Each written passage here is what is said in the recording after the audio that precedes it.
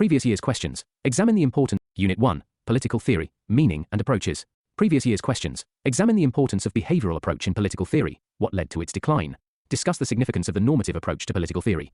Comment on resurgence of political theory. Comment on the decline of political theory. Comment on the post-behavioral approach.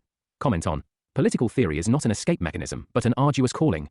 Difference between normative and empirical theories of politics. Standard introductions. Political science is a social science dealing with systems of governance and power, and the analysis of political activities, political thought, political behavior, and associated constitutions and laws. Political theory plays a critical role in shaping our understanding of political systems and the values and principles that underpin them. Political theory is a field of study that seeks to understand the nature of political systems and the role of power and authority in shaping them.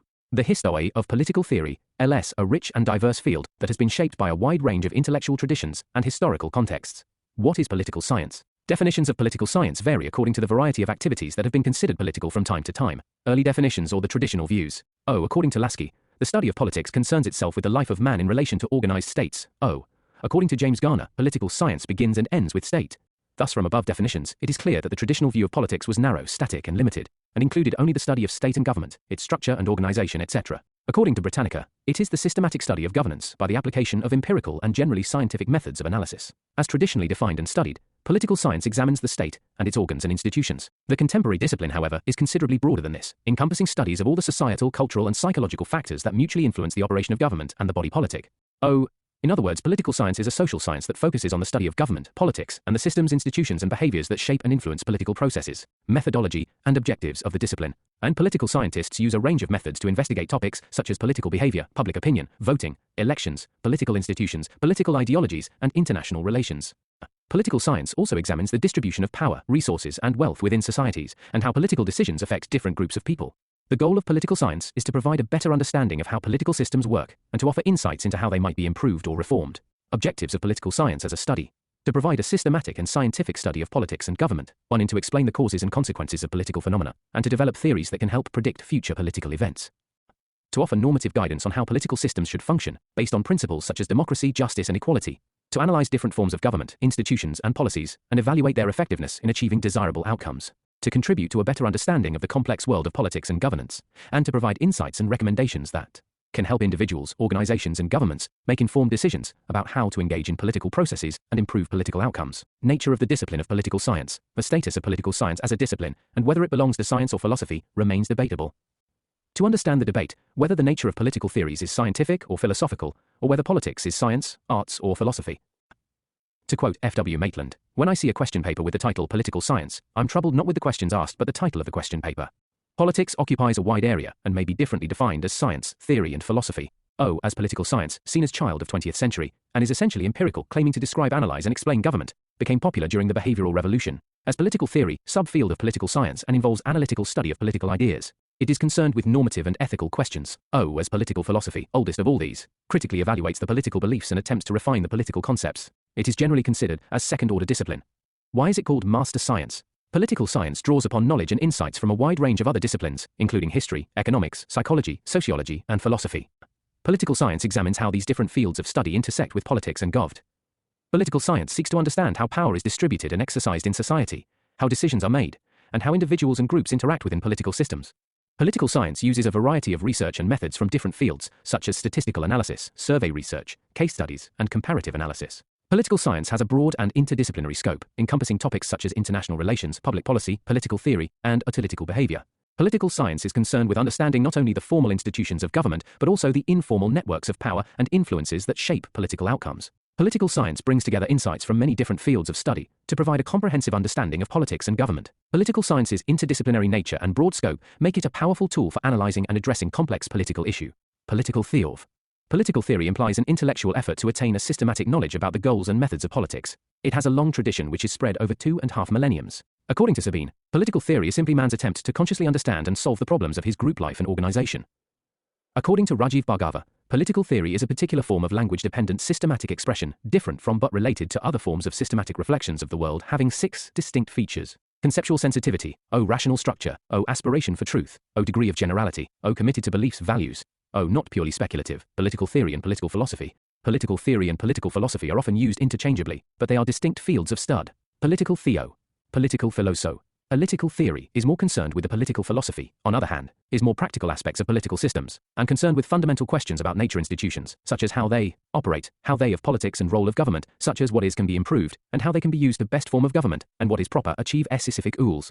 Relationship between individual and state. Political theory often focuses on contemporary. It tends to take longer view of political thought, political issues and debates, considering the historical development of ideas about politics and government. Political theory tends to be more empirical. It tends to rely more on abstract reasoning, logic, and drawing on empirical evidence and data to test philosophical principles, to explore fundamental theories and models of political stems. Questions about politics and OVT. Political theory is often aimed at policymakers. It, on the other hand, is more aimed at scholars and activists, and others who seek practical students of political theory, who are interested in guidance for addressing political problems and exploring fundamental questions and concepts of politics in a RIORIS and S thematic WA. Achieving analytical goals. Evolution of political science. Ancient political thought. The earliest known writings on political theory come from ancient civilizations such as Greece, Rome, India, and China. These works often focused on the ideal form of government and the nature of justice, and laid the groundwork for much of later political theory. The study of politics at that point in time was comprehensive and multidisciplinary. All activities within the city-state became the area of study. Dark Ages. For most of the period before the 16th century, political science and state theory was dominated by the religion-based analysis. The state was never separate from the influence of religion. Notably, the thoughts of King James are prominent during this era. The prominent scholars of this time include St. Augustine, St. Thomas Aquinas. Modern thought. With the advent of scientific discoveries and the Renaissance movement in Europe, modern political thought emerged in the works of Machiavelli and Thomas Hobbes, who strived to create a political discourse based on states separate from religion or the control of the church. It was Machiavelli who separated politics from the clutches of religion and ethics. He has established politics as an autonomous field of study. Thus, with Machiavelli, the career of political science as a discipline started. Enlightenment and liberalism. The Enlightenment, a period of intellectual and cultural development in Europe from the late 17th to the late 18th century, saw the rise of liberalism, a political philosophy that emphasized individual rights, free markets, and limited government. The work of Enlightenment thinkers such as John Locke, Jean-Jacques Rousseau, and Adam Smith influenced political science for centuries to come. Behavioral revolution. In the mid-20th century, political science underwent a significant shift towards a more scientific approach.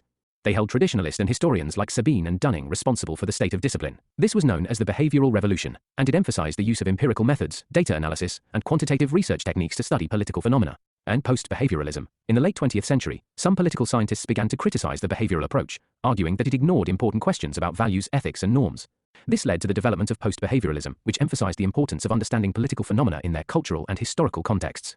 Then the contemporary developments. Today, political science is a highly diverse and interdisciplinary field, encompassing a wide range of approaches and perspectives. Some of the key subfields of political science include international relations, comparative politics, political theory, public policy, and political economy. Present status now. The politics of family, issue of environment, human rights, development, democracy, etc. have come within the scope of the discipline. There is a revival of normative political theory. The field continues to evolve in response to new political challenges and developments. Decline of political theory, a debate. Political theory implies an intellectual effort to attain a systematic knowledge about the goals and methods of politics. It has a long tradition which is spread over 2.5 millenniums. However, in the middle 20th century, the exponents of new political science began to question the relevance of traditional political theory. David Easton, in his work Political System, An Inquiry into State of Political Science, argued that traditional political theory was simply a product of turmoil of past ages. It flourished in Greece, Italy in 15th century, in England in 16th and 17th century. These ideas don't have any contemporary relevance. David Easton pointed out outstanding political figure after Marx is not available. While economists and sociologists have produced systematic study of human behavior in respective domain, political scientists have lagged behind. Easton advocated for a behavioral political science. Alfred Cobbin, in his paper The Decline of Political Theory, argues that political theory has lost its significance in capitalist as well as communist world. Capitalism is simply concerned about the libertarian democracy, while Marx is concerned about proletariat class. Political science must rely on political philosophy to remain relevant. Seymour Lipset argues that the value of the contemporary society has already been decided. There is no relevance to the contemporary political theory. Dante Germino, in his work Beyond Ideology, The Revival of Political Theory, argues that political theory is going through decline, and there are two causes for it: the craze of science and the prevalence of political ideologies culminating in Marxism. However, we see ascendancy in political ideas in the works of Michael Oakeshott, John Rawls, C.B. Macpherson, Herbert Marcuse, and Michael Walzer. In a nutshell, the dispute between political science and political philosophy has largely subsided. David Easton had shown renewed concern about the importance of values in the post-behavioral approach, and today we see the emergence of political theory through the works of John Rawls, C.B. Macpherson, and Michael Walzer.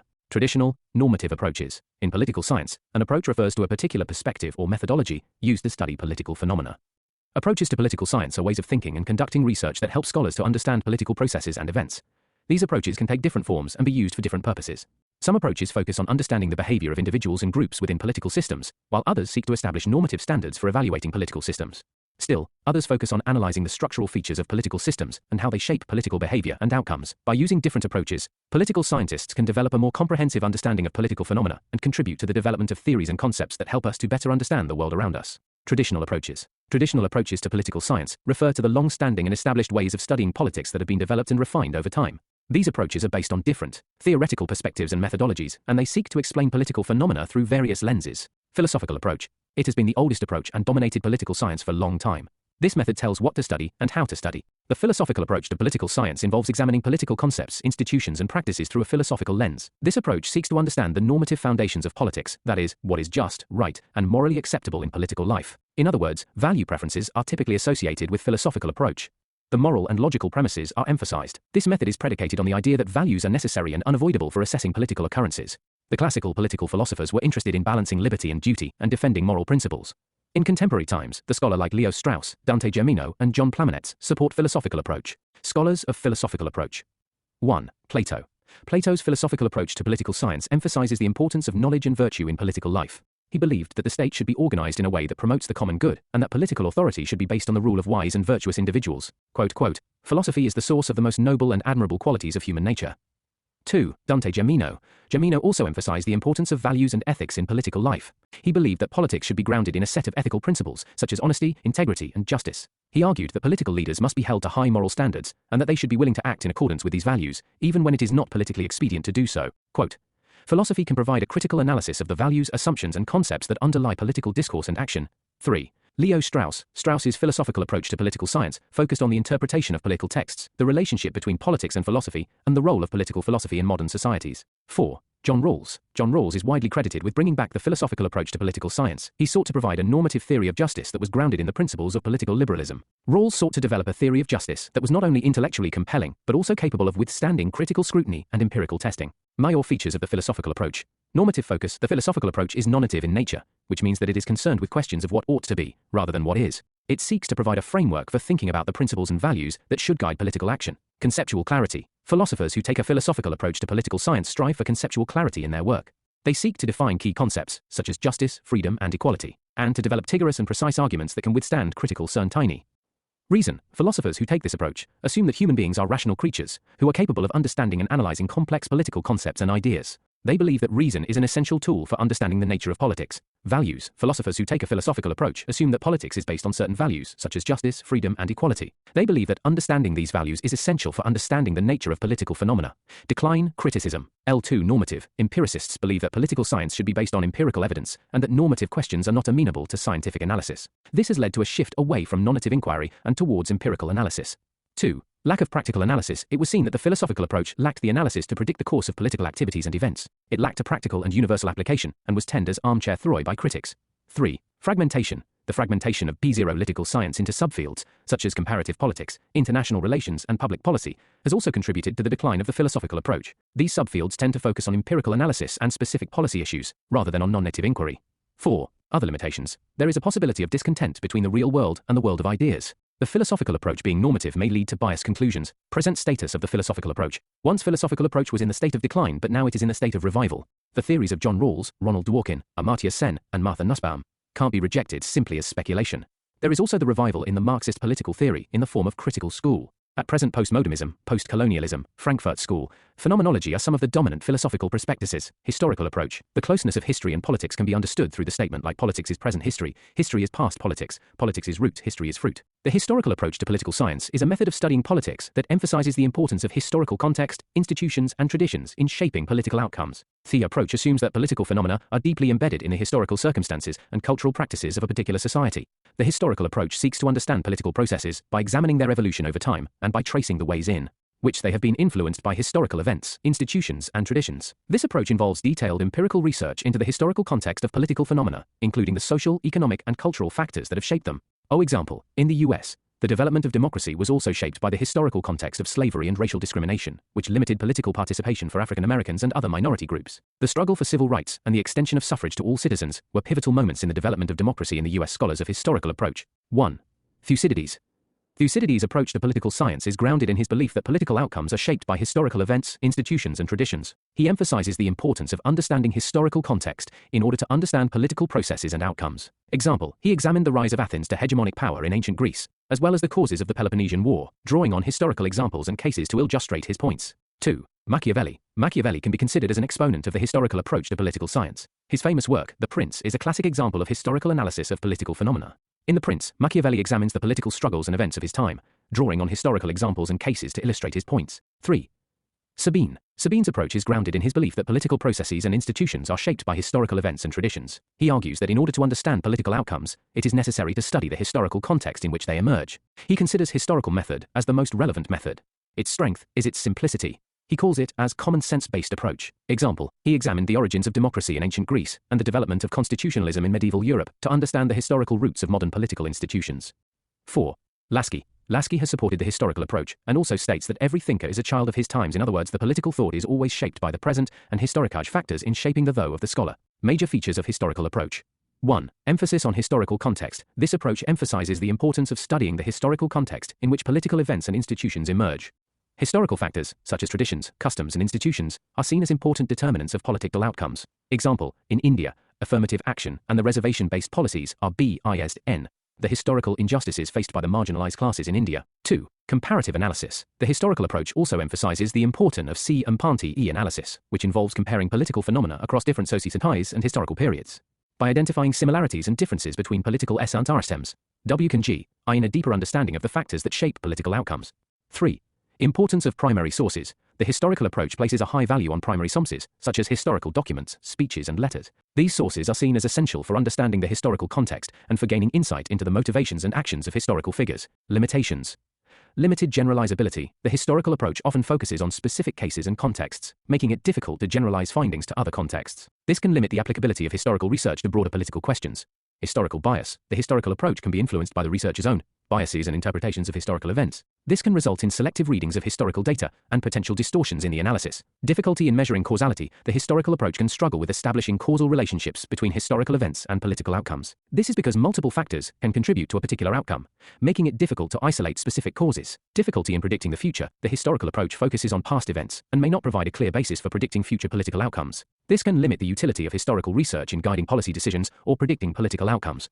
Present status of historical approach. The historical approach came under the crisis because of the behaviorist. However, at present, there is a revival of interest in the study of classics. At present, a form of historical approach is known as contextual approach has developed.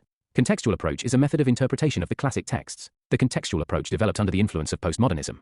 It believes that there is a need to understand the context, and it's not possible to understand the entire meaning without understanding the context. Legal institutional.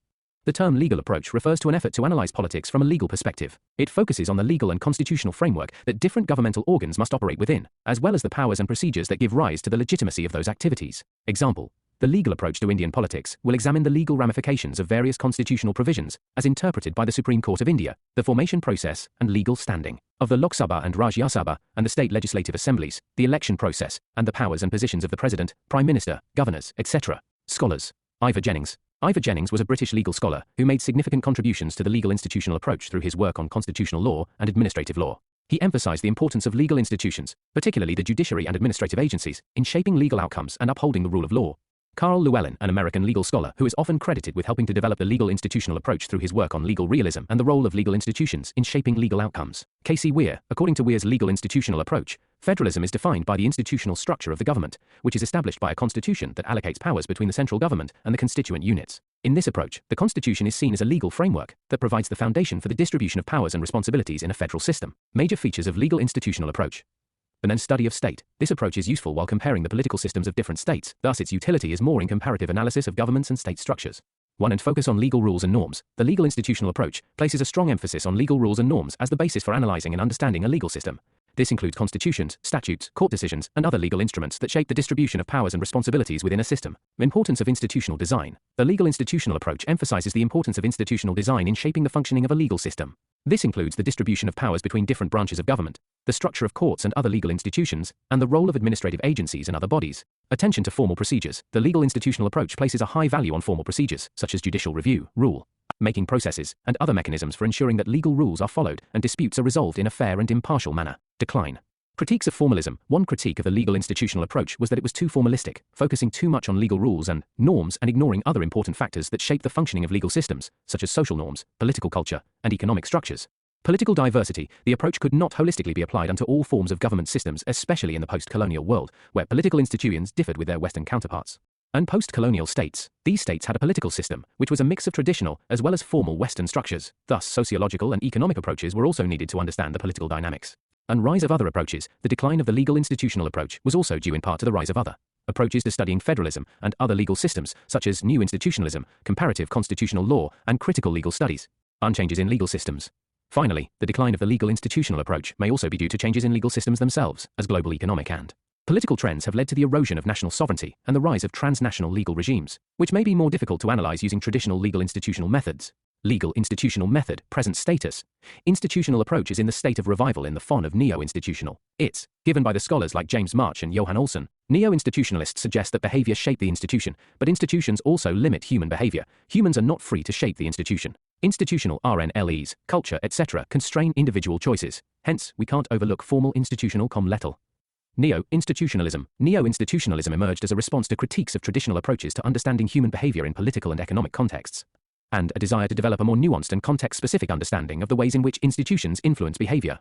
Modern and empirical approaches. Modern approaches, modern approaches depart from traditional approach and focus on the real character of politics. They claim that they understand politics in totality. This is associated with developments in American political science after World War II, especially in the works of Arthur Bentley and Graham Wallas. Empirical approach. The empirical approach to studying politics and social phenomena emerged in response to critiques of non-native approaches and a growing recognition of the importance of empirical observation and analysis. Empirical approaches emphasize the collection and analysis of data to test hypotheses and develop theories, and are focused on developing a comprehensive understanding of social and political behavior based on evidence rather than normative assumptions. The empirical approach can be traced to the works of ancient Greek scholars like Aristotle, who urges to take practical considerations with respect to statecraft. Later it was realized that solely relying on normative aspects has not proved to be useful in analysis and predicting world events since the late 19th century. Non-native approaches could not predict the rise of fascism and take into account the various interwar events. John Locke also supports empiricism. According to Locke, experience is the source of knowledge. Nothing is imprinted on the soul. In Biss words, mind is tabula rasa. Normative approaches are focused on identifying. Empirical approaches are focused on describing and evaluating moral or ethical principles that, and explaining political behavior as it actually occurs. Should over analytical behavior. Normative approaches rely on empirical data and evidence to theoretical arguments and ethical reasoning, develop theories, and test hypotheses. Normative approaches are often focused on. They are more concerned with developing and identifying how political behavior should be understanding of how political behavior actually indeed be ethical or moral less occurs, and it occurs in WA that it does. Roaches often involve nonative, or they use a range of quantitative and qualitative AENTs research methods to collect and analyze data. One example of a normative approach to political science is the study of political theory. Political theorists seek to identify and evaluate normative principles that should govern political behavior, based on philosophical arguments and ethical reasoning.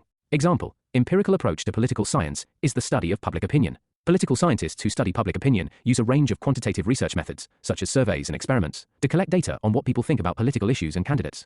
Behavioralism.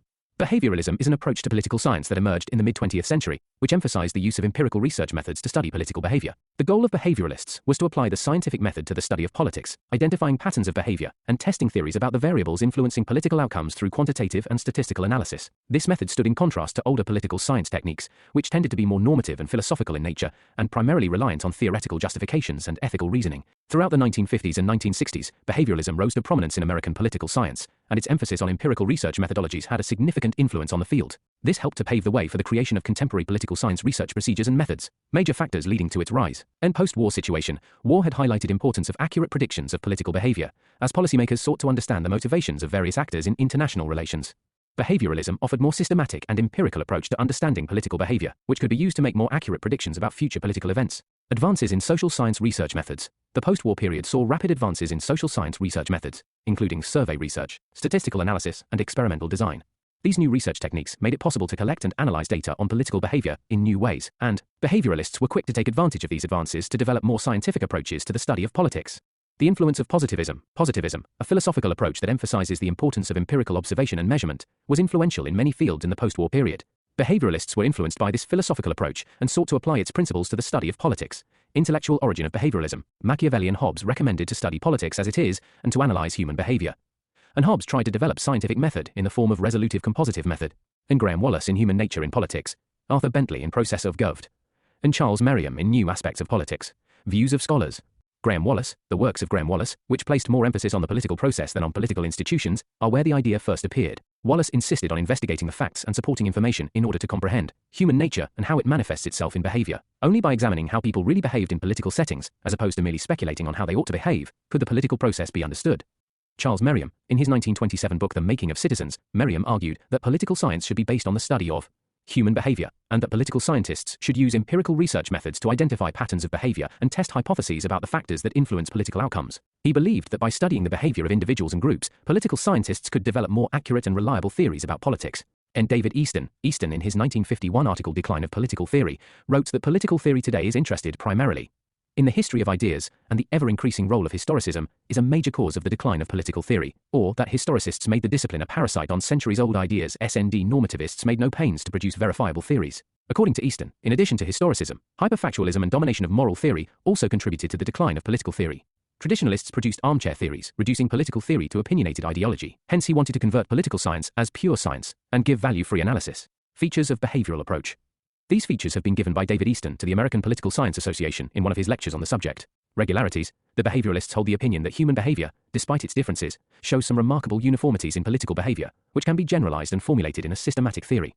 Techniques. The behavioralists emphasize the adoption of correct techniques for acquiring and interpreting the scientific data. Only then valid, reliable, and comparable data can be achieved. For this purpose, they suggest the use of sophistical tools like the multivariate analysis, sample, surveys, mathematical methods, simulation, etc. When verification, the behavioral approach emphasizes the importance of verifying theories through empirical testing, using methods such as statistical analysis and experimentation.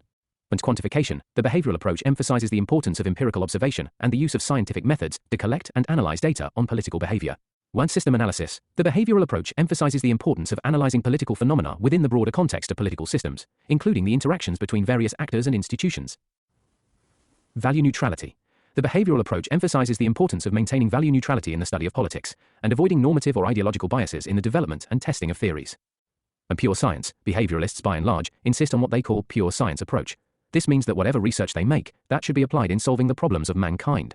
Therefore they apply the scientific theory to the social problems. Behavioralists also make research in the social problems.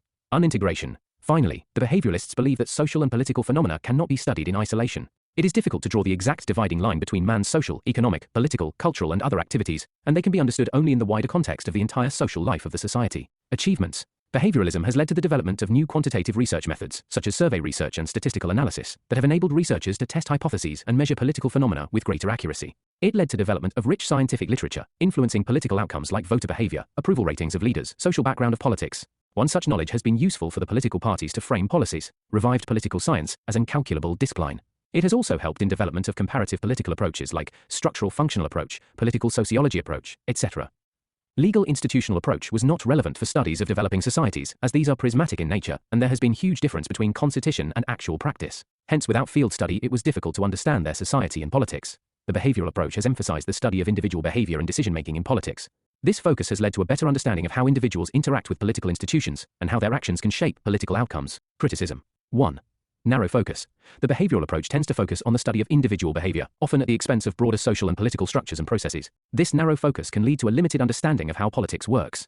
2. Over-reliance on quantitative methods. The behavioral approach tends to rely heavily on quantitative methods, such as surveys and experiments, which can be limited in their ability to capture complex social phenomena. In views, Leo Strauss argued that the rise of behavioralism was symptomatic of a crisis in political theory, because of its inability to deal with normative issues. 3. Loss of creative intellect. Due to the engagement in crafting political science as a pure science, scholars sacrificed creative thoughts for more irrelevant scientific methods which could not in the long run be applied. In views, Alfred Cockburn said technique became an end in itself. 4. Value neutral. This has been seen to be impossible, as ignoring value is like inability to make difference between clean water and dirty water. 5. Inability to predict. During 50 seconds and 60 seconds, there was social unrest movements in USA, and behavioralists did not have a solution to offers as they had ignored normative values like justice, rights. Behavioralism as an approach has been criticized for naive scientism. On views, David M. Ritchie termed tragedy of political science. As discipline sought to become more scientific, in part to better address society's ills, it became less practically relevant. 6. Marxist criticism. Marxist critics of behavioralism argue that it neglects the role of ideology and the social relations of production in shaping individual behavior. They suggest that behavioralism ignores the ways in which social, economic, and political structures shape the distribution of power and resources in society, and how this, in turn, influences individual behavior and decision-making. Post-behavioralism. Post-behavioralism emerged as a reaction to some of the limitations of the behavioral approach to political science in the 1960s and 1970s. Scholars who embraced post-behavioralism were critical of the behavioral approach's focus on quantitative research methods and individual behavior, and argued that political science should broaden its scope to include more qualitative and interpretive approaches. Post-behavioralists also criticized the behavioral approach's emphasis on value neutrality, arguing that political science should be more engaged with ethical and normative questions. They believed that political science should not only seek to explain political behavior, but also to evaluate it and provide guidance for political action. According to David Easton, post-behavioralism indicated a move from strictly methodological issues to more concern with public obligations of the discipline and political difficulties. He proposed twin slogans of post-behavioralism, credo of relevance and action. It wasn't a full break with behaviorism, but rather it stood for enhancing behaviorism's benefits and applying it to problem solving. As a result, political science became ARI applied discipline rather than a pure science. As a result, the post-behavioral approach has mostly concentrated on finding a macro solution to the societal issues that are now in place. Influences. Karl Popper's influence on post-behavioralism lies primarily in his ideas about the scientific method and the nature of knowledge. Popper argued that scientific theories cannot be proven, only falsified. He also emphasized the importance of critical thinking and testing hypotheses through empirical evidence. Thomas Kuhn's ideas about paradigm shifts had a significant impact on the development of post-behavioralism, which sought to move beyond the limitations of behavioralism by embracing a more interdisciplinary and critical approach to understanding human behavior and society. Scholars in this tradition recognized the importance of diverse perspectives and paradigms for understanding complex social phenomena, and they sought to integrate multiple disciplines and perspectives into their research. Improvements. Emphasizing the role of values, post-behavioralism emphasized the importance of recognizing the role of values in political analysis, which helped to address the criticism that the behavioral approach was overly positivistic and value-neutral. Encouraging interdisciplinary research, post-behavioralism encouraged political scientists to collaborate with scholars from other disciplines, such as sociology, anthropology, and philosophy, which helped to broaden theoretical and methodological approaches to political science research. David Easton's revision. 1. David Easton redefined features for post-behaviorism, calling it credo of relevance, and held that political scholars sitting in ivory towers perfecting their technique forgot purpose of the technique. 2. He now urges to reject value neutrality and suggests to bring back the values and focus on creative theory. 3. It is not a rejection of scientific technique, but adopting flexibility towards technique. 4. David Easton has given 7 features of post-behavioralism. Technique is important, but the purpose for WHAH that technique is used is more important. Theories should have capacity to DEA with social crisis. Behaviorism does not reject values, it rather invites values. Responsibility of social scientist more than that of naturascientist. Political science is applied science rather than pure science. Political science is a useful discipline that needs to be actively supported and funded by universities and foundations. Assessment of post-behavioralism.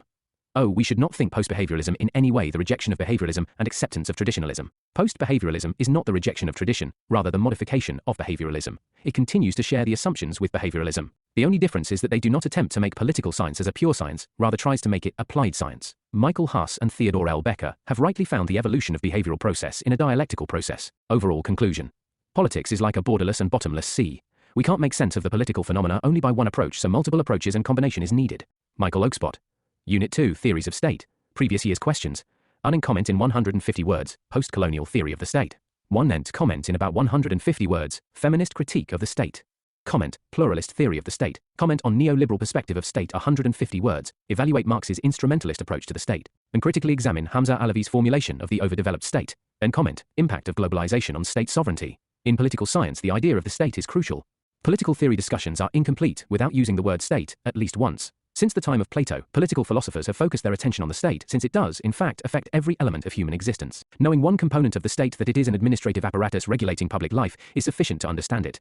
Despite how significant this feature is, it is not the only one that explains what it is. It operates within the state. When it is understood in relation to its field of application, which is what society is, its true meaning and other connected consequences become more apparent. Introducing state. The concept of the state has figured as the central theme of traditional political theory. R.G. Gettel defined political science as the science of the state, while J.W. Gamer claimed that political science begins and ends with the state. Defining state. A territorial area in which a population is governed by a set of political authorities, and which successfully claims the compliance of the citizenry for its laws, and is able to secure such compliance by its monopolistic control of legitimate force. Other scholars who have defined state are: state is the political system that performs. Max Weber, state is an organization of public law that monopoly and legitimacy to use violence against a group or population. Robert McIver, state is one of various associations. And Watkins, state is a special association with special feature of sovereignty. W.B.D. Galley has given the idea of essentially contested concepts. State is one among such concepts. In the light of the various definitions of the state, it is customary to identify the state by its constituent elements, which include population, territory, government, and sovereignty. State in political science. The word state has its origin in the Latin word statu, which means standing or position of a person or a body of persons. A glance at the various definitions of the state by thinkers of the past and present shows as to how they have looked at this concept. Plato found the state as a system of relationship in which everyone does one's own business, and where the rulers seek to maintain these relationships. Aristotle, he was Plato's disciple, defines the state as an association of households and villages sharing a life of virtue, and aiming at an end which consists in perfect and self-complete existence.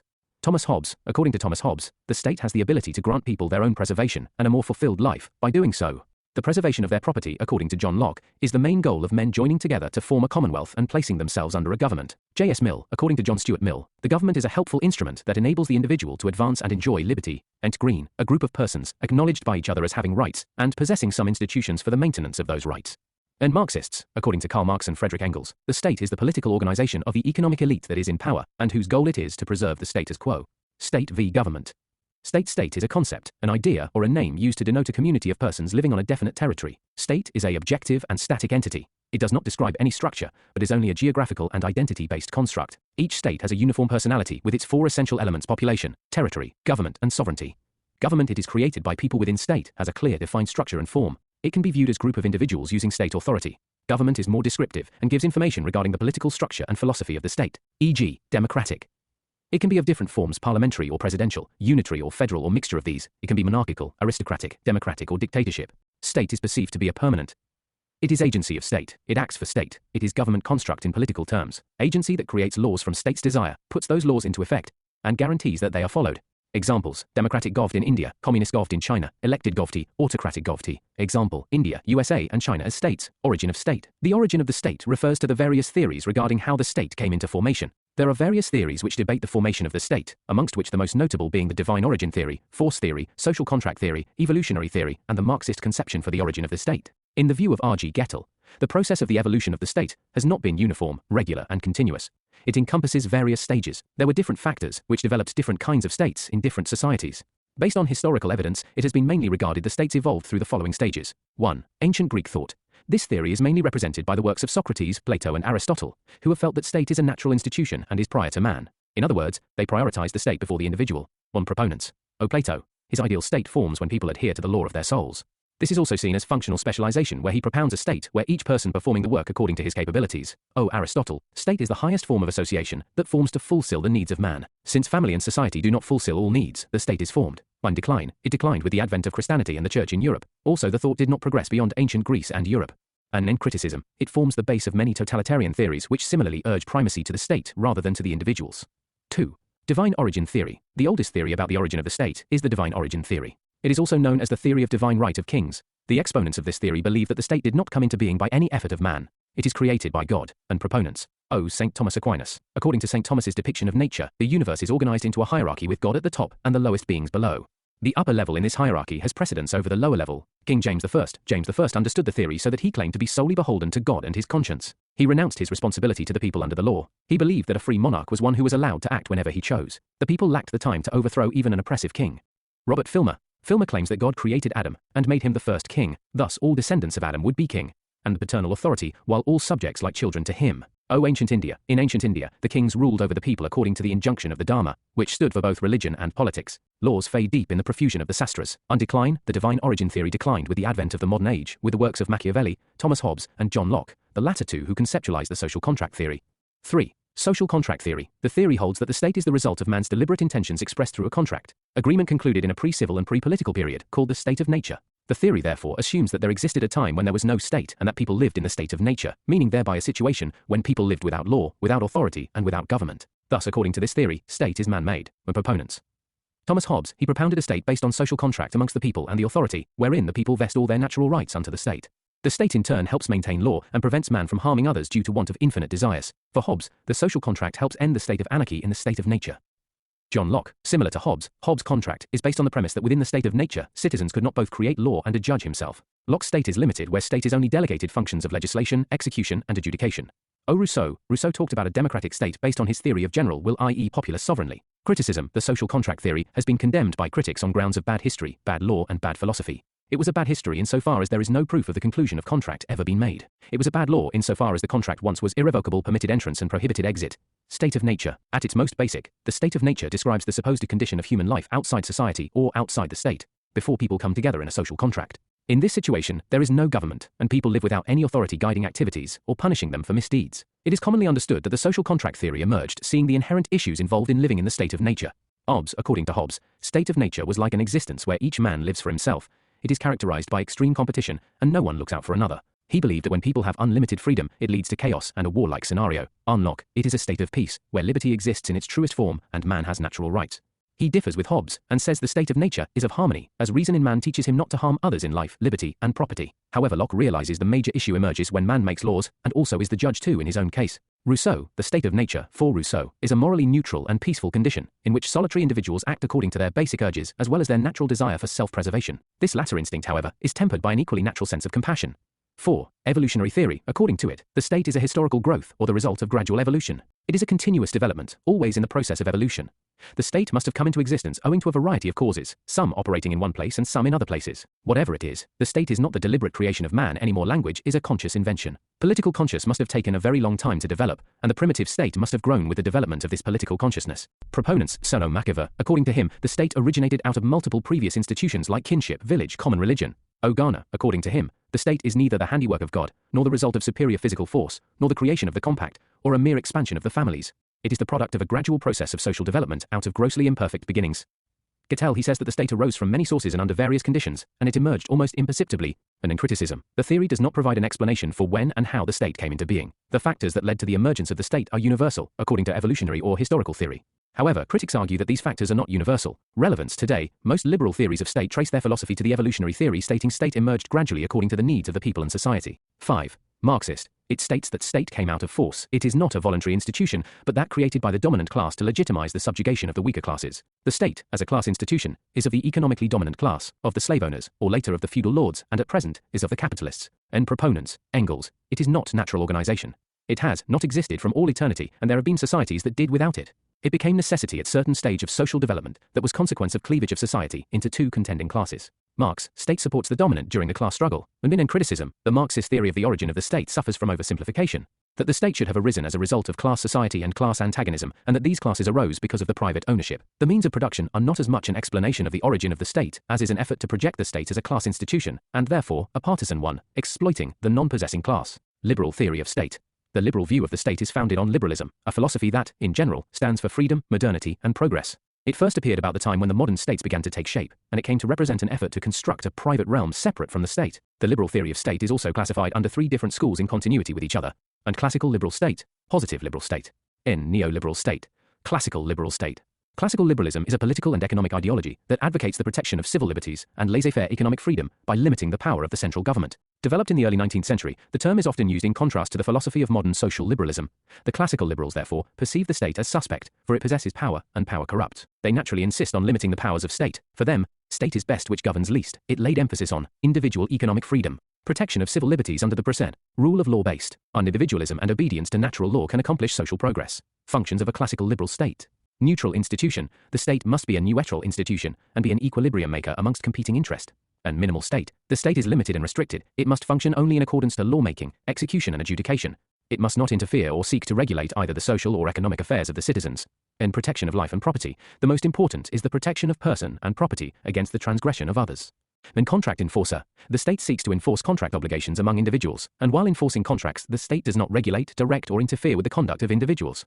Limited welfare activities the state may perform. Undertake some ameliorative functions like providing for public education and taking care of children and the disadvantaged sections of society as distinct from the general welfare activities. Proponents. John Locke, in his work, Two Treatises on Civil Government, had given the concept of a minimal state, or a state which upholds the liberty of each individual and interferes on the minimal level in the affairs of individuals. He agrees on need for a state, but limits it to only few functions. Adam Smith, he gave the theory of laissez-faire, and his belief that the state should constantly work to uphold nature was inspired by Rousseau's early ideas, which held that so long as people did not interfere with one another's freedom, the government should allow individuals be free to discover their own salvation. The government shouldn't meddle in the daily lives of law-abiding citizens. However, it is the duty of the state to get rid of monopolists and criminals. Others, Herbert Spencer declared that government is essentially immoral, while Edmund Burke concluded it is the positive power of the state to prevent much and several. It can do very little positive good. In a similar vein, Thomas Paine went so far as to claim that government, even in its best state, is but a necessary evil in his common sense. Laissez-faire state. Meaning, laissez-faire is a policy of minimum governmental interference in the economic affairs of individuals and society. Laissez-faire ideology was widely held during the 19th century. Its supporters defended their belief in unrestrained individual action by pointing to the classical economics theory that a natural economic order exists. In politics, both a political and an economic ideology, laissez-faire. The prevailing view of the 19th century was that individuals would advance the best interests of the community they were a part of by following their own preferred goals. The role of the state was to uphold order and security while avoiding interfering with people's initiative to pursue their own intended goals. However, proponents of laissez-faire claimed that the government played a crucial part in upholding civil order and enforcing contracts. Adam Smith's contribution, in his book, The Wealth of Nations. The laissez-faire theory mainly advocates government non-intervention. Economic theorist Adam Smith believed that the optimal functioning of markets needed minimal government intervention. Criticism. Since there is little or no government intervention in a classical liberal society that is based on laissez-faire capitalism, the opportunity exists for the wealthy to exploit certain aspects. While limited government may be beneficial in promoting economic freedom and choice, it also has the ability to cause large income gaps in society. Example: During the Industrial Revolution in Britain, which had a free market economy, the business owners were able to amass large fortunes while the working class people struggled. Because the government did not intervene in the economy, working class people suffered with low wages, a lack of worker rights and horrible working conditions. Decline and devaluation. After reaching a peak during the 1870s, classical liberalism was challenged with the rise of Marx's works and the criticism of capitalism born out of classical liberalism and its subsequent inequalities and poverty. It was seen that state must adhere to certain welfare principles and provide for not just the poor but also the public in general. Marx's works also helped evolve liberalism into positive liberalism, which advocated a positive role to be played by the state.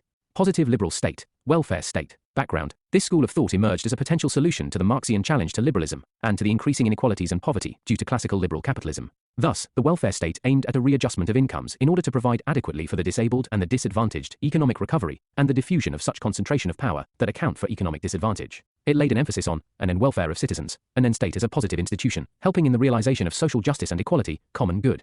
Functions of a positive state. Moral institution. It believes that state is a moral institution to promote the intellectual and moral faculties of the individual. But positive rights. Modern positive liberals believe that individuals have positive rights, such as the right to vote, the right to a minimum living wage.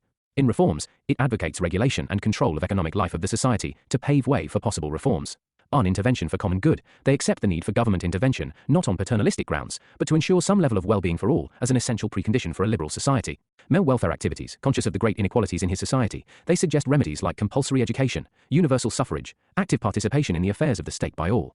Proponents, Green. He is believed to have transformed the very basic character of English liberalism by defining the state not as an aggregate of individuals pursuing private good, but as a device for realizing common good and positive freedom.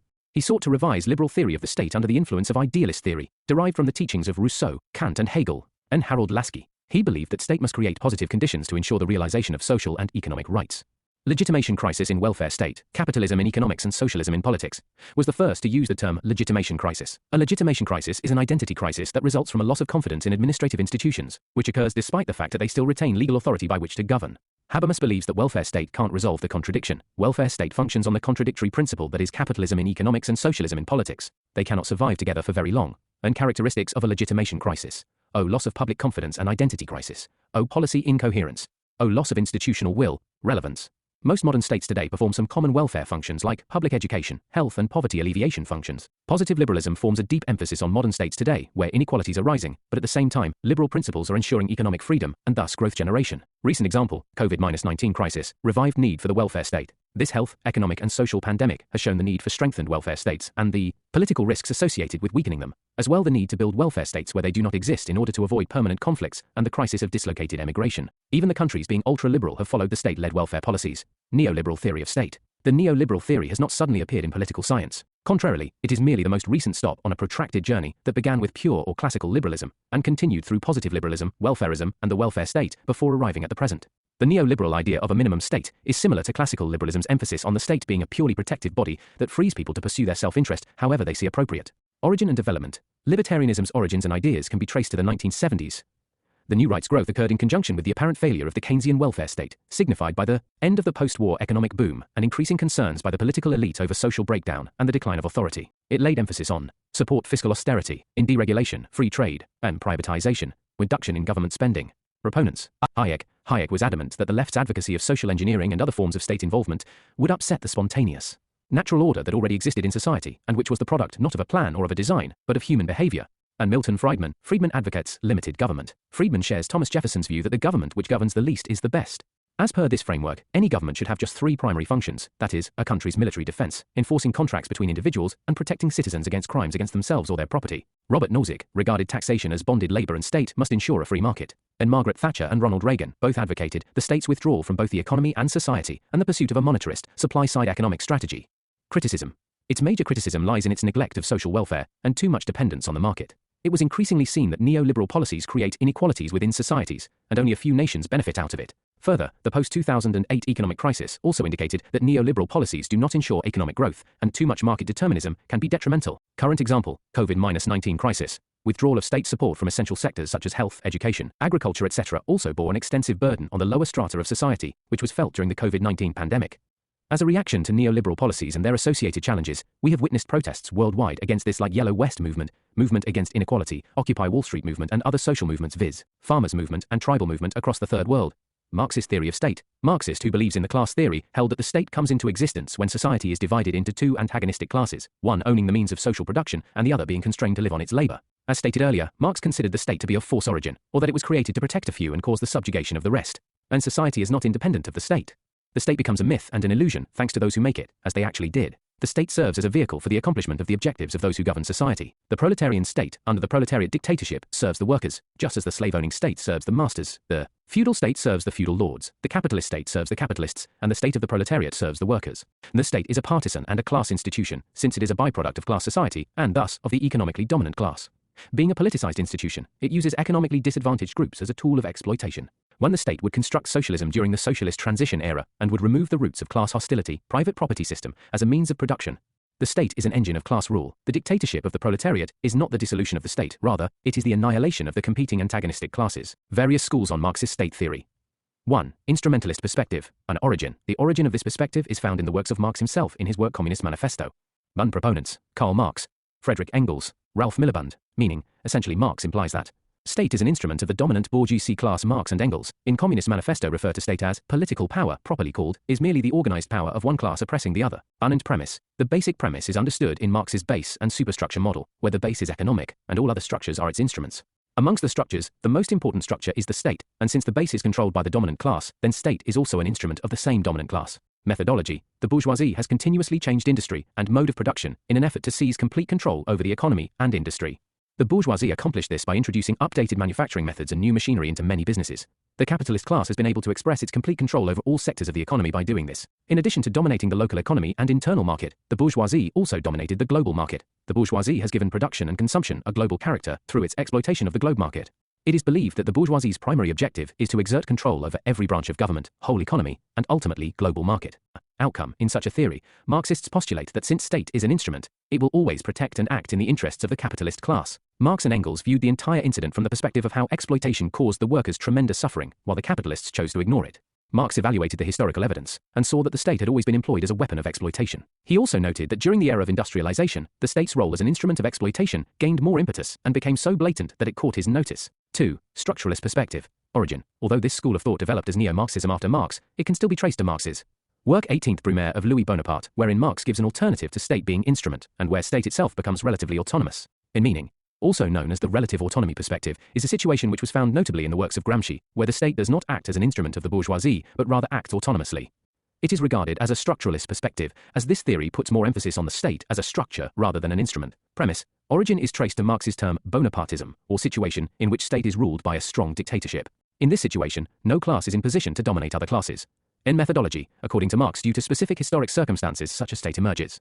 It occurs when the bourgeoisie is not as powerful and the working classes are equally organized. Thus, the state becomes an arbitrator between classes of equal domination. However, state does not completely lose its nature as an instrument, and during times of crisis, the state comes to rescue the economic classes. Other contributions. Gramsci has also propounded in his theory that state appears to be neutral and autonomous, as civil society creates that discourse. Louis Althusser has further stated that state is basically an institution exercising power, either coercive or ideologically. Outcome. Structural perspective becomes most dominant Marxist philosophy, and is later even referred to Neo-Marxism.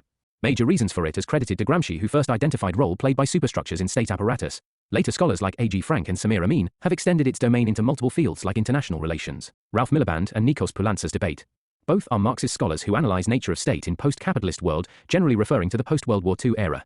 In this debate, both arrive at different analysis. While Miliband contends that states have acquired instrumentalist nature, Poulantzas contends that state is relatively autonomous. Miliband's analysis. 1. In his book The State is Capitalist Society, he inquires into whether the new notions of welfare state are actually benefiting the poorer classes, or they continue to benefit the dominant classes. 2. His analysis leads him to the conclusion that no such change has transpired from the previous capitalistic states to the welfare state. Even in welfare states, the economy, production, wealth are still concentrated in the hands of a few, and thus economic power is effectively controlled by them. 3. As an outcome of this, the state is also controlled by the economic power, and thus it continues to be an instrument of the dominant classes. 4. According to Miliband, such a situation has certain reasons behind it.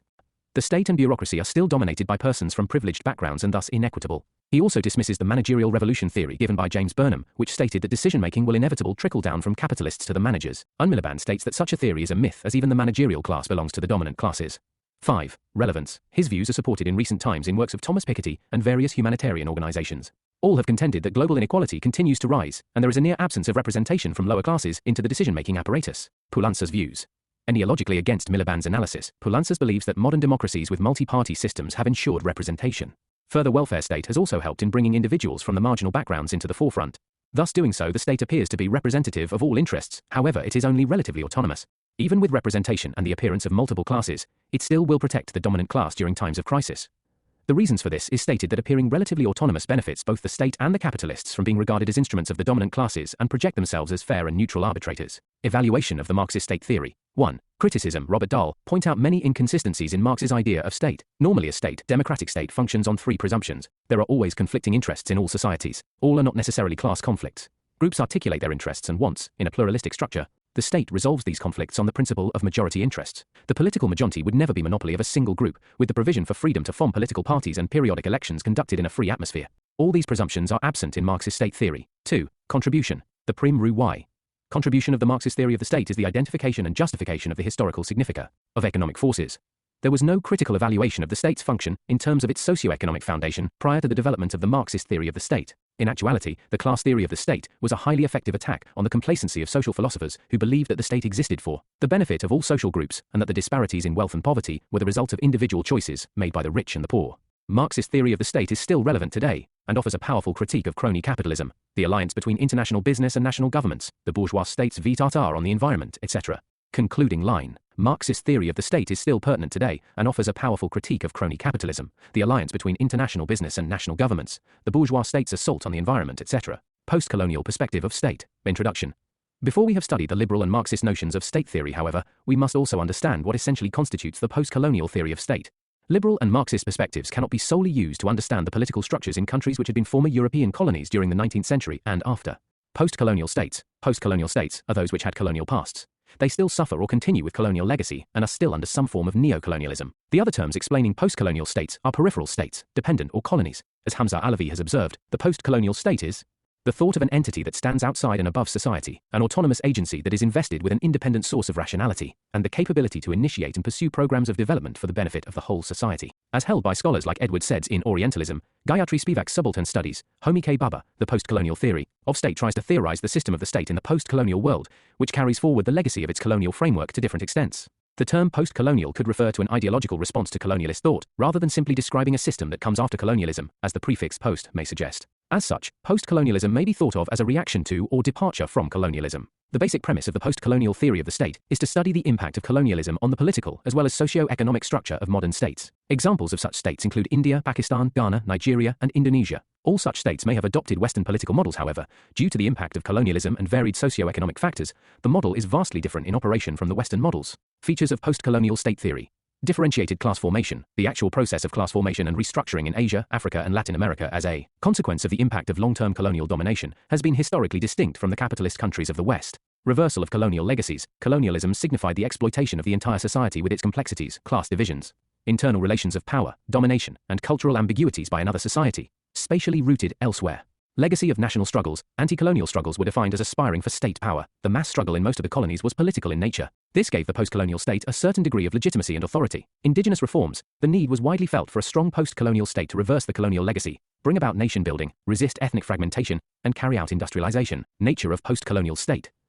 Post-colonial states have been characterized by different features in different time and space, but there are certain common features which scholars tend to analyze. Politics and government are shaped by scarce economic resources, extensive poverty and inequality, weak political legitimacy, and people seldom see relevance of state in daily existence. Limited effective power of state. Beyond the capital city and major cities, rural areas are dominated by patron-client relationship. In big role of coercive apparatus like police, military, and marginalization of developmental wings.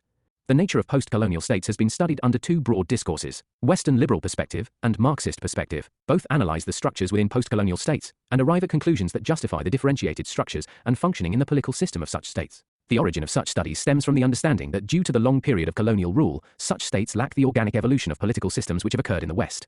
Due to this, many novel features are seen in such nations. Examples: role of caste and religion in politics, traditional beliefs versus modernization, sectarianism, and poverty. Western liberal perspective. In the 1950s and 1960s, in the liberal tradition, complex and varied conceptions concerning political modernization and progress started to emerge.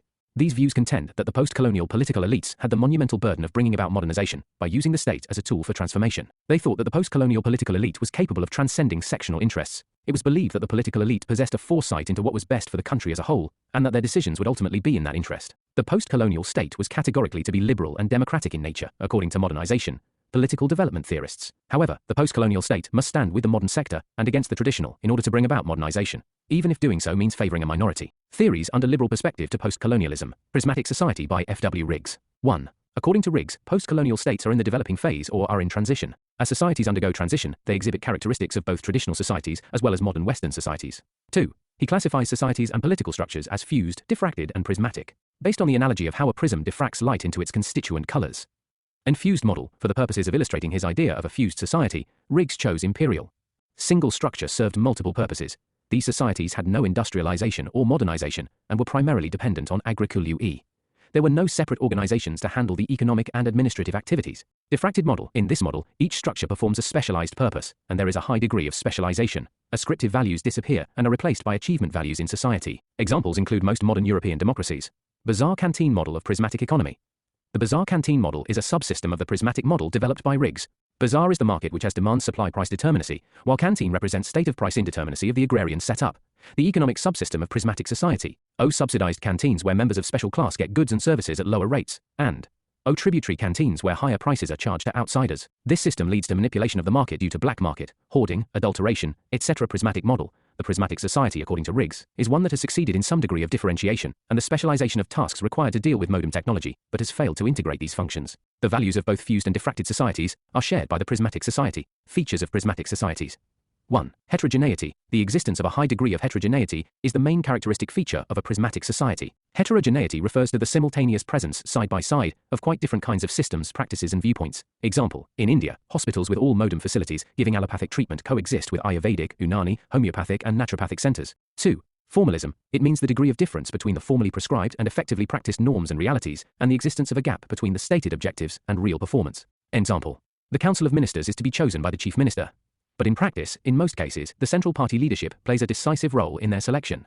3. Overlapping functions. Overlapping refers to the extent to which formally differentiated structures of a diffracted society coexist with undifferentiated structures of a fused type.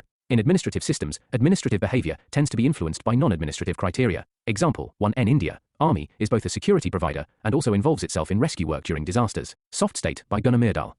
According to this theory, a soft state is a state which has all effective legislations and parliamentary systems, but does not implement them completely. In other words, a state has all constitutional and modern political structures but poor implementation capacity. He gave the example of India's poverty alleviation program. According to him, the program is thorough and effective on paper. However, India will not be able to alleviate poverty as the state lacks the capacity to implement the program properly. Hence, India is regarded as a soft state, or a state, without the capability to implement its programs and laws properly to completion.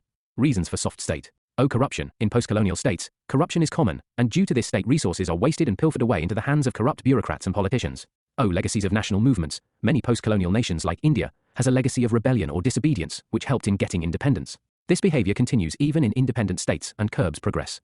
O. Political culture. For example, in India, criminals are frequently elected to power, and law-abiding citizens are often perceived to be weak. Criticism of Western perspective. Marxists. They also criticize the modernization political development theorists for having an ethnocentric bias, in the sense that they sought to provide intellectual cloaks to cover the continued Western agenda for continuing to dominate and exploit the post-colonial states covertly. Modernization and political development approach. The dominant belief among the liberals was that the developing state with an independent source of rationality and its ability to stand outside and above society could initiate and pursue programs of development for the benefit of the whole society with the help of the modernizing elite. Samuel P. Huntington defines political development as institutionalization of political organization and procedures. There is a mismatch between the political institutionalization and scale of socio-political modernization. As the third world countries lacked the capability to meet the challenges of political mobilization, the political institutions in these countries remain weak, low in capacity, and underdeveloped. Marxist perspective. With emergence of third world nationalism on one hand and growth of Neo-Marxism on other, a strong critique of the modernization. Political development viewpoint emerged in the 1960s and 1970s. Criticism was based on both methodological and ideological grounds. Underdevelopment was created by colonialism, and even after independence was granted, neo-colonialism in the form of underdevelopment was kept alive by ongoing economic links. Secondly, it was realized that the Western world was still viewing the post-colonial states in a condescending vision, or in a way that compared these states to Western societies, and concluded that they were less civilized, developed than the West. Theories under Marxist perspective to post-colonialism. Instrumentalist approach. This approach has been applied by scholars of the dependency school like Immanuel Wallerstein, Samir Amin and A.G. Frank. According to this school of thought, post-colonial states are still under a form of colonialism, as Western nations continue to exploit these nations in various economic and political means. Example. Many nations of Asia and Africa are still net importers of goods and services from Western nations, while they themselves are just exporting raw materials. The scholars of this school regard the world as still divided, and post-colonial nations continue to be dependent upon the West. With respect to this, Immanuel Wallerstein has given the world systems theory, where the nations of the world are divided into core periphery and semi-periphery. Here core represents the industrialized West, while the peripheries are the LDCs and the developing world. The semi-peripheries are states like India and China, which are post-colonials, but at the same show certain features of industrialization. Unequal exchange denies the economic surplus to peripheral states, which is necessary for their autonomous national development. The economic surplus is appropriated by and invested in the advanced capitalist state. According to the underdevelopment, dependency, the rapid economic development of the metropolitan states has happened at the cost of the underdevelopment of the dependent states of Asia and Africa. Thus, according to this theory, post-colonial states are not autonomous, but rather controlled by the West and its large MNCs. Many states also show a clientelist regime where the nation acts as a client to the Western nation in terms of regime protection. Example, Saudi Arabian monarchy has historically been undemocratic and violates human rights. However, since it is net supplier of energy to West, it is protected as a client to the West. Thus, the liberal West is an instrument of its capitalist class, which in turn creates a situation of dependency or a state of compromised sovereignty for the post-colonial states. Views of scholars. Lenin, he regards expansionism as inherent in capitalism and calls colonies dependency. A.G. Frank, he gave the concept of development of underdevelopment to describe the impact of the West on post-colonial states. Samit Amin, in his book Accumulation on a World Scale, showed how resources flowed from countries from periphery to core through a process called imperialist rent. Immanuel Wallerstein, he says that TBE peripheries are forced to sell at low prices and import core products at high prices. The economic exchange between the core and periphery is on unequal terms. Current relevance. For neo-Marxist scholars, developing countries are now colonized through data colonialism. Sensitive data of these countries are held at servers located in the US, which gives it huge influence over these countries. Criticism of instrumentalist dependency theory. Independence gave the indigenous classes in the post-colonial republics some power, even though it was anticipated that the West would maintain its economic hegemony. Liberal scholars contend that the dependency theory is flawed as it ignores the impact of globalization on the growth rates of these nations. The economic exchange benefited the West and helped the post-colonial states access markets in the West. Structural approach of Marxist perspective. Background. The seminal work of Hamza Alavi embodied idea of post-colonial state that arose in the 1970s. Alavi gave early analyses of the state in post-colonial societies a place to beg JN. His arguments were based on the unique historical specificity of post-colonial societies. According to him, this specificity resulted from structural shifts caused by colonial experiences, class alignment, and the superstructure of political and administrative institutions created in that context, the realignment of class forces that have occurred in the context of post-colonial situations. Based on this, Hamza Alavi gives the concept of an overdeveloped state. Overdeveloped state. Origins. The concept of overdeveloped state is similar to that of the 13 Onapartist state planed by Marx in his work The 18th BMR of Louis Bonaparte. Marx explains due to certain situations, sometimes no dominant class exists in the state, and thus the state itself becomes the most powerful class. In this case, it is the state that dictates the terms, rather than the regular Marxist notion of the dominant economic class. Nature in Western nations. The theory is best understood through Marx's and Gramsci's enchilons of base and superstructure. In the Western developed nations, the economic and political system are in perfect congruence with each other, and both have emerged naturally. According to the economic system became capitalistic, the political system also evolved, and accommodated itself to the capitalistic system. In post-colonial, however, in the case of post-colonial states, this is mismatched. In THSN, like India, Indonesia, and Pakistan, the political STMCMRs are modern and Iran post CLP and independence, but the economic systems remain traditional. Due to this mismatch, the political structure becomes overdeveloped or modern, while the economic structure remains the same. The growth in these countries is thus not uniform, and the political structures tend to dominate over the autonomy of other structures. Examples. Hamza Alavi gives the example of Pakistan, where he explains that due to the overdeveloped nature of the political structures, the military has taken up the most dominant role. This he calls the military bureaucratic oligarchy. Causes. Colonialism. Due to the colonial past, these nations have historically had powerful political structures created by colonial powers to expand their interest, while keeping economics subjugated for their exploitation. Welfarism. The notion of a welfare state in post-colonial states has centralized too much power in the hands of the government, which in turn has caused it to dominate all other structures of the state. Freedom struggle. Political parties as the vanguard of the movement for national independence inherit the mantle of legitimacy and occupy the dominant position in the polity, making the post-colonial state all the more powerful. Analyzing post-colonial theory of state. 1. Contribution. It emphasized the sovereignty of post-colonial states. In the wake of an attack by metropolitan capital and its impact on post-colonial societies, the base for participation among underdeveloped, it revealed the inherent inequality of the global system of nations and the misuse of globalization. It rejected the use of Western modernization and developmental theories in the study of post-colonial states, and the liberal Eurocentric bias associated with them. 2. Criticism. Munn's colonial theory is a descriptive analysis of the state's existing nature rather than a theory of the state. In most cases, it does not meet the requirements of the post-colonial state. It does not engage in theoretical formulations like the origin of the state, ideal state, basis of legitimacy, political obligation by the citizenry, or other such topics. Its intended operation in the same way that various theories of state do. It is not universal, has a very narrow scope, and only addresses states in the third world. The theory's foundation of otherness, identity, and difference casts doubt on any distinct Western understanding. Feminist theory of state. Feminist theory of the state is a perspective within the feminist political theory that seeks to understand and critique the role of the state in shaping gender relations and gender equality. It argues that the state, as an institution, has historically been gendered and has perpetuated patriarchal power structures and inequalities between men and women. Key concerns. 1. Power. According to feminist theory of state power is extremely masculine in nature. They view all laws and regulations as inherently male-centric and lack female perspective. Example, rape laws throughout the world place the burden of proof on the victim, or the victim has to prove that she has been raped, creating both an advantage for men and a harassment for the victims. 2. Institutional patriarchy. The theory states that state is an institution of patriarchy, or in other words, the state reflects the interests of domination and subjugation of women. 3. Ambivalence. Scholars state that the state represents the masculinity, but at the same time wants to play a major role in improving the lives of women. 4. War. War is inherently masculine in nature. It reflects the male ego and does not offer any alternative dispute settlement. According to feminists, women are the major victims of war and conflict, however state interest overrides the feminine interests. Views of scholars. 1. Catherine A. McKinnon. She states that when she views state, it appears male to her, that is that institutional structures, laws and procedures are all male-centric. Thus it is very difficult for women to access justice in system which inherently does not accommodate their concerns. 2. Iris Marion Young. One of Young's key ideas was the concept of communicative democracy, which emphasizes the importance of inclusive and egalitarian communication in democratic decision-making. And Young also emphasized the need to address structural inequalities in the state, particularly those related to gender, race, and class. She argued that these inequalities are deeply embedded in the policies, practices, and institutions of the state, and that they must be actively challenged and transformed in order to achieve greater social justice. 3. Carol Pateman. One of Pateman's key ideas is the sexual contract, which she argues is the basis of traditional political theory. This contract assumes that men are free and equal individuals who form a social contract with each other, but this contract excludes women and reinforces their subordination. 4. Radical feminist. State is also an institution of patriarchy. So long structure remains patriarchal. One can't expect state working in such a manner to give equality of status to women. Dialectics of sex is older than dialectics of class. Through their concept of personal is political, they explain how states impact family and are impacted by family. Theories of state sovereignty. Meaning, state sovereignty is concept that a state has supreme authority over its territory and political system, and that it is not subject to external or higher authority. This means that state has the power to make and enforce laws, regulate its internal affairs, and engage in international relations on its own terms, without interference from other states or international organizations.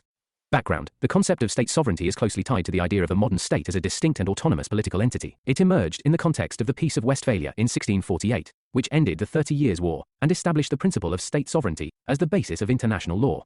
Various theories of sovereignty. Legal theory. It asserts that sovereignty is based on the recognition of a state as a legal entity under international law. This means that states are recognized as having supreme authority over their territory and political system, and are not subject to external or higher authority. Political theory. This theory emphasizes the importance of the state as the primary political institution in society, and the need for the state to have supreme authority in order to effectively govern its citizens. Proponents of this theory argue that state sovereignty is necessary to ensure stability and order within a society. Historical theory. This theory suggests that state sovereignty emerged as a result of historical developments, such as the emergence of the modern state system and the decline of feudalism.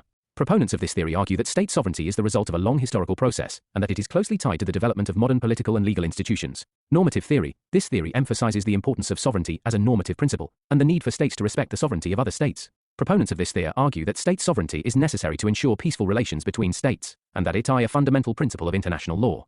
Monistic theory of sovereignty. Background. This theory has been propounded by British philosopher John Austin.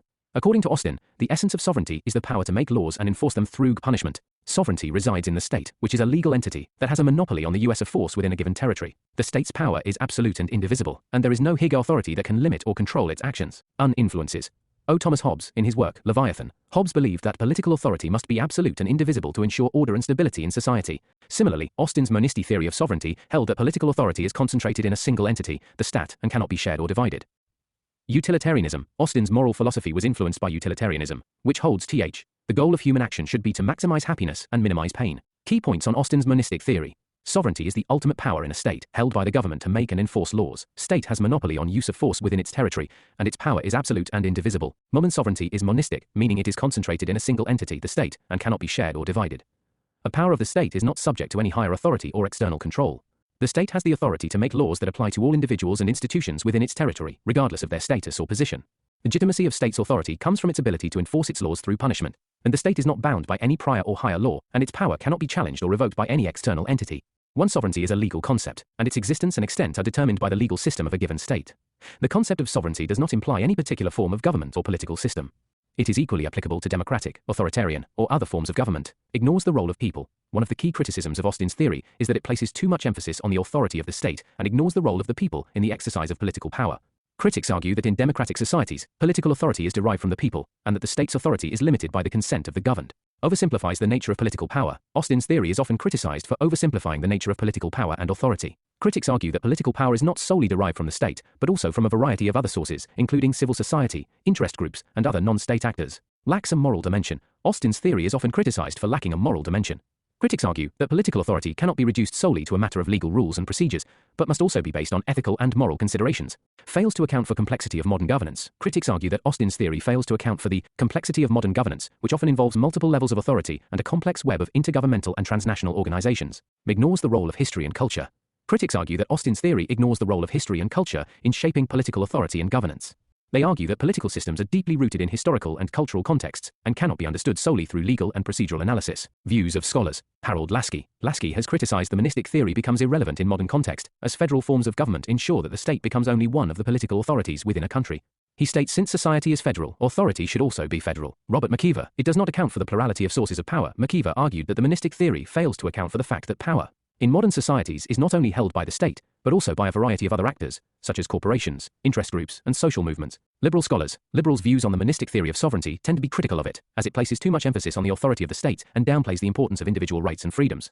Marxist scholars. Marxists argue that the monistic theory of sovereignty serves the interests of the ruling class by legitimizing their control over society. They see the state as an instrument of the ruling class and argue that the monistic theory of sovereignty is a tool that they use to justify their power. Feminists. Feminists also argue that the monistic theory perpetuates patriarchal power structures by asserting the absolute power of the state. They argue that the state is not a neutral entity, but rather reflects the interests and values of the dominant group, which is often men. The concept of state sovereignty has been the subject of much debate and critique, particularly in the context of globalization and the increasing interconnectedness of states and societies. Critics argue that the emphasis on state sovereignty can lead to a narrow focus on national interests and neglect of global challenges, and that it can be used to justify human rights violations and other abuses of power by states. Proponents, however, argue that state sovereignty is essential to protecting national independence and to identity, and preserving democratic decision-making processes within a state.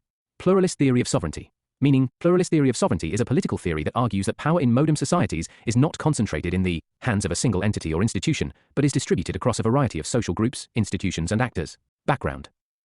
The pluralistic theory of sovereignty emerged as a response to the limitations and inadequacies of the traditional or classical concept of sovereignty. The classical theory of sovereignty held that the state was the ultimate and absolute authority in a political system. According to this theory, the state had the power to make and enforce laws, and its authority was not subject to external controls or limitations. However, the classical theory of sovereignty did not take into account the growing complexity of modern societies and the increasing interdependence of states. As societies became more diverse and interconnected, it became clear that no single authority could claim to have absolute and final control over all aspects of social and political life. Under the pluralistic theory of sovereignty, power and authority are shared among a variety of actors, including not only states but also international organizations, civil society groups, and individuals. This theory recognizes that no single actor can claim to have complete and final authority over all aspects of political life, and that different actors must work together to achieve common goals and address shared challenges. Major influences. Political liberalism. Political liberalism emphasizes the importance of individual rights, civil liberties, and democratic participation. Pluralistic scholars of sovereignty draw on these ideas to argue that sovereignty must be understood in terms of the protection and promotion of individual and collective rights, rather than simply the exercise of power by a single authority. Globalization and interdependence. The increasing interconnectedness of the global economy, politics, and culture has made it increasingly clear that no single actor can claim to have complete and final authority over all aspects of political life. Pluralistic scholars of sovereignty recognize that sovereignty is now distributed among a variety of actors, including international organizations, transnational corporations, and civil society groups. Key points on pluralistic theory of sovereignty. Multiple sources of authority. Pluralistic scholars argue that sovereignty is not solely located in the state, but rather distributed among a variety of actors and institutions. This includes international organizations, civil society groups, and individuals, who all have some degree of authority and power over political and legal decisions. And shared responsibility. In a pluralistic system of sovereignty, multiple actors share responsibility for making and enforcing laws and policies. This includes not only the state, but also international organizations, civil society groups, and individuals. And protection of individual and collective rights. Pluralistic scholars emphasize that sovereignty must be understood in terms of the protection and promotion of individual and collective rights. This includes civil liberties, human rights, and the right to participate in political decision-making, and then collaboration and cooperation. Because sovereignty is distributed among multiple actors and institutions, pluralistic scholars argue that collaboration and cooperation are essential to achieving common goals and addressing shared challenges. This includes cooperation between states, international organizations, civil society groups, and individuals. Limitations on state power. Pluralistic scholars also emphasize the need for limitations on state power, in order to prevent abuses of power and protect individual and collective rights. This includes the rule of law, the separation of powers, and democratic accountability. Example of European Union. One example of the pluralist theory of sovereignty can be seen in the European Union. The EU is a political and economic union consisting of 27 member states, and it provides an example of how sovereignty can be distributed among multiple actors and institutions.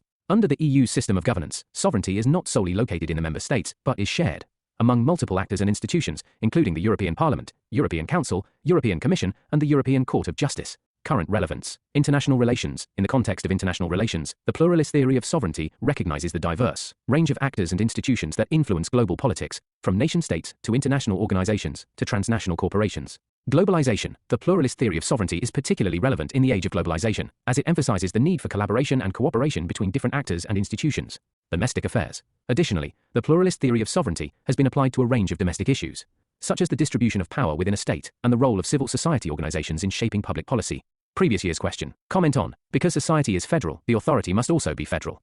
This statement by Laski suggests that in a federal society, the governing authority must also be pluralist. Pluralism is the idea that power should be dispersed among multiple groups and institutions, rather than concentrated in the hands of a single entity. In a pluralist system, there is a diversity of viewpoints and interests, and decision-making is influenced by a variety of actors like civil society, religion, and educational institutions. In a federal or differentiated society, the power is shared between the government and the individual structures like society and civil groups. Thus, it makes sense that the governing authority should be pluralist. This helps to ensure that the interests and needs of different sectors and groups within the society are represented in decision-making processes. It also helps to prevent any one group or institution from monopolizing power.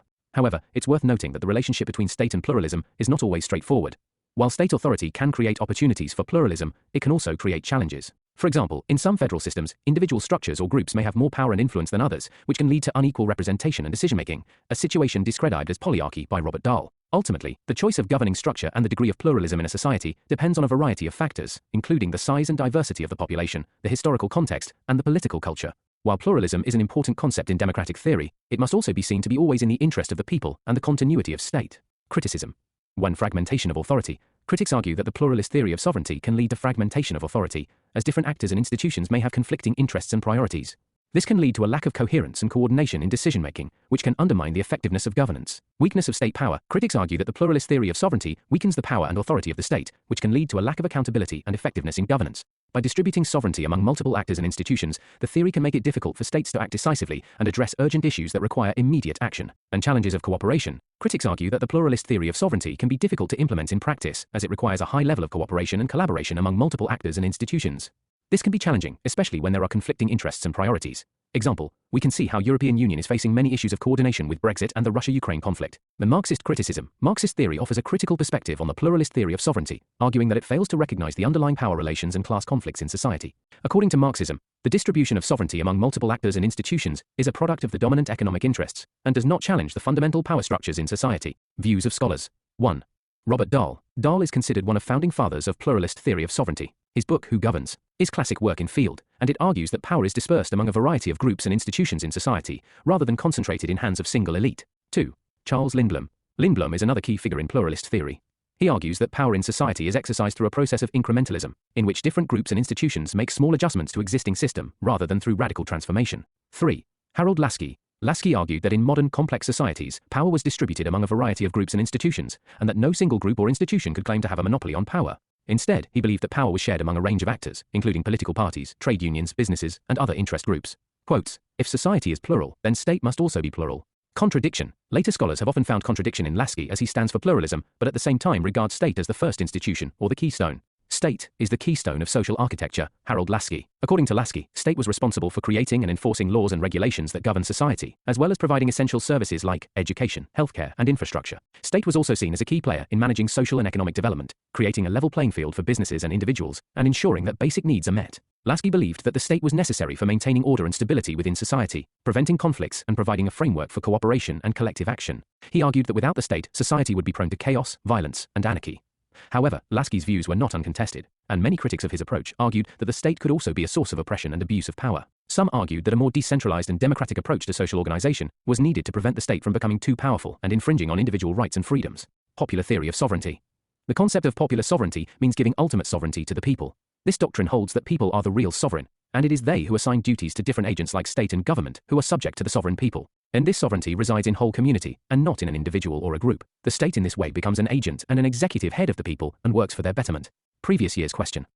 Comment on. The general will is not so much the will of the state as will for state. TUA statement. The general will is not so much the will of the state as the will for the state is given by the Scottish sociologist Robert McIver.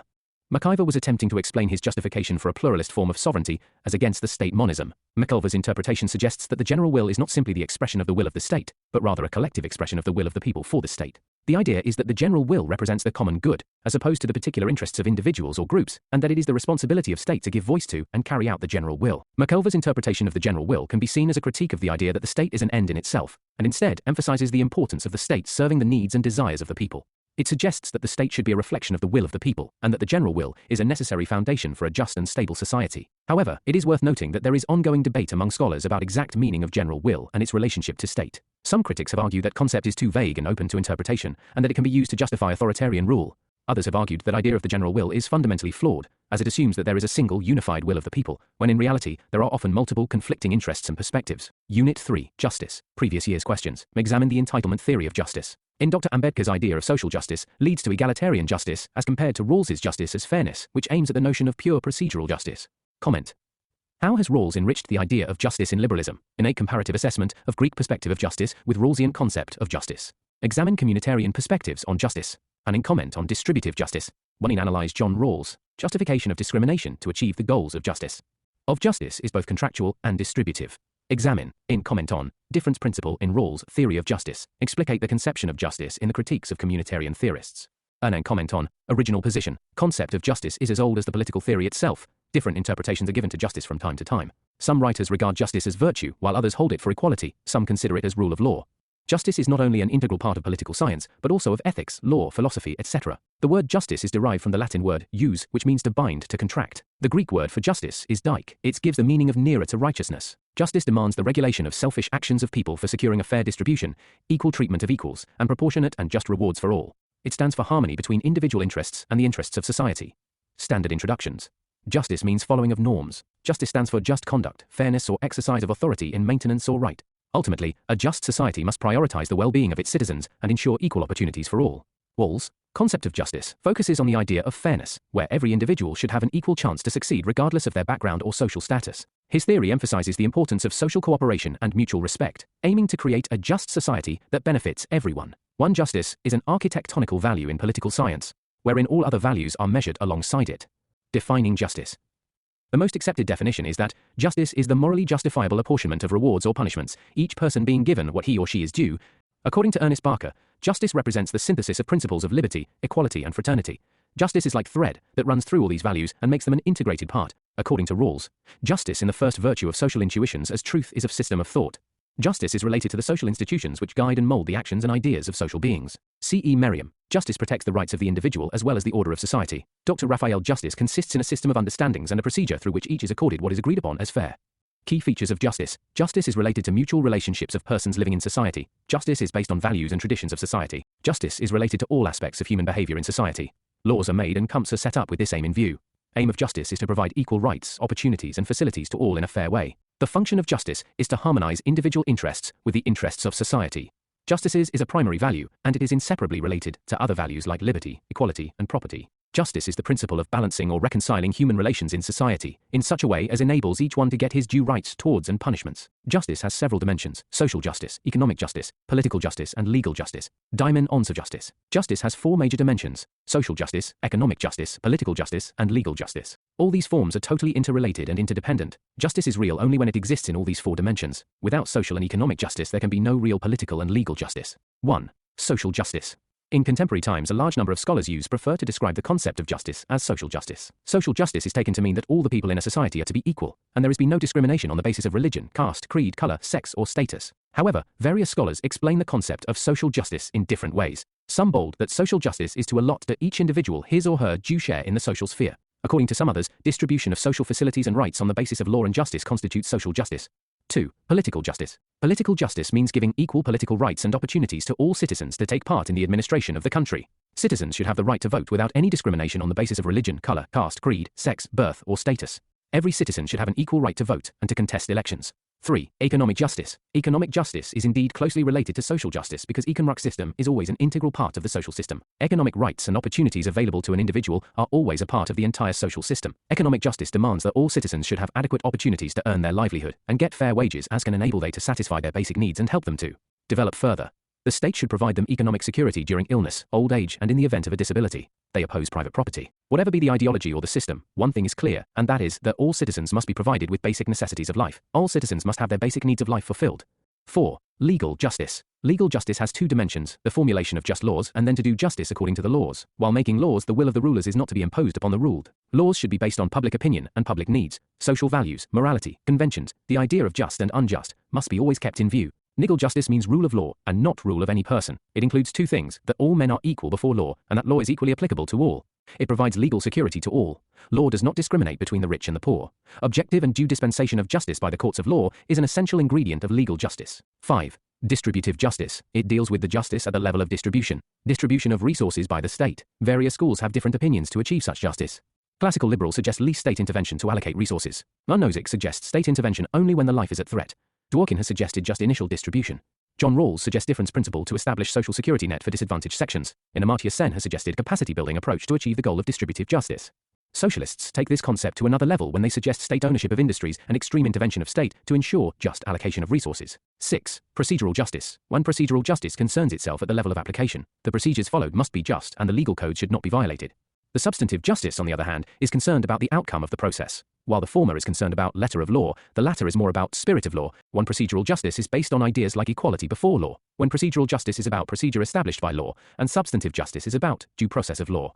7. Substantive justice. The idea of substantive justice can be said to be a more mature approach than procedural justice. The idea of procedural justice inspires minimal state and is largely inspired from classical liberal school. Substantive justice encourages state intervention to ensure justice. It allows state to use its discretion in favor of weaker sections, or to ensure justice in fullest sense of the word. We can give an example of Indian constitution. Originally, Art 21 contained provision only for procedure established by law, but Supreme Court found the clause inadequate and expanded the ambit of the article to also include due process of law, origin and development of justice, ancient Greek tradition. Political thinkers since earliest times have been trying to formulate the concept of justice. However, with the dawn of modern consciousness, especially under the influence of the principles of democracy and socialism, this concept has been thoroughly transformed. The political philosophers beginning from Plato right up to the 21st century, the theory has been defined in various ways. Plato, father of political philosophy, in his The Republic, defined justice as one of functional specialization. He was opinion of justice was ethical or philosophical and not based on conventional morality. Individual render of justice if performed his duties for which he was fitted and trained for. Plato, further, viewed as a quality of the soul and habit of mind and aimed at an organic society. Plato regarded justice as the supreme virtue. Plato's justice is based on three principles of society. Non-interference. The state is created for mutual needs in terms of services and not of powers. No class should interfere with the task of others' classes. It shall concentrate on its own sphere of duty and shall not meddle with the sphere of others. Functional specialization. Even the ruler is no exception, for he has the special function to which his wisdom entitles him. There is no notion of authority or sovereign power. Harmony. Human virtue, according to Plato, is divided into wisdom, courage, temperature, and justice. The first three he assigned on to each class, i.e., philosopher king, was to arrange these matters in the most advantageous way. Significance of Plato's theory of justice. Plato's theory of justice was universal in character. Plato established new concept of virtue which consists in discharge of one's duties scrupulously. Plato's conception of justice provided the state with a distinct will, and a personality of its own having its independent existence apart its members. Through his conception of justice, Plato's theory of justice gave birth to the organic theory of the state. Plato's conception of justice established that the state is a whole, and it must enforce upon the individual that fact it is, by treating him as a factor and fractions of it. Aristotle's view on distributive justice. Aristotle, while discussing justice, distinguishes complete or universal justice from particular justice. Complete and universal justice. Complete justice is identifiable with moral virtue. That is obedience to law. Moral virtue regulates all public and social relation among men. Complete justice is such as exists people who are associated in common life with a view to self-sufficiency and enjoy freedom and equality. Particular justice, on the other hand, lies in the observance of mise. Justice in medieval times. Most significant scholars of medieval times dealing in justice are St. Augustine and Thomas Aquinas. According to St. Augustine, the cardinal virtue of justice requires that we try to give all people their due. According to Thomas Aquinas, justice is that rational mean between opposite sorts of injustice, involving proportional distributions and reciprocal transactions. Justice in modern times. In modern times there is a focus on the issue of social justice. Modern scholars focus on legal, political, and socio-economic aspects of justice. It deals with the issue of distribution, deciding the criteria for distribution. In the modern epoch, the concept of a just society is determined in terms of resource allocation. In other words, the modern conception of justice concerns with who gets what, how, and why. This means that the modern conception of justice is primary distributive. Hobbes believed justice is an artificial virtue, necessary for civil society, a function of the voluntary agreements of the social contract. David Hume believed justice essentially serves public utility by protecting property. Immanuel Kant believed justice is a virtue whereby we respect others' freedom, autonomy, and dignity by not interfering with their voluntary actions, so long as those do not violate others' rights. J.S. Mill said justice is a collective name for the most important social utilities, which are conducive to fostering and protecting human liberty. And Rawls analyzed justice in terms of maximum equal liberty regarding basic rights and duties for all members of society, with socio-economic inequalities requiring moral justification in terms of equal opportunity and beneficial results for all. John Rawls. 1. Introducing Rawls. John Rawls was an American moral and political philosopher in the liberal tradition. Rawls is considered to be one of the most influential political philosophers of the 20th century. He is best known for his political philosophical publication, A Theory of Justice. 2. Source of influence on Rawls. He was mainly influenced by the development of his time social movements such as black movement, woman movements, etc. in the USA. Rawls felt that political philosophy needs to address these concerns. We need to organize our societies in a manner that they are treated as just, they should appear fair. Along with that, Rawls was deeply influenced by the liberal thinkers like John Locke, Jean-Jacques Rousseau, Immanuel Kant, Hume and others. 3. Prominent works of John Rawls. Justice as Fairness, Philosophical Review, Distributive Justice, Philosophy, Politics and Society, A Theory of Justice, and Political Liberalism, The Laws of Peoples, Justice as Fairness, A Restatement. 4. Rawls' opposition to utilitarianism. John Rawls was a firm opposer of utilitarianism, which held the view that just or fair actions are the ones that bring the greatest amount of good for the greatest number. Origin and development of justice. Ancient Greek tradition. Political thinkers since earliest times have been trying to formulate the concept of justice. However, with the dawn of modern consciousness, especially under the influence of the principles of democracy and socialism, this concept has been thoroughly transformed. The political philosophers beginning from Plato right up to the 21st century, the theory has been defined in various ways. Plato, father of political philosophy, in his The Republic, defined justice as one of functional specialization. He was opinion of justice was ethical or philosophical and not based on conventional morality. Individual render of justice if performed his duties for which he was fitted and trained for. Plato, further, viewed as a quality of the soul and habit of mind and aimed at an organic society. Plato regarded justice as the supreme virtue. Plato's justice is based on 3 principles of society. Non-interference, the state is created for mutual needs in terms of services and not of powers. No class should interfere with the task of others' classes. It shall concentrate on its own sphere of duty, and shall not meddle with the sphere of others. Functional specialization, even the ruler is no exception, for he has the special function to which his wisdom entitles him. There is no notion of authority or sovereign power. Harmony, human virtue according to Plato is divided into wisdom, courage, temperature and justice. The first 3 he assigned on to each class, i.e., philosopher king, was to arrange these matters in the most advantageous way. Significance of Plato's theory of justice. Plato's theory of justice was universal in character. Plato established new concept of virtue which consists in discharge of one's duties scrupulously. Plato's conception of justice provided the state with a distinct will, and a personality of its own having its independent existence apart its members. Plato revolted against the political selfishness and ignorance prevalent in the Athenian society through HLS conception of justice.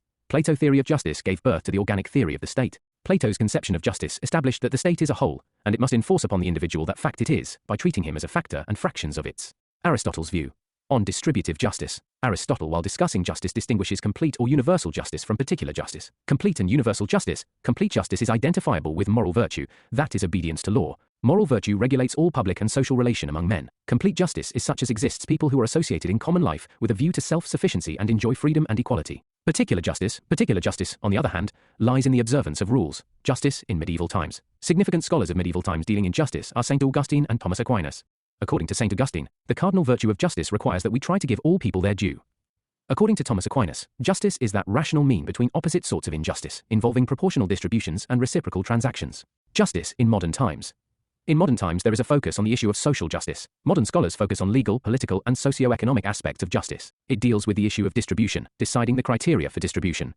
In the modern epoch, the concept of a just society is determined in terms of resource allocation. In other words, the modern conception of justice concerns with who gets what, how and why. This means that the modern conception of justice is primary distributive. Non-Hobbes believed justice is an artificial virtue necessary for civil society, a function of the voluntary agreements of the social contract. And David Hume believed justice essentially serves public utility by protecting property.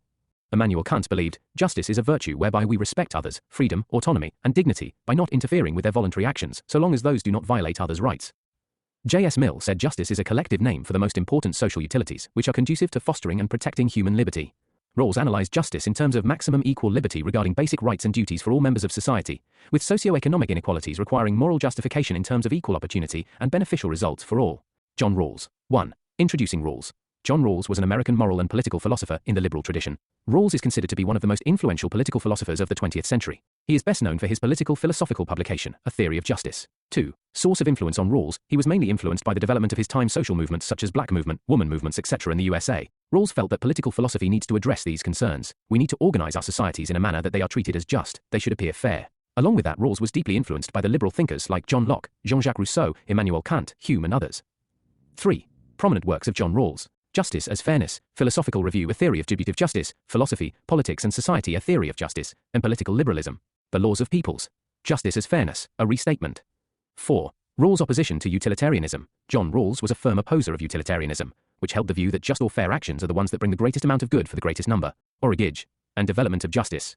Ancient Greek tradition. Political thinkers since earliest times have been trying to formulate the concept of justice. However, with the dawn of modern consciousness, especially under the influence of the principles of democracy and socialism, this concept has been thoroughly transformed. The the political philosophers beginning from Plato right up to the 21st century, the theory has been defined in various ways. Plato, father of political philosophy, in his The Republic, defined justice as one of functional specialization. He was opinion of justice was ethical or philosophical and not based on conventional morality, individual render of justice if performed his duties for which he was fitted and trained for. Plato, further, viewed as a quality of the soul and habit of mind and aimed at an organic society. Plato regarded justice as the supreme virtue. Plato's justice is based on three principles of society. Non-interference, the state is created for mutual needs in terms of services and not of powers. No class should interfere with the task of others' classes. It shall concentrate on its own sphere of duty and shall not meddle with the sphere of others. Functional specialization, even the ruler is no exception, for he has the special function to which his sesdom entitles him. There is no notion of authority or sovereign power.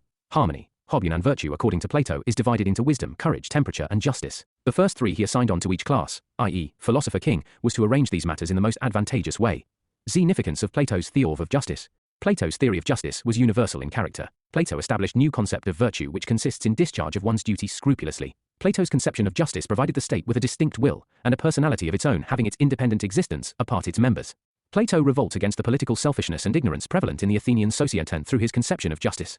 Plato's theory of justice gave birth to the organic theory of the state.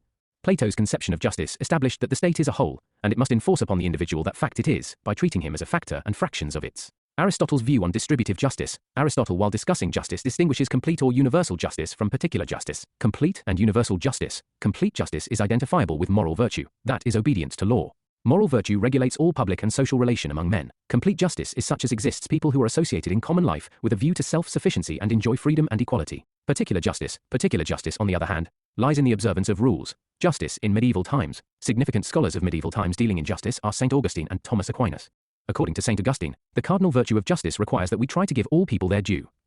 According to Thomas Aquinas, justice is that rational mean between opposite sorts of injustice, involving proportional distributions and reciprocal transactions.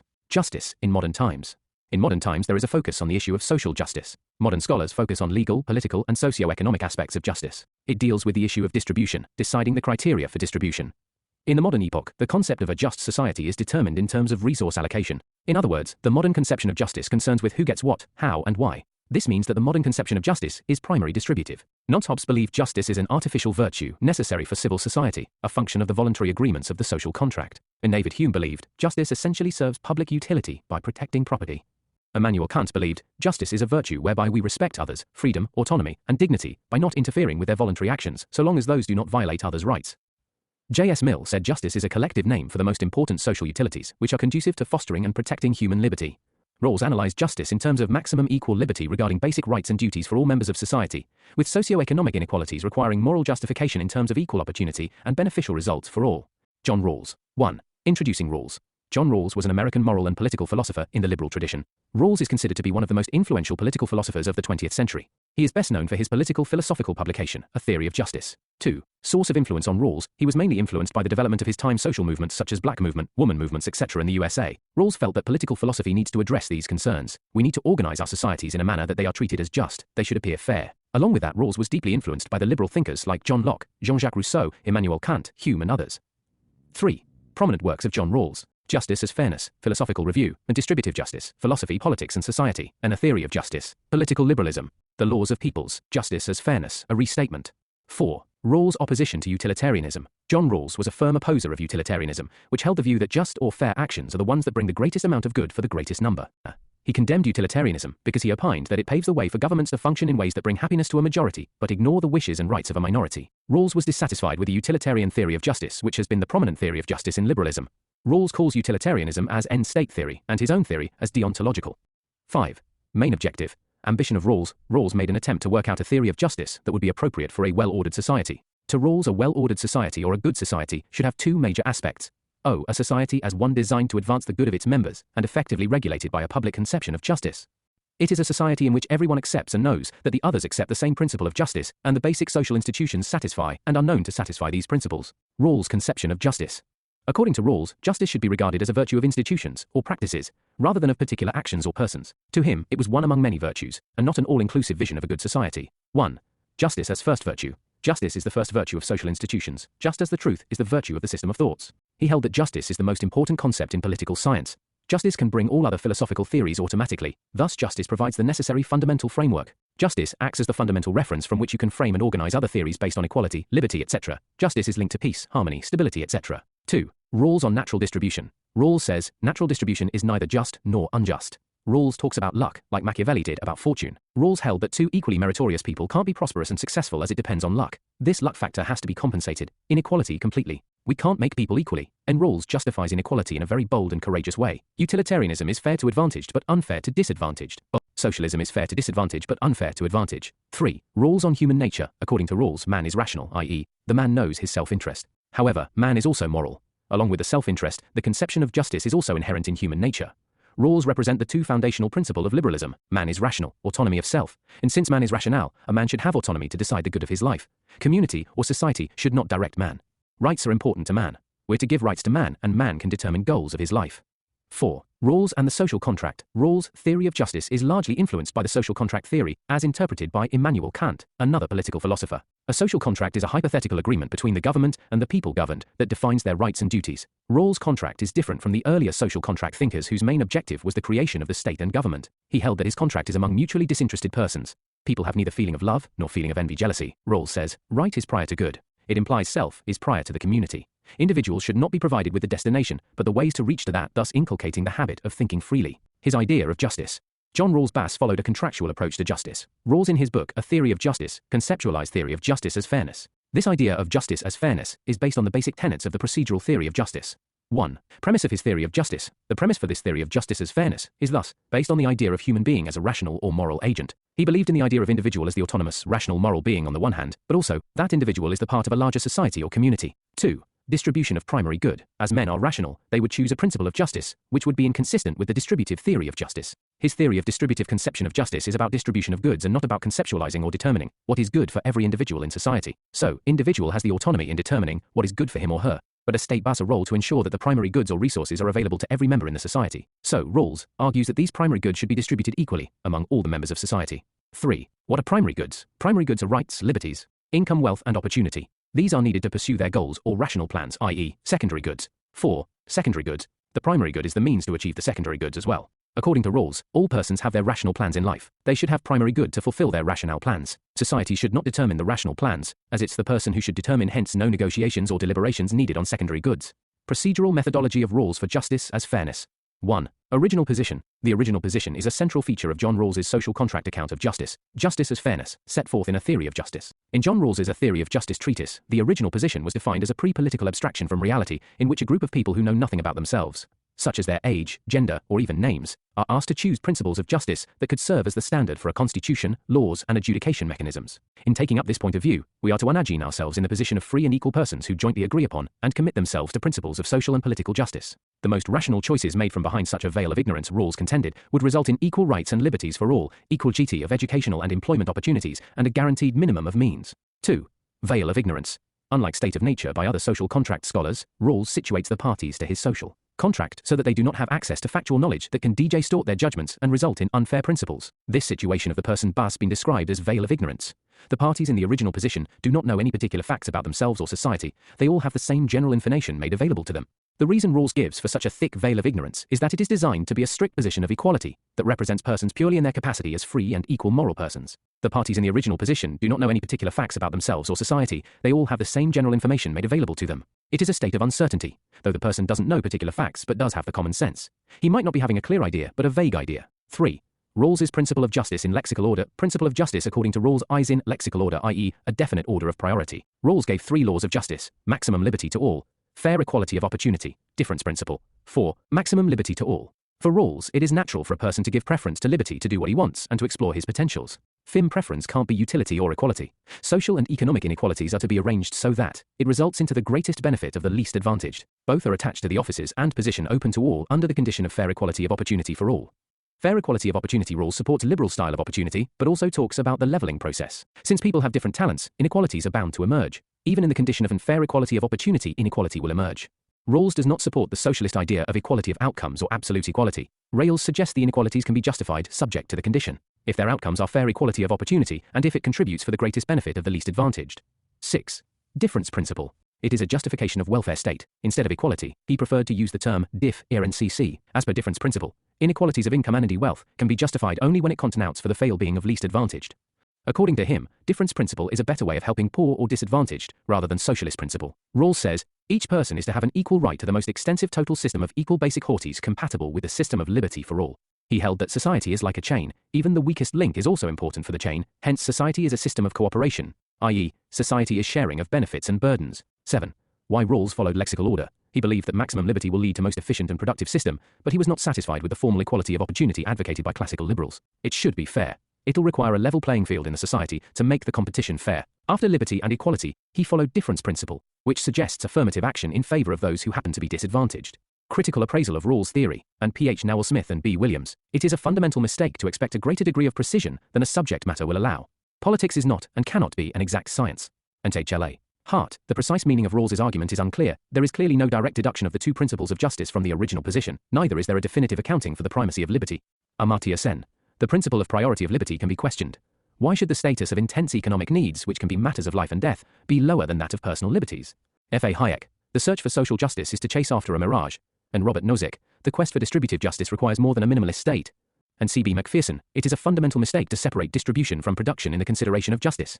Sandel and McIntyre. It is impossible to affirm rights and liberties without the moral doctrines or ideas of good society. Critics to the Rawls theory of justice. 1. Marxist. They have held that Rawls does a very vulgar justification of socio-economic inequality. Rawls justify inequality as inevitable, and in the name of charity, he says the best distribution is need-based. 2. Feminist. Carol Pateman in her book Sexual Contracts argued that like classical contract scholars Rawls neglected women perspective. Martha Nussbaum suggests that Rawls should have explicitly mentioned a capability approach for women and children. Susan Moller, Okin in her book Gender, Family and Justice suggested that there is no explicit mention of women in Rawls' theory. In Original Position, head of family is participating which is male member. He is overlooking gender, family and justice. Degokin further criticizes Rawls and argues that women perspective is missing even in the second book Political Liberalism. This second book is worse, because Rawls make difference in personal and political. 3. Criticism by libertarians. Robert Nozick, in his book Anarchy, State and Utopia, has criticized Rawls for compromising the liberty for the sake of equality. Nozick rejects role of state in redistribution and held that best mechanism for distribution of resources is market. He does not support welfare state and restricts state to watchmen. Then state has no role in redistribution. The only role of state with respect to property is to ensure that property is acquired in the right manner, transferred in the right manner. He accepts that there may have been injustices in the past, but past should not be stretched too much in present. Pio. Examine the entitlement theory of justice, 2022. Entitlement theory was proposed by Robert Nozick in his book, Anarchy, State and Utopia. It is a theory based on distributive justice and private property. Through this theory, Nozick attempted to explain the concept of justice in holdings. Nozick emphasized on the fact that BIS' vision of minimal state is inclusive, and also compatible with the existence of smaller communities. According to him, people are entitled to their inherited assets whether or not they deserve them. As for natural talents, people do not violate anyone else's rights by having the natural talents they are born with. An artist has the right to keep a painting done by him, even if his artistic talent was inherited, and he did nothing to deserve it. If people's current holdings are justly acquired, then the transfer principle alone determines whether subsequent distributions are just. The entitlement theory largely comprises of three main principles. Principle of justice in acquisition. It deals with initial acquisition of holdings. It explains concepts like how people first came to own unowned, what type of things can be held, etc. Principle of justice in transfer. It attempts to explain how any person can acquire holdings from some other person. This also includes any voluntary exchanges and gifts. Principle of rectification of injustice. This principle attempts to explain how to deal with any of those holdings that are unjustly acquired or transferred. Nozick believed that if the world would have been wholly just, then only the first two principles would be needed. Then, the entitlement theory would imply that the distribution is just if everyone is entitled to those holdings that they possess under the distribution. Thus, it is understood that Nozick's entitlement theory also contrasts sharply with Rawls' principle of justice, which said that each person has an equal claim to all the basic rights and liberties. Rawls also said that inequality should only be promoted if that inequality is reasonably expected to be of everyone's advantage. Nozick's theory is just a criticism of Rawls's theory from libertarian point of view. It cannot be considered as a sound theory in comparison to Rawls. 4. Social liberals. Ronald Dworkin questions the concept of veil of ignorance in Rawls's theory. According to Dworkin, we can't force people to adopt the principles of justice which they have agreed in the state of ignorance. He proposes thin veil of ignorance instead of thick veil of ignorance. Amartya Sen appreciates Rawls for departure from Bentham's and utilitarian view of justice. He also appreciates Rawls for fairness as the constitutive element of justice. Rawls has given immense importance to proclaim reasoning. Rawls given priority to freedom and liberty. Amartya Sen also highlights the weaknesses of Rawls. Rawls does not give the substantive view of freedom. Sen says he should have classified that freedom from hunger, poverty, starvation, medical neglect are more important than personal liberty. 5. Multiculturalists. Multicultural scholars question the Rawls system of rights, which is based on liberal conception of rights. Rawls does not make any special consideration for minorities. They criticize the so-called value neutrality as homogenization. 6. Cosmopolitanism. Thinkers like Thomas Pogge questions the responsibility of the people living in North for the sufferings of the people living in South. Charles Bites questions Rawls whether Rawls would like to extend the application of his difference principle beyond national boundaries. Should rich people in North pay tax addressing the sufferings of the poor in the South? Criticism is especially in the context of emergence of global civil society. Communitarian critique to the Rawls theory of justice. 1. Who are communitarians? Communitarianism is a philosophy that emphasizes the connection between the individual and the community. Its overriding philosophy is based upon the belief that a person's social identity and personality are largely molded by community relationships.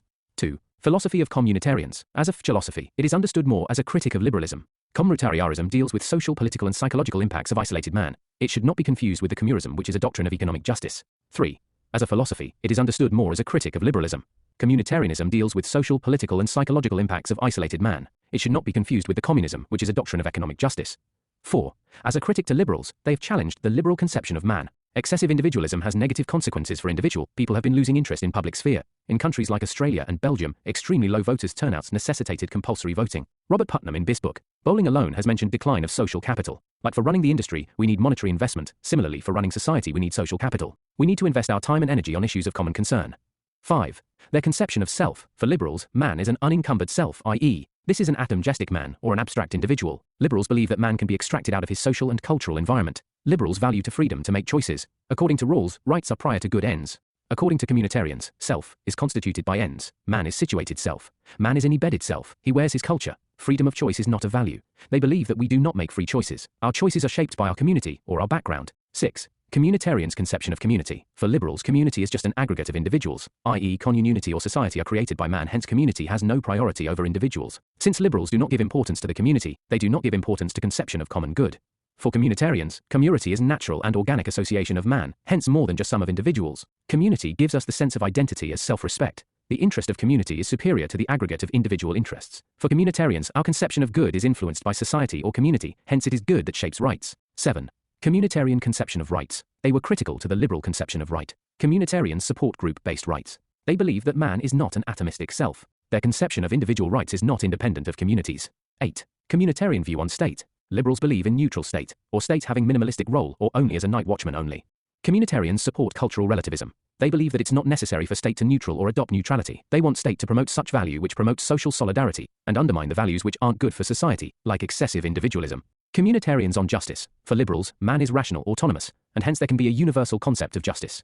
Liberals want a universal principle of justice. For instance, universal set of human rights, but for communitarianism, universalism is neither possible nor desirable. And communitarians say, we need to recognize the difference. According to communitarians, notions of justice are particularistic and pluralistic. The sense of justice varies from society to society. Hence, instead of universal human rights, we require cultural relativistic perspective of rights. Hollers of communitarian school who have criticized 1. Michael Sandel. And Sandel in his book, Liberalism and Limits of Justice questions Rawls on many points like self, good society and justice. Criticism of original position. According to Sandel, we could never be in the original position. People in Rawls are not real persons, they are abstract individuals. Real persons are moral, they are situated in the society. The idea of self for Rawls, man in an unencumbered self, whereas for Sandel man is an embedded self. Then priority of right over good. There is no absolute idea of justice. Society gives meaning to the good. Claims of universal principles of justices. Each society has specific meanings. Idea of justice can't be understood without the framework of community. 2. Michael Walzer. In his book Spheres of Justice has given the concept of complex equality, and there can't be a single formula of justice which can be applied in all the spheres of life. For e.g., market principle of justice will not be applicable in the case of family disputes. Similarly, the principle of family can't be applied in politics, as it will lead to corruption, nepotism, etc. Similarly, there can't be one formula for one sphere applicable in all the contexts. O for e.g. As far as primary education is concerned, our approach has to be different from professional education. The approach in primary healthcare has to be different from high specialty services. Thus, equality is complex. By differentiating in one sphere, equality in the other sphere can be achieved. McIntyre, according to Alasdair MacIntyre liberal notion, justice cannot be individualistic. Individuals can only flourish within a context of a socially established cooperative human activity. Hence, Rawls cannot claim his theory of justice to be universal. 4. Charles Taylor, according to Charles Taylor, the liberal concept of human being is incomplete.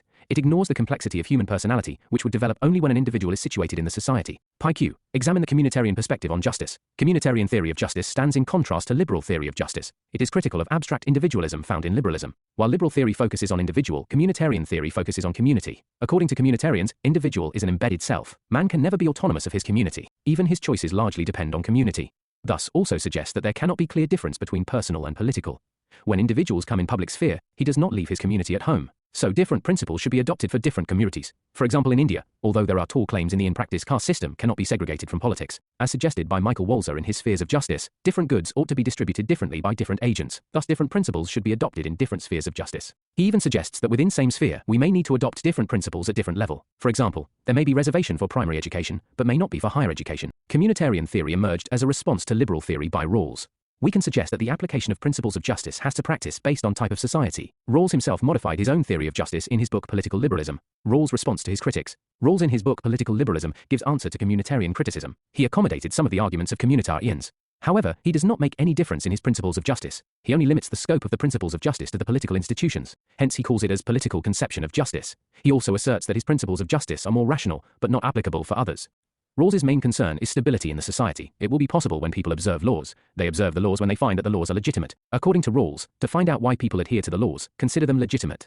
We have to look into the political culture of the people in democratic society. Rawls in his book, Political Liberalism has given political conception of justice. Rawls accepts that his principles of justice can be practiced only in the countries which have democratic political culture. Democratic political culture is rooted in reciprocity, public reasoning, and toleration. 1. Differences in first and second book are as follows. In the first book, justice as fairness is principle of ethics which was projected as philosophy of life. In the second book, he has narrowed down the scope of applications of theory of justice as fairness. Justice as fairness is applicable only for societies with democratic political culture and system. It is applicable only for political sphere. Political sphere means public sphere, i.e., economic and political. 2. It's not to be applied in personal sphere. In his Political Liberalism, he has mentioned some new concepts which are as follows. Political conception of justice, overlapping consensus, reasonable pluralism, comprehensive doctrines, burdens of judgment. 3. Overlapping consensus, comprehensive doctrines. Rawls held that people may be subscribing to the different. For X, Christianity, Judaism, Islam or liberalism. Still those people can develop overlapping consensus WRT, the principles governing these political lives. There is a possibility of such consensus to emerge, where people can reasonably detach themselves from their community sense of good life. It's possible because of the democratic culture, which in itself the result of democratic institutions. Thus people adhering to different ways of life may not have identical reasons, but overlapping reasons to agree the principles of justice. Minority may agree because it is the way through which their liberties are protected. Majorities agree because it will bring stability. Overlapping consensus on political conception of justice ultimately leads everyone better off. 4. Reasonable pluralism. The situation where people believing in different comprehensive doctrines and develop consensus is known as reasonable pluralism. Reasonable pluralism suggests that consensus is not a compromise different values, rather agreement. In such societies, people develop some certain virtues of citizenship. These virtues include political cooperation, toleration, reasonableness, sense of fairness. These virtues from the public good based on liberal values. Rawls is optimistic, and such cooperation is possible only when based on mutual respects. 5. Political conception of justice. On the most important minimum values necessary for the political life. Political conception of justice is a standalone conception. Its resemblance in any way to any comprehensive doctrines is purely coincidence. Consensus is only for political purpose. Different people can be persuaded to the liberal political arrangement. 6. Burden of justice. He also mentioned the concepts of burden of judgments. Reasonable people can agree that there are obstacles in arriving at consensus, and are ready to bear the burdens of judgment. Burdens of judgment can be for various reasons. People may have different experience, ideas of values may be vague, people realize different weight of different values. Rawls on global framework of justice. The question raised by cosmopolitan scholar like Thomas Pogge. According to Pogge, people in the countries of South suffer poverty primarily because of the practices and the institutions imposed on them by the people of North. And in context of globalization and the rise of global civil society, whether Rawls will agree to expand the application of the difference principle, not just within society but between societies. It means should people in North be taxed for welfare for people in South? Rawls' book, The Law of People, is a book written on the international relations. In this book, Rawls has tried that how the subject matter of justice in state can be taken out from the liberalist concept of justice. To create international concept of justice, Rawls imagines theoretical basic condition where sensible representatives of liberalist society will collect, and they will take decision about laws of peoples. Rawls does not agree to the extension of difference principle between societies. Yet he proposes 8 principles which can be adopted by the liberal people, dealing with the dissent people. Dissent people are legitimate members of society of people. They must satisfy 4 conditions. It must be peaceful. Secure some basic human rights. Arman law incorporates the idea of common good. Hierarchy exists but dissent. X. Southeast Asian countries. Thus there is no need to impose liberal way of life on them. Duty of assistance but reasonable and rational. He has given the 8 principles which can be practiced in the global sphere. Respect freedom and independence. Observe treaties and treat them equals in agreements. Observe a duty of non-intervention. No right to war but right to self-defense. Honor human rights. Observe some code of conduct in war. Assist under unfavorable conditions. Uniqueness and relevance of Rawls. Rawls made a radical departure from his predecessors in field by not getting concerned with mere conceptual analysis, but by constructing theory of justice to face real political problems and issues. His theory is deeply rooted in liberal democratic traditions, as he revived the idea of social contract as depicted by Locke, Rousseau and Kant, in contrast with utilitarianism and intuitionism. And he revived the tradition of English language political thought, which was on the verge of extinction after John Stuart Mill's On Liberty and Henry Sedgwick's The Method of Ethics. Even his critics like Robert Nozick had to say that Rawls' A Theory of Justice was such a powerful, deep, subtle, wide-ranging systematic work that political philosophers must now either work within Rawls' theory or explain why not. Amartya Sen also recognized it as the most influential, and in many ways the most important, of contemporary theories of justice. Despite many criticisms, it is still most dominant theory that revived political theory and generated a lot of debate. Though communitarians provide strong critique to liberal theory, but fail to provide concrete alternative. Notion of just and good and search for justice is a never-ending process. Standard conclusions. 1. In conclusion, the pursuit of justice is essential for creating a fair and equitable society that benefits all individuals. In a world constantly challenged by inequality and conflict, justice remains an everlasting value which needs to be upheld in all situations. The pursuit of justice must be unending as the character of most modern societies is based on their notions of justice. Unit 4. Equality. Previous year's questions. Equality of estates caused equality of power, and equality of power is liberty. Comment. Equality of opportunity. Equality means fair treatment rather than equal treatment. Comment on. Affirmative action. Comment on. Aristotle's conception of equality. How is liberty a precondition for equality? Explicate relationship between equality and liberty. Difference between equality of opportunity and equality of outcome. WBY is affirmative action important in provision of equal opportunity. Standard introductions. Though equality means absence of privilege, it has been a loaded and contested concept in political science. This is because of various and dimensions of equality like formal equality, moral equality, equality of resources, of welfare, of opportunity, etc. The concept of equality is central to many debates in political and moral philosophy, and has been subject to ongoing debate and controversy. Equality is a complex and multifaceted concept that requires careful analysis and evaluation from a range of theoretical perspectives. 11 theories of equality are essential for understanding and addressing a wide range of social and political issues, from economic inequality to discrimination and exclusion. Background. In political science, equality refers to the concept of treating all individuals or groups fairly and without discrimination, regardless of their race, gender, ethnicity, social status, or other characteristics. It is the principle that all people should have equal opportunities and receive equal treatment under the law and in society. Equality is a fundamental principle of democratic societies, and is often enshrined in constitutions and laws as a basic human right. It is also a key concept in debates about social justice and distributive justice, as it relates to the fair distribution of resources and opportunities in society. Different political ideologies have different perspectives on how to achieve equality, such as through affirmative action policies, progressive taxation, or universal basic income. Types of equality. 1. Legal equality. It refers to the principle that all individuals should be subject to the same laws and regulations, regardless of their race, gender, religion, or any other personal characteristic. An example of legal equality would be the right to vote, which is guaranteed to all citizens of a country who meet certain qualifications, such as age and citizenship status. 2. Political equality. It refers to the principle that all individuals should have the same level of influence over the decisions made by their government, regardless of their socio-economic status, education level, or any other personal characteristic. An example of political equality would be the right to run for political office, which should be available to all citizens of a country who meet certain qualifications such as age and citizenship status. 3. Economic equality. It refers to the principle that all individuals should have equal access to economic resources and opportunities, such as education, employment, and healthcare, regardless of their socio-economic status, race, or any other personal characteristic. An example of economic equality would be a policy that ensures all individuals have access to affordable healthcare, regardless of their income level or employment status. 4. Social equality. It refers to the principle that all individuals should have equal opportunities to participate in society and enjoy its benefits, regardless of their socio-economic status, race, gender, or any other personal characteristic. An example of social equality would be a policy that ensures all individuals have access to quality education, regardless of their socio-economic background or race. Formal, procedural, and substantive EOLITV. Formal procedural equality, meaning formal equality, refers to the idea that all individuals should be treated equally under the law and have access to the same legal rights and opportunities. Focus formal equality focuses on the idea substantive equality, on the other hand, focuses on that all individuals should be treated idea that social and economic inequalities equally under the law, regardless of should be addressed in order to ensure that their social or economic position. Everyone has access to equal opportunities and outcomes. Examples of formal equality might examples of substantive equality might include equal pay for equal work, policies that address poverty, discrimination, equal access to education and social exclusion, such as affirmative action healthcare, and equal protection programs, progressive taxation, and social under the law. Welfare par M Rams. Substantive equality. Substantive equality, on the other hand, refers to the idea that individuals should be treated equally in terms of outcomes, not just in terms of legal rights and opportunities. Evolution of equality in political science. 1. Plato. In his work The Republic, Plato argued that individuals should be given equal access to education, regardless of their social status or wealth.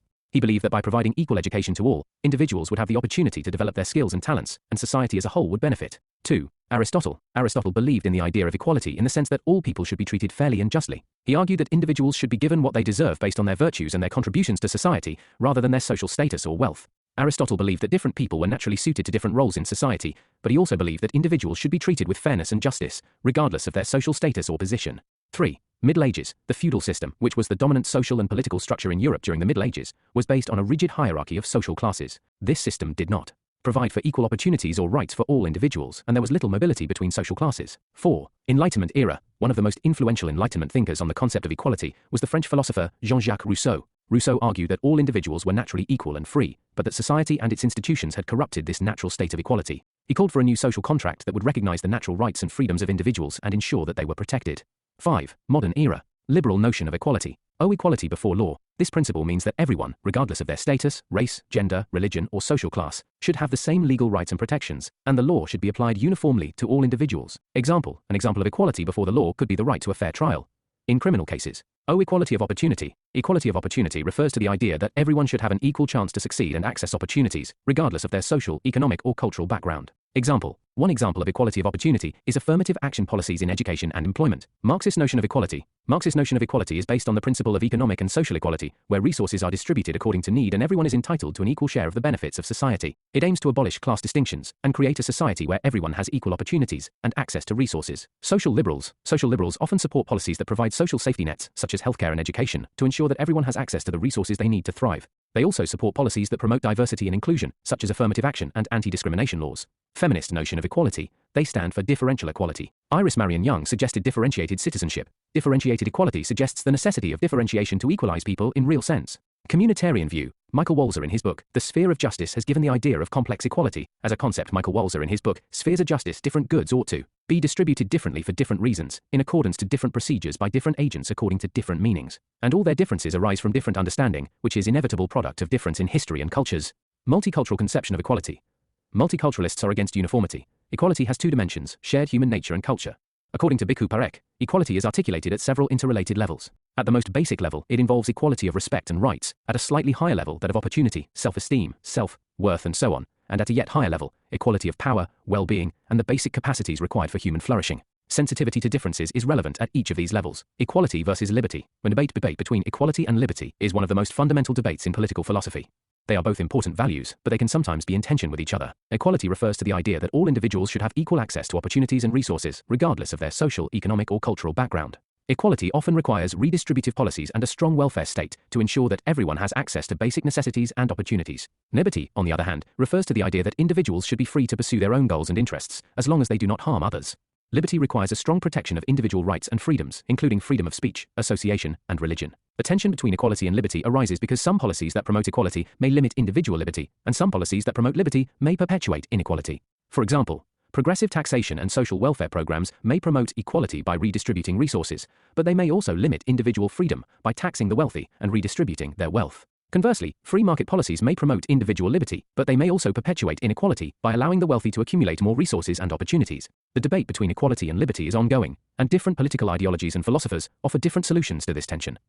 Some argue that equality is a necessary precondition for liberty, while others argue that liberty is a necessary precondition for equality. Ultimately, the balance between equality and liberty will depend on the specific context and goals of a given society. Liberty and equality as complementary principle of equality impediment to liberty principles. Scholars like Harold Laski, C.B. McPherson, believe that liberty and equality are complementary principles. The general principle of liberty stipulates that equal liberty or freedom for everyone is a must. If freedom of one becomes a burden for another, it would go against the spirit of freedom. If freedom of strength destroys the freedom of the weak, it would amount to the negation of freedom as a universal principle. In this sense, liberty and equality are complementary principles. And thinkers like Lord Acton and Alexis de Tocqueville consider equality as impediment in achieving freedom. According to these thinkers, liberty was endangered by the rival doctrine of equality. The concept of equality eroded the independent centers of power and authority of state. According to classical liberals and libertarians as well as neoliberals, liberty and equality are antithetical. They do not give importance to economic equality. It should not be the concern of state. According to them, one who sacrifices liberty for the sake of equality will get none. They comprise the foundations of a just social order. The conflict between the two arises only from their biased interpretation. In a legal political sphere, the reconciliation of principles of liberty and equality is not at all difficult. However, it is difficult in the socio-economic sphere. It is always better to go for a balance of liberty and equality in the socio-economic arena to ensure human dignity. Relationship between liberty, equality, and justice. Liberty, equality, and justice are the core normative values which have been at the heart of the study of political science. They are at times overlapping and complementary values. Their relation has to be understood through the contrasting and differing views of various schools of thoughts. Liberals hold liberty as the primary value through which state and social systems must operate through. According to scholars like Hayek, social justice is a mirage and thus ensuring complete equality is not possible. Thus they propound for individual liberty as the best way to ensure a just society and ensure justice. Further scholars like Nozick have regarded it as injustice to meddle in an individual's liberty in attempts to create socio-economic equality. Marxists have always given primacy to equality over liberty in their attempts to establish a just society and state.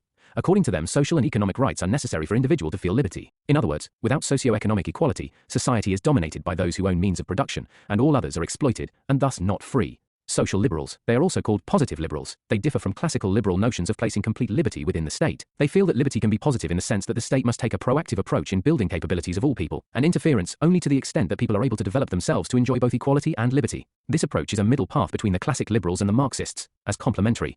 Herbert A. Dean, liberty and equality aren't in conflict, they are just different facts of same ideal. Indian government has reconciled equality and liberty through its affirmative action, as enshrined in Article 14 under exemptions. Debate between Marxists and liberals. Marxists and liberals have different views on the relationship between equality and liberty. Often these differences have helped shape the outcome of various policies of Marxist and liberal democratic states. Marxists.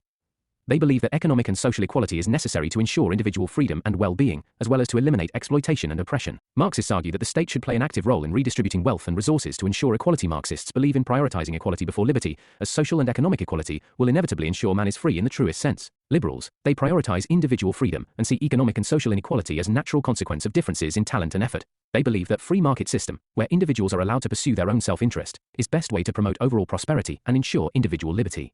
Liberals believe that the state should only intervene to protect individual rights and ensure a level playing field for all individuals. Liberals believe it is unfair to the hardworking to be equalized with others in socio-economic terms, therefore they prioritize liberty of the individual over equality of all. Theories of equality.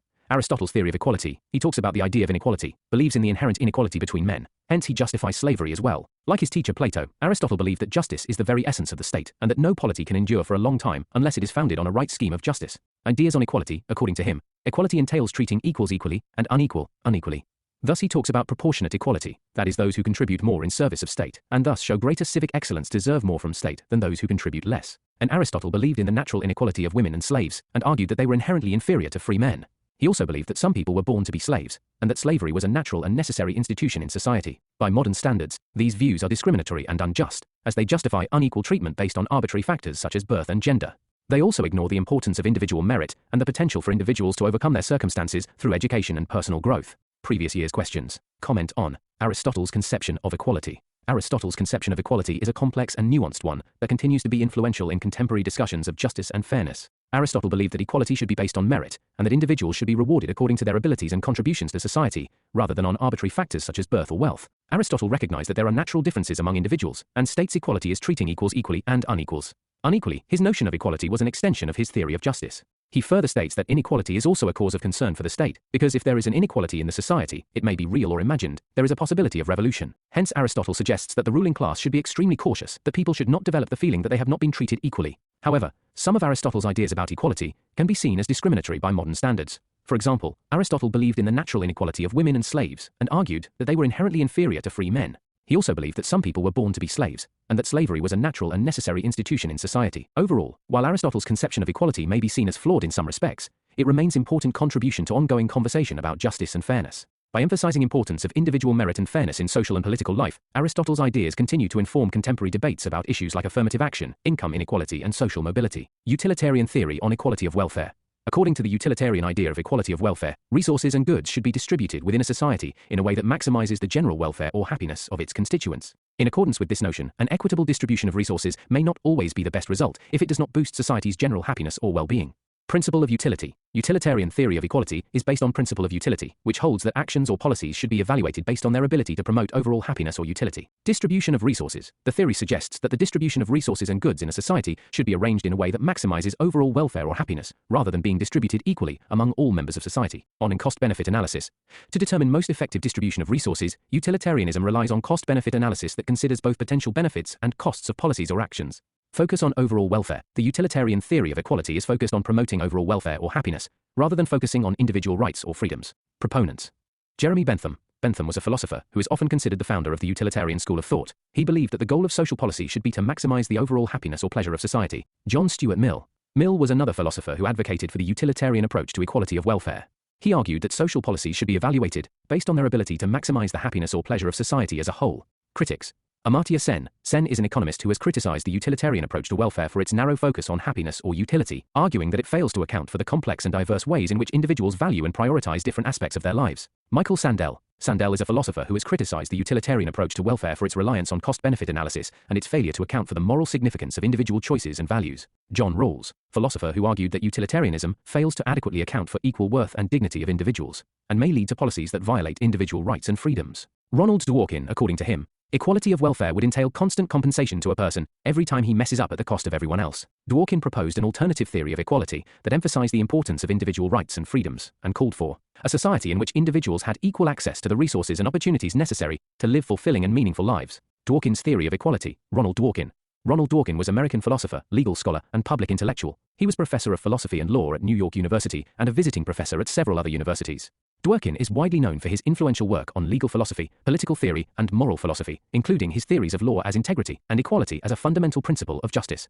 He was also a prolific author, writing numerous books and articles on a wide range of philosophical and social issues. His works include Taking Right Seriously, A Matter of Principle, and etc. However, his most prominent work was where he gives his theory of equality and refers to it as sovereign virtue. Sovereign virtue. Ronald Dworkin's theory of equality of resources is an alternative to utilitarian theory of equality of welfare. According to Dworkin, aim of social policy should be to guarantee that everyone has equal access to opportunities and resources needed to live happy and meaningful lives. He claimed that this necessitated a more nuanced comprehension of equality than straightforward maximization of general utility. For Dworkin, equality of resources is an egalitarian distributive mechanism of socio-economic resources, seen as the most equitable approximation possible of equal attention. The idea is to ensure that people have a fair, if not equal, distribution of resources so that they can make choices about the goods they want. Under the principle of special responsibility, all of this, by accepting the idea that once they make choices, they will have to take them on. Dworkin's thought experiment. The experiment is given in his book Sovereign Virtue, where Dworkin envisions 100 shipwrecked individuals who land on a barren island with no prospect of being located soon. As a result, they must establish a social structure and decide how to share the island's resources. The auction is Dworkin's concept. Each person gets 100 shells. There will be several goods up for auction, including the 100 shipwrecked individuals and their shells. People will seek information on these lots and ask questions. According to Dworkin's theory, there will be no inequality because everyone will have the same resources, making it impossible for anyone to own everything. Additionally, there won't be any monopolies, and everyone will have to decide how much they are willing to invest in order to support a given social project. Dworkin asserts that a person commits to a specific obligation the moment he makes a decision. As long as no one envies the other's endowment, the distribution, or the conclusion of the auction will be regarded as fair. Starting from a position of equality, if we hypothetically reach a point where everyone is content with what they have been able to purchase with their shells, and there is no enmity because everyone has been able to purchase their own conception of the good, then we will be in a hypothetical situation of non-injustice, but rather a fair distribution that respects equally the desires, interests, preferences, and tastes of everyone without the state interfering. Features of Dworkin's theory. Equal starting points, regardless of their upbringing or circumstances. Dworkin felt that everyone should have equal chance at success in life. In order to achieve their objectives, people should have equitable access to resources such as education, healthcare, and other necessities. Utilitarian theory on equality of welfare. According to the utilitarian idea of equality of welfare, resources and goods should be distributed within a society in a way that maximizes the general welfare or happiness of its constituents. In accordance with this notion, an equitable distribution of resources may not always be the best result if it does not boost society's general happiness or well-being. Principle of utility. Utilitarian theory of equality is based on principle of utility, which holds that actions or policies should be evaluated based on their ability to promote overall happiness or utility. Distribution of resources. The theory suggests that the distribution of resources and goods in society should be arranged in a way that maximizes overall welfare or happiness, rather than being distributed equally among all members of society. Cost-benefit analysis. To determine most effective distribution of resources, utilitarianism relies on cost-benefit analysis that considers both potential benefits and costs of policies or actions. Focus on overall welfare. The utilitarian theory of equality is focused on promoting overall welfare or happiness, rather than focusing on individual rights or freedoms. Proponents. Jeremy Bentham. Bentham was a philosopher who is often considered the founder of the utilitarian school of thought. He believed that the goal of social policy should be to maximize the overall happiness or pleasure of society. John Stuart Mill. Mill was another philosopher who advocated for the utilitarian approach to equality of welfare. He argued that social policies should be evaluated based on their ability to maximize the happiness or pleasure of society as a whole. Critics. Amartya Sen. Sen is an economist who has criticized the utilitarian approach to welfare for its narrow focus on happiness or utility, arguing that it fails to account for the complex and diverse ways in which individuals value and prioritize different aspects of their lives. Michael Sandel. Sandel is a philosopher who has criticized the utilitarian approach to welfare for its reliance on cost-benefit analysis, and its failure to account for the moral significance of individual choices and values. John Rawls. Philosopher who argued that utilitarianism fails to adequately account for equal worth and dignity of individuals, and may lead to policies that violate individual rights and freedoms. Ronald Dworkin. According to him, equality of welfare would entail constant compensation to a person every time he messes up at the cost of everyone else. Dworkin proposed an alternative theory of equality that emphasized the importance of individual rights and freedoms, and called for a society in which individuals had equal access to the resources and opportunities necessary to live fulfilling and meaningful lives. Dworkin's theory of equality. Ronald Dworkin. Ronald Dworkin was American philosopher, legal scholar, and public intellectual. He was professor of philosophy and law at New York University and a visiting professor at several other universities. Dworkin is widely known for his influential work on legal philosophy, political theory, and moral philosophy, including his theories of law as integrity and equality as a fundamental principle of justice. He was also a prolific author, writing numerous books and articles on a wide range of philosophical and social issues. His works include Taking Right Seriously, A Matter of Principle, and etc. However, his most prominent work was where he gives his theory of equality and refers to it as sovereign virtue. Sovereign virtue. Ronald Dworkin's theory of equality of resources is an alternative to utilitarian theory of equality of welfare. According to Dworkin, aim of social policy should be to guarantee that everyone has equal access to opportunities and resources needed to live happy and meaningful lives. He claimed that this necessitated a more nuanced comprehension of equality than straightforward maximization of general utility. For Dworkin, equality of resources is an egalitarian distributive mechanism of socio-economic resources, seen as the most equitable approximation possible of equal attention. The idea is to ensure that people have a fair, if not equal, distribution of resources so that they can make choices about the goods they want. Under the principle of special responsibility, all of this, by accepting the idea that once they make choices, they will have to take them on. Dworkin's thought experiment. The experiment is given in his book Sovereign Virtue, where Dworkin envisions 100 shipwrecked individuals who land on a barren island with no prospect of being located soon. As a result, they must establish a social structure and decide how to share the island's resources. The auction is Dworkin's concept. Each person gets 100 shells. There will be several goods up for auction, including the 100 shipwrecked individuals and their shells. People will seek information on these lots and ask questions. According to Dworkin's theory, there will be no inequality because everyone will have the same resources, making it impossible for anyone to own everything. Additionally, there won't be any monopolies, and everyone will have to decide how much they are willing to invest in order to support a given social project. Dworkin asserts that a person commits to a specific obligation the moment he makes a decision. As long as no one envies the other's endowment, the distribution, or the conclusion of the auction will be regarded as fair. Starting from a position of equality, if we hypothetically reach a point where everyone is content with what they have been able to purchase with their shells, and there is no enmity because everyone has been able to purchase their own conception of the good, then we will be in a hypothetical situation of non-injustice, but rather a fair distribution that respects equally the desires, interests, preferences, and tastes of everyone without the state interfering. Features of Dworkin's theory. 1. Equal starting points. Regardless of their upbringing or circumstances, Dworkin felt that everyone should have equal chance at success in life. In order to achieve their objectives, people should have equitable access to resources such as education, healthcare, and other necessities. Redistribution of resources. According to Dworkin, the government should play a part in redistributing resources so that everyone has an equal chance at success. This means that everyone should have access to fundamental commodities and services including housing, healthcare, and education, regardless of their financial situation or social standing. Thought experiment on auction. Dworkin imagines 100 shipwrecked people who land on a desert island and have no chance of being found in short term. So they have to organize themselves as a society, and they have to decide how to distribute resources that are given by the island. Dworkin's idea is to organize fill auction. Each receives 100 shells, and each will put the number of shells he is willing to use to buy or exchange his desires. In Dworkin's idea, there is no inequality, because everyone will have same resources, so no one will be able to buy everything. Envy test. He talks about the idea of an envy test. The distribution, that is the end of the auction, will be considered fair, as long as each person does not envy the other's endowment. If everyone is happy with what they have been able to buy with their shells, starting from a situation of equality, if we arrive hypothetically at a situation where there is no envy, because everyone has been able to buy their desire using the shells. Endowment-sensitive auction. As a modification, Dworkin wonders what to do for people who after shipwreck would have been injured, and what do we do for people who will inevitably get sick. Thus such disadvantages needs more resources to overcome their initial endowment and achieve their goals, whereas individual from privileged background may require fewer resources. Insurance. Dworkin's insurance is based on the idea that individuals should not be held responsible for circumstances beyond their control, and that society bears a duty to provide a safety net that enables individuals to live fulfilling and secure lives. The provision of insurance would help to reduce inequality and promote fairness in resource distribution by ensuring that individuals are not unfairly disadvantaged by bad luck or misfortune. Luck egalitarianism. He gave the concept of brute luck and option luck, and state should compensate for brute luck and not option luck. He says person should not be held responsible for circumstances he has not chosen. Criticism. Amartya Sen. According to Sen, simply giving initial equal resources is not enough. If people are not capable enough to use their resources, then it would eventually lead to inequality. Martha Nussbaum. Nussbaum is an American philosopher who has argued that Dworkin's theory is too demanding in its requirements for equal resource distribution and neglects the importance of individual variation in preferences and values. Michael Walzer. Walzer is an American political theorist who has criticized Dworkin's theory for failing to account for the importance of cultural and social diversity in shaping patterns of inequality. He argues that different societies have different ideas about what constitutes a just distribution of resources, and that these ideas cannot be reduced to a single set of abstract principles. Amartya Sen's theory of equality. Amartya Sen has given the capability approach, wherein he explains that it is not enough that people are equal in tens of resources. According to him, even if people are given the same resources and the same opportunities, they may not have the same capabilities to convert them into equal outcomes. Concepts in Amartya Sen's theory. Capability. People have variety of capabilities or potential ways of functioning that can be realized like physical health, emotional well-being, education and social relationships. Functionings. When people are able to realize their capabilities, they achieve certain functionings or actual states of being. Key points. Capabilities. As stated earlier, Sen propounds for development of capabilities amongst persons, and that government must ensure people are made equal in terms of their capabilities. E.g., if one wants to become a professional athlete but has a physical disability, they should have access to resources like adaptive equipment, coaching and support services that can help them in their goals. Focus on opportunities and capabilities. Equality should not only be about equal distribution of resources, but also about ensuring that individuals have equal opportunities and capabilities to achieve their goals and lead fulfilling lives.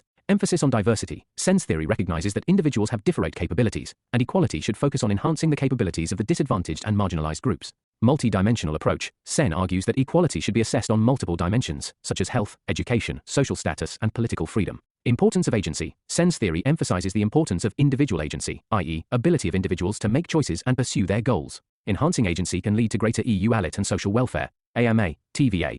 Sen's capability approach. He is an Indian economist and philosopher who is known for his contributions to the capability approach, a theory of social justice that emphasizes the importance of individual capabilities and freedoms. According to Sen, traditional measures of poverty and inequality, such as income or wealth, are inadequate as they do not consider the individual's ability to pursue their goals and aspirations. The capability approach, therefore, centers on the idea that individuals should have freedom and resources to achieve the life they have reason to value. Capability approach is a multidimensional and dynamic theory of social justice that emphasizes enhancing the capabilities of the disadvantaged and marginalized groups. Sen argues that the focus should not be on equalizing outcomes, but rather on equalizing opportunities and capabilities. Approach takes into account the diverse needs, preferences, and aspirations of individuals, and recognizes that different people may require different resources and support to achieve their goals. Sen's capability approach had significant impact on fields of development economics, human development, and social policy. It has influenced policies and practices in areas such as education, health, and social welfare. It has also been used to analyze and address issues such as gender inequality, disability, and social exclusion. Overall, it offers framework for understanding and promoting social justice, BM Hasizindeg, the importance of individual freedoms, diversity, and enhancing CA abilities. Redistribution of resources. According to Dworkin, the government should play a part in redistributing resources so that everyone has an equal chance at success. This means that everyone should have access to fundamental commodities and services including housing, healthcare, and education, regardless of their financial situation or social standing. Thought experiment on auction. Dworkin imagines 100 shipwrecked people who land on a desert island and have no chance of being found in short term. So they have to organize themselves as a society, and they have to decide how to distribute resources that are given by the island. Dworkin's idea is to organize an auction. Each receives 100 shells, and each will put the number of shells he is willing to use to buy or exchange his desires. In Dworkin's idea, there is no inequality because everyone will have same resources, so no one will be able to buy everything. Envy test. He talks about the idea of an envy test. The distribution, that is the end of the auction, will be considered fair as long as each person does not envy the other's endowment. If everyone is happy with what they have been able to buy with their shells, starting from a situation of equality, if we arrive hypothetically at a situation where there is no envy because everyone has been able to buy their desire using the shells. Endowment-sensitive auction. As a modification, Dworkin wonders what to do for people who after shipwreck would have been injured, and what do we do for people who will inevitably get sick. Thus such disadvantages needs more resources to overcome their initial endowment and achieve their goals, whereas individual from privileged background may require fewer resources. Insurance. Dworkin's insurance is based on the idea that individuals should not be held responsible for circumstances beyond their control, and that society has a duty to provide a safety net that enables individuals to live fulfilling and secure lives. The provision of insurance would help to reduce inequality and promote fairness in resource distribution by ensuring that individuals are not unfairly disadvantaged by bad luck or misfortune. Luck egalitarianism. He gave the concept of brute luck and option luck, and state should compensate for brute luck and not option luck. He says person should not be held responsible for circumstances he has not chosen. Criticism. Amartya Sen. According to Sen, simply giving initial equal resources is not enough. If people are not capable enough to use their resources, then it would eventually lead to inequality. Martha Nussbaum. Nussbaum is an American philosopher who has argued that Dworkin's theory is too demanding in its requirements for equal resource distribution and neglects the importance of individual variation in preferences and values. Michael Walzer. Walzer is an American political theorist who has criticized Dworkin's theory for failing to account for the importance of cultural and social diversity in shaping patterns of inequality. He argues that different societies have different ideas about what constitutes a just distribution of resources, and that these ideas cannot be reduced to a single set of abstract principles. Amartya Sen's theory of equality. Amartya Sen has given the capability approach, wherein he explains that it is not enough that people are equal in tens of resources. According to him, even if people are given the same resources and the same opportunities, they may not have the same capabilities to convert them into equal outcomes. Concepts in Amartya Sen's theory. Capability. People have variety of capabilities or potential ways of functioning that can be realized like physical health, emotional well-being, education and social relationships. Functionings. When people are able to realize their capabilities, they achieve certain functionings or actual states of being. Key points. Capabilities. As stated earlier, Sen propounds for development of capabilities amongst persons, and that government must ensure people are made equal in terms of their capabilities. E.g., if one wants to become a professional athlete but has a physical disability, they should have access to resources like adaptive equipment, coaching and support services that can help them in their goals. Focus on opportunities and capabilities. Equality should not only be about equal distribution of resources, but also about ensuring that individuals have equal opportunities and capabilities to achieve their goals and lead fulfilling lives. Emphasis on diversity. Sen's theory recognizes that individuals have different capabilities, and equality should focus on enhancing the capabilities of the disadvantaged and marginalized groups. Multi-dimensional approach. Sen argues that equality should be assessed on multiple dimensions, such as health, education, social status, and political freedom. Importance of agency. Sen's theory emphasizes the importance of individual agency, i.e., ability of individuals to make choices and pursue their goals. Enhancing agency can lead to greater equality and social welfare. Amartya Sen's capability V approach. He is an Indian economist and philosopher who is known for his contributions to the capability approach, a theory of social justice that emphasizes the importance of individual capabilities and freedoms. According to Sen, traditional measures of poverty and inequality, such as income or wealth, are inadequate as they do not consider the individual's ability to pursue their goals and aspirations. The capability approach therefore centers on the idea that individuals should have freedom and resources to achieve the life they have reason to value. Capability approach is a multidimensional and dynamic theory of social justice that emphasizes enhancing the capabilities of the disadvantaged and marginalized groups. Sen argues that the focus should not be on equalizing outcomes, but rather on equalizing opportunities and capabilities. Approach traces into account the diverse needs, preferences, and aspirations of individuals, and recognizes that different people may require different resources and support to achieve their goals. Sen's capability approach had significant impact on fields of development economics, human development, and social policy. It has influenced policies and practices in areas such as education, health, and social welfare. It has also been used to analyze and address issues such as gender inequality, disability, and social exclusion. Overall, it offers framework for understanding and promoting social justice, BM Hassizin the I am importance of individual freedoms, diversity, and enhancing CA abilities. In summary, it is based on capability approach, and emphasizes importance of enhancing opportunities and capabilities of individuals to pursue their goals and lead fulfilling lives. It recognizes diversity and multidimensional nature of equality, and highlights role of institutions in promoting equality and welfare.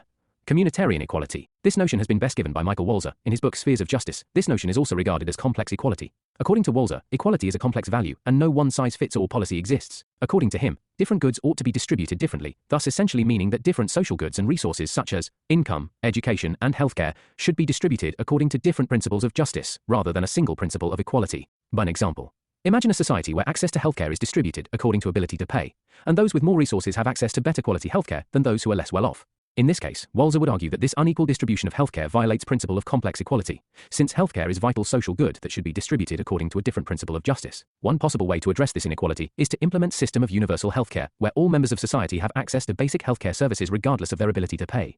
However, this does not necessarily mean that everyone should have equal access to all forms of healthcare. E.g., some forms of medical treatment may be more expensive or require specialized expertise, and it may be reasonable to prioritize these services for those in need. Previous year question comment, equality of opportunity.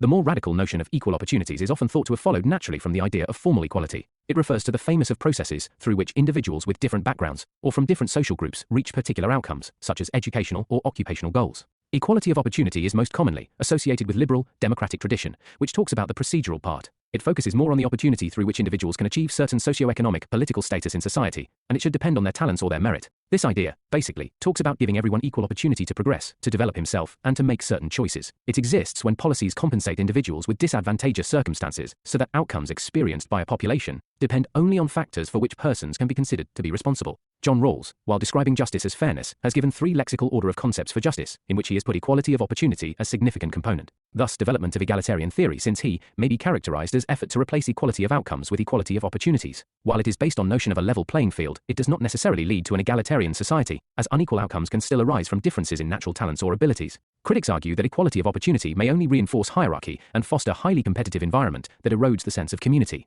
One particularly difficult issue which principle of equal opportunities leads to is that of reverse or positive discrimination. To create equality of opportunity in many societies, there are provisions for affirmative action. So, in India, it is also known as quota system or reservation under the constitution for the marginalized section of the society.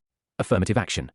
Affirmative action is a policy or program designed to promote TBE equal treatment and opportunities of individuals from historically disadvantaged or underrepresented groups. The policy seeks to address the ongoing effects of discrimination and to promote diversity in various fields such as education, employment, and business. Affirmative action can take various forms, including recruitment and hiring practices, quotas, preferential treatment in admissions or promotions, and outreach programs to underrepresented communities. The goal of affirmative action is to level the playing field and to provide opportunities for those who have been historically excluded or disadvantaged. This policy is also referred to as reverse discrimination or compensatory justice. Reasons. 1. Addressing past discrimination. Affirmative action seeks to address the ongoing effects of past discrimination, which continue to limit opportunities for historically disadvantaged groups. Example, the reservation system seeks to promote the inclusion and representation of historically disadvantaged groups, including scheduled castes, scheduled toes, and other backward classes, in education, employment, and politics. 2. Promoting diversity. Affirmative action promotes diversity and ensures that institutions are representative of the broader community. Example, in Lenklia, women are provided reservation at local boklais anu, in panchayats, to enhance their representation and ensure diversity in policymaking.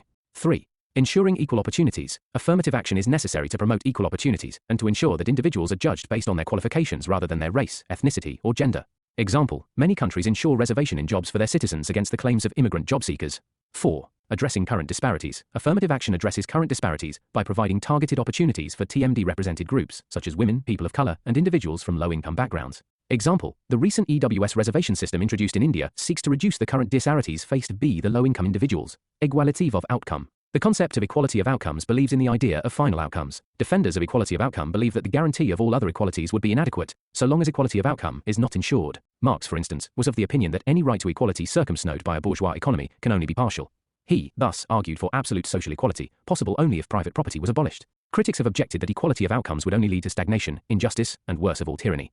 In this sense, the drive for equality, it is argued, is at the cost of individual liberty. It undermines the dignity and self-respect of the individual, and the inherent paternalism accompanying such measures denies the ability of the individual to be a rational chooser. Standard conclusions. 11 Fairness and Justice in Society, based on the theories of equality explored in Fleiss essay, it is clear that there is 110 one-size-fits-a solution to achieving equality. In conclusion, while tilly different theories of equalitent may offer different solutions to the problem of inequality, TLTEI all equally importance of promoting justice, fairness, and equal opportunities for all members of society. Unit 5. Rights. Previous year questions. Human rights are complex and contested social practices that organizes relationship between individuals, society, and the state. Comment. Can there be universal conception of human rights? Give your arguments. Discuss the doctrine of rights as trumps. What do you understand by 3 generations of human rights? The implementation of human rights is regarded as a matter of changing the mundane conduct of states. Comment. Comment on idea of natural rights. Analyze the relationship between natural rights and human rights. Concept of rights. Simply speaking, a right is to get one's due, that is to get what is due to someone as a human, citizen and individual, or as a member of a group, etc. Rights are claims necessary for the development of human personality. Rights are those claims which must be recognized by the society or state, and the recognition of those rights and protection of rights are considered as essential for the individuals to develop fully, or to be the best version of himself. Rights express a certain kind of relationship between two parties, the right holder and the right observers. Rights thus have two faces, depending on whether they are viewed from the perspective of the holder of the right, or from those with whom the right holder is interacting. The idea of rights provides for an essential tool of analysis of the relations between individual and the state. The relationship between the individuals and the states has been an important question of political theory, one that has baffled, if not confused, political philosophers since ages that have given rise to various ES theories and concession of rights ES, definition of rights by scholars. Harold Laski, rights are those conditions of social life without which no man can seek in general to be himself at his best. T.H. Green, right is a power claimed and recognized as contributory to common good. We are entitled to rights because this enables us to fulfill our moral agency, and thus, to contribuire to the common good. Hobhouse, genuine rights are some conditions of social welfare, and the various rights owe their validity to the functions they perform in the harmonious development of the society. Bernard Bosanquet, right is a claim which society accepts and the state imposes. Negative and positive rights. Rights have also been seen and defined in terms of negative and positive rights. 1. Positive rights. Positive rights require the government to act in certain ways. Positive rights are rights that impose obligations on other people or the state to do something for a fuller enjoyment of our rights. For example, the right to health, basic subsistence, etc. requires positive interference to do something. Positive rights therefore place a heavy burden on the government by requiring that resources be allocated in specific ways, and with limited flexibility. In Indian context, examples of positive rights can be considered as the right to education, right to work, right to health, right to have a good environment. 2. Negative rights. Negative rights are rights that entail non-interference from the society and state at large. In the negative rights, the state has a negative role and is not allowed to intrude on this area. For example, the right to life prevents others from killing me, but it doesn't obligate them to do anything positive to assist me in living my life to the full, or to live happily. Negative rights require the government to refrain from acting in certain ways. Governments can respect individuals' negative rights simply by doing nothing at all. Negative rights put certain activities off limits for the government, meaning that right violations occur when the government's actions step too far out of bounds. In Indian constitution, examples of negative rights can be considered as right to freedom of speech, freedom of religion, etc. Notions of political obligation. Notions of political obligation is primarily concerned with the question of how far, when and why an individual is obliged to obey the law and commands of political authority. This may be accompanied by such duties of the citizen as payment of taxes, political participation and voting, jury service and military duty, etc. Though, the idea of political obligation is as old as the origin of political philosophy, going back to the times of Socrates and Plato, yet the phrase political obligation has been coined by T.H. Green in his book The Lectures on the Principle of Political Obligation. In his lecture, Green defined that the purpose of the theories of political obligation is to discover the true ground for obedience to law. Prominent political obligation theories. T ranges from Socratic theory guided by gratitude and absolute obligation to the anarchist and Marxist, who openly call for the revolution against the state. Different theories of obligation of the state are 1. The doctrine of force majeure. According to this view, state is so powerful that the individual has no option but to obey its laws and commands, whether he likes them or not. 2. The theory of divine origin of the state, the theory of divine right of kings, holds that the authority of the sovereign is derived from God, hence obedience to the state is as imperative as obedience to God. 3. Modern liberal theories. First, natural right tradition or social contract tradition. It starts with John Locke, who held that government is trust, people are trustees, government has no original power, only delegated power, state is a night watchman. Second is utilitarian tradition. Utilitarian tradition is represented by Bentham and J.S. Mill. According to this tradition, state is an instrument of utility. According to Bentham, only such policies of state are legitimate which produce greatest happiness of greatest number. Theories against political obligation. Marxist view. According to the Marxist view, the state is by no means the organized power of the community. It is indeed the organized power of the dominant class. Thus, in a class-divided society, individual can have no political obligation toward the state. Anarchist view. The anarchist view advocates the abolition of all organized authority, as well as the state mechanism in order to build a society wherein all human beings shall freely and spontaneously adjust with each other, without requiring an external force to regulate their relations. Conclusion on political obligation. It is important to remember that government is only an external agency. A good government is the product of human ingenuity. However, the power of reasoning is still retained by human beings themselves. It cannot be transferred to the instrument created by them. so the individual himself or herself remains the best judge as to whether a law is just or not. Different kinds of rights. Rights can be classified in various ways: natural, moral, legal, civil, or political or economic rights. 1. Natural rights. Natural rights are those rights that no government or individual can restrict or reject, since they are granted to all individuals by nature or God. Natural rights are included in the personality of an individual. These are non-transferable, non-viable, sacred, and non-changeable rights for which an individual is not dependent on society. Instead, the state was created to save these rights. 2. Civil rights. Civil rights are those rights that give each person the opportunity to live a civilized social life. These meet the necessities of daily living for people in society. Civil rights include the right to equality, freedom, and life. State protection of civil rights. 3. Political rights. Political rights are rights associated with the people's participation in the affairs of the state. Examples include right to vote, contest in elections, associate for a political cause, etc. It also includes the right to hold public offices. 4. Legal rights. Laws differ from ordinary life or moral discourse, in that the truth of any legal statement depends ultimately on the acts of certain authorities. Whatever is legal or illegal is so because it was declared so by legal authorities. Thus, the rights granted by such authorities are considered as the legal rights. 5. Economic rights. Everybody should have the right and chance to work, so that they can support themselves. These rights also include the freedom from monopolies and the accumulation of wealth in welfare governments. The right to leisure and downtime is also included. Employees must have the freedom to organize unions, negotiate for better working conditions, etc. 6. Moral rights.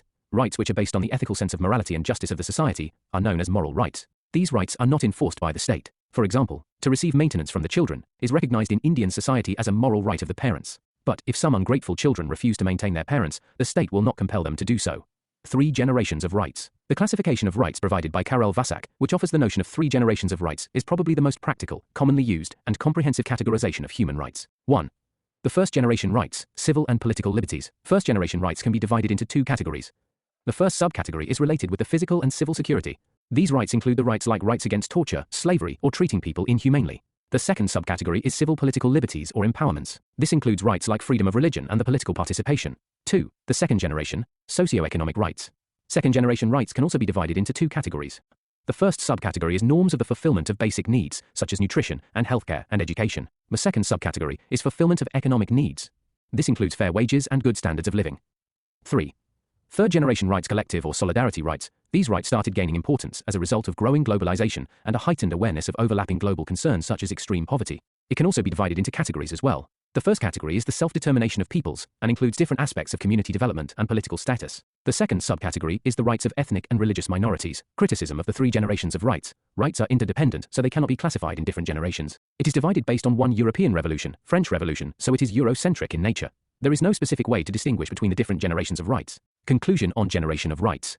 In conclusion, understanding the variations between each generation of rights will help us better comprehend how vast the subject of human rights is and how diverse the issues involved genuinely are. Each kind of right is best fulfilled through the use of different forms of legislation, and recognizing the different generations of rights can improve our ability to identify what type of legislation is best suited for dealing with a particular issue. Theories of rights. Natural rights theory. Natural rights theory has been considered as the oldest and strongest theory of rights. The most influential statement on natural rights was given by John Locke in his second treatise on civil government. John Locke declares that an individual is born with certain rights, and they are not dependent on or given by the state or society. They are intrinsic to man's own self. Natural rights are considered as non-transferable, non-viable, sacred, and non-changeable rights for which an individual is not dependent on society. Instead, the state was created to save these rights. Natural rights theory has 2 main traditions. Social contract tradition. The genesis of rights, according to the social contract tradition, is intuition or reason rather than any institution or state. The defenders of these rights contend that individuals have certain rights derived from natural law, and that, prior to entering a community, whether a civil or political society or state, they existed in a state of nature. According to Locke, people had access to some inherent rights, including as right to life, right to liberty, and right to property, in pi.h. state of nature. As a result, they made the case that society and the state must acknowledge these rights, which are not currently acknowledged. But it was something that people appreciated when they were in their natural state. Criticism. This inherent right has been questioned by academics and thinkers as unreal or overly individualistic, because the individual is emphasized as a self-defining, independent subject. There is no historical proof that a state of nature existed. Teleological tradition. Natural rights, in accordance with the teleological conception of human rights, follow from man's inherent nature and serve his ultimate goal in life. Thev are not reliant on any institutional framework. Teleological tradition considers the end objective of men is to live with dignity, and therefore some rights are essential to live with human dignity. The social contract theory was rejected by Tom Paine in his book Rights of Man because it was a hindrance to development and had an eternally binding character. He believed that freedom, property, security, and the ability to fight persecution are the proud belongings of man in civil society, and are backed by inherent rights that each person is born with.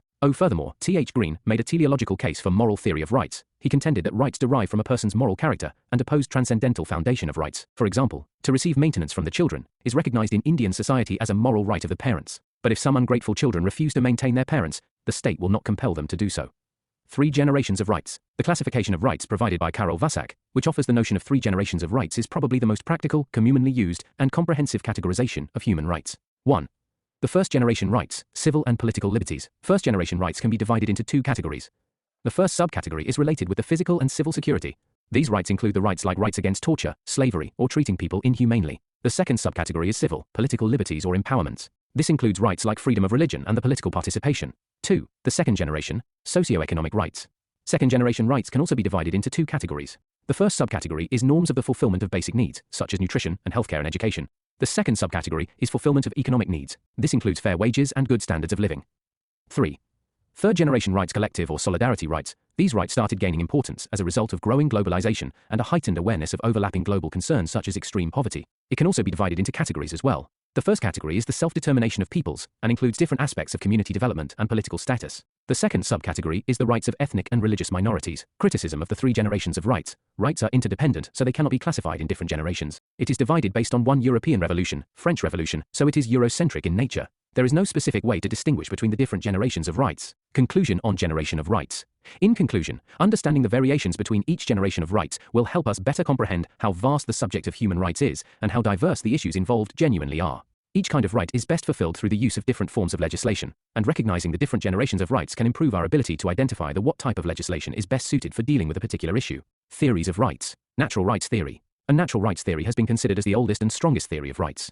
The most influential statement on natural rights was given by John Locke in his second treatise on civil government. John Locke declares that an individual is born with certain rights, and they are not dependent on or given by the state or society. They are intrinsic to man's own self. Natural rights are considered as non-transferable, non-viable, sacred, and non-changeable rights for which an individual is not dependent on society. Instead, the state was created to save these rights. It treats the rights of man as self-evident truth. Natural rights theory has 2 main traditions. Social contract tradition.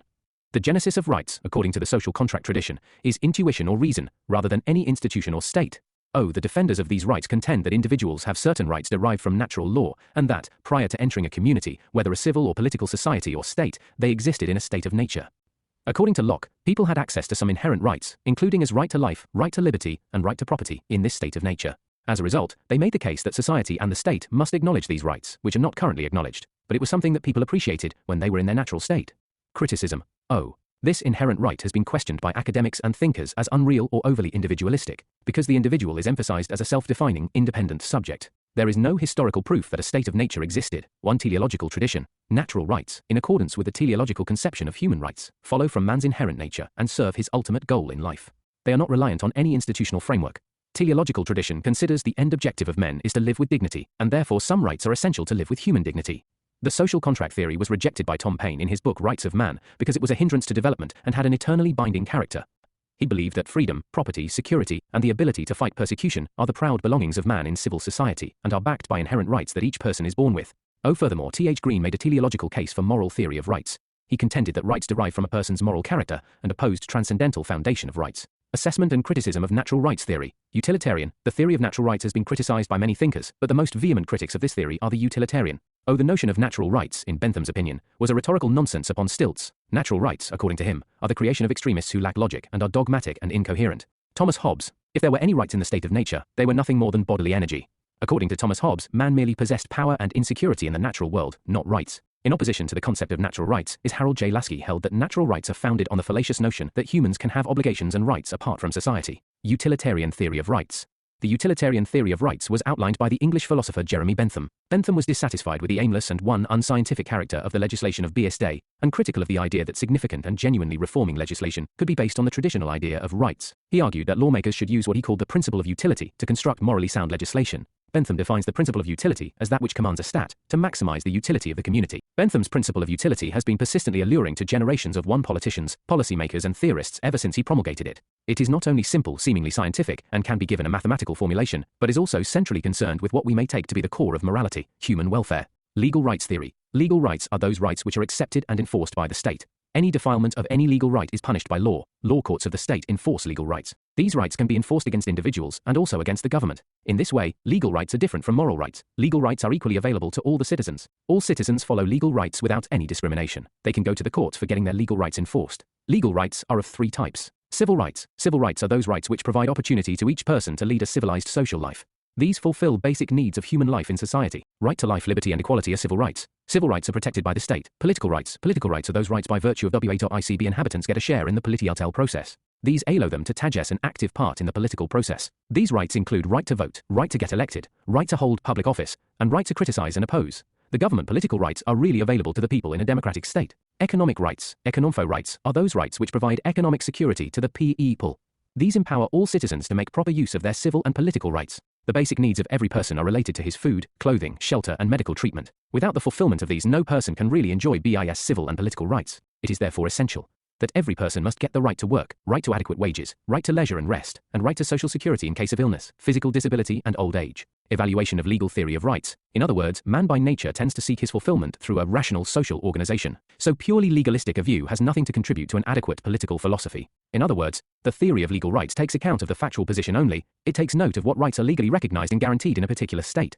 Political philosophy would like to inquire as to what rights must be recognized by the state according to the community's conception of justice. The gulf between legal and ideal rights can be bridged by fixing responsibility of the state in this behalf. Of Historical Rights by Edmund Burke and The historical theory of rights emphasizes that rights are the product of history, and they have their origin in customs which once possessed practical social utility and passed on from one generation to another, ultimately having been recognized as inherent claims or rights. In explaining natural rights, advocates of the historical theory maintain that custom is their sanction. They are considered fundamental to the development of man, because they have been maintained by a long unbroken custom, and the generations have habitually followed them. Habits are natural as they grow. They are neither instituted, nor are they invented. And Burke maintains that the French Revolution was based on the abstract rights of man, whereas the English Revolution was based on the customary rights of the people of that country. There is much truth in what Burke says. The French Revolution itself was the result of the conditions that prevailed in the country, but its slogan was liberty, equality, and fraternity, the three abstract principles of universal application. The Glorious Revolution, on the other hand, was simply a reassertion of the historic liberties of Englishmen, which had been their heritage since the days of the Anglo-Saxons, and had found due expression in the Magna Carta, the Petition of Rights, and various other documents of constitutional importance. There is much truth in the historical theory of rights, and many of our rights really find their origin in primitive customs. It does not, however, mean that the origin of all rights can be traced to customs and traditions. When rights are rigidly tied to customs alone, we altogether ignore the dynamic nature of society and the changing contents of rights, when rights change with the facts of time and place. History, as such, is not the only basis of rights, and customs do not provide an absolute right or standard. Evaluation of historical theory of rights. Historical theory of rights is important because it suggests that the state cannot create rights at its own will, nor is it required to follow abstract and subjective conceptions of natural rights. The state has only to recognize those rights of men which have already come into vogue through long-standing usage and custom. But the difficulty with this theory is that it does not provide for any criterion to ensure that rights are based on a sense of justice. Many customs evolve through a long historical process, involving justice and the oppression of some vulnerable sections of society. The customs of sati, devadasi, and untouchability are the familiar examples from recent and current Indian history, which show how injustice could be perpetuated through the oppressive custom in which certain sections have vested interests. The state must ban such customs in order to ensure that rights become vehicles of justice, not of tyranny. Marxist theory of rights. Rights are useless without the economic and social rights. Marx and Engels have not allotted an exclusive place for the detailed analysis of rights, but they were quite conscious of the condition of various rights as it prevailed in bourgeois society. The liberal thinkers paid very little attention to the realization of economic rights. To them, political rights were of prime importance, and if citizens get the opportunity to enjoy all the political rights, absence of economic rights will not pose any problem on the way of political rights. But Marx and Engels denounce this approach to rights, and they have stated in no uncertain terms that in the absence of economic rights, there is practically no significance of political rights. Marxist theory even repudiates the liberal individualist concept of man, an atomized and alienated individual, motivated by enlightened self-interest, a possessive individual, seeking to attain a special status and privileged position in society. This image of man perfectly fitted into the scheme of a free market society. Marxist theory sought to secure the freedom of man from these conditions of injustice and exploitation. It insisted on the sociable nature of man. In other words, man by nature tends to seek his fulfillment through a rational social organization. Social welfare theory of rights. Social welfare theory of rights postulates that rights are, in essence, conditions of social welfare. The state should set aside all other considerations and recognize only such rights as are designed to promote social welfare. Social welfare theory seems to be quite reasonable because no theory of rights can be held valid until it serves the cause of social justice. Social welfare theory of rights found a reasoned and elaborate expression in social democratic perspective on rights. According to L.T. Hobhouse, real rights are conditions of social welfare, and reason of the various rights is one the fact that what role they play for the coordinated development of the society. Evaluation of social welfare theory of rights. Social welfare theory seems to be quite reasonable because no theory of rights can be held valid until it serves the cause of social justice. But this theory presents practical difficulties. There is a lack of democracy in deciding the framework of social work. Usually it is an elite, a group of the chosen few, who assume the power to interpret the requirements of social welfare. It dwells on the factor of social welfare, a term too vague to be precise. If Bentham is to decide the nature of social welfare, he will say that the greatest happiness of the greatest number will be the best formula.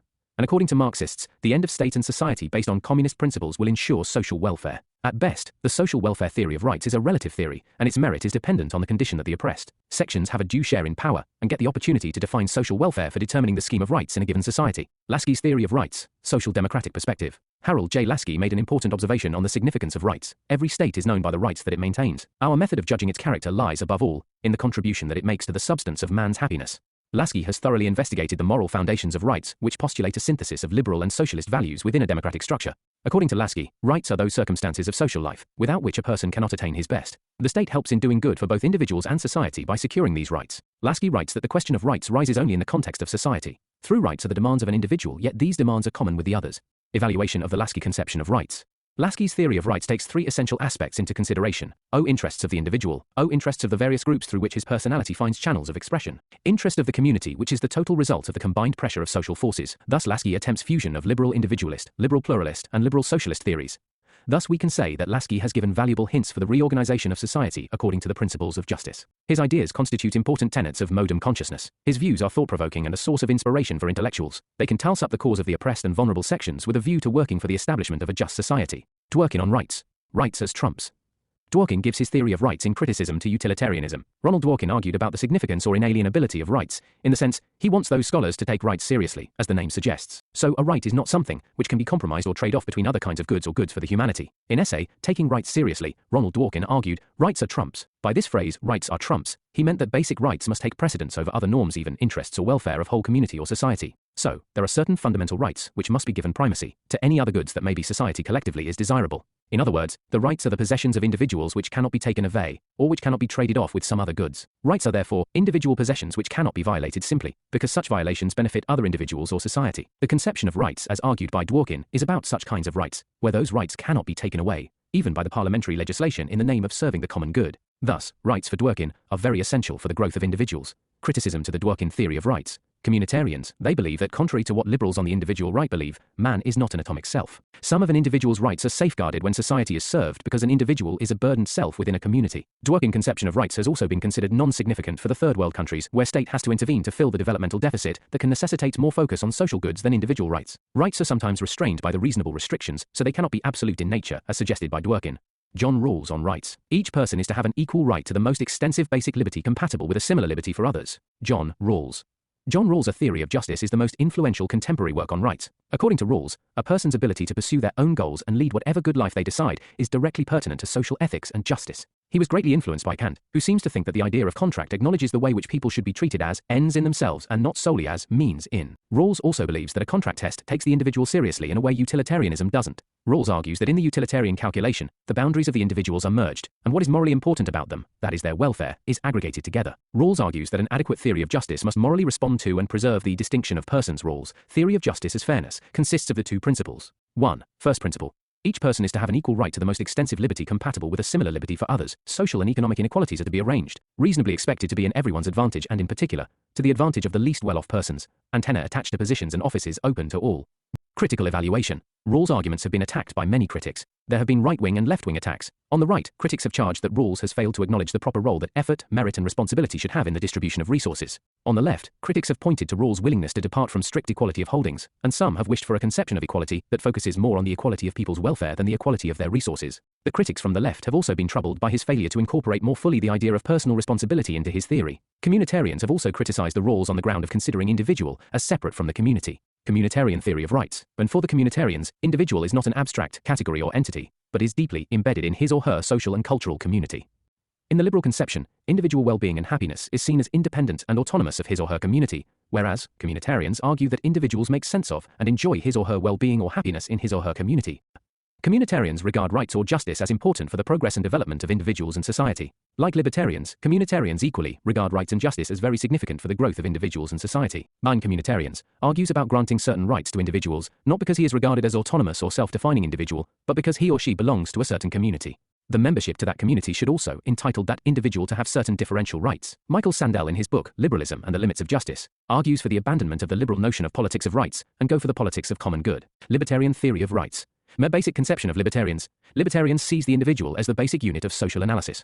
Only individuals make choices and are responsible for their actions. Libertarian thought emphasizes the dignity of each individual, which entails both rights and responsibility. Robert Nozick and Libertarian Theory of Rights. Shortly after the publication of Rawls' book, Robert Nozick published Anarchy, State and Utopia, which is in some respect a libertarian reply to a theory of justice. What is important in Nozick's view is the idea that each individual has certain rights, and in particular, certain property rights that are absolute. In character in the sense that no amount of good accruing to the community generally or to other individuals can justify the infringement or overriding of these rights. According to Nozick, the main source of rights is the rule of natural right of self-ownership, which means that every individual should be considered as an end in itself. Hence, Nozick gave primacy to liberty and individual autonomy or freedom without any consideration to the redistribution aspect or equalizing factor argued by many egalitarian scholars. He wanted individuals to be given maximum liberty, regardless of its consequences on the collective welfare or economic implications of such liberty. Critical analysis of libertarian theory. There have been many criticisms of libertarian views in general, and Nozick's version of libertarianism in particular. Scholars like Rawls, Amartya Sen have emphasized the society's role in man's achievements and holding that proper redistribution of property is basis of a just society. Liberals like J.S. Mill and T.H. Green, while agreeing to importance of the right to property, held that the absolute right to property will create hindrances to the exercise of freedom in society. Mahatma Gandhi, through his Trutsheet theory, also negates the live overemphasis on the individual's right to property. He believed that owners of property are only the trustee of it rather than being the sole owner. Human rights. These rights are the most controversial aspect of political theory, domestic politics, as well as international politics. Human rights are the rights which are supposed to be given to humans just because they are considered to be human. HRS is an inalienable part of human personality. Taking away these rights means degrading a person from the status of being human. It supposes equality among all human beings. The protection of non-dominant section like women, minorities, transgender, poor persons with disabilities who are more vulnerable than others is the heart and soul of human rights. S. Ramphal has very rightly stated that human rights were not born of men, but they were born with them. They are not as much a result of the efforts of the United Nations as emanations from basic human dignity. They are human rights because they are with human beings, as human beings. The Universal Declaration of Human Rights adopted in 1948 does not define the human rights. However, Article 1 of UN Charter recognizes that human beings possess certain inalienable rights. The three documents that together form the Bill of Rights are as following. L. Universal Declaration of Human Rights. 2. International Covenants on Civil and Political Rights, 1966. 3. International Covenants on Social and Cultural Rights, -1966. Origin of the human rights. Although its origin can be traced back to the theories of natural rights, but more appropriately, its origin remains in the context of Hitler's atrocities on Jews and disabled. It was recognized that sovereignty of state principle has to be modified. The sovereignty of the state does give power and the free hand to the state to commit atrocities on the people. In such a situation, international community can't be a mute spectator.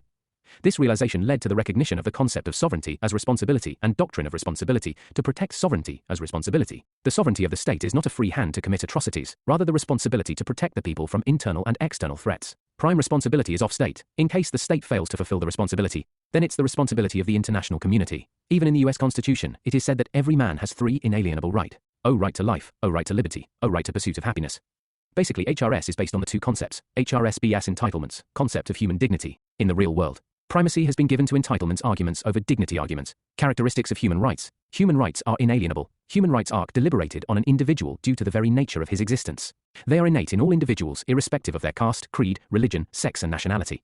Human rights are conferred to an individual even after his death. The different rituals in different religions bear testimony to this fact. Human rights are essential and necessary. Human rights are needed to maintain the moral, physical, social and spiritual welfare of an individual. Human rights are also essential as they provide suitable conditions for material and moral upliftment of the people. Human rights are associated with human dignity. To treat another individual with dignity, regardless of the fact that person is a male or female, rich or poor, is concerned with human dignity. Human rights are irrevocable. Human rights are irrevocable as they cannot be taken away by any power or authority, because these rights originate with the social nature of man in the society of human beings, and they belong to a person simply because he is a human being. As such, human rights have similarities to moral rights. Human rights are essential for the fulfillment of purpose of life. Human life has a purpose. The phrase, human right, is applied to those conditions which are essential for the fulfillment of this purpose. No government has the power to curtail or take away the rights which are sacrosanct, inviolable and immutable. Human rights are universal. Human rights are not a domination of any privileged class of people. Human rights are universal in nature, without consideration and without exception. The values such as divinity, dignity and equality, which form the basis of these rights, are inherent in human nature. Human rights are never absolute. Man is a social animal,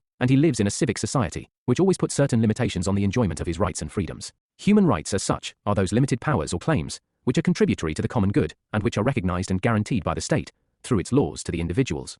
Of 5 such, each right has certain limitations. Human rights are dynamic. Human rights are not stationary, they are dynamic. Human rights go on expanding with socio-eco-cultural and political developments within the state. Judges have to construe laws in such ways as are in tune with the changed social values. Rights as limits to state power. Human rights infer that every individual has legitimate claims upon his or her society for certain freedom and benefits. So, human rights limit the state's power. These may be in the form of negative restrictions on the powers of the state, from violating the inalienable freedoms of the individuals, or in the nature of demands on the state, i.e. positive obligations of the state. Issues related to human rights. Controversy is more because of the actions taken in the name of human rights and the resentment against such attempts. Human rights has been seen as the me.ans and for protection of humanity, but as a means to establish the hegemony of the West. International institutions, which have the responsibility to protect, for e.g., UNSC, represents domination of us. The manner in which these doctrines have been implemented, for e.g., in Libya, where it was evident that aim was not human rights but regime changes. Brazil has brought a resolution which talks about responsible protection. It implies accountability of those who are involved in such operation have to be established. There has been a selective use of HRS by the guardians of HRS. On conceptual aspects, definition of human, there is a lack of consensus over the concept of human and when human rights begin. For some persons, terrorists or person committing heinous crimes do not deserve to be treated as humans. No clarity as to when human rights start. Similarly, a questionable issue is that since when we should see the beginning of HR, it is not clear whether human rights begin in the womb of the mother or after birth. The issue is related to right to abort a child, which is very controversial, especially in Catholic countries. In some countries, abortion is not permissible. Universalism is the characteristics of human right, but it doesn't seem that these will be in agreement on inventory of basic human rights. Value system in the West is very different from non-Western societies. And controversy on responsibility. The debate on HR also centers on the issues like the responsibility, which institution has the prime accountability. HRs are against the state, but states are expected to protect HR.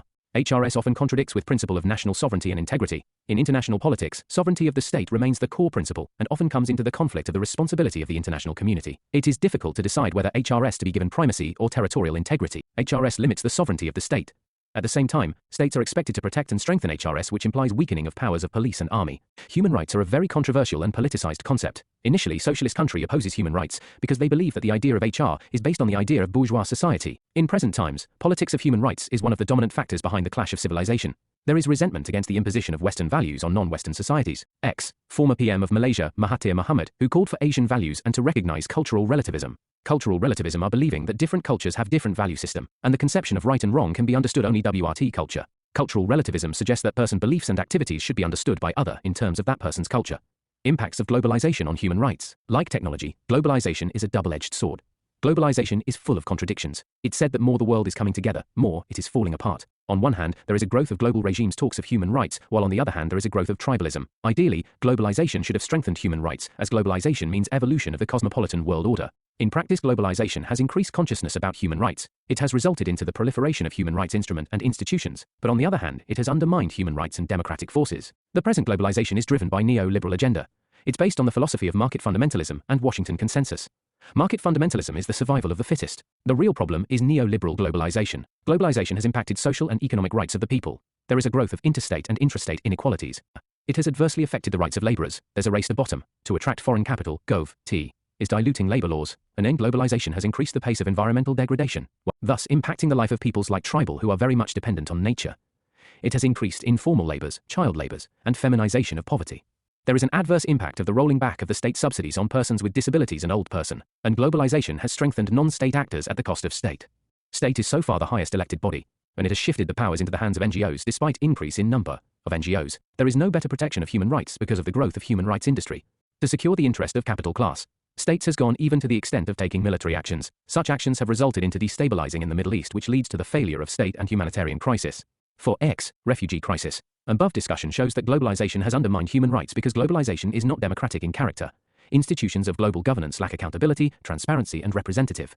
Hence, Joseph Stiglitz has suggested the necessity of addressing the democratic deficit of these institutions. Amartya Sen suggested the necessity of incorporating the capability approach by the states so that people can bear the challenges of globalization and can utilize the opportunities. Value pluralism.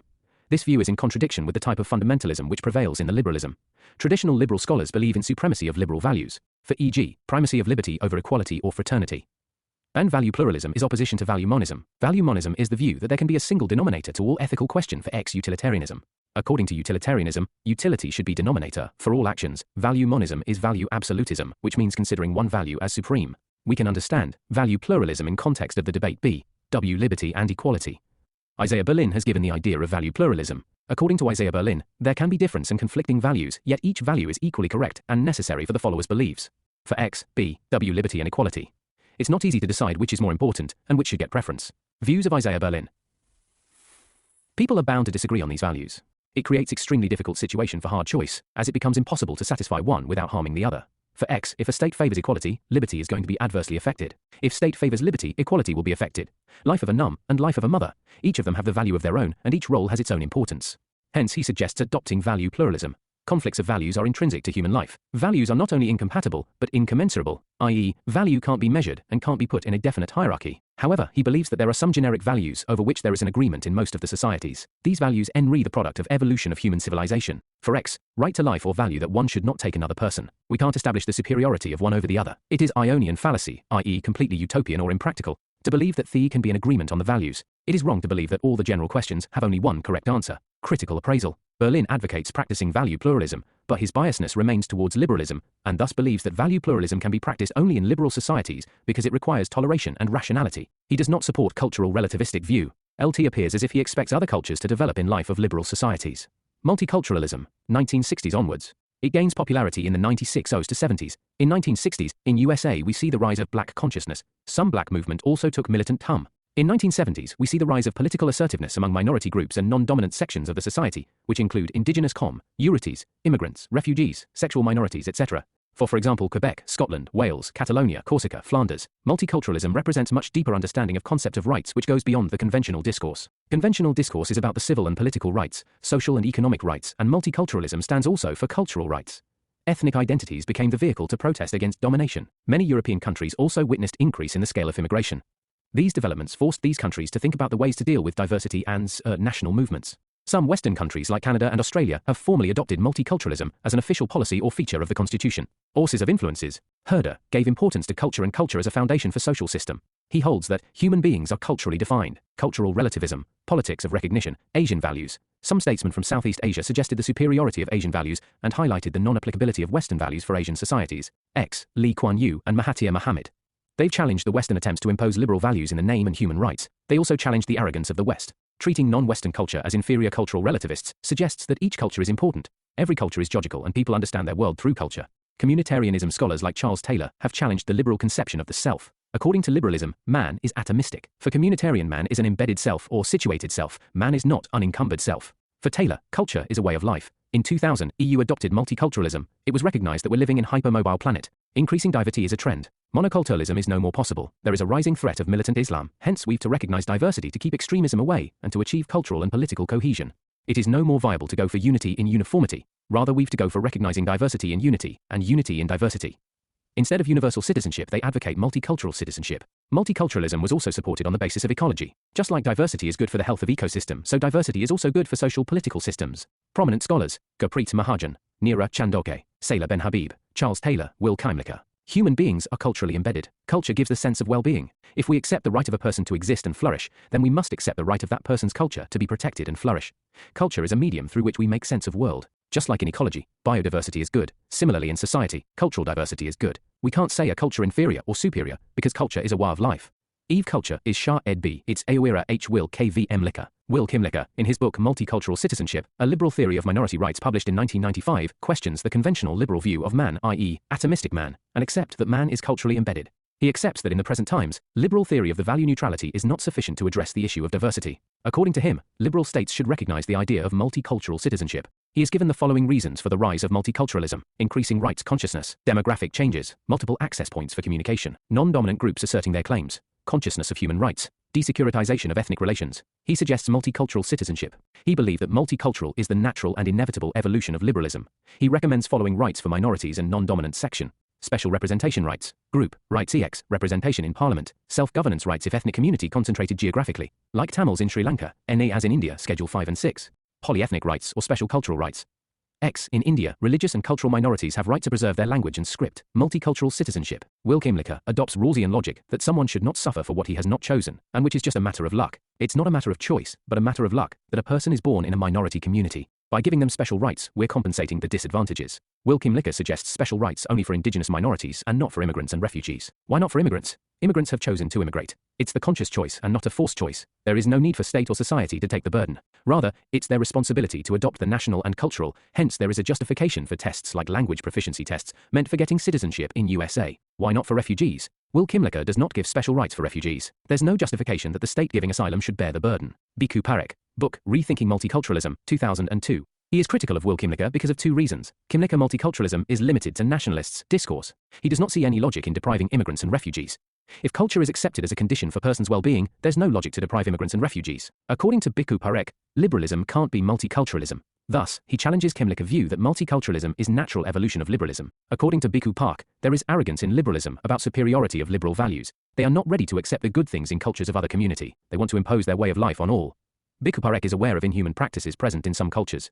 He does not suggest tolerating, he suggests using harm principle in determining the limits of toleration. He suggests necessity of dialogues B.W. civilization, and does not approve establishment of principles governing human life on single conception of justice, and recommends dialogues in civilizations. He is optimistic that human society can arrive at a consensus over some generic values. He believes that human dignity and equality can be the generic values, which are themselves so powerful, can provide the foundation for the emergence of cosmopolitan values, which will act as a foundation for global civil society. He suggested greater rights for immigrants. Constitution of India is one of the earliest formal legal documents giving recognition to idea of multiculturalism. Constitution of India gives positive endorsement to diversity. It recognizes and respects different ways of life.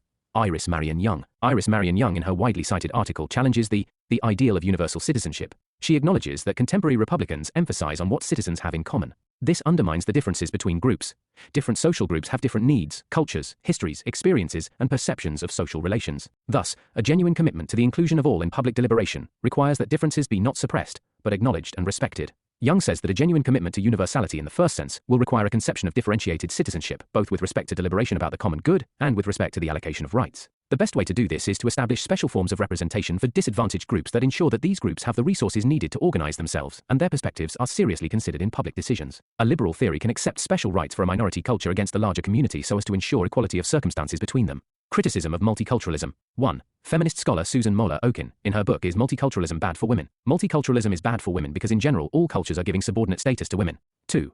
Liberal scholar Brian Barry. It weakens the struggle for socioeconomic empowerment because it divides people in the line of religion. He suggests that multiculturalism may result into the justification of inhuman practices found in some cultures for X, mutilation of female genital organs practiced in some societies. 3. Chandran Kukathas has raised the question of vulnerable minorities within the group, for X, women, dissenters and sexual minorities. 4. Amartya Sen said that it leads to ghettoization. It also leads to the miniaturization of humanity. 5. Jeremy Waldron. Multiculturalism undermines the capacity of people to adapt different cultures and thus weakens the policy of emergence of the possibility of cosmopolitan cultures, and he supports the diffusion among cultures rather than maintaining distinct identities. According to this view, by diffusion of culture, a cosmopolitan culture will emerge. Present status of multiculturalism. Multiculturalism is suffering from the crisis, and there is a trend towards conservatism, fundamentalism and nationalism because of multiple factors like globalization and terrorism. Sir Andrew Murphy suggested toleration only towards tolerant.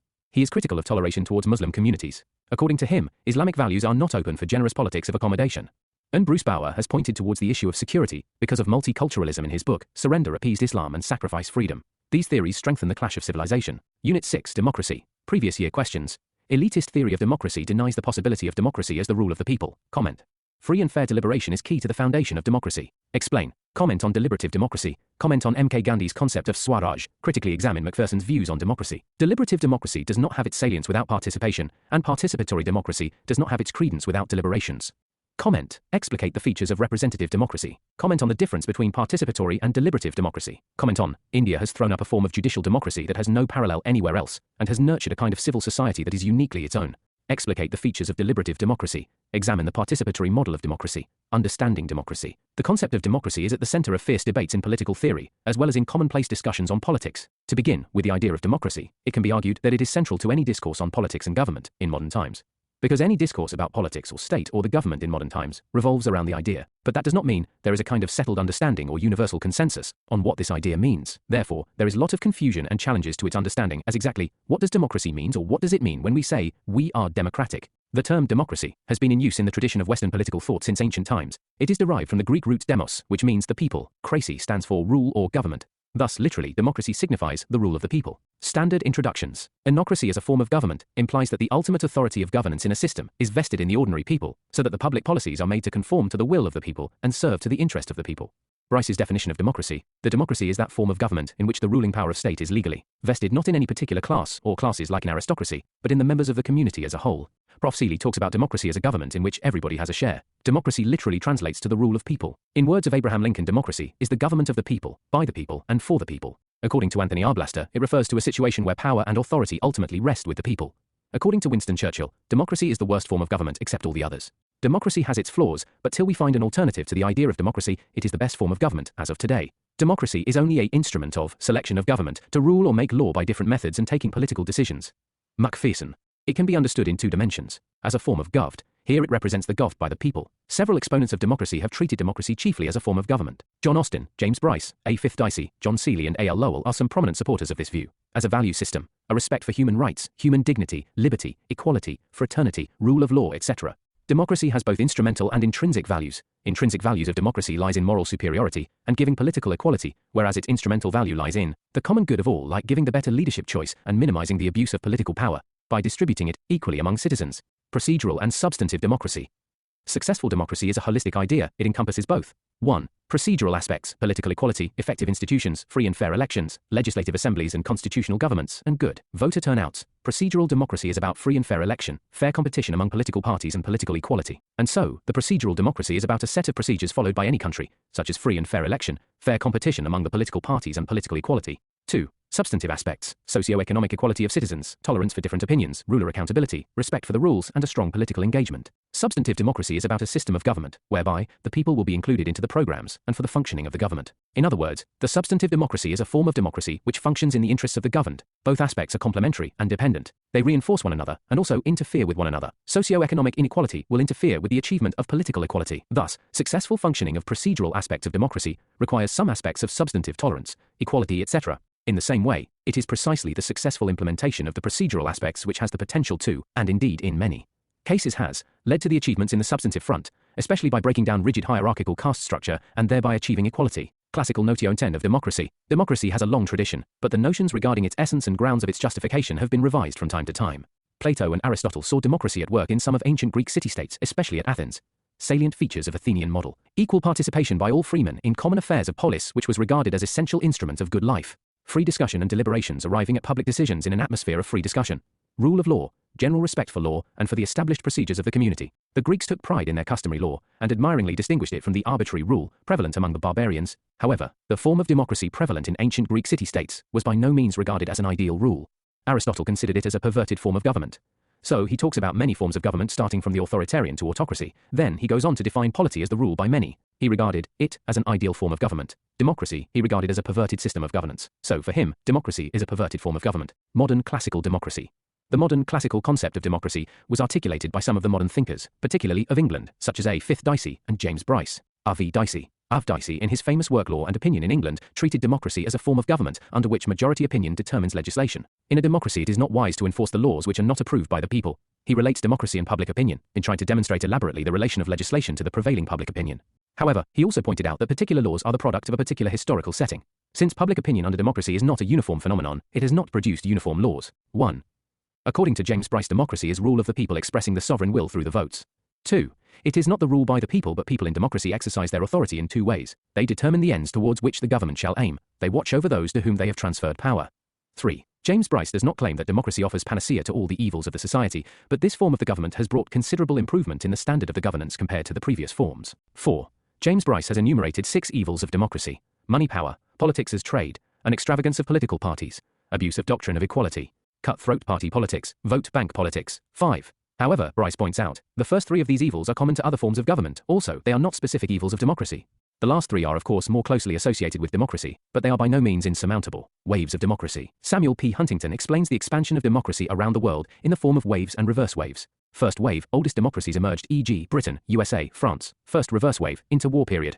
Second wave, post-World War II, decolonization and adoption of democracy by Third World. Second reverse wave, TIRRD world. Authoritarian and dictatorial systems emerged. Third wave, disintegration of USSR and democratic wave in Eastern Europe and other parts. Theories of democracy. Elitist theory of democracy. Elites. In political and sociological theory, the elite are a small group of powerful people who hold a disproportionate amount of wealth, privilege, political power, or skill in a group. Broadly speaking, the elitist theories hold that every society consists 2 categories of men: the elite or the minority, which exercises a preponderant influence; the masses or the majority, which is governed by the elite. According to the elitist theory of democracy, in every society the power is held by only an elite minority. The major proponents of the elitist theory of democracy are Vilfredo Pareto, Gaetano Mosca, and Robert Michels. Vilfredo Pareto. Pareto basked in the theory of circulation of elites. He held that circulation of elites take place in a closed loop. Vilfredo Pareto was the first to use the term elite and masses to indicate superior and inferior groups in society. Pareto suggested that the qualities needed to rule conform to one of 2 psychological types: foxes and lions. Gaetano Mosca. Mosca gave the concept of ruling class. Similar to the Pareto division of people into groups of lion and fox, Mosca has also divided the people into 2 groups: the rulers. The ruling class controls most of the wealth, power and prestige in society and exercises all power over whatever form of government might be adopted. The ruled only has to follow the rulers and direction of the elites. The ruled are not competent enough to replace the rulers. Robert Michel, in his book Political Parties, has given the iron law of oligarchy. It means that power always has a characteristic that it gets concentrated in the hands of few. He held that political parties are power elites. Top leaders of political parties enjoy the power. See Wright Mills. He gave the concept of power elites. He held that in every society, there are certain institutions which are key institutions. People holding top positions in these institutions are power elites. For example, in Pakistan, military holds the major power, and in USA, big corporate and the top officials are part of the elite class. Criticism of the elitist model of democracy. It disregards the fundamental conception of democracy itself. Elite theory deprived democracy from moral values completely. Elite theories ignore this fact about rule by the people. The meaning of public government in classical liberal theory was active contribution of adult citizen in public politics. Pluralist model of democracy. In response to the elitist theory, pluralist theory of democracy was formulated as a rejection to the elite character of democracy. They held that political power is divided among diverse interest groups, associations, classes and organization in the society. Unpluralist democracy is one in which different groups consult one another and exchange opinions in order to make decisions. This prevents any one group or elite from gaining enough power to fully control the government. Robert Dahl describes polyarchy as a model of political process, where there is a decentralized process of bargaining among relatively autonomous groups. The public policy is outcome of interaction among all groups who claim to have interest in an issue. The role of government is that of an honest broker in the middle. Robert Dahl says the reality of any democracy is polyarchy. Polyarchy is approximate democracy, rather than 100% democracy. People do enjoy sufficient power, but not as an individual but as a member of all the Western countries are polyarchy. The practical form of democracy is polyarchy, for e.g. USA, Japan, UK, New Zealand, France, India, Australia. Neo-pluralist theory of democracy. Robert Dahl later revised his theory along with neo-pluralists like Charles Lindblom and J.K. Galbraith. He forwarded concept of deformed polyarchy to better describe American democracy. And unlike in a polyarchy where all groups would be equally well placed to influence policies, in America, the business groups have more say and control on policy outcomes. Dahl argued that corporate and business interests have disproportionate influence on American policymaking. They exercise more power vis-à-vis other interest groups, and hence America is an example of a deformed polyarchy. Marxist idea of democracy. Marx criticizes the present form of liberal democracy because it harbors the capitalists. The majority of workers do not have any power, and they are exploited by a small minority. Marxists have dubbed the liberal democracy as bourgeois democracy. Marxist scholars on democracy. 1. John Plamenatz. When Plamenatz calls bourgeois democracy as Shan. There are great inequalities of wealth. Political system is skewed towards large capitalist organization. There are also great social inequalities. Power and influence are greatly dependent on availability of information, and wealthy have monopoly over the information. The true form of democracy is the dictatorship of proletariat. 2. According to Henri Lefebvre, dictatorship of proletariat is the concrete form of democracy. Dictatorship of proletariat in a true sense ensures the rule of majority of workers. 3. According to Lenin and Mao, democracy can be brought in practice through Communist Party, based on democratic centralism and mass line respectively. Developmental theory of democracy. C.B. Macpherson. Macpherson is known as critical liberal and egalitarian thinker whose concern is equity. He is also given the concept of possessive individualism to criticize the classical liberalism. He has criticized an egalitarian nature of societies in Western countries. Macpherson is a liberal, but he is known as an egalitarian liberal because he is concerned with the issue of equity, similar to Rawls and Dworkin. Macpherson's aim was not just to construct a conception of democracy, but provide moral foundations for it. He has done an exhaustive study on democracy. He has analyzed different theories as well as the practice of democracy. He classified theory of democracy in two types, classical and modern theory. Classical theory. Classical scholars focused on the philosophical rather than empirical aspects. They tell us about the idea of democracy rather than the real world of democracy. Macpherson appreciates their focus on the value of democracy, but these theories do not have an empirical basis. He further classifies classical theory in two types, protective model and development model. Modern theories are mostly behavioral theories. They are based on the empirical facts and observations. He further classifies modern theory in two types, elitist and pluralist. Macpherson believes that both the theories are just focusing on procedural aspect and do not focus on the normative aspect of democracy. Macpherson's theory of developmental democracy. A modern proponent of the radical theory of democracy, C.B. Macpherson, has worked to rethink democracy's fundamental principles in light of our most recent experiences. Macpherson has criticized the elitist pluralist theory of democracy advanced by Robert Dahl and Joseph Schumpeter. Macpherson's theory is a combination of empirical and philosophical theory. He has analyzed the real world of democracy, as well as focused on the ideals of democracy. And Macpherson is critical of the existing realities. According to him, the Western democracies are egalitarian. There's no equitable distribution of economic political power. In his work, Democratic Theory Essays on Retrieval, Macpherson criticizes Schumpeter-Dahl axis of elitist pluralist democracy. While elitist pluralist theory is empirical, the classical theory is based on the idea of democracy. They support democracy's formal elements. Macpherson, however, is author of moralist and humanist view of democracy. According to him, capitalism only has two faces, power and benefit maximization. Using a humanist perspective, Macpherson created new theory of democracy that will liberate people from confines of current capitalism world's competitive social order and bring in new society that will value creative freedom. Macpherson distinguishes between two kinds of power in order to explain this theory. Developmental power, ability to extract others' capacities for one's own purpose. Extractive power, ability to develop one's own capacity. Class capitalists, maximum extraction, maximum development, 90 to 190 minus 100% workers, 0 minus 1%, 0 minus 1%. Macpherson's suggestions. Class capitalists workers maximum extraction 0%, 0%, maximum development 100%, 100%. According to him, in Western countries, capitalists have the maximum extractive power and maximum developmental powers. In Western countries, workers, poor do not have extractive as well as developmental powers, or they just possess marginal power. The two pillars of Macpherson's idea of democracy are equality and freedom. He believed that any free society's objective should be to maximize power, but power of development rather than power of exploitation, because he believes that extractive power is incompatible with social freedom and equity. The developing power of others is reduced when one's extractive power is increased. Cosmopolitan model of democracy. David Held has given the cosmopolitan model of democracy to address the democratic deficit of globalization. Held contends that while globalization increased number of democracies worldwide and strengthened democracy by fostering awareness of human rights, it also diminished democracies. Globalization's benefits have not been distributed fairly. It has weakened nation-state power. Economic power has sway over political power. The national powers are progressively being transferred to the multinational body. But democracy deficiency affects these international organizations. With exception of European Parliament, Held contends that all regional and foreign bodies are nominated as opposed to voted. South Asian nations are underrepresented, while North countries are overrepresented. David Held argues that democracy is essential on a worldwide scale. Suggestions of David Held for removing the Demokratik, deficit. Held contends that WHHH, a democratic worldwide government should exist in the long run. Regional parliaments should exist at the very least in the short term. He suggests, among other things, reform UN, IMF and WB, making IMF, WB, WTO and other organizations' operations more transparent, promoting greater journalistic independence, stimulating local participation, voting on topics that are in a deadlock, trade negotiations, climate impact, etc., establish a strong worldwide civic society, regional legislatures, types of democracy. Modem democracy, largely, works through its representatives. The people govern through their representatives, and the representatives are accountable to the people, and this form of government is called indirect government. BNT. We also have the it-fatencies, where people directly participate in the making of collective decisions. In order to understand its functioning, it is essential to distinguish between the direct and indirect democracy. 1. Direct democracy. Direct democracy or pure democracy is a form of democracy in which people decide on policy initiatives directly. This can happen in the form of an assembly democracy, or by initiative and referendum, with ballot voting, with direct voting on issues instead of for candidates or parties. It is based on the direct, unmediated and continuous participation of citizens in the tasks of government. It is a form of self-government, in which all collective decisions are taken through participation of all adult citizens of the state. 2. Indirect democracy. Indirect democracy has been infunctional through the various models of modern complex societies. Representative democracy, participatory democracy, deliberative democracy, models of democracy, representative model of democracy. Modern democratic theories are closely bound to the idea of representation. The idea that elected leaders should reflect a collection of people is the basis for representative democracy. In today's complex society, representative democracy is unavoidable. In representative democracy, people, thus, selects their representatives to form government, and this is generally conducted by the system of election held at a regular interval, which is, usually, conducted on the one basis of universal adult franchise. John Locke can be said as the most influential theorist on democracy. Though Locke believed in majority rule, he thought that it best that they do not rule themselves directly. He saw members of parliament as representatives of their constituents, and he believed that they should vote as their co-constituents wanted. Representative model has further been classified into two models, delegated and in light CD representative model. Delegate model. According to them, our representatives do not have any original powers, they've only delegated powers. Their powers are restricted.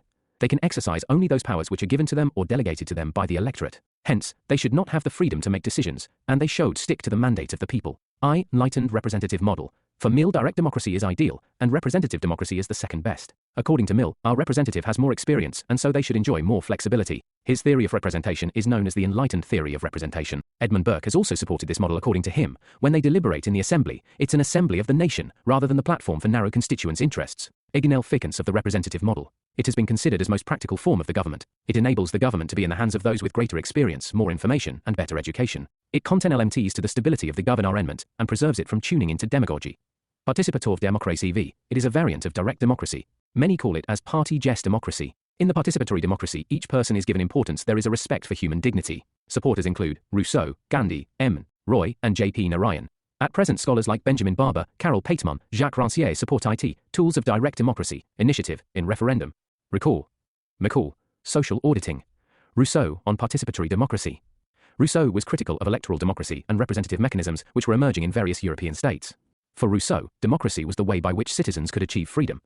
Held that British men are free only once in 5 years. Or for Rousseau, participation was essential for the self-development of the individual, and democracy was a means of individual development, but not the pursuit of selfish interests.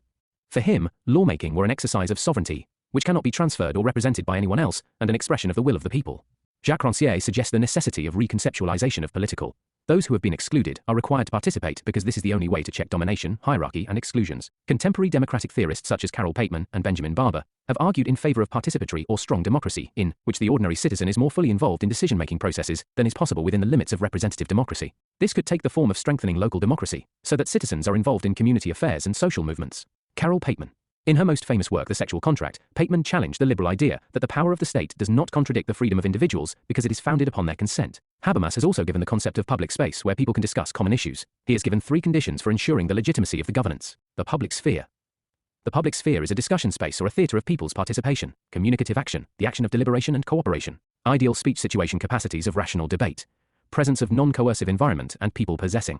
In the modern complex states, participatory democracy has been considered significant on various grounds, like it is aimed at promoting or defending the interests of the participant, it enhances the moral, social, and political awareness of the participant, and contributes to the common good. Deliberative democracy. Democracy is all about the right argument. In a democracy, what matters is how rational our position is, rather than how many numbers we have. The deliberative democracy values public deliberations on the issues of common concern. It is based on the fact that there has been a decline of deliberative chambers around the world. There is a universal decline of the legislature. Major exponents of deliberative democracy include Michael Walzer, J. Cohen, and J. Rogers. Features of deliberative democracy and necessary conditions. Deliberation or rational argument assumes free and equal citizens with the capacity to participate in decision-making, need tolerant society and mutual accommodation. Citizens have to justify the decisions. In deliberative democracy, persuasion is best basis for political power, as it alone respects autonomy of individuals and values their capacity for self-government. It also gives individuals control over important aspects of their lives, and makes for greater and continuous accountability of political power. Joshua Cohen on deliberative democracy. In Deliberation and Democratic Legitimacy paper, Cohen presents the main features of what he calls the ideal deliberative procedure. It is free, reasoned, equal, and it aims for rational, motivated consensus. He outlines 5 main features of deliberative democracy, which include independent associations and continued independence, deliberation as the deciding factor in the creation of the institutions, pluralism of values in polity, deliberative procedure as the source of legitimacy. Each member recognizes and respects other members' deliberative capacity. Thus, Joshua Cohen presents deliberative democracy as more than a theory of legitimacy, and forms a jodi of substantive rights around it based on achieving ideal deliberation. Amartya Sen supports the necessity of deliberative democracy. Public debate is necessary for responsible gov. Non-coercive environment is not enough, capacity building is also required. Democracy and development. The relationship between the democracy and development has been long debate. The debate has been to choose the suitable model for the newly liberated nations or the developing countries. Lee Kuan Yew views. On the one hand, it is advocated by many scholars that democracy is not conducive for the rapid development of the nation, and non-democratic nations fare better than the democratic nations. It has been supported by the former president of Singapore, Lee Kuan Yew. He prefers guided democracy, semi-authoritarian model as more conducive to the development. Priorities of third world countries are the development which is not possible without economic growth. Democracy delays decision-making. It is weak in implementing discipline. According to him, the ultimate test of the political system is whether it improves the standard of living for majority of people or not. According to him, disciplinarian states like South Korea, Singapore and China had faster rates of economic growth than many democratic states. According to Lee Kuan Yew, democracy leads into populist policies, lack of discipline and anarchy. In context of India, he held that Indian bureaucracy does not have the right attitude. Martva Sen's views. Though he recognizes the achievement of China, still, he believes that democracy is the necessary precondition for development. He is critical of the Lee Kuan view and held that his view is based on very narrow observation of development of some countries, is required for development, but development needs. Development not to be measured simply in terms of economic growth, rather an expansion of human capabilities. Development has to be inclusive and sustainable, influenced by the Western view that democracy is the best practicable form. He argues that many stakeholders mean the holistic policy will be there, and hence the accountable govt. Apart from Amartya Sen, systematic empirical studies done by Robert Barrow and Adam Przeworski also give no real support to a claim that there is a general conflict between civil political rights and economic performance. Suppression of civil political rights lead to really beneficial economic development does not have any convincing evidence. But when we see democracy in broader sense, it has many value which are necessary for overall development of individual. It gives a sense of well-being. It gives a process for better and efficient decision-making. Thus, intrinsic values of the democracies need not be ignored for the sole purpose of development. Paradoxes or critical appraisal of democracy, and then critics of democracy are classified in 2 groups. Those who are dissatisfied with particular kind of democratic practice and seek to deepen it, and those who are critical of democratic principle as such. Key objection to democracy is that it produces incompetent and inefficient govs. In his critique of Athenian democracy, Plato argues that governance is matter of skill and expertise, and therefore should be left to experts. Human beings are by nature fundamentally unequal. However, democracy presumes that everyone can handle complex matters of governance, and is, therefore, based on a false understanding of human nature. Thereby, it substitutes ignorance and incompetence for excellence and expertise. Even J.S. Mill, for all his defense of democracy and political participation, considered majoritarianism and mediocre government as the biggest weakness of democracy. Not only does majoritarianism exclude minority voices, but it lowers the standards of the government. While Plato and Mill draw attention to the dangers of majority rule, elite theorists consider a functioning democracy impossible because of the inevitability of concentration of power. In India, we note the wide prevalence of dynastic rule and the involvement of all members of a family in politics. This phenomenon is observed in almost all countries, and is an evidence of the tendency of concentration of power among a few who have access to the political system. Democracy, although performs the crucial function of legitimating a government, the unanswered question is one of how people who are incapable of reflecting on key issues can make an informed choice among political groups. Everybody's for democracy in principle. It's only in practice that the thing gives rise to stiff objections. Noam Chomsky. Standard conclusions. Although a contested topic, democracy still remains the most convenient political model to ensure human dignity and the progress of freedom. Democracy is in contemporary times seen to be on a decline, therefore there is an utmost need to develop broader understandings and make it even more accommodative. Democracy is the only system capable of reflecting the humanist premise of equilibrium or balance between freedom and order. Unit 7. Concept of power, hegemony, legitimacy and ideology. Previous year questions. Comment. Bases of power. Examine the nature and meaning of power. Explain the relationship between power, authority and legitimacy that are required for maintenance of legitimacy in. Comment on. Power flows throughout system like blood in capillaries of our body. Comment on. Robert Dahl's concept of deformed polyarchy. Distinguish between power and authority. Comment on. Gramsci's concept of hegemony. Power. Power may be regarded as one of central concepts of political science. It is said that the concept of power holds the same status in the realm of political science as held by the concept of money in the realm of economics. Definition. In the conventional sense, power refers to the ability of individuals, groups or institutions to influence or control the behavior of others, either through coercion or persuasion. Power can take various forms, including political, economic, social and military power. Political power refers specifically to the ability to make decisions and enforce laws and policies that shape the behavior of individuals and society as a whole. Political power can be wielded by elected officials, government institutions, interest groups, social movements, or other actors within the political system. The study of power and its distribution within societies is a central concern of political science. Power through the scholar's eyes. Karl Deutsch. Power means the ability to be involved in conflict, to resolve it, and to remove the obstacles. Though Deutsch defines the concept in the background of international politics, its relevance to national politics as well. Robert Dahl. Power is a type of relationship in respect of capability and control. Harold Laswell. The concept of power is perhaps the most fundamental in the whole of political science. The political process is the shaping, distribution, and exercise of power. Eric Kaufmann. Politics is inseparable from power. States and government exist to exert power. H. Morgenthau. Power politics was rooted in lust for power, which is common to all men, and for this reason was inseparable from social life itself. Herbert Schills. Power is ability to influence behavior of others in accordance with one's own ends. Different meanings of power. 1. Conventional meaning. It refers to the ability of a person or organization to impact and influence the actions, decisions of another which they would not perform on their own. Example, a stronger military occupying another state with use of force and coercion. 2. Hannah Arendt's notion. Hannah Arendt gives the non-conventional view of power, where she states that power arises from collective action and mutual agreement between individuals. She also distinguished power from violence and coercion, which she saw as undermining genuine political power. According to her, power is constructive and resides with the people and not with the state. It forms when people come together and dissipates when they are not. 3. Max Weber. Max Weber viewed power as the ability to exert influence over others, which could be achieved through legitimate or illegitimate means. He believed that power was exercised through authority, which was based on the acceptance of the legitimacy of those in power by those subject to it. He also identified various types of authority: charismatic, traditional, legal, rational authority. 4. Foucault's view. Michel Foucault saw power as pervasive and ubiquitous in social relations, operating at all levels of society. He viewed power as relational, rather than being possessed by individuals or groups, and as something that could be both productive and repressive. 5. Stephen Lukes. He states that power can be distinguished in 3 dimensions. In the formal sense, as visible and explicit power, like in the case of bureaucratic power. When gender's agenda setting, the second dimension is less visible and operates through the manipulation of agendas and the shaping of preferences. As mind control, the third dimension is the most subtle and operates at a deeper level of social consciousness, where power is exercised through the control of ideas. It allows one to influence people's wishes and thoughts, even making them want things opposed to their own self-interest. Bases of power. Bases of power refer to what power holders control that allows them to manipulate the behavior of others. Bases of power looks at, where does power come from? Scholars named French and Raven propose a classification that has been further refined by Robbins by separating the bases and sources so as to develop clearly and more independent categories. These are coercive power that is based on fear, reward power based on different distribution of rewards that others view as valuable, legitimate power, the power a person receives as a result of his or her position in the formal hierarchy of an organization, influence wielded as a result of expertise, special like, refer power identification with a person who has desirable resources or personal traits, the power of being likable, theories of power, elitist theory of power. The term elite as a category for sociological analysis was introduced by Vilfredo Pareto. The elitist theory of power is a perspective that emerged in the mid-20th century in response to the growing skepticism about the idea of democracy as a system in which power is distributed equally among all citizens.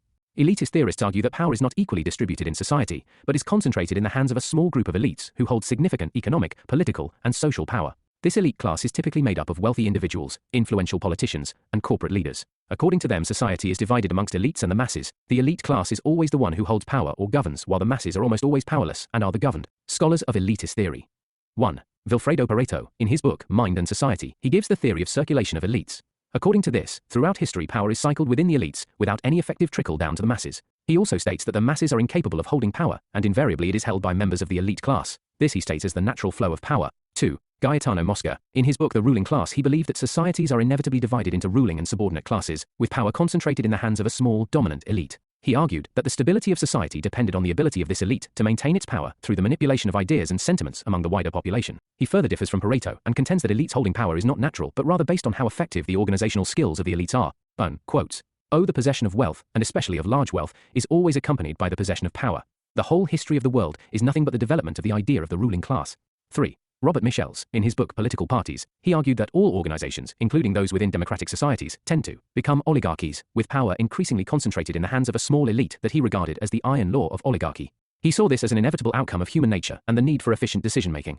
Quote, "The masses themselves have never been, and never will be, the makers of their own destiny." 4. Joseph Schumpeter. Schumpeter believed that power tends to be concentrated in the hands of a small, dominant elite, but he also saw democratic societies as offering opportunities for political entrepreneurs to challenge the established elite and bring about change. He emphasized the competitive nature of democracy and the potential for renewal within democratic societies. 5. C. Wright Mills. Although he did not support the elitist theory of power, he agrees that it exists within societies. He has given the concept of power elites, which refers to a small group of individuals who hold disproportionate power and influence in society. Mills believed that this power elite consisted of individuals from 3 key areas: the political, economic, and military sectors. Example, he gave the example of the USA, where power is held by elites like large corporations, politicians, and the wealthy. According to Mills, these elites shared similar backgrounds and social networks, which allowed them to maintain their position of power and influence over important decisions in society. Mills believed that the concentration of power among the elite in the US posed a threat to democracy, as ordinary citizens had limited influence over important decisions. Major assumptions of elitist theory of power. Concentration of power. Power is concentrated in the hands of a small, dominant elite. Elitist theorists argue that power tends to be concentrated in the hands of a small group of individuals who hold disproportionate control over important decisions in society, such as those related to politics, the economy, and social welfare. Restriction of citizens. Elitist theorists argue that ordinary citizens have limited influence over important decisions in society, as they lack the resources and networks necessary to challenge the power of the elite. Closed structure of power. Elitist theorists argue that the elite tends to share similar backgrounds, education, and social networks, which allow them to maintain their position of power over time. They also argue that the elite operates in its own interest, rather than the interest of the broader population. Lack of mass empowerment. Elitist theorists argue that political change occurs through competition among different factions of the elite, rather than through popular movements or grassroots activism. The elite controls the flow of information. Elitist theorists argue that the elite is able to control the flow of information and shape public opinion through various means, such as mass media and public relations. Criticism. Limited view of power. Critics argue that elitist theory has a narrow view of power, focusing mainly on the power of the elite and ignoring other forms of power and resistance that may exist in society. Lack of empirical evidence. Critics argue that elitist theory is difficult to test empirically, as it is based on abstract concepts such as the concentration of power and the interests of the elite. Ignores diversity within T&E elite. Critics argue that elitist theory assumes that the elite is homogeneous and unified, while in reality there are often divisions and conflicts within the elite itself. Neglects the role of institutions. Critics argue that elitist theory neglects the role of institutions, such as the judiciary and the bureaucracy, in shaping political outcomes. Scholarly criticism. Robert Dahl and Charles Lindblom. Dahl and Lindblom argued that the power of the elite is limited by pluralism, which refers to the presence of multiple centers of power and the competition among them. They argued that pluralism allows for the participation of multiple groups and individuals in decision-making, rather than just the elite. G. William Domhoff. Domhoff argued that the power elite is not a unified, coherent group, but rather a loose coalition of different groups and individuals with varying interests and priorities. He also argued that there are other sources of power, such as bureaucratic power and professional power, that exist alongside the power of the elite. Marxists. Marxist criticism of elitist theory of power argues that it neglects the role of economic structures and class conflict, and ignores the potential for social movements to challenge the power of the ruling class. Marxist theorists argue that power is ultimately determined by economic relations and class struggle. Liberal critics of elitist theory of power argue that it neglects role of individual agency in democratic institutions. They argue that power is distributed more widely in society, and that individuals have the ability to participate in decision-making through democratic processes. Relevance. The elitist theory of power is still relevant today, as power continues to be concentrated in the hands of a small group of individuals or elites who control key institutions. E.g., in many countries, a small group of wealthy individuals and corporations exercise significant influence over political decisions through lobbying, campaign contributions, and other means. The power of these elites can be seen in policies that favor their interests, such as tax cuts for the wealthy or deregulation of industries. Pluralist theory of power. The pluralist theory of power emerged as a criticism to the elitist school of power. The pluralist criticizes the notion that power is circulated and held always by the elites. Pluralists challenged this view and argued that power was distributed more widely in society, with a variety of interest groups competing for influence in the political process. Pluralism was influenced by the growth of social movements, labor unions, and other organizations that sought to represent the interests of ordinary people. Pluralists emphasized the importance of democratic institutions and the ability of individuals and groups to participate in decision-making through these institutions. It was also influenced by the idea of countervailing power, which suggested that the power of one group could be balanced or checked by the power of other groups with opposing interests. Views of scholars. 1. Robert Dahl, in his study Who Governs? He challenges the notions of elitist theory scholars and emphasizes the importance of democratic institutions and the ability of individuals and groups to participate in decision-making through these institutions. According to him, unlike what Robert Michel contends as oligarchy, societies are polvarchies, where power is shared between all the groups within the democratic system.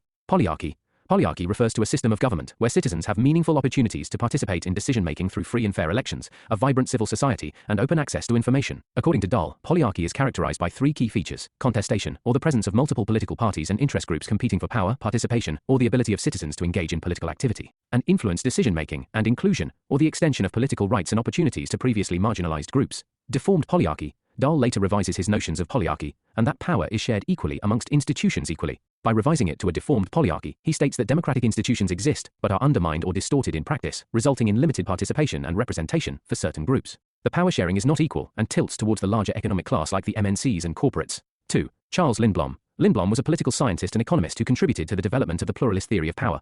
However, he also offered a critique of this theory, arguing that it neglected the role of power elites and economic interests in shaping policy outcomes. He also stressed the limits of pluralism, arguing that it could not fully account for the ways in which economic inequality and power imbalances shape political decision-making. Overall, Lindblom's work on pluralism offered a nuanced and critical perspective on the theory, highlighting both its strengths and limitations. 3. Seymour Martin Lipset. He argued that pluralism was essential for the stability and legitimacy of democratic societies, as it allowed for the representation of diverse interests and prevented the domination of any one group. However, he also recognized the limits of pluralism and the potential for power imbalances and inequalities to undermine democratic ideals. Major assumptions of pluralist theory. Society is made up of diverse groups with varying interests and goals. Group or individual can dominate or control the political power is dispersed and shared among competing groups. Armed groups compete for influence and access to policymakers through lobbying, protests, and other forms of political participation. Political decisions are the result of a bargaining and compromise process among different groups. Participation and representation are essential for their. Pluralism is seen as a positive feature of democratic societies, as it allows for the representation of diverse interests and viewpoints. Criticism. Power inequalities are still present. While the pluralist theory argues that power is dispersed throughout society, it does not deny that certain groups may have more power than others. Critics argue that power inequalities still exist in society, and that these inequalities can lead to the marginalization of certain groups. Michael Parenti, a political scientist, has argued that pluralist model is naive in its assumption that power is evenly distributed among groups. He suggests that some groups, such as wealthy and corporations, have more power than others, and use it to shape policy in their favor. And feminists, according to them, the pluralist theory assumes that power is only exercised through formal political channels, such as elections and legislation. However, feminist scholars argue that power is also exercised in the private sphere, through family relationships, social norms, and cultural practices. This means that power can be difficult to detect and challenge, particularly for women who are often relegated to societal subordinate roles.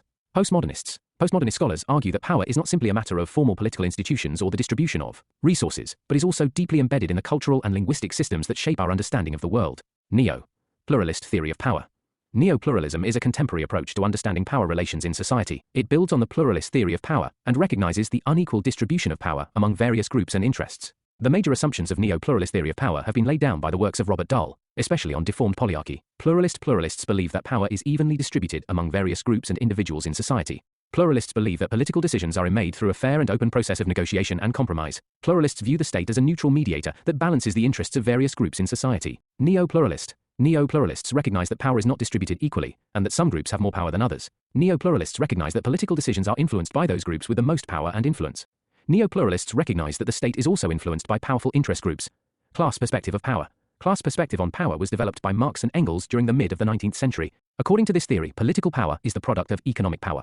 In other words, the tree of political power grows on the roots of economic power. This theory recognized class as the organizing category for exercising power in society. Those who managed to grab ownership of the means of social production organized themselves into the dominant class, and forced the rest of society to do hard work on the terms dictated by the former. The dominant class resorted to intense exploitation of the dependent class in order to strengthen its power and position. Dependent class could also organize itself and launch a struggle against dominant class in order to put an end to regime of exploitation. This would lead to emergence of class conflict or struggle. Gramscian theory and Hannah Arendt's theory of power has been covered in Western political thought. Gender perspective of power. Gender perspective on power is represented by feminist theory. It recognizes division of society in two broad groups on basis of gender, men and women who act as dominant and dependent groups respectively. The age-old and universal dominance of man over woman is manifested in the concept of patriarchy. It comprehends the various ways in which men exercise power over women. Broadly speaking, the social relations involving reproduction, violence, sexuality and work culture are identified as the parts of patriarchal system. They advocate that many of society's myths, values and beliefs concerning status and role of women in society should be fundamentally reassessed and changed. Postmodernism and Michel Foucault's theory of power. Postmodernism is a way of thinking and looking at the world that developed in the late 20th century as a reaction to modernism. It challenges the idea that there is a single objective truth, and instead emphasizes that truth is shaped by our experiences, beliefs and social context. Postmodernism often values diversity, complexity and individualism, and can be seen in art, literature and other fields that explore alternative perspectives and challenge traditional forms. Foucault's theory of power. Michel Foucault was a French philosopher, historian, and social theorist. He is best known for his work on power and knowledge, and his critique of institutions such as prisons, psychiatry, and medicine. Foucault's major works include Madness and Civilization, The Birth of the Clinic, Discipline and Punish, and The History of Sexuality. Michel Foucault was a key figure in the postmodernist movement. He challenged traditional views of power and knowledge, arguing that power is not just held by those in positions of authority, but is also dispersed throughout society and embedded in cultural practices and institutions. Foucault also rejected the idea of objective truth, arguing that knowledge is shaped by power relations and social context. Influences. One of his major influences was the work of Friedrich Nietzsche, particularly his ideas about the genealogy of morals and the will to power. Foucault was also influenced by the work of Martin Heidegger, who explored the relationship between power and language. The works of Jacques Lacan and Claude Lévi-Strauss shaped his understanding of power as being both productive and repressive, and existing within social structures and discourses. Power. Foucault's theory of power is explained in his book Discipline and Punish. This view on power is also known as the sociological or postmodernist view of power. To arrive at his concept of power, Foucault utilizes a methodology which he refers to as archaeology and genealogy, where archaeology involves analyzing the various systems of thought, categories, and classifications that have shaped knowledge throughout history. Foucault's genealogy is a critical method of analysis that seeks to expose the complex and contingent nature of power relations and to challenge dominant narratives of history and knowledge. Thus, to understand his theory of power, we must understand the background he gives for the existence of power discourses. According to him, each historical time period is dominated by a particular discourse or example, discourse of race during 18th and 19th centuries showed how this discourse was used to create binary between superior and inferior races and to justify colonialism and racism. Thus, in every age there is a dominant discourse, and those that dictate it are the ones who hold the power. In this way, power is not coercion in an explicit way, or through an act of violence, rather it is through the subtle art of mind control and changing the way people perceive their reality. Quote, truth is not discovered, it is invented.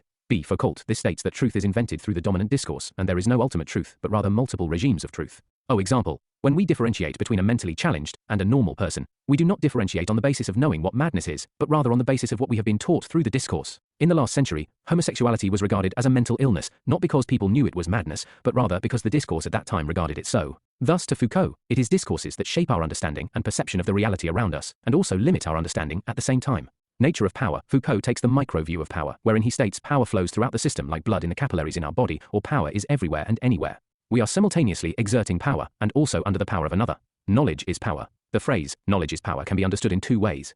As a recognition of the power that comes with having access to knowledge, and as a critique of the ways in which knowledge is used to reinforce existing power structures and maintain social hierarchies. Foucault's work highlights the complex and often contested relationship between knowledge and power, and the ways in which knowledge can be both liberating and oppressive. Constructive power. According to this perspective, power is not just about domination and control, but also about the creation and transformation of social relations and institutions. Power can be used to enable individuals and groups to achieve their goals, promote social justice and equality, and create new forms of social organization. Power flows throughout the system, like blood in the capillaries in our body. The analogy suggests that power is not just concentrated in certain individuals or institutions, but rather flows throughout entire social system in a way that is similar to circulation of blood in body. Just as blood is essential for proper functioning of body's organs and tissues, power is essential for functioning of social relations and institutions. It highlights ways in which power is not just top-down hierarchical structure, but rather a complex and interconnected network of relations that is constantly in flux. Micro view of power. Micro view of power refers to power dynamics that exist at individual or small group level, rather than at level of larger institutions or society as whole. In this view, power is seen as something that is relational and context-dependent, and is often used to influence or control others. At the micro level, power can manifest in a variety of ways, such as through physical force, social status, or the ability to control resources. For example, a boss might use their position of authority to exert power over their employees, while a popular high school student might use their social status to control their peers. Power can also be subtle and indirect, such as when a person with more knowledge or expertise in a certain area is able to influence others through persuasion or manipulation. In this sense, power can be seen as a tool for achieving personal goals, but it can also be used for the benefit of others or for the greater good. Concepts related to Foucault's power. 1. Discipline. As power, Foucault argued that power is most effective when it operates through discipline, which involves the regulation and control of bodies and behaviors. Discipline can take many forms, including institutional practices such as prisons, schools, and hospitals, as well as more subtle forms of social control such as norms, values, and expectations. Example, the modern prison system not just serves to reform criminals, but serves as a social control to warn everyone else not to engage in any crime. Doing so makes discipline a form of power, and makes people regulate their behaviors in the interest of the state. In the Middle Ages, criminals were subjected to harsh punishments, like death through guillotine and torture. This caused the public to sympathize with criminals and hold the state in contempt. This sympathy reduced the power and legitimacy of the state to punish. Thus, the state bade to appear sympathetic and also ensure control over the people's behavior, and hence the modern prison system evolved. 2. Biopower. Foucault's concept of biopower refers to the ways in which power operates through the management and control of bodies and populations. Biopower involves the use of various techniques and technologies to regulate the health, sexuality, reproduction, and overall behavior of individuals and groups. Example. One example of biopower can be seen in the criminalization of homosexuality. Throughout history, many societies have criminalized homosexuality, viewing it as a threat to the reproductive health and well-being of the population. and also a threat to capitalism's reliance on human capital, which was threatened as homosexuality prevented reproduction. 3. Foucault's concept of the panopticon prison. Foucault's concept of the panopticon prison is a theoretical model of prison architecture that he used to illustrate the ways in which power operates through institutional structures. The panopticon prison is designed in a circular shape, with cells arranged around the outer edge and a central tower in the middle. This tower is equipped with a system of mirrors or other optical devices that allow guards to observe the prisoners in their cells at all times, without the prisoners being able to see the guards. The key feature of the panopticon prison is that it creates a system of constant surveillance and visibility, which Foucault alleged was a key mechanism of social control and discipline. By being constantly observed and monitored, prisoners are forced to internalize the rules and norms of the prison, and are encouraged to conform to them even in the absence of direct supervision. Example: the modem notions of surveillance are also built on this logic. A person obeys laws, even in the absence of any police officer, because he has internalized the norms and rules of the state, like stopping at a red light even when there are no cars or traffic on the road. One wants to understand surveillance as a political concept. One cannot escape Frenchman Michel Foucault, one of the world's most famous thinkers of the late 20th century. His works crisscross the sprawling boundaries of history, science, sexuality, philosophy, and economics. Foucault was primarily interested in analyzing power, knowledge, and discipline, keeping with the theme of this piece, which is to primarily answer the question of why modern society is constantly monitored. We have to first begin with Foucault's explanation of power. For Foucault, knowledge is an inseparable twin of power, so much so that one doesn't exist without the other. If power were a multi-story building, then knowledge is its very foundation. If anybody or any institution wants to exercise power over you, then that entity first must have some basic knowledge about you. The deeper the knowledge, the more effective is the power that is applied. For instance, if the authorities want to apply their power to fine errant motorists on a busy street, they have to first have the knowledge of such drivers. That knowledge comes from CCTV cameras. The idea behind the exercise of sovereign power is to control people's bodies and minds so that their behavior could be changed to what is considered the norm or normal and even lawful. That's why insane people were once consigned to mental asylums. Homosexuality was and is still considered a break from normal practice, something to be cured.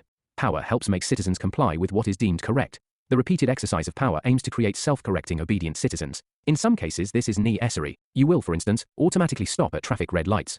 However, the exercise of power can be unequal, unjust, and even work to benefit some, disadvantaging others. So, where there is power, there is resistance. Foucault writes, gay people now resist their discrimination, and rightly so.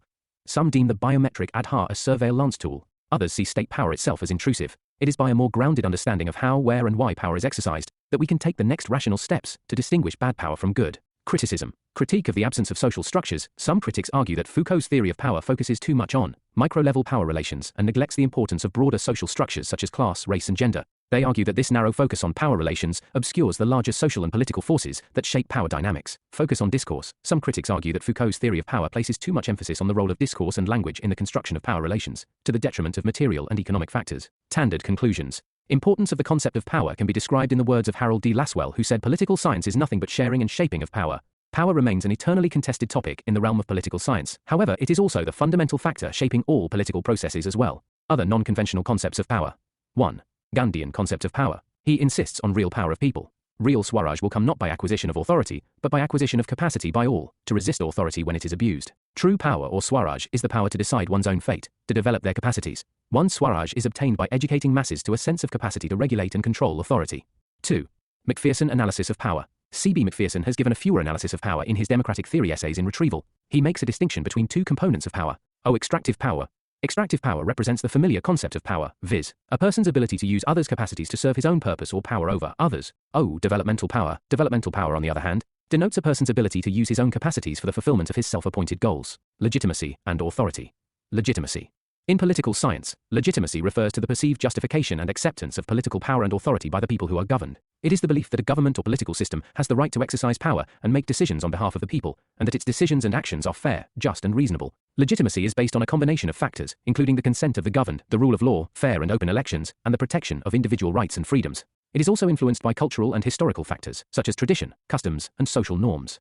Max Weber's views on legitimacy. Traditional legitimacy. This form of legitimacy is based on the idea that political power is legitimate because it has always existed, and is rooted in the customs, traditions, and beliefs of a society. This type of legitimacy is often found in traditional societies, where political power is held by monarchs or other traditional rulers. The most obvious examples of traditional authority are found amongst tribes or small groups, in the form of patriarchalism, the domination of the father within the family, or the master over his servants. Example: the king in Saudi Arabia enjoys traditional legitimacy. Charismatic legitimacy. This form of legitimacy is based on the personal qualities of a leader, such as their charisma, vision, and ability to inspire others. Charismatic leaders are seen as having a special gift or talent that sets them apart from others and gives them the ability to lead and inspire people. Examples such as Mussolini, Stalin, Hitler, and Mao Zedong created charismatic legitimacy by orchestrating an elaborate cult of personality through the control of a propaganda machine. Legal rational legitimacy. This form of legitimacy is based on the idea that political power is legitimate because it is based on a system of rules and laws that are fair, just, and transparent. This type of legitimacy is often associated with modem democracies and legal systems. For example, modem government, for instance, can be said to operate very largely on the basis of legal rational authority. Examine the condeltio rs that are REQ 111 AI of legitimacy in modern societies. Legitimacy refers to the perceived justification and acceptance of political power and authority by the people who are governed. It is the belief that a government or political system has the right to exercise power and make decisions on behalf of the people. Modern societies are increasingly public-centric, and thus any form of legitimacy and its maintenance revolves around ensuring the state is able to ensure its welfare obligations to the people. Legitimacy has to be maintained through a combination of multiple factors or conditions. Like the provision of economic opportunities and social services is also important for the maintenance of legitimacy in modern societies, citizens must have access to education, healthcare, and basic necessities in order to thrive and participate in the political process. Politically, rule of law must be upheld consistently to ensure that all decisions are made through procedure established by law and not arbitrarily. Further, the leaders must also be accountable to their constituents. Above these, the state must also ensure the basic human rights are also being upheld, and no person is disadvantaged arbitrarily. Legitimacy is also maintained when the public enjoys high human development index, prosperity and fulfillment of basic necessities. Samuel Huntington's idea on legitimate kviv, ideological legitimacy, procedure legitimacy, performance legitimacy. Note, Huntington says, for regime that's only based on single legitimacy, if her performance is unsatisfied, people may question value and procedures which the regime based on, thus legitimacy crisis would occur. Significance of legitimate kviv. Legitimacy is significant for all regimes. Legitimacy sustains political constancy as it establishes the reasonableness of a regime. Weber points that regime must arouse legitimacy belief of people if they tend to maintain rule. Haywood says, in modern era election, a significant element of democracy is very important in the process of legitimization. Another device for regime to get legitimacy is constitution. Relationship IT author ITV. Legitimacy and authority are closely related concepts in political science. Authority refers to the power or right to give orders, make decisions, and enforce rules or laws.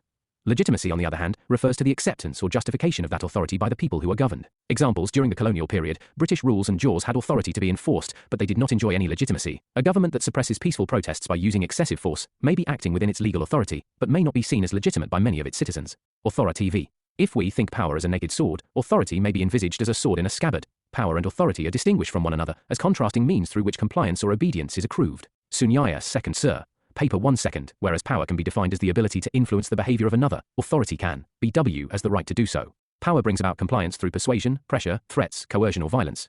Authority, on the other hand, is based upon a perceived right to rule and brings about compliance through a moral obligation on the part of the ruled to obey. For example, UK monarchy is sometimes presented as an example of authority without power. In other words, authority is the ability to make decisions and take actions, while legitimacy is the perception that those decisions and actions are fair, just, and reasonable. Legitimacy provides a moral or ethical basis for the exercise of authority, and helps to ensure that the decisions and actions of those in power are widely accepted and supported by the public. In order to have legitimate authority, a government or leader must have the consent of the governed, operate within the rule of law, respect individual rights and freedoms, and be seen as representing the interests of the people they govern. Without legitimacy, authority can become arbitrary or tyrannical, and can be challenged or overthrown by those who do not accept it as legitimate. Therefore, legitimacy is essential for the stability and sustainability of political systems and the peaceful resolution of conflicts. Discuss the crisis of legitimacy in capitalist societies. The crisis of legitimacy is a concept developed by the Jürgen Habermas. According to Habermas, modern societies are facing a crisis of legitimacy, where traditional sources of authority and legitimacy, such as religion and the state, are no longer sufficient to maintain social cohesion and political stability. He is critical of the welfarism adopted by capitalist democracies worldwide. He says it has been done to prevent any revolt by the proletariats, and says such model is unsustainable in the long term. Thus he that says that a welfare state is bound to suffer from legitimation crisis, as it is based on two conflicting principles, capitalism and socialism. In liberal democracies, political parties in order to gain power attempt to appeal voters on lavish welfare schemes. But the resources to fulfill such demands comes from a capitalist economic system. It is here that lies the contradiction and the crisis. He suggests that liberal democracies cannot permanently satisfy both the popular demands for social security and welfare rights and the requirements of the market economy based upon private profit. Hence, the capitalist democracies will find it increasingly difficult to maintain legitimacy. There is a limit to which capitalists would give money through taxation. In times of crisis, the government would have to roll back and reduce fiscal deficit and welfare schemes, which will cause resentment in masses. Legitimation crisis represents a decline in the confidence and acceptance of administrative functions, institutions, or leadership. It shows the institutions are failing to deliver the social goals for which they were instituted. A prime example of this is in the process of industrialization, where the establishment of factories and massive workforces often precedes the establishment of government regulations, workers' rights and labor unions. This then takes form of protests and social movements. Arab Spring in 2011 is a textbook example of legitimation crisis. Further, Greece and Venezuela are example of failure of unbridled welfarism. Hegemony is covered in Western political, though under Gramsci, ideology. The concept of ideology emerged in the late 18th century and has been used to describe a wide range of beliefs and worldviews ever since. An ideology can be understood as a set of ideas or beliefs about how society should be organized, how power should be distributed, and what values and principles should guide human behavior. The term ideology was coined by French philosopher Count de Tracy, who used it to describe a science of ideas that would help to explain the nature of society and the principles that should guide political action. Conception of ideology kept changing over the time, and it has been interpreted differently. Some of these are like Ideologies are an action-oriented political set of ideas, a set of ideas that situate the individual within a social context and generate a sense of collective belonging, an officially sanctioned set of ideas. Ideas that propagate false consciousness among the exploited or oppressed.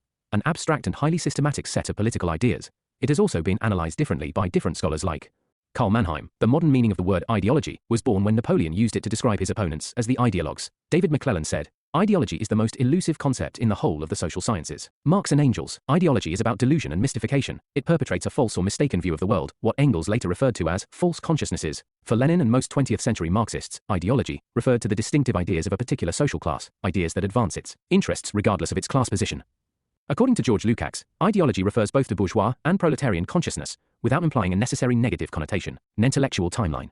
In the modern sense, ideology as a study emerged in the works of de Tracy when he referred to them as the science of ideas. The purpose behind referring them as a science was to establish a scientific study of ideas and the systemic factors influencing them. Karl Marx later differentiated between ideas and science. According to him, Marxism was a science whereas ideas promoted a false reality. He criticizes ideology as having been the cause of exploitation of man. Later Lenin came up with ideology for the working classes. Contrary to the thoughts of Marx, Lenin utilized ideology as a basis for mobilizing the classes within the communist Soviet nation. Further scholars like Gramsci and Hannah Arendt have viewed ideology as negative. For Gramsci, ideology is used to generate consent amongst the masses and thereby create hegemony, while Hannah Arendt feels ideology as the causes that gives rise to totalitarianism. According to Arendt, ideology and terror give rise to totalitarism. In the post-World War era, we see ideology getting politicized and classified into either the liberal or communist ideologies with each against another. Further, with the end of the Cold War, scholars like Fukuyama term end of history to denote the victory of liberalism over all ideologies. End of ideology debate. Debate was sparked by publication of political scientist Daniel Bell's book, The End of Ideology, which argued that major political ideologies of 19th and early 20th centuries had become obsolete in face of technological and economic progress. Similar views were held by Lipset, who has felt that post-war societies in the West eliminate the functional need for ideologies, since they have solved the fundamental political problems of the Industrial Revolution that generated these ideologies. W. W. Rostow, in his book, Stages of Economic Growth, regards that every state, irrespective of ideology, passes through similar stages of economic growth. The views of these scholars portray that in the 20th and 21st centuries, ideologies have become obsolete, as the goals of every state are similar in terms of social and economic development. Even in terms of bureaucracy, Milovan Gillis has said that all states show similar forms of bureaucratic power, whether in liberal democracies or within closed communist states. Bell argued that the rise of mass society, the expansion of the middle class, and the growth of the welfare state had eroded the traditional basis of ideological conflict, and that a new era of post-ideological politics was emerging. He suggested that in this new era, politics would be driven less by ideology and more by pragmatic problem-solving. However, the end of ideology thesis was met with considerable criticism, with many scholars arguing that ideologies continue to play a significant role in shaping political discourse and guiding public policy. Critics pointed out that ideological conflicts were still very much alive in many parts of the world, and that even in the United States, where Bell's thesis was most influential, ideological divisions persisted.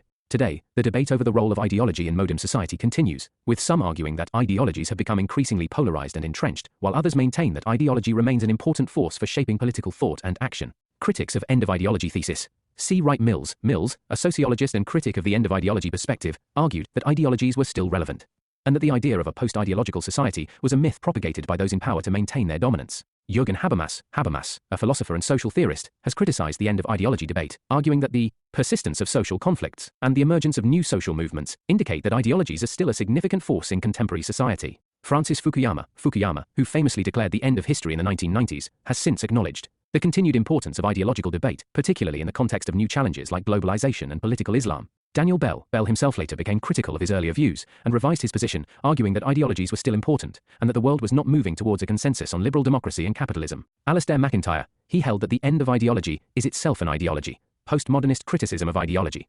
Lyotard argues that ideology is a way of legitimizing power relations in society. He suggests that dominant groups use ideology to present their particular worldview as the only legitimate one, thereby marginalizing alternative perspectives and maintaining their own power. Michel Foucault argues that ideology is not just a set of ideas, but also a set of practices and discourses that shape our understanding of the world. He suggests that these practices, discourses, are used to maintain power relations, and that they are often hidden from view. Jacques Derrida argues that ideology is based on a binary opposition between two opposing concepts, such as good and evil, or freedom and oppression.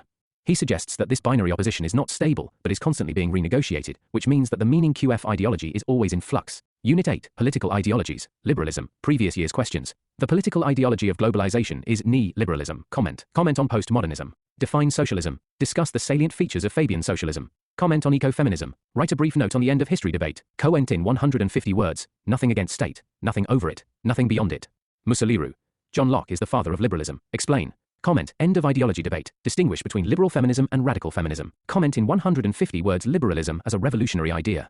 Political ideology is primarily concerned with allocation and utilization of power. Comment. Standard introductions to questions on liberalism. Liberalism is one of the most influential political philosophies of modern times, shaping our ideas about freedom, democracy, and justice. From the American and French revolutions to the present day, liberalism has played a pivotal role in the development of Western political thought. Many of the key debates in contemporary politics, such as the role of the state in the economy and the tensions between freedom and equality, can be traced back to liberal ideas and theories. Liberalism's influence extends beyond the realm of politics, shaping our ideas about culture, morality, and personal identity. Liberalism is a political doctrine that takes protecting and enhancing individual freedom to be the central theme of politics. Background of liberalism. 1. Origin. Liberalism is a political and economic philosophy that emerged in Europe during the 17th and 18th centuries. The origins of liberalism can be traced back to the Enlightenment, a period of intellectual and cultural awakening that emphasized the importance of reason, individualism, and human rights. 2. First proponent. Liberalism can be traced back to John Locke. Locke was a 17th century English philosopher and political theorist. The 17th century philosopher, Locke's The Two Dissertations of Government, is considered to be the first exposition of liberalism. Main idea: liberalism rejected the prevailing social and political customs of hereditary privilege, state religion, absolute monarchy, and the divine right of kings. Locke's argument. Locke argues that legitimate political authority only comes from the consent of the governed. The purpose of the government, according to Locke, is to protect citizens' lives, liberty, and property. Locke also sustained limited government and the idea of a separate executive branch, legislation, and the rule of law. 3. Other proponents. During this period, other philosophers and political thinkers, such as Adam Smith and Montesquieu, developed ideas that based on liberal thought. They believed in individuals' inherent rights and freedoms, and argued that government should be limited in their power to protect these rights. Basic principles of liberalism. Individualism. Liberalism places a high value on the individual, emphasizing individual freedom, autonomy, and responsibility. This means that individuals should be free to make their own choices and pursue their own interests, as long as they do not infringe on the rights and freedoms of others. Individual rights. Liberalism holds that individuals have inherent rights, such as the right to life, liberty, and property. These rights must be protected by the government, and individuals have the right to defend them against government infringement. Equality. Liberals believe in the importance of equality, both in terms of political and legal rights, as well as economic and social opportunities. This means that liberals generally support policies that aim to reduce inequality, such as progressive taxation, social welfare programs, and affirmative action. Freedom. Liberalism values political and economic freedom. It holds that individuals should have the right to free speech, assembly, and religion, as well as the right to pursue economic opportunities free from government interference. Limited government. Liberalism holds that governments should be limited in their power, with the primary role of government being to protect individual rights and freedoms. This means that the government should not be involved in areas such as the economy or people's personal lives unless necessary. Rule of law. Liberalism emphasizes the importance of the rule of law, which means that laws should be fair, clear, and applicable to all citizens equally. No one, not even the government, should be above the law. Free market. Liberals believe in the importance of free markets, which allow individuals to pursue their own economic self-interest and promote economic growth and innovation. However, they also recognize that markets can be imperfect and can lead to economic inequality, and therefore support government intervention to regulate markets and promote social welfare. 1. Tolerance. Liberals believe in the importance of tolerance and diversity, and are generally supportive of multiculturalism and cosmopolitanism.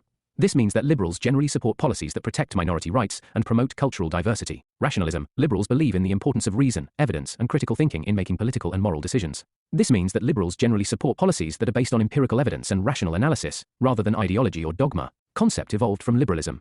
1. Impact of social contract theory. In the 17th century, philosophers such as John Locke and Thomas Hobbes began to develop ideas about the social contract and the role of government in society. They believed that individuals had certain natural rights that should be protected by the government, and that the power of the government should be limited to prevent tyranny. During this time, liberal philosophers and political thinkers debated the difficulties of establishing just, orderly, and peaceful relations between peoples. A systematic account of the problems of world peace was given by Immanuel Kant in 1795. His ideas have had a profound impact on the development of liberalism in international relations. 2. Conception of rights. In the 18th century, the French philosopher Jean-Jacques Rousseau expanded on these ideas and argued that individuals had a natural right to liberty, equality, and fraternity, and that the purpose of government was to protect these rights.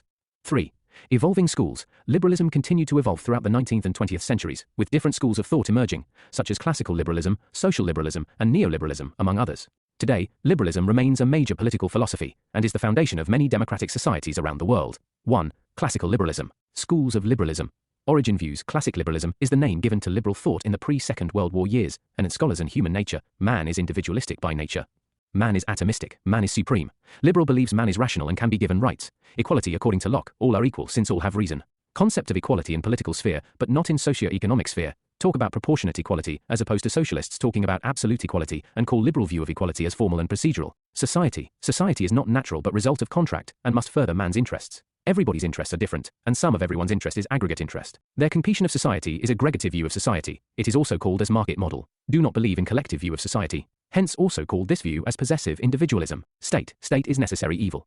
According to Thomas Jefferson, that state is best which governs the least. Concept of liberty. It is defined as absence of interference by society or state. This conception is known as negative liberty views on rights. Classical liberals believe that individuals have inherent and natural rights, including the rights to life, liberty, and property. They do not recognize any social or economic rights. Social policy, according to Sumner, drunkard in the gutter is where he is supposed to be. Don't believe in welfarism as that would require taxation, and don't believe in progressive taxation but progressive individualism. John Locke. John Locke is known as the father of classical liberalism. He argued that the government should rule by the consent of the governed. Locke argued the case of limited government. The main responsibility of the government is to protect the rights and liberties of its citizens. Adam Smith. Adam Smith believed in the idea of the economic man. Smith believed that if every individual tries to maximize their self-interest, it will lead to overall economic prosperity in the society. Smith coined the term laissez-faire economy. According to this idea, the state shall not interfere in the activities of the market. Smith visualized that a free market can bring about overall national prosperity. Bentham introduced the concept of the greatest happiness of the greatest number. Thus, individuals should focus on those activities which maximize pleasure and minimize pain. John Locke as the father of liberalism.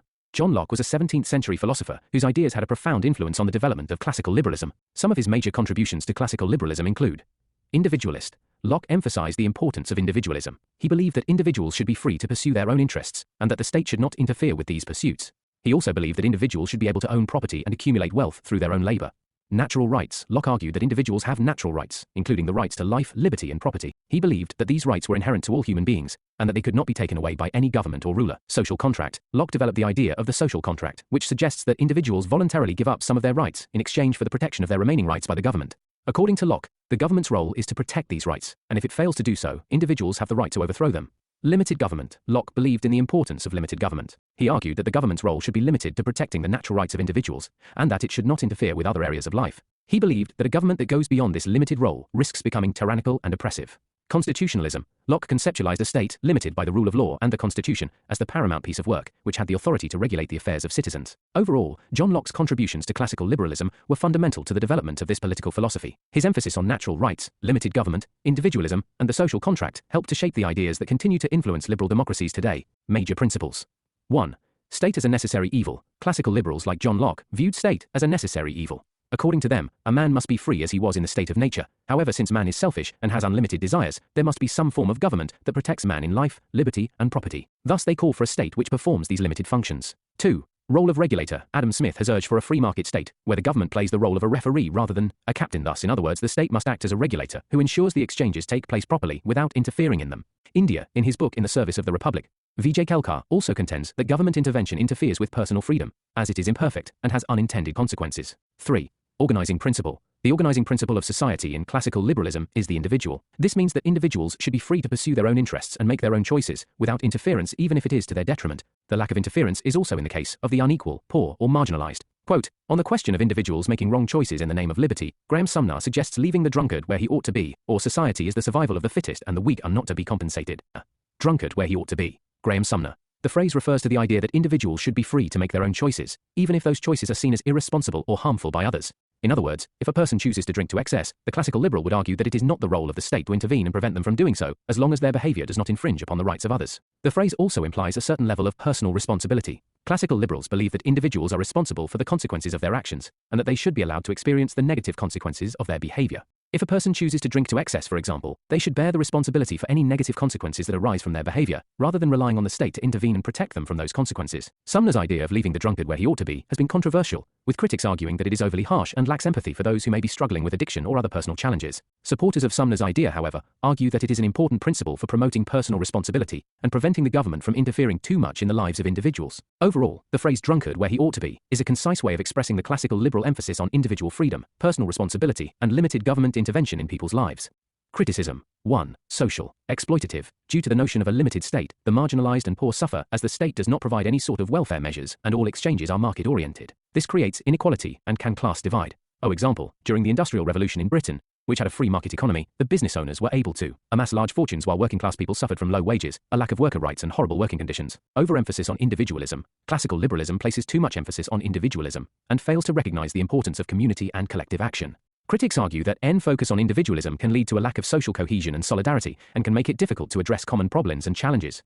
2. Economic. Scope for monopoly. In these states, the powerful businesses accumulate wealth to the level where they monopolize the market in their segments. This is detrimental as businesses can become very powerful and compromise the functioning of the state itself. Limited government can lead to market failures. Some critics argue that classical liberalism's emphasis on limited government and free markets can lead to market failures, such as monopolies, environmental degradation, and economic inequality. They argue that government intervention is necessary to address these issues and promote social welfare. Pigs philosophy. The classic liberalism became synonymous to utilitarianism, hence criticized as pigs philosophy. 3. Environmental. Lack of concern for the environment. Critics argue that classical liberalism's focus on economic growth and individual liberty can lead to a disregard for the environment and ecological sustainability. They argue that government intervention is necessary to protect the environment and promote sustainable development. Conclusion. Overall, while classical liberalism bears its strengths, it is not without its weaknesses and criticisms. Many contemporary liberal theorists have attempted to address these criticisms by developing new forms of liberalism that place more emphasis on social justice, community, and sustainability. Scholarly evaluation. Karl Marx, Marxists. The whole Marxist thought is based on the negatives of the classical liberalism existing in Britain during Marx's lifetime. He believed that liberalism was a bourgeois ideology that served the interests of the capitalist class and perpetuated the exploitation of the working class. J.S. Mill, he contended that the laissez-faire economics and individualism emphasized by classical liberalism could result in social and economic inequity. John Rawls. Rawls was a 20th-century philosopher who criticized classical liberalism for its focus on individual rights and freedoms at the expense of social justice. He argued that society should be organized to benefit the least advantaged members, and that government intervention in the economy and society was necessary to achieve this goal. Michel Foucault. Foucault was a philosopher who criticized classical liberalism for its emphasis on individual rights and freedoms. He argued that liberalism's focus on individualism obscured the ways in which power was exercised in society, and that government intervention was necessary to address structural inequalities. Charles Beard, the classical liberal philosophy of property rights and the free market, according to historian Beard, served the interests of the wealthy at the expense of the underprivileged. Feminists. The emphasis on individualism and reason over collectivism and emotion that characterizes classical liberalism is criticized as patriarchal and exclusive, and its failure to address systematic gender inequities. Amartya Sen. He argues that a more comprehensive approach is needed, which takes into account social and economic inequality, and that classical liberalism's emphasis on free markets is inadequate in addressing poverty and social exclusion. Noam Chomsky. According to him, classical liberal policies often serve the interests of the powerful and perpetuate inequality, rather than promoting true freedom and justice. Decline. Rise of Marxism and socialism. They offered an alternative vision of society and economic organization, while also recognizing the basic welfare functions of a state. 20th century crisis. The Great Depression and other economic crises arising from the world wars led many to question the laissez-faire policies that were central to classical liberalism.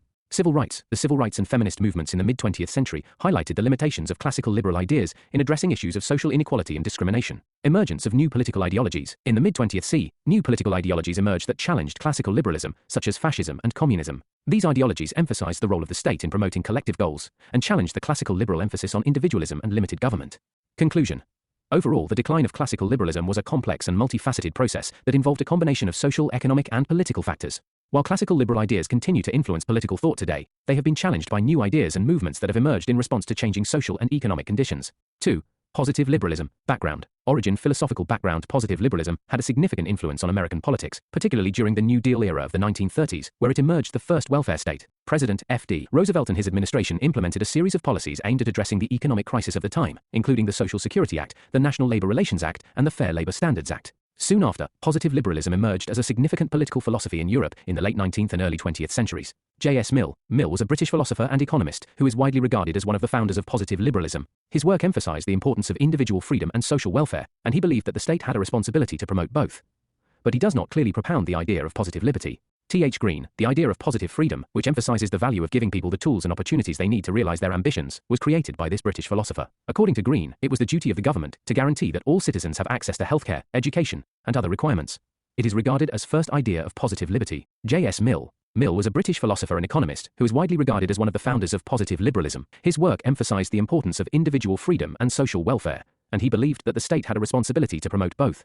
Harold Laski. Laski believed that the state had a responsibility to promote social welfare and economic growth. He was critical of the laissez-faire approach of classical liberalism and argued that the state should play an active role in regulating the economy and ensuring social justice.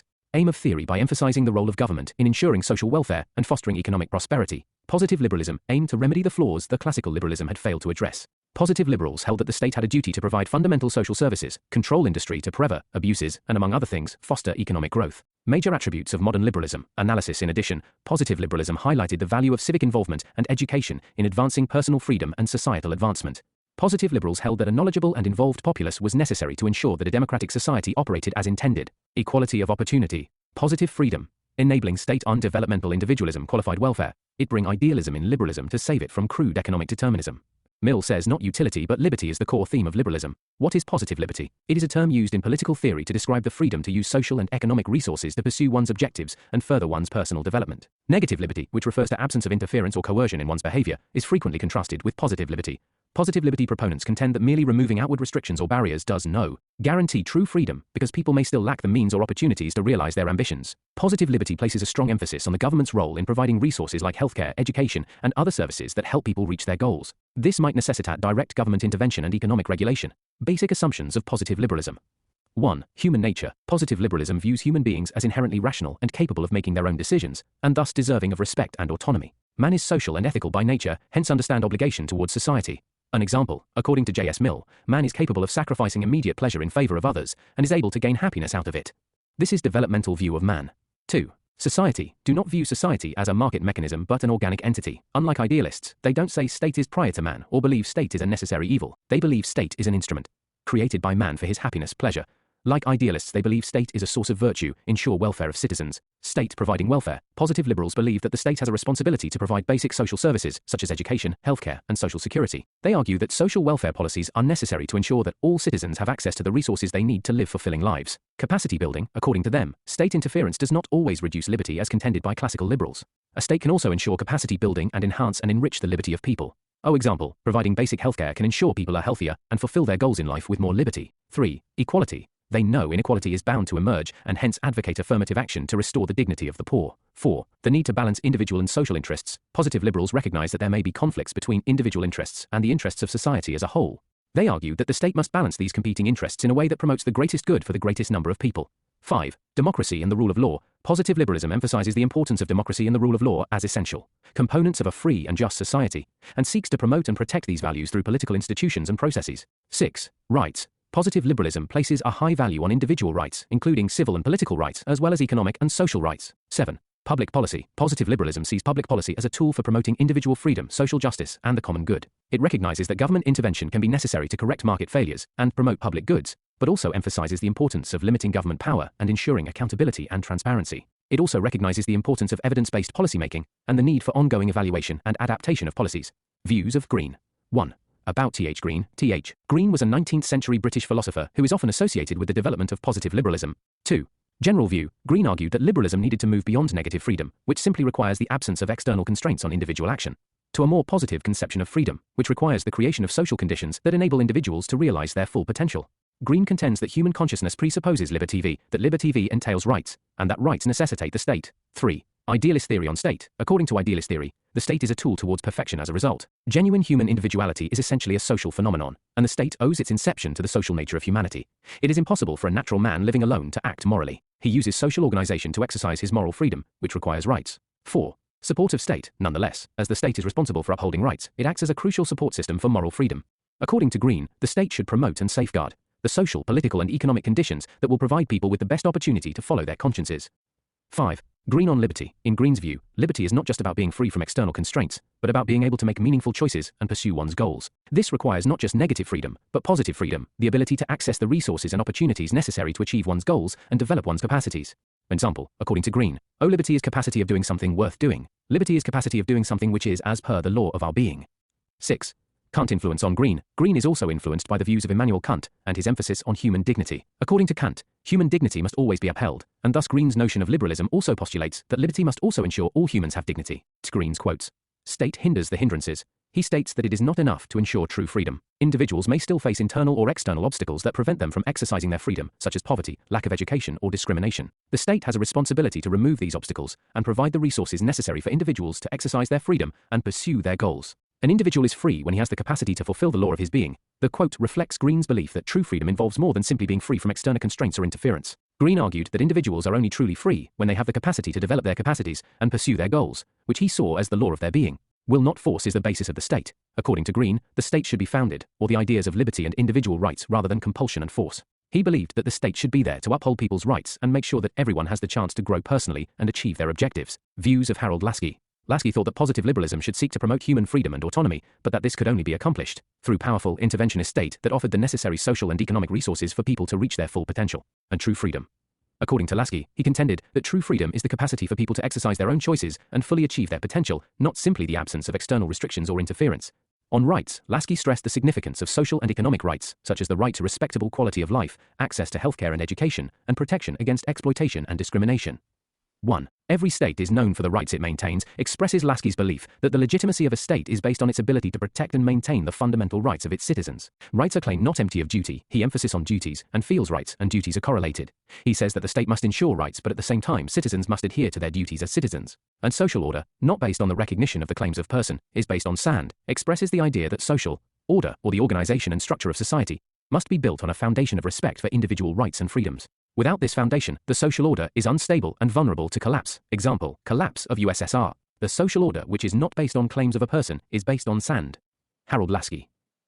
In this quote, Laski emphasizes significance of acknowledging and upholding each person's unique rights and liberties within a society. He contends that a social system constructed on an unstable basis, analogous to sand, and prone to conflict is one that does not respect and uphold these claims. For Laski, a strong interventionist state that was able to defend rights and liberties of its residents and was answerable to them through democratic processes was necessary for a just and stable society. He believed that state had a fundamental responsibility to guarantee that each person may use their rights and freedoms and to stop others or institutions from abusing their positions of authority. Critiques. Marxist argued that liberalism was fundamentally flawed because it failed to recognize the ways in which economic and social structures shape individual behavior and consciousness. Friedrich Nietzsche criticized liberalism for its focus on rationality and reason, which he saw as constraining human creativity and vitality. Iris Marion Young argued that liberal conceptions of justice and equality are insufficient for addressing systemic forms of oppression and marginalization. She suggested that liberal political theory needs to take into account the ways in which structural inequalities such as racism, sexism, and classism operate to disadvantage certain groups of people. Conclusion. Overall, these critiques suggest that while liberalism has made important contributions to political theory and practice, it is not without its limitations and blind spots.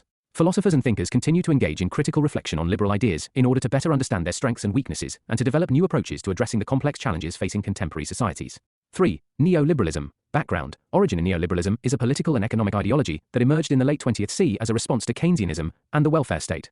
It emphasizes the importance of free market capitalism, individual liberty, and limited government intervention in the economy. The term neoliberalism was first used in the 1930s by the economist Walter Lippmann, who argued for a return to classical liberalism and laissez-faire economics.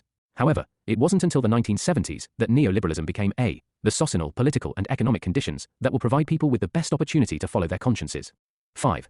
Green on liberty. In Green's view, liberty is not just about being free from external constraints, but about being able to make meaningful choices and pursue one's goals. This requires not just negative freedom, but positive freedom.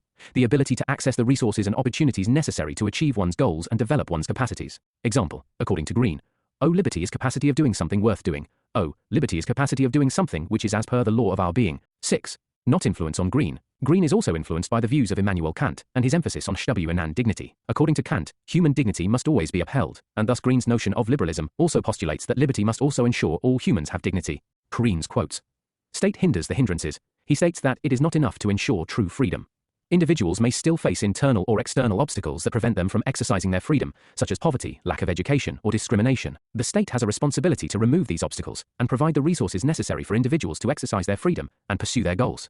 An individual is free when he has the capacity to fulfill the law of his being. The quote reflects Green's belief that true freedom involves more than simply being free from external constraints or interference. Green argued that individuals are only truly free when they have the capacity to develop their capacities and pursue their goals, which he saw as the law of their being. Fill not force is the basis of the state. According to Green, the state should be founded on the ideas of liberty and individual rights rather than compulsion and force. He believed that the state should be there to uphold people's rights and make sure that everyone has the chance to grow personally and achieve their objectives. Views of Harold Laski. Laski thought that positive liberalism should seek to promote human freedom and autonomy, but that this could only be accomplished through a powerful interventionist state that offred the necessary social and economic resources for people to reach their full potential.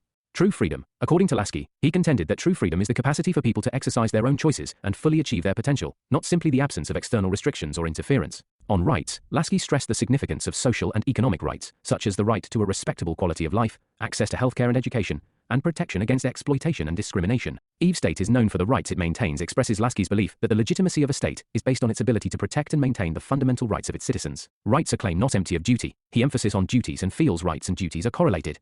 He says that the state must ensure rights, but at the same time, citizens must adhere to their duties as citizens. Social order, not based on the recognition of the claims of person, is based on sand, expresses the idea that social order, or the organization and structure of society, must be built on a foundation of respect for individual rights and freedoms. Without this foundation, the social order is unstable and vulnerable to collapse. Example, collapse of USSR. The social order, which is not based on claims of a person, is based on sand.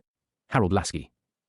In this quote, Laski emphasizes significance of acknowledging and upholding each person's unique rights and liberties within a society. He contends that a social system constructed on an unstable basis, analogous to sand, and prone to conflict is one that does not respect and uphold these claims. For Laski, a strong interventionist state that was able to defend rights and liberties of its residents and was answerable to them through democratic processes was necessary for a just and stable society. He believed that state had a fundamental responsibility to guarantee that each person may use their rights and freedoms and to stop others or institutions from abusing their positions of authority. Critiques. Marxist argued that liberalism was fundamentally flawed because it failed to recognize the ways in which economic and social structures shape individual behavior and consciousness. Friedrich Nietzsche criticized liberalism for its focus on rationality and reason, which he saw as constraining human creativity and vitality. Iris Marion Young argued that liberal conceptions of justice and equality are insufficient for addressing systemic forms of oppression and marginalization. She suggested that liberal political theory needs to take into account the ways in which structural inequalities such as racism, sexism, and classism operate to disadvantage certain groups of people. Conclusion. Overall, these critiques suggest that while liberalism has made important contributions to political theory and practice, it is not without its limitations and blind spots. Philosophers and thinkers continue to engage in critical reflection on liberal ideas in order to better understand their strengths and weaknesses and to develop new approaches to addressing the complex challenges facing contemporary societies. 3. Neoliberalism. Background. Origin in neoliberalism is a political and economic ideology that emerged in the late 20th century as a response to Keynesianism and the welfare state. It emphasizes the importance of free market capitalism, individual liberty, and limited government intervention in the economy. The term neoliberalism was first used in the 1930s by the economist Walter Lippmann, who argued for a return to classical liberalism and laissez-faire economics. However, it wasn't until the 1970s that neoliberalism became a scholars' neoliberalism is based on Washington consensus dominant force in politics and economics. The rise of neoliberalism was driven by a number of factors, including the economic crisis of the 1970s, the failure of Keynesian policies to address inflation and unemployment, and the emergence of new technologies and global markets that made it easier for companies to move production overseas. Unprominent neoliberal thinkers and policymakers include Friedrich Hayek, Milton Friedman, and Ronald Reagan in the United States, Margaret Thatcher in the United Kingdom, and Augusto Pinochet in Chile. Example, they advocated for deregulation, privatization, globalization, and free trade, and argued that these policies would promote economic growth and prosperity. Friedrich Hayek, he is sometimes cited as the father of neoliberalism, and his 1944 book The Road to Serfdom is regarded as a key contribution to the growth of neoliberal ideology. In this book, Hayek made the case that excessive government involvement in the economy was a guaranteed path to totalitarianism and that the only way to guarantee economic freedom was to keep government involvement to a minimum and permit markets to operate without interference. Milton Friedman. Friedman was an influential economist and one of the most prominent advocates of neoliberalism in the 20th century. In his book Capitalism and Freedom, he states that government intervention in the economy, particularly through monetary policy, was a major cause of economic instability, and that a free market approach was necessary to promote economic growth and prosperity. Gary Becker, an economist and Nobel laureate, argued that individuals should be treated as rational actors who make choices based on self-interest. Robert Nozick, book State, Utopia and Anarchy, called Minimal State, is inspiring and right. James Buchanan, an economist and Nobel laureate who developed the theory of public choice, which applied neoliberal principles to the study of politics. He argued that politicians and bureaucrats were self-interested and needed to be constrained by the market. The Washington Consensus is often seen as a key expression of neoliberalism, as it promoted the same core principles of free markets, limited government intervention, and individualism. 10 Principles of Washington Consensus. In low government borrowing, redirection of public spending from subsidies toward broad-based provision of key pro-growth, R&D, tax reform. Positive interest rates, competitive exchange rates, and trade liberalization, liberalization of inward foreign direct investment, privatization of state enterprises, deregulation, legal security for property rights. Critics of the Washington Consensus argue that the policies were too focused on market-oriented solutions and too insensitive to the social and political contexts of developing countries, leading to increased inequality, poverty, and political instability. Features of neoliberalism. 1. Market fundamentalism. Neoliberalism advocates for a free market capitalist system, in which the market is the primary mechanism for allocating resources and determining prices. 2. Free trade. Neoliberalism is in favor of globalization, free trade, and the elimination of trade barriers like tariffs. 3. Limiting of government intervention. Neoliberalism places a strong emphasis on reducing government involvement in the economy, which includes lowering taxes, scaling back social welfare programs, and creating smaller governments. 4. Fiscal austerity. In order to encourage economic growth and stability, neoliberalism calls for fiscal austerity, which includes budget balance and lowering public debt. Example. An example of this neoliberal policy in action can be found in the UK, following the 2008 financial crash and subsequent global recession. Between 2010 to 2019, more than £30 billion in government spending was cut, reducing the money and resources available to social welfare services in the UK. 5. Privatization. Neoliberalism supports the privatization of public services and industries, including utilities, education, and healthcare. An example of this occurred in 2015, when the final UK government-owned shares of Royal Mail were sold. By October 2015, Royal Mail was owned by private stakeholders. 6. Deregulation. Neoliberalism advocates for the removal of regulations and restrictions on businesses and markets in order to promote competition and increase efficiency. An example of price deregulation occurred in December 1991, following the breakup of the communist Soviet Union. Post-communist Russia saw prices, previously influenced by government policy, deregulated, and the introduction of a free capitalist market. 7. Financialization. Neoliberalism has also led to the increasing financialization of the economy, with a focus on the growth of financial markets and the use of financial instruments, such as derivatives. Views of Hayek. He was a critic of planning and calls it a fruitless exercise and road to serfdom. The state is master, we are serfs, the market is a huge central nervous system. Calls social justice through welfarism a mirage. In the name of social justice, the state increases its powers. Says the state is incapable of doing justice. Social justice as a mirage. Hayek argued that the concept of social justice was fundamentally flawed because it assumed that there was an objective standard for what was just or fair. He believed that justice could only be understood in terms of individual rights and that attempts to pursue social justice through government intervention in the economy were misguided. Hayek argued that the pursuit of social justice often led to policies that were counterproductive or even harmful. For example, he believed that policies aimed at achieving income equality through progressive taxation or wealth redistribution were unjust, because they violated the individual property rights of the wealthy, and were ultimately ineffective in achieving their stated goals. He also argued that such policies created disincentives for innovation and entrepreneurship, which could lead to slower economic growth and fewer opportunities for everyone.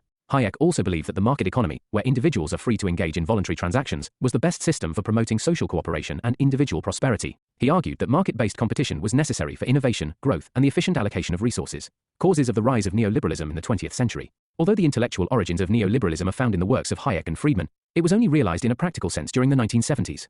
During this time, the economic policy of Britain under Margaret Thatcher began resembling the neoliberal theory of state. Further, during the 1980s, it was also seen in American policies under President Reagan. Thus, it also came to be known as Thatcherism and Reaganomics. Factors that led to its rise during this time period are economic crisis. The post-World War II economic boom came to an end in the 1970s, as many Western economies experienced stagflation. This led to a crisis of confidence in the Keynesian welfare state model, which emphasized government intervention in the economy.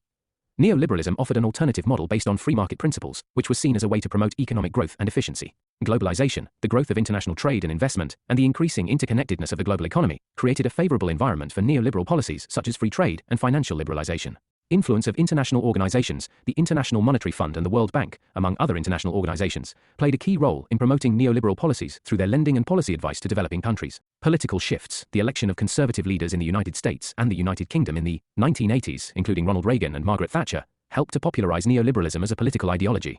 These leaders advocated for policies such as deregulation, privatization, and tax cuts as a way to promote economic growth and individual freedom. Failing social democracy, neoliberalism emerged in the context of a crisis of social democracy, as the post-war consensus around the welfare state began to break down. The rise of neoliberalism was therefore in part a response to the perceived failures of social democratic policies, which were seen as inefficient and unresponsive to changing economic conditions. Technological advancements, advances in technology, particularly in the area of communication and information technology, enabled the growth of global markets and facilitated the spread of neoliberal ideas. John Maynard Keynes. John Maynard Keynes was a British economist whose work had a profound influence on economic theory and policy in the 20th century. He is widely considered to be one of the most important economists of the modern era, and is known for his ideas on macroeconomics, particularly his advocacy for government intervention in the economy during times of recession or depression. Keynes argued that a market economy could experience prolonged periods of high unemployment and undemtalization of resources due to insufficient aggregate demand. He, therefore, advocated for government spending and monetary policy to stimulate demand and boost economic activity during recessions. He also argued for an active role for the government in regulating the economy and promoting social welfare, particularly through public investment in infrastructure and social programs.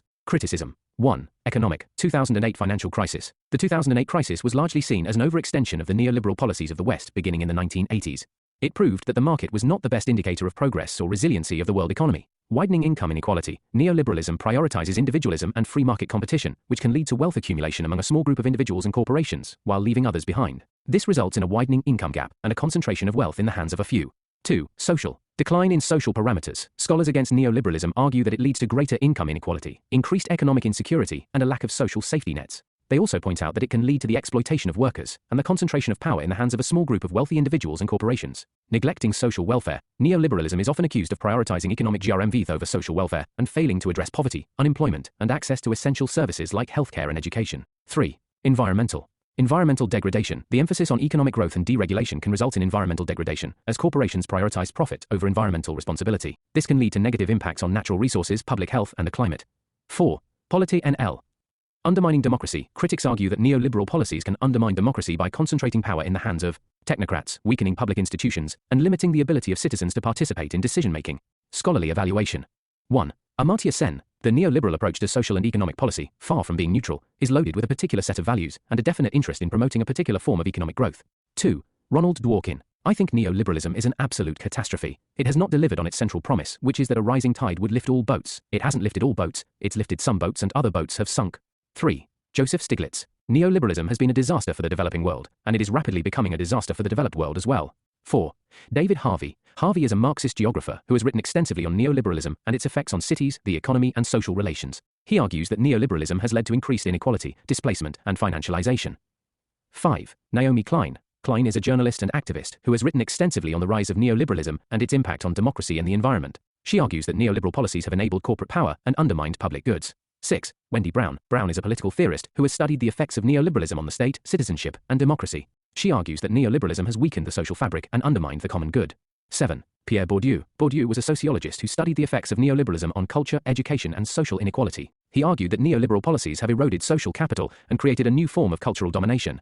Neoliberalism subordinates the substance of society to 9. Arun Maira, in his book A Billion Fireflies, writes, liberal economics creates illiberal societies, and says inequality in society is leading to rise in authoritarianism and nationalism in democratic societies. 10. World moving from Washington to Cornwall consensus, salient features. It revitalizes the state's economic role and would allow to pursue societal goals, build international solidarity, and reform global governance in the interest of the common good. This means that grants and investments from state and multilateral organizations would require recipients to pursue rapid decarbonization rather than rapid market liberalization, as required by IMF lending for structural adjustment programs. The Cornwall consensus also entails moving from reactively fixing market failures to proactively shaping and making the kinds of markets we need to nurture in a green economy. It will replace redistribution with pre-distribution.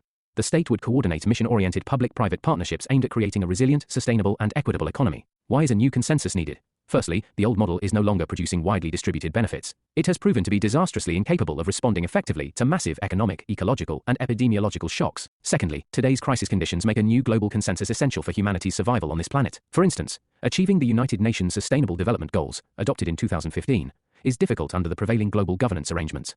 Thirdly, there is an urgent need to strengthen the global economy's resilience against future risks and shocks. This cannot be done without overhauling the outdated economic system. Finally, most economic institutions are still governed by outdated rules that render them unable to bring in the responses needed to end the pandemic, or achieve the Paris Climate Agreement's goal of limiting global warming to 1.5 degrees Celsius, relative to pre-industrial levels. Previous year's questions. The political ideology of globalization is neo-liberalism. Comment. Neoliberalism, an economic theory that promotes free markets, privatization, deregulation, and little government interference, is frequently linked to the political ideology of globalization. Throughout the 1980s and 1990s, at the same time that globalization, the term for the growing connectivity and interdependence of nations and economies around the world, became prevalent, neoliberalism emerged as the dominant economic ideology.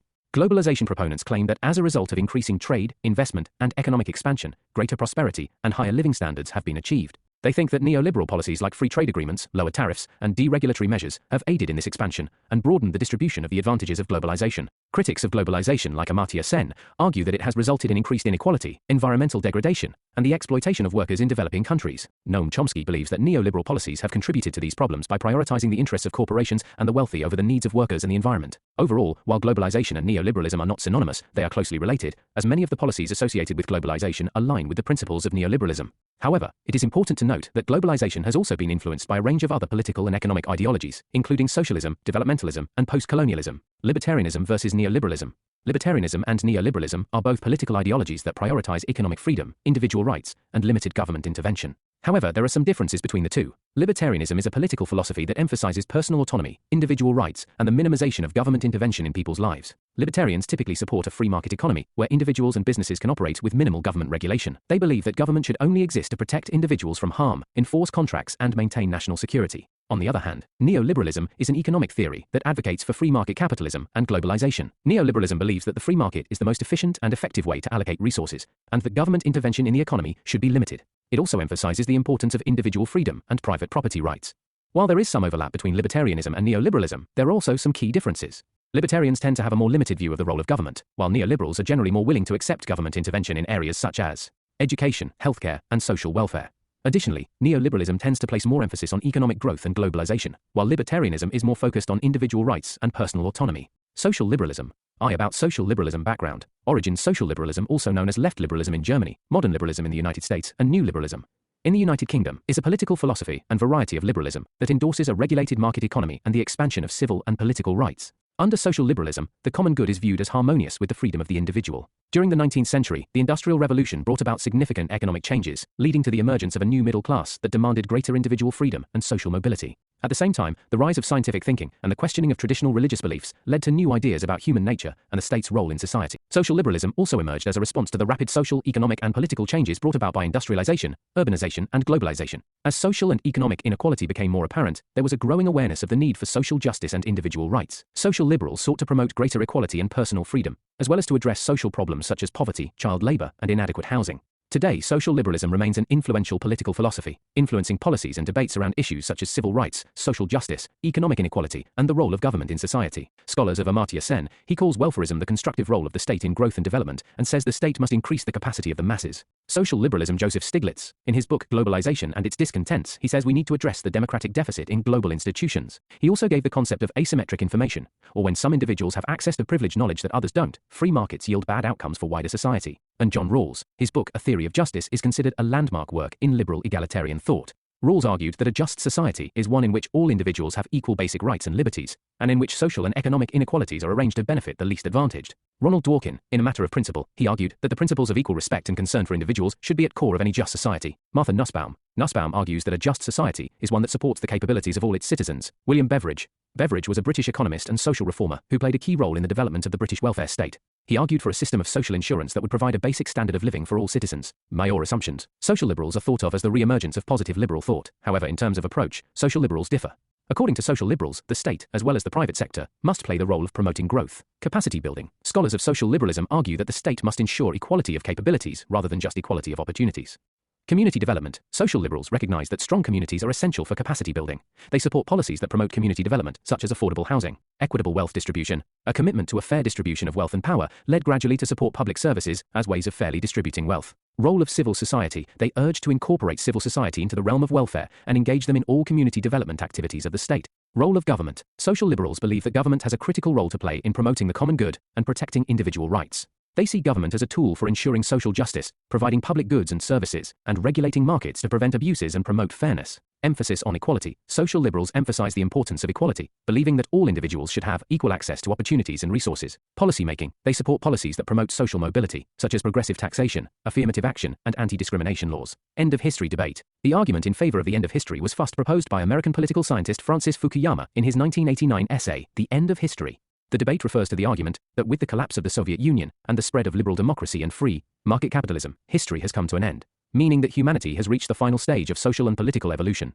Essentially, it meant that humanity had accepted the liberal theories as victorious over all other ideologies, most notably communism. End of history. In the thesis, Fukuyama is inspired by the works of Alexander Koyev, who states that the world moves towards more homogeneous ideas and circumstances. Inherently, those ideas which are superior persist over others. Through this, Fukuyama contends that in the aftermath of the fall of the Berlin Wall in 1989, the world has universally accepted that the liberal world order led by the West is the ideological winner and settles the ideology debate. Further, with the fall of the Soviet Union in 1991, there was a worldwide decline of communism as a state theory, as well as a theory in general. Post-Soviet states adopted Western model democracies. Thus, to Fukuyama, this proved that liberalism had won the historical battle of ideologies. After this, no ideology was left to challenge liberalism, and he contended history, or the historical conflict of ideas, had ended, in other words, the end of history. Arguments in favor of the end of history. 1. The spread of liberal democracy. With the collapse of the Soviet Union and the end of the Cold War, liberal democracy became the dominant form of government worldwide. This marked the triumph of the Western model of liberal democracy and capitalism, which represents the highest stage of human social and political development. Example, the spread of democracy in Latin America, Eastern Europe, and Asia as evidence of the universality of liberal democratic values. 2. Liberal democracy provides best conditions. The argument in favor of the end of history posits that liberal democracy provides the best framework for human flourishing, as it offers the most freedom, prosperity, and human dignity. This argument asserts that liberal democracy provides the necessary conditions for human progress, as it encourages innovation, creativity, and technological advancement. It also argues that liberal democracy is the most stable form of government, as it offers the greatest protection of individual rights and civil liberties. 3. The decline of ideological conflicts. With the end of the Cold War, the major ideological conflicts of the 20th century have come to an end. This has led to a more peaceful and stable international order, as countries have become more willing to cooperate with one another. 4. Global homogeneity. Global cultural and moral norms are becoming convergent, as liberal democratic institutions and principles are adopted by an increasing number of nations. This indicates that humanity is making progress towards a common set of values and ideas that cut beyond regional and cultural boundaries. Argument against end of history. Failure to account for emerging challenges. The end of history argument assumes that liberal democracy will continue to provide the best framework for human flourishing in the face of all challenges, including emerging ones. However, new challenges such as climate change, pandemics, and global economic inequality may require new approaches to governance that go beyond liberal democratic principles. Cultural resistance. The spread of liberal democracy may not be as universal as some proponents of the end of history claim. Many countries have deep cultural and historical roots that are resistant to the adoption of Western-style liberal democracy. Some societies may prefer alternative forms of governance that better reflect their values and traditions. The rise of illiberalism, the idea of the end of history, assumes that liberal democracy will continue to be the dominant political system in the world.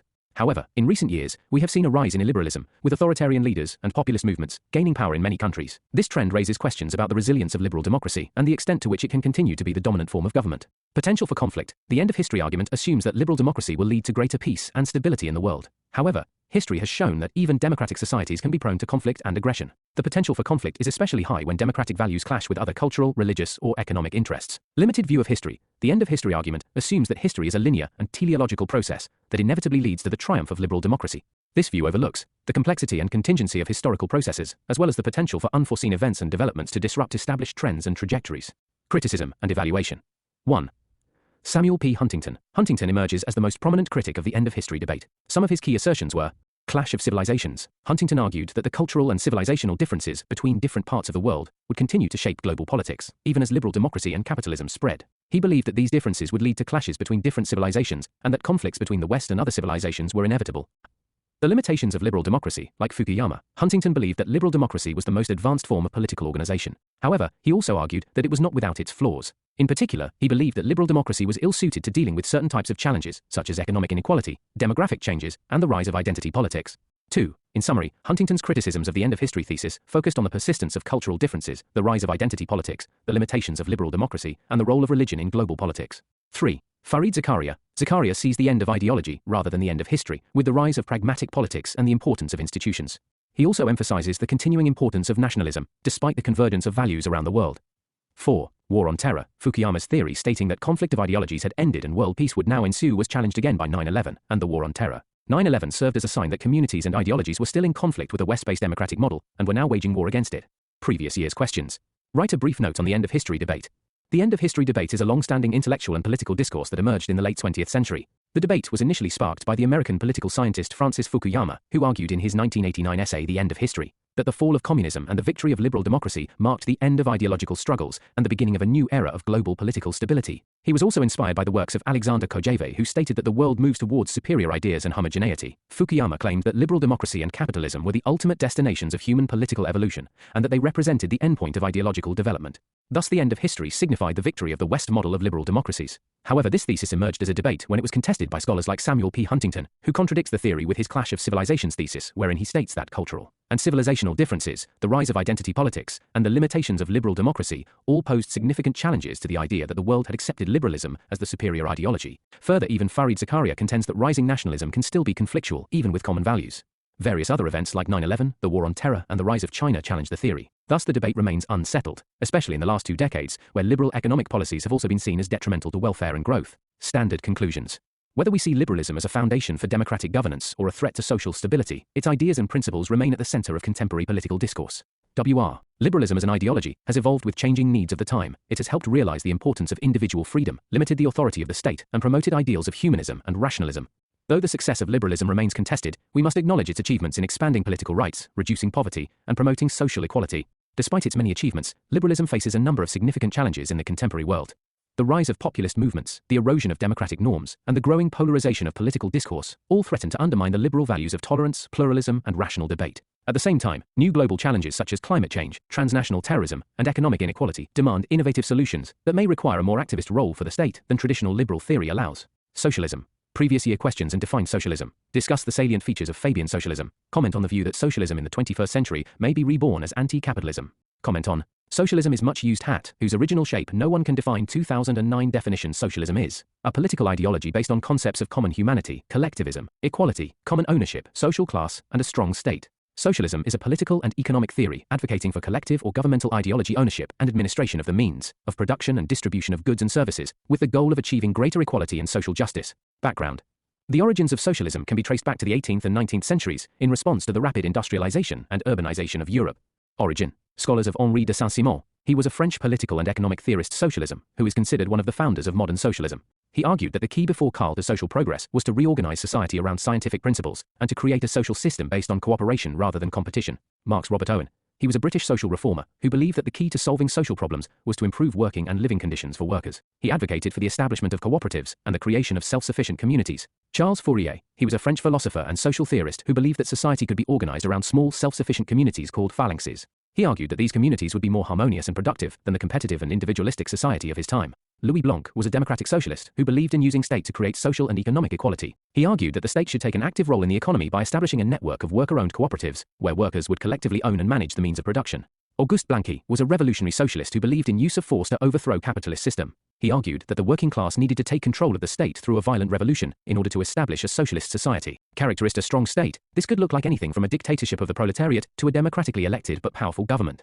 ICS that defines socialist society a common ownership. This could be the abolishment of private property altogether, or even just energy companies being owned by the government. Collectivism. This could vary from a completely collectivized economy that is planned by state to just key industries being collectivized and regulated by state. Equality of outcome. This could look like the same income for everyone, or just a minimum quality of life for everyone. Classes. This could vary from a completely classless society to a society where the difference between the classes is minimized. Standard introductions. Socialism is economic and political theory that aims to create society based on cooperation and equality. The idea of socialism has always been associated with notions of social justice and equality. Socialism has been a driving force behind some of the most significant social and political changes in modern history. In the modern era, socialism is often regarded as the hat that has lost its shape because everyone wears it. Socialism evolved in the backdrop of socio-economic inequalities generated due to the Industrial Revolution, hence primarily an economic doctrine as it came against capitalism.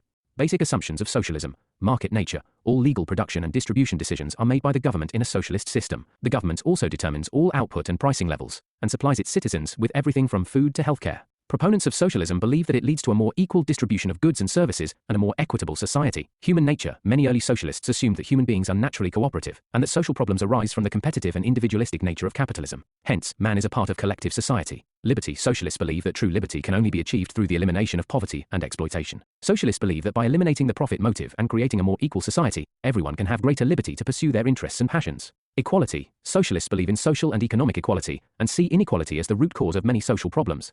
They call it a substantive concept. They believe in equality of outcome because there is no level playing field in the society. Justice. The distribution should be on the basis of need. Power. Some early socialists argued for the decentralization of power and the establishment of small, self-governing communities.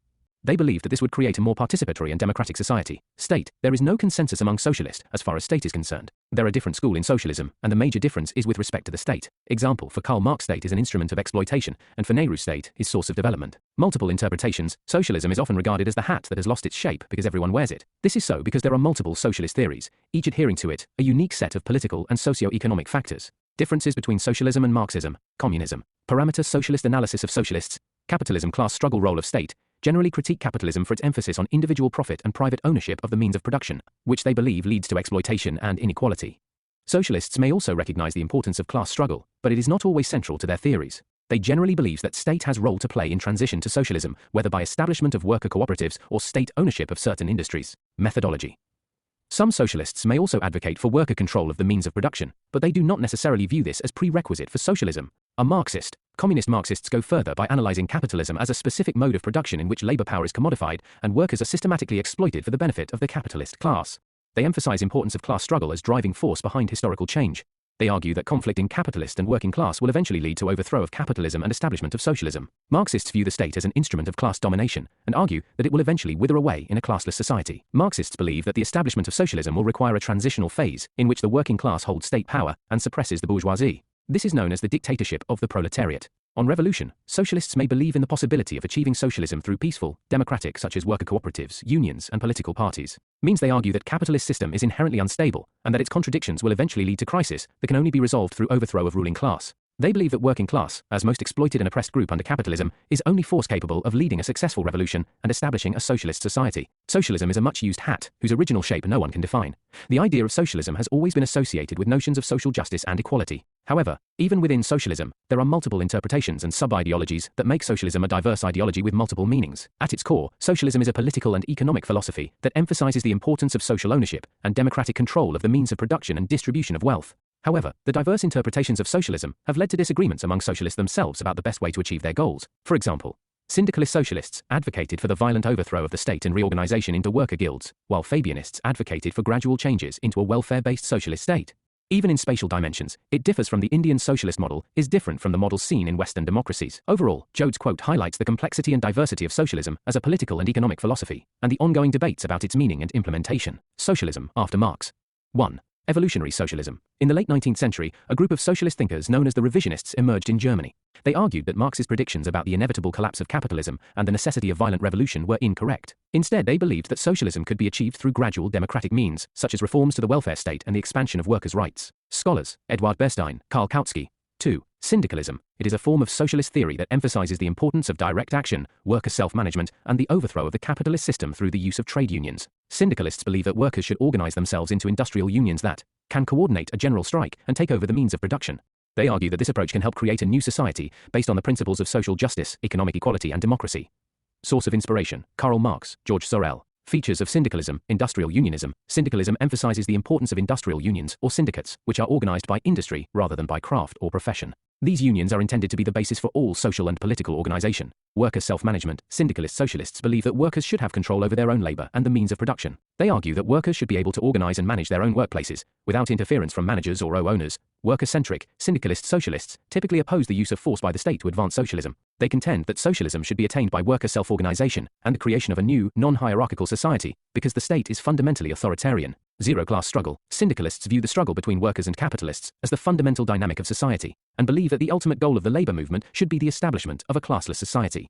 Self-management. Syndicalists believe in the principle of self-management, in which workers control the organizations in which they work and make decisions democratically. This extends to the broader society, in which workers would collectively manage the means of production and distribution.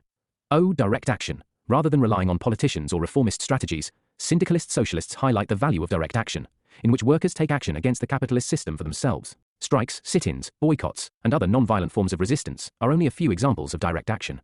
3. Guild socialism. Guild socialism is a political movement advocating workers' control of industry through the medium of trade-related guilds in an implied contractual relationship with the public. It originated in the United Kingdom and was at its most influential in the first quarter of the 20th century. Scholar, G.D.H. Cole. And guild, an association of people for mutual aid, or the pursuit of a common goal, in this case an association of workers of different industries. Features of guild socialism. Means of production within guilds. Like Marx, guild socialism opposes capitalism. They want to abolish capitalism and vest the control and management of the factories in the hands of the guilds. Worker unionism.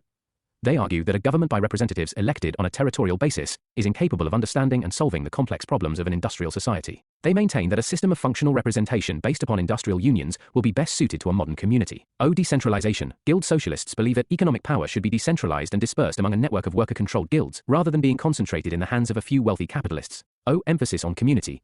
Guild socialism emphasizes the importance of community and cooperation, with workers and consumers coming together to collectively manage and own the means of production. 4. Fabian socialism. It is the gradualist and reformist form of socialism that emphasizes the importance of democratic and peaceful means of achieving social and economic reforms, and had a significant influence on the Indian nationalist movement.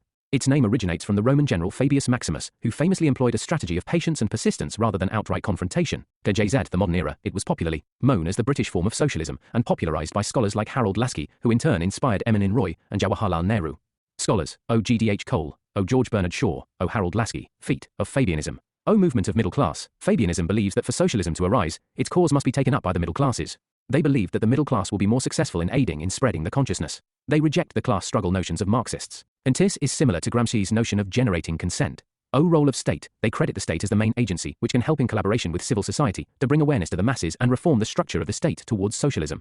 Public ownership. Fabianism advocates for the public ownership of key industries and services, such as healthcare, education, and transportation. Fabian socialists believe that these industries should be owned and managed by the state, or by cooperatives of workers and consumers. Internationalism. Fabianism advocates for international cooperation and solidarity among socialist movements. Fabian socialists believe that the struggle for socialism is a global struggle. Influence in India.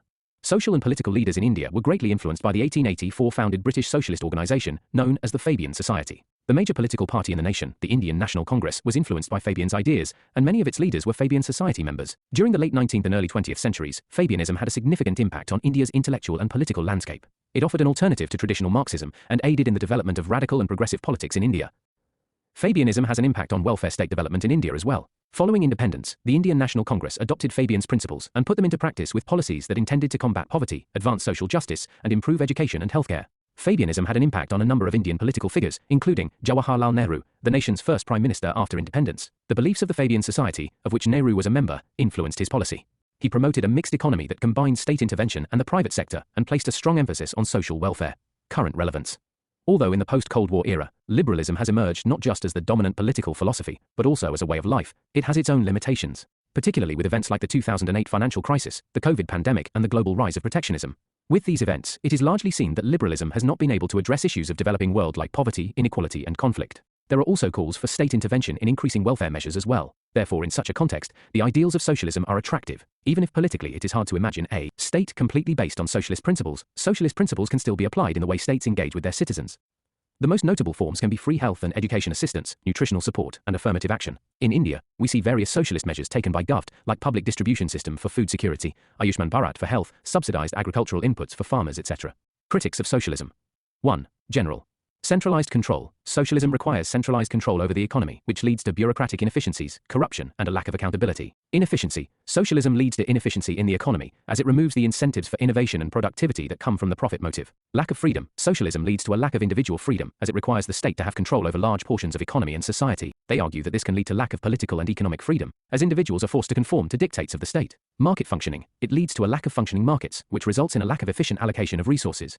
Markets are most efficient way to allocate resources, as they allow for the dynamic interplay of supply and demand, and that socialism disrupts this process. Incentives. Critics argue that socialism eliminates incentives for individuals to work hard, innovate, and take risks. They argue that the profit motive is an important incentive for individuals to invest their time and resources into creating new products and services, and that socialism removes this incentive. Human nature. Critics argue that socialism is based on a flawed view of human nature, as it assumes that individuals are primarily motivated by altruism rather than self-interest. They argue that this view of human nature is unrealistic, and that socialism is therefore bound to fail. 2. Scholarly. Winston Churchill. The inherent vice of capitalism is unequal sharing of blessings. The inherent virtue of socialism is the equal sharing of miseries. Michael Oakeshott. Oakeshott was a philosopher who was critical of socialism, arguing that it was a flawed attempt to create a perfect society that would inevitably fail. Robert Nozick.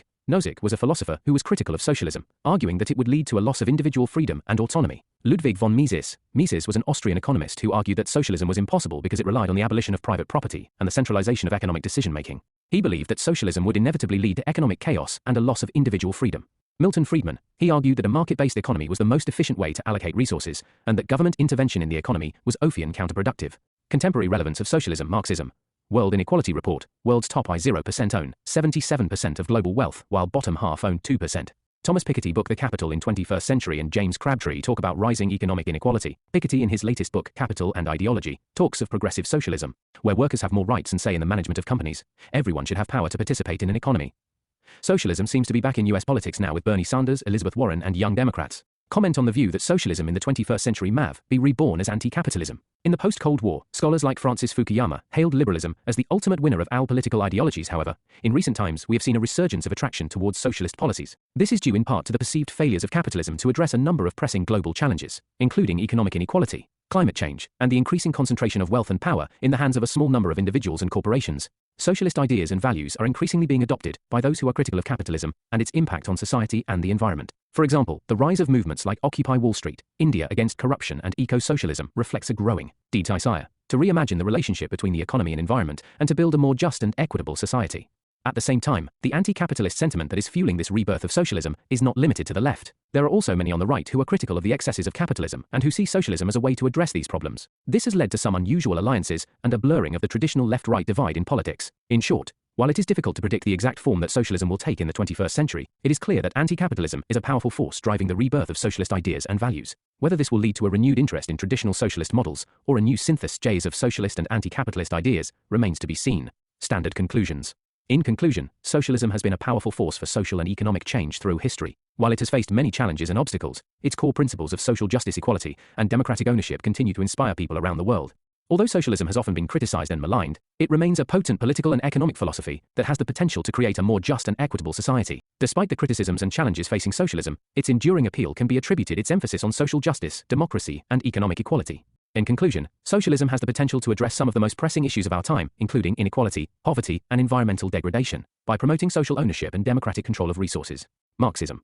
Previous year's questions. What is the contemporary relevance of Marxism? Is meant by relative autonomy of state in Marxist, and evaluate Marx's instrumentalist approach to the state. Background. Marxism is a political and economic philosophy that originated in the mid-19th century, developed by German philosopher and economist Karl Marx and his origin collaborator Friedrich Engels. Marx was influenced by a number of thinkers, including Hegel, Feuerbach, and Ricardo, and was also shaped by the social and economic conditions of his time, including the rise of industrial capitalism and the working class. Exploitation of the end. According to Marxists, capitalism is an exploitative system that favors the ideology affluent at the expense of the working class.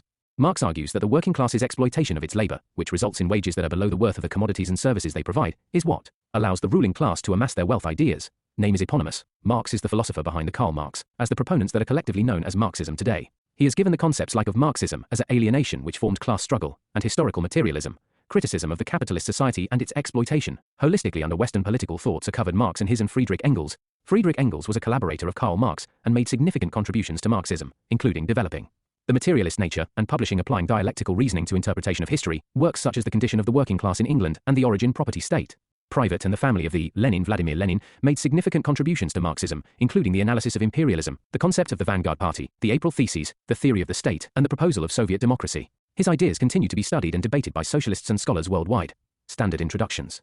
1. General. Marxism is a complex and multifaceted theory that seeks to understand the social and economic forces that drive human history and offers a vision for a more just and equitable society. Marxism is a theory developed by Karl Marx that emphasizes the role of class struggle in shaping society and advocates for a socialist revolution to create a classless society. 2. Neo-Marxism. While Neo-Marxism represents a departure from Orthodox Marxism in its willingness to embrace new insights from other disciplines, including sociology, psychology, and anthropology. Neo-Marxism is a contemporary approach to Marxist theory that seeks to expand and revise traditional Marxist analysis to better understand the complexities of modern society. Schools of Marxian thought. 1. Interpretation of Marx's works. Marxists have debated how to best interpret Marx's writings, with various schools placing varying amounts of weight on certain facets of his theory. As a result, various schools of thought within Marxism have emerged. 2. Regional and national contexts. Several schools have developed as a result of the application of Marxism in various regional and national contexts. For instance, China's distinct history and culture had an impact on Marxism there, which eventually gave rise to Maoism. 3. Differences in political strategy and tactics. Marxists disagreed on how to achieve socialism and the best strategies and tactics to use. Some believed in working within existing political institutions, while others advocated for revolution and violent overthrow of the ruling class. For instance, these differences led to the emergence of different schools of Marxism, such as social democracy, Leninism, and Maoism. 4. New developments. The separation of Marxism into different schools has also benefited from recent advances and difficulties. For instance, fresh discussions and advancements within Marxist theory have resulted from the fall of the Soviet Union and the advent of neoliberalism.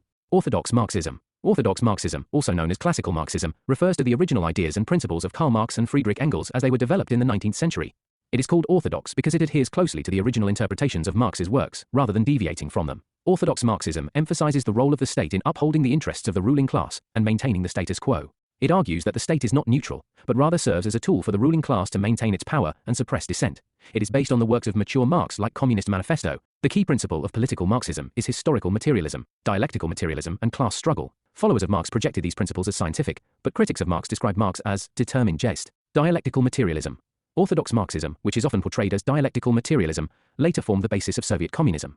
Vulgar Marxfam, as it has been called, undoubtedly placed heavier stress on mechanistic theories and historical inevitability than did Marx's own writings. The matter is complicated by the breadth and complexity of Marx's own writings, and the difficulty of establishing the Marxism of Marx. 1. Lenin's views. Lenin's views helped realize Marxist thought into real state formation. His interpretation of Marx helped create the world's first Marxist state, the Soviet Union or USSR. It was thought that Marxism was meant for advanced capitalist countries, but Lenin applied it in Russia, which was primarily feudal. However, it is also Lenin who first deviated from the principles laid down by Marx, with his conception of Marxism as a state ideology. Contributions. O Communist Party. And Marx did not explicitly oppose political parties, but he criticized the dominant parties of his time for being beholden to the interests of the ruling class. He believed that true democracy and freedom could only be achieved through the abolition of class society, rather than through the reformist policies of the existing parties. Lenin argued that a revolutionary party was necessary to lead the working class in overthrowing the capitalist state.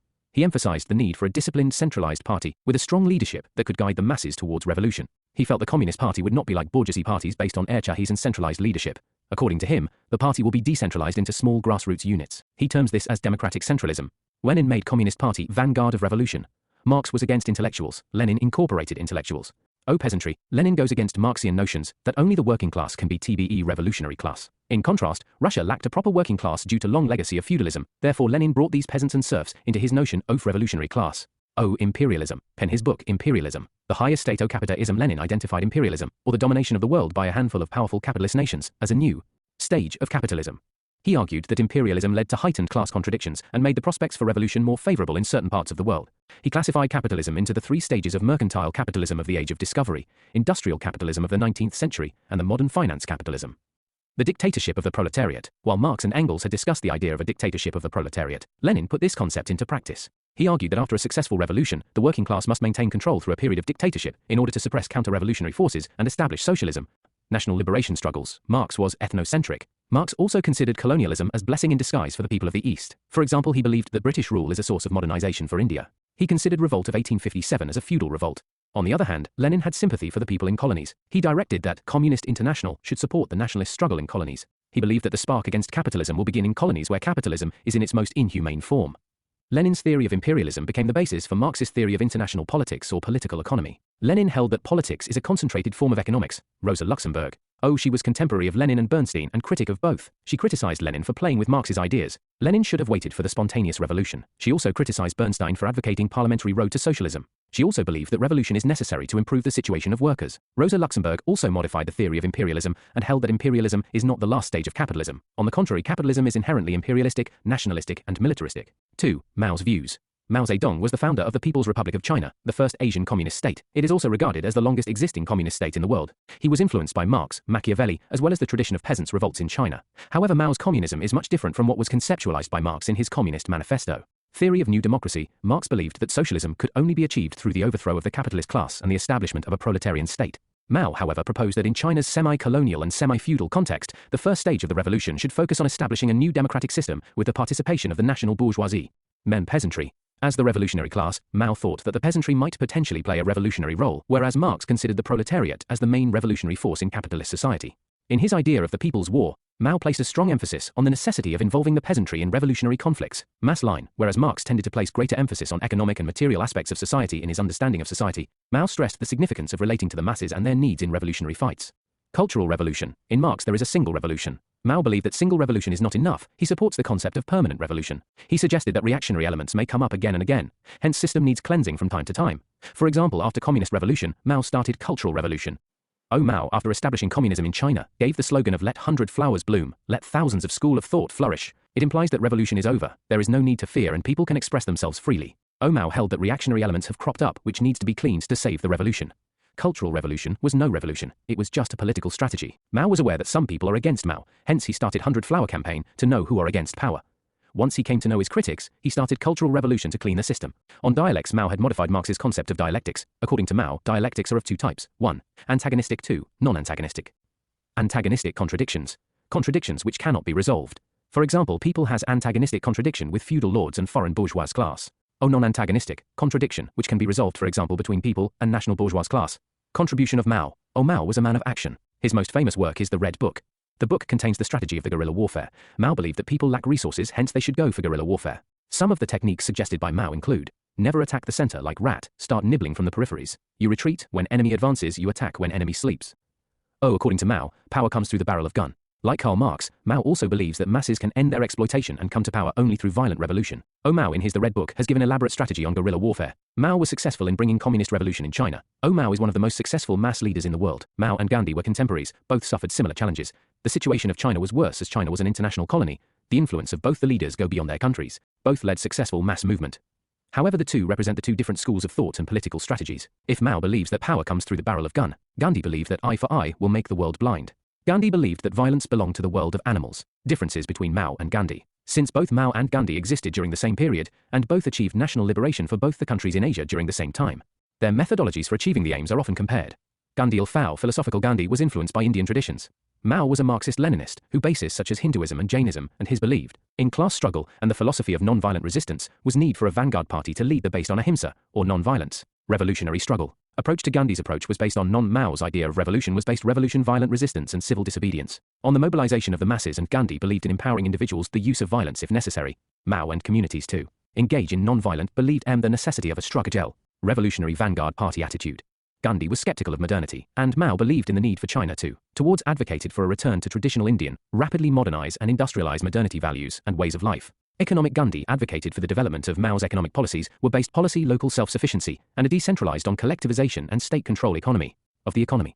Low Marxism. Back around Neo-Marxism is a term used to describe a variety of 20th century Marxist theories, origin. The 1960s as a reaction to what some Marxists saw as the limitations of traditional Marxism in explaining the complexities of modern capitalism and the changing nature of social and political structures. Schools. It first emerged with the writings of Antonio Gramsci, but developed mostly during the 1960s and 1970s when scholars began to explore the limitations of traditional Marxist theory. Some of the key figures associated with Neo-Marxism include Antonio Gramsci, Luis Althusser, and Herbert Marcuse. Gramsci's concept of cultural hegemony, which refers to the dominance of ruling class ideology over the values and beliefs of the broader society, has been particularly influential in Neo-Marxist thought and critical school, Frankfurt School and structural school. Critical school, Frankfurt School, was formed in 1920s in Germany, but because of Hitler's policies has to be shifted to USA. VBV critical. Because they were critical of Marx's concept of class struggle and revolution. They focus on the ideas of young Marx, which focused on alleviating the human from exploitation and helping him achieve true freedom. Critical of liberalism as what happened in USSR was the establishment of totalitarianism. and Soviet Marxism. Main's principles Marx. Critical school scholars focus on alienation, way of life. Neither in East nor in West there is any scope for freedom. If people are not free in USSR, they are also not free in Western liberal societies. Science has undermined rationality. It promotes only a specific type of rationality, instrumental rationality. And science has undermined the importance of right and wrong. It has undermined the importance of values from our life. Science only talk about true and false, and science has reduced man to the level of animal, mindless consumer of utilities. We behave like herds of sheep and goats. Our most adverse impact of science is that it has given rise to consumerist society, hence they are also critical of projecting Marx as scientific. On the other hand, they project Marx as a philosopher interpreting freedom. Aim of critical Marxism. The aim of critical Marxism is to make man free. Since USSR was under totalitarianism, their entire focus was on the Western societies. They explored the possibility of making man free in the Western world. However, critical Marxism is pessimistic. They do not believe in the possibility of the liberation of man. They believe that man cannot be liberated. So long capitalism exists, man will remain slave. Man will remain alienated. There is no scope of ending capitalism. It is not possible to end capitalism because capitalism ensured that consumerism become mass culture. Consumerism is no more limited to elites, it has become mass culture. At present time, it has become global culture. Information and communication technology made consumerism the mass culture. Science has always been the lieutenant of capitalism. Critical Marxist on advertisement industry. They are focused on the role of advertisement industry in making capitalism a mass culture. Hence they suggest to change the Marxist mode of analysis. According to Orthodox Marxism, economic structure is the basic structure. According to critical Marxists, culture is no more the part of superstructure, it has become basic structure. Today, culture is manufactured, produced, distributed at a mass scale. We are producing the cultural items at a mass scale. Culture itself has become an industry, one of the most powerful industry. Hollywood, Bollywood, TV serials, advertisements, etc. Thus they have analyzed why capitalism is surviving. They concluded that capitalism is surviving by making consumerism the popular culture at the global scale. There is no freedom for humans as they mindlessly work to accumulate the consumer items. There is a loss of aesthetics, there is a loss of folk culture, folk music. Man finds happiness in collecting the items of utility. Scholars of critical school. 1. Antonio Gramsci, a politician and Marxist thinker from Italy. Gramsci coined the term cultural hegemony to explain how the dominant ideologies of the ruling class impact the attitudes and values of the general populace. 2. Theodore Adorno. He gave the concept of negative dialectics, or that we are moving towards less and less freedom, and we are becoming slaves of capitalism. Theodore Adorno has also analyzed the interaction between capitalism and music industry. Original folk music has gone, only that type of music is sold which promotes a specific type of culture. 3. Herbert Marcuse. He was a philosopher and sociologist who is German-American. Marcuse used the term repressive tolerance to describe how the liberal democratic system can permit the expression of opposing viewpoints while yet upholding the established power structure. 4. Martin J. In his book The Dialectical Imagination, J provides an intellectual history of the Frankfurt School and explores the ways in which its members developed their critical theory. Other, Max Horkheimer, Erich Fromm, Jürgen Habermas. Major assumptions of critical school. Criticism of historical materialism. The conventional Marxist theory, according to critical neo-Marxists, is constrained by its emphasis on the economic foundation and class relations, and other elements like culture, identity, and ideology also play significant roles in influencing society. And multi-dimensional nature of power. Neo-Marxist critics contend that in addition to being economic, power is also political, cultural, and social. They stress that people who control cultural institutions and public discourse also wield power, in addition to those who have control over the means of production. Role of culture and ideology. The hegemonic ideology of the ruling class, according to critical neo-Marxists, is frequently taken for granted by the general public. They place a strong emphasis on the significance of cultural hegemony, or the predominance of ruling class ideology over the principles and outlooks of the larger society. Non-social critique is necessary for social transformation. The critical school assumes that critical theory should be focused on social critique, or the analysis of power and domination in society. This critique should not only describe world, but also be engaged in the struggle to transform it. Herbert Marcuse, book One-Dimensional Man. He is also known as father of New Left. Important statements. Advanced industrial society has given rise to the new form of repression or exploitation. False needs have integrated man into existing system of production and consumption via mass media, advertisement, industry, industrial management, and contemporary mode of thoughts. Men has become one-dimensional. It means we are having only one-dimensional thinking and behavior. That is the dimension of consumer. We have lost the aptitude for critical thinking, and ability of oppositional behaviors has withered away. 1-dimensional man. Herbert Marcuse. Herbert Marcuse, a German-American philosopher and sociologist, wrote a book titled One-Dimensional Man in 1964. The book is a critique of the dominant capitalist system, and how it creates a one-dimensional society that lacks critical thinking and opposing consciousness.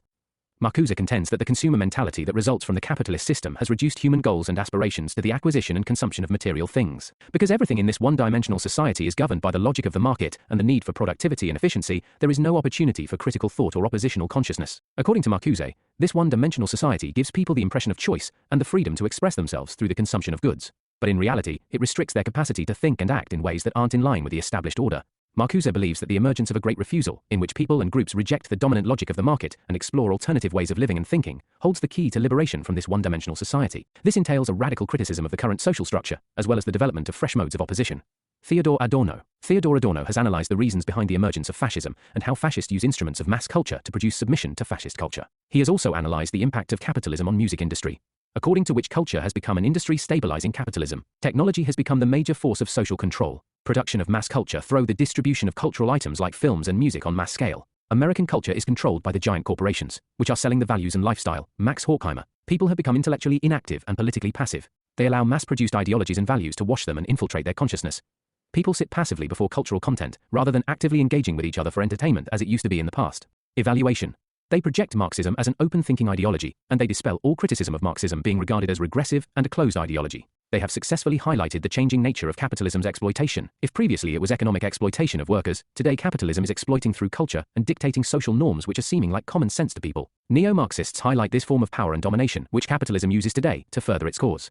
Examples. One area where Neo-Marxism has been particularly influential is in the analysis of globalization and its impact on social and economic inequality. Neo-Marxist scholars have argued that globalization has created new forms of exploitation and domination, particularly in the global south, and have emphasized the need for alternative forms of economic development and global governance. Neo-Marxist ideas continue to inspire social and political movements around the world, including those focused on anti-capitalism, anti-racism, feminism, and environmental justice. These movements seek to challenge the dominant power structures and create more equitable and sustainable societies. General conclusion. Overall, the critical school assumes that modern society is characterized by various forms of domination and oppression, and that critical theory can be used to analyze and critique these structures of power in order to transform society towards greater freedom and autonomy. Overall, the critical school has had a significant influence on contemporary social theory and cultural studies, and its ideas continue to be debated and developed by scholars around the world. Structural Marxism. 1. Background. Structural Marxism is a theoretical framework that emerged in the 1960s and 1970s as a development of Marxist theory. It is rooted in the works of French Marxist philosopher Louis Althusser and his circle of followers, including Etienne Balibar and Nikos Poulantzas. Non-state's basic structure is determined by multi-structural approach, because the state works through many apparatuses, ideological state apparatus and coercive state apparatus. Been critical of Marx's dependence on economic factors, and quoted as Marx's economic overdeterminism. The struggle can arise from any structure and not necessarily from the economy. For example, they quote the example of the Russian Revolution that actually emerged from the oppressive feudal monarchic political structure rather than from the economic structure. 2. Scholars. Louis Althusser, a French Marxist philosopher, used the phrase ideological state apparatuses to refer to the many organizations that function to propagate ruling class ideology and uphold the status quo, and interpolation occurs when an individual is hailed by an ideological state apparatus and responds by recognizing themselves as a particular subject or identity. F. Schumacher, book Small is Beautiful. A Marxian analysis of today's industries. Led to dehumanization of humans, stripped satisfaction out of work. Worker is an anonymous cog in a huge machine. Decisions made on profitability and not human needs. He wants a people-centric economy. Gigantism has triumphed over small.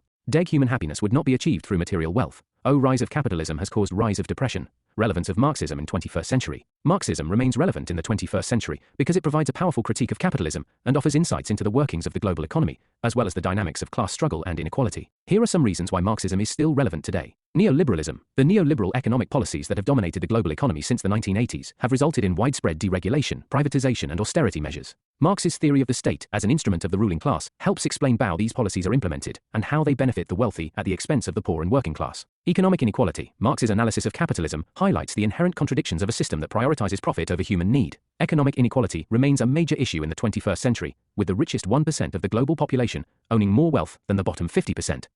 Marx's theory of surplus value helps explain how this concentration of wealth occurs and why the working class continues to struggle for fair wages and working conditions. Environmental crisis. The current climate crisis and other ecological disasters are linked to the unsustainable practices of capitalism. Marx's theory of the metabolic rift between humans and nature helps explain how the exploitation of natural resources for profit leads to environmental degradation and ecological collapse. Social movements. Marxist theory provides a framework for understanding social movements and the struggles of marginalized groups. The concept of class struggle is central to Marxist analysis, but it can also be applied to snuggles based on race, gender, sexuality, and other forms of oppression. Alternative futures. Finally, Marxism offers a vision of a future society based on social and economic equality. While the specific details of Marxist theory and practice are subject to debate and revision, the idea of a society organized around collective ownership and democratic decision-making remains a powerful and inspiring alternative to the current system. In conclusion, Marxism remains relevant in the 21st century because it provides a powerful critique of capitalism and offers a vision of a more just and sustainable society. Marx has been one of the most influential scholars. Marx's followers consider him as a god. Unfortunately, Marx is a god which has failed. Biggest challenge to Marxism's relevance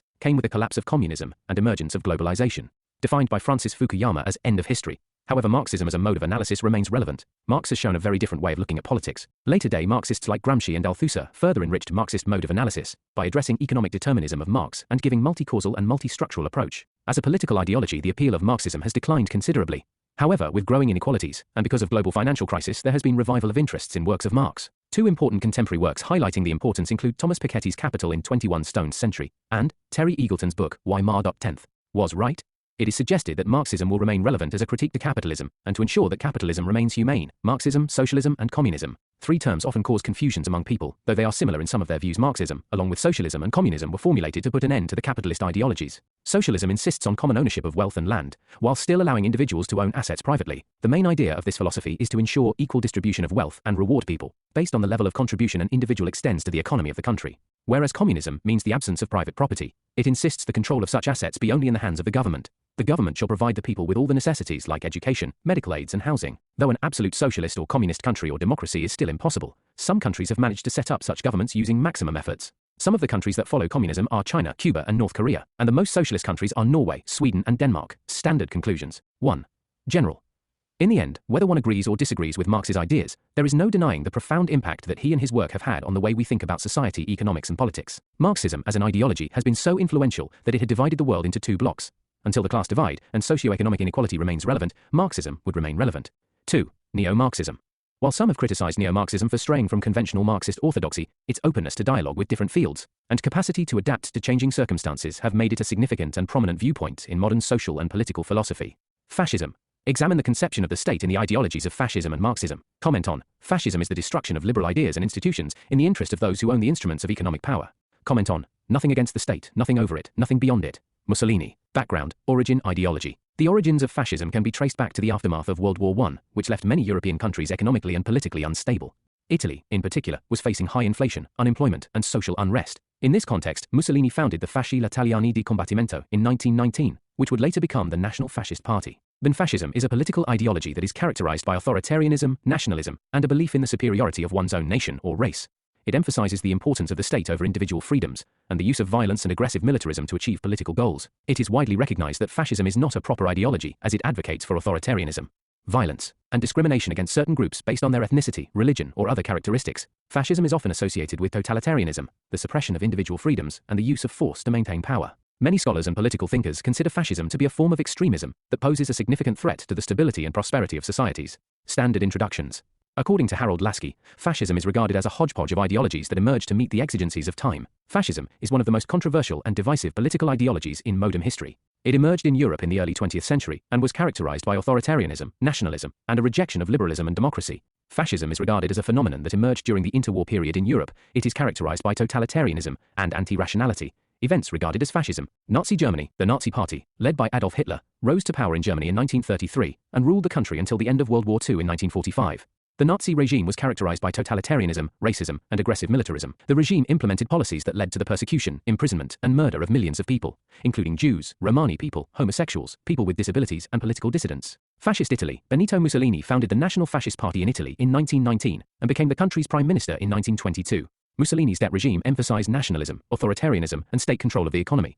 The regime also implemented policies of censorship, propaganda, and repression of political opponents. Francoist Spain. General Francisco Franco led a military coup against the Spanish government in 1936 and established a fascist regime that lasted until his death in 1975. Franco's regime was characterized by authoritarianism, censorship, and the suppression of political opposition. The regime also implemented policies of discrimination against minority groups such as Basques and Catalans. Sources of influence for fascism. 1.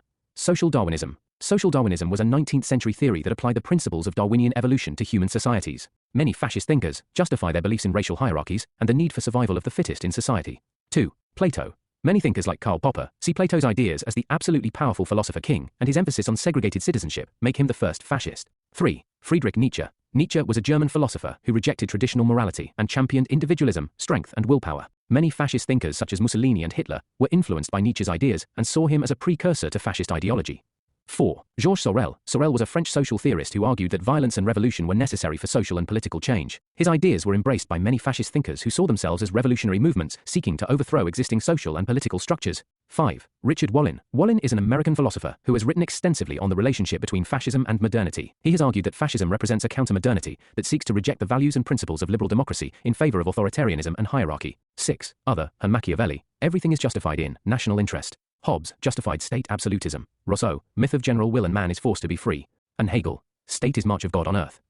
Bergson, concept of vitality. According to him, passions rather than cold-blooded reason is a life force. Unheard Theory of Cultural Nationalism. Bergson has given the concept of vitality. According to Bergson, we achieve anything because of passion. Passion is a living force. Reason stops us from doing what we can achieve. Passions have priority over cold-blooded reason. Charles Morris, he gave the concept of integral nationalism. Features characterized as fascism. 1. Anti-rational, it suggests abandoning reason and motivating people on the basis of emotions. It facilitated the indiscriminate use of myths as mass propaganda. Example: Hitler in Nazi Germany propagated the myth that Jews were enemies of the German state. 2. Totalitarianism, totalitarian organization of government and society by a single-party dictatorship. The fascist state can make any demand, give any order, and require absolute and all-encompassing individual obligations without any opposition. Scholar, in his book Development as Freedom, Amartya Sen argues that people prefer an authoritarian government that provides access to basic necessities of life more than a democratic government that fails to reduce poverty. 3. Anti-democracy. Fascism rejects democratic values and institutions, and instead emphasizes the importance of strong and decisive leadership. Elections may be manipulated or abolished, and the regime may use violence or intimidation to maintain power. Scholar Ortega Gasset, in his book Revolt of Masses, defined mobocracy in detail. If democracy is introduced without democratic culture, leads to fascism. 4. Nature of state, no rights or liberties, complete censorship. It is also a state ruled by a small section of elites called a junta. People should sacrifice themselves at the altar of the state. Mussolini. 5. Racism and discrimination. Fascist regimes often promote ideas of racial or ethnic superiority and may discriminate against minority groups based on their race, religion, or other characteristics. They believe in cultural nations, or nationalism, based on a certain culture. The manifestation of this is seen in their declaration that only certain sections, or the majority, can be classified as citizens of the nation, while others are aliens or enemies. 6. Militarism. Fascist regimes often place a high value on military strength and aggression, and may prioritize military spending over other areas of the economy. 7. Economic system. Fascism comes to rescue of capitalism, believes in protectionism and not in international trade. 8. Elitism. Radically rejects equality and is deeply elitist and patriarchal. Causes for rise in fascism. 1. Situational. Fear and anxiety, fear of socio-economic or political change, or of groups perceived as outsiders or enemies, can create a climate of fear and anxiety that makes people more receptive to extremist ideologies. Eric Froeh's book, The Fear from Freedom, argues that modern individuals may experience a fear of freedom, which leads them to seek security and conformity in autocratic leaders rather than true freedom. Economic hardships. When the stable context of people's lives is changed, like in the aftermath of a war or crisis, people look towards leaders who can return stability to their lives. In such circumstances, people begin to trust the rhetoric and propaganda given by fascist leaders. Example, in post-World War I, Germany, Hitler played the role of motivating the German people, once again, after the defeat in the war. Alienation and loneliness. Modern individuals often feel disconnected from others and from society, which can make them afraid to embrace their own individuality and unique perspectives. Nationalism and imperialism. Nationalistic and imperialistic attitudes, combined with a desire for military expansion and conquest, can be a powerful driver of fascist movements. Example. This was evident in the aggressive foreign policies pursued by fascist regimes in Italy, Germany, and Japan during the 1930s and 1940s. A political crisis and polarization, political instability, a breakdown of democratic institutions, and polarization between political factions can create a vacuum that fascist leaders and movements can exploit. Example. This was the case in Spain during the 1930s, where the failure of the democratic government to address social and economic problems led to a civil war and the rise of fascist leader Francisco Franco. Propaganda and media control. The use of propaganda and control of the media can be a powerful tool in promoting fascist ideologies and suppressing dissent. Example. This was evident in the use of propaganda by the Nazi Party in Germany, which portrayed Jews as a subhuman race and promoted the idea of German racial superiority. 2. Scholars' view. In Ortega Gasset, book Revolt of Masses, defined mobocracy in detail. If democracy is introduced without democratic culture, leads to fascism. Ernst Nolte. Democracy introduced after World War I without democratic culture. Eric Fromm. He gave concept of fear of freedom, according to which people don't want freedom but order and security, and elect someone who can provide this. Amartya Sen argues that people prefer an authoritarian government that provides access to basic necessities of life, more than a democratic government that fails to reduce poverty. In his influential work The Three Faces of Fascism, Nolte identified several factors that contributed to the emergence of fascist movements and regimes. Imposition of democracy. In traditional societies, Nolte feels that if democracy is imposed artificially in traditional societies, it leads to the rise of autocratic leaders through the democratic process through the use of traditional cultural mobilizations. Militaristic societies, in nations where the society has too much emphasis on the military to dictate the daily affairs, or in countries where nationalism is defined through narratives around the military and its strength. Fear of communism. Nolte also argued that fascism emerged as a response to the perceived threat of communism, which was seen as a radical and disruptive force that could destabilize existing social and political structures. Fascists sought to counter this threat by promoting nationalist and authoritarian ideologies that emphasized the need for strong leadership and strict social control. Views of Hannah Arendt. Interwar phenomenon. Arendt argued that the fragmentation and weakening of traditional nation-states in the wake of World War I created a power vacuum that was filled by extremist movements, including fascist parties. Modernity. In her view, the crisis of modernity, including the breakdown of traditional social structures and the erosion of individual identity and autonomy, created a fertile ground for extremist movements like fascism to take root.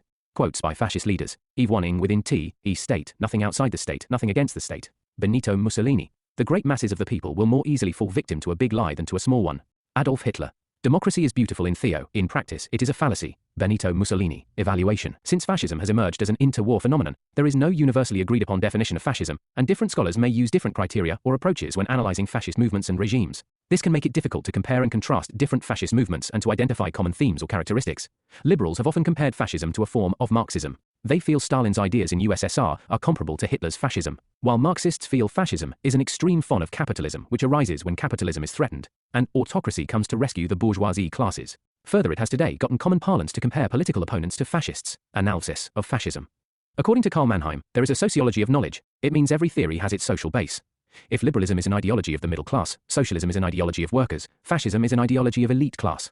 Fascism has become a bad word. In politics, fascism is used against the opponents. Nobody prefers to be known as fascists. Liberals link fascism with socialism or communism. For example, Western scholars like Karl Popper and Hannah Arendt considered fascism and communism are the varieties of the totalitarianism of 20th century.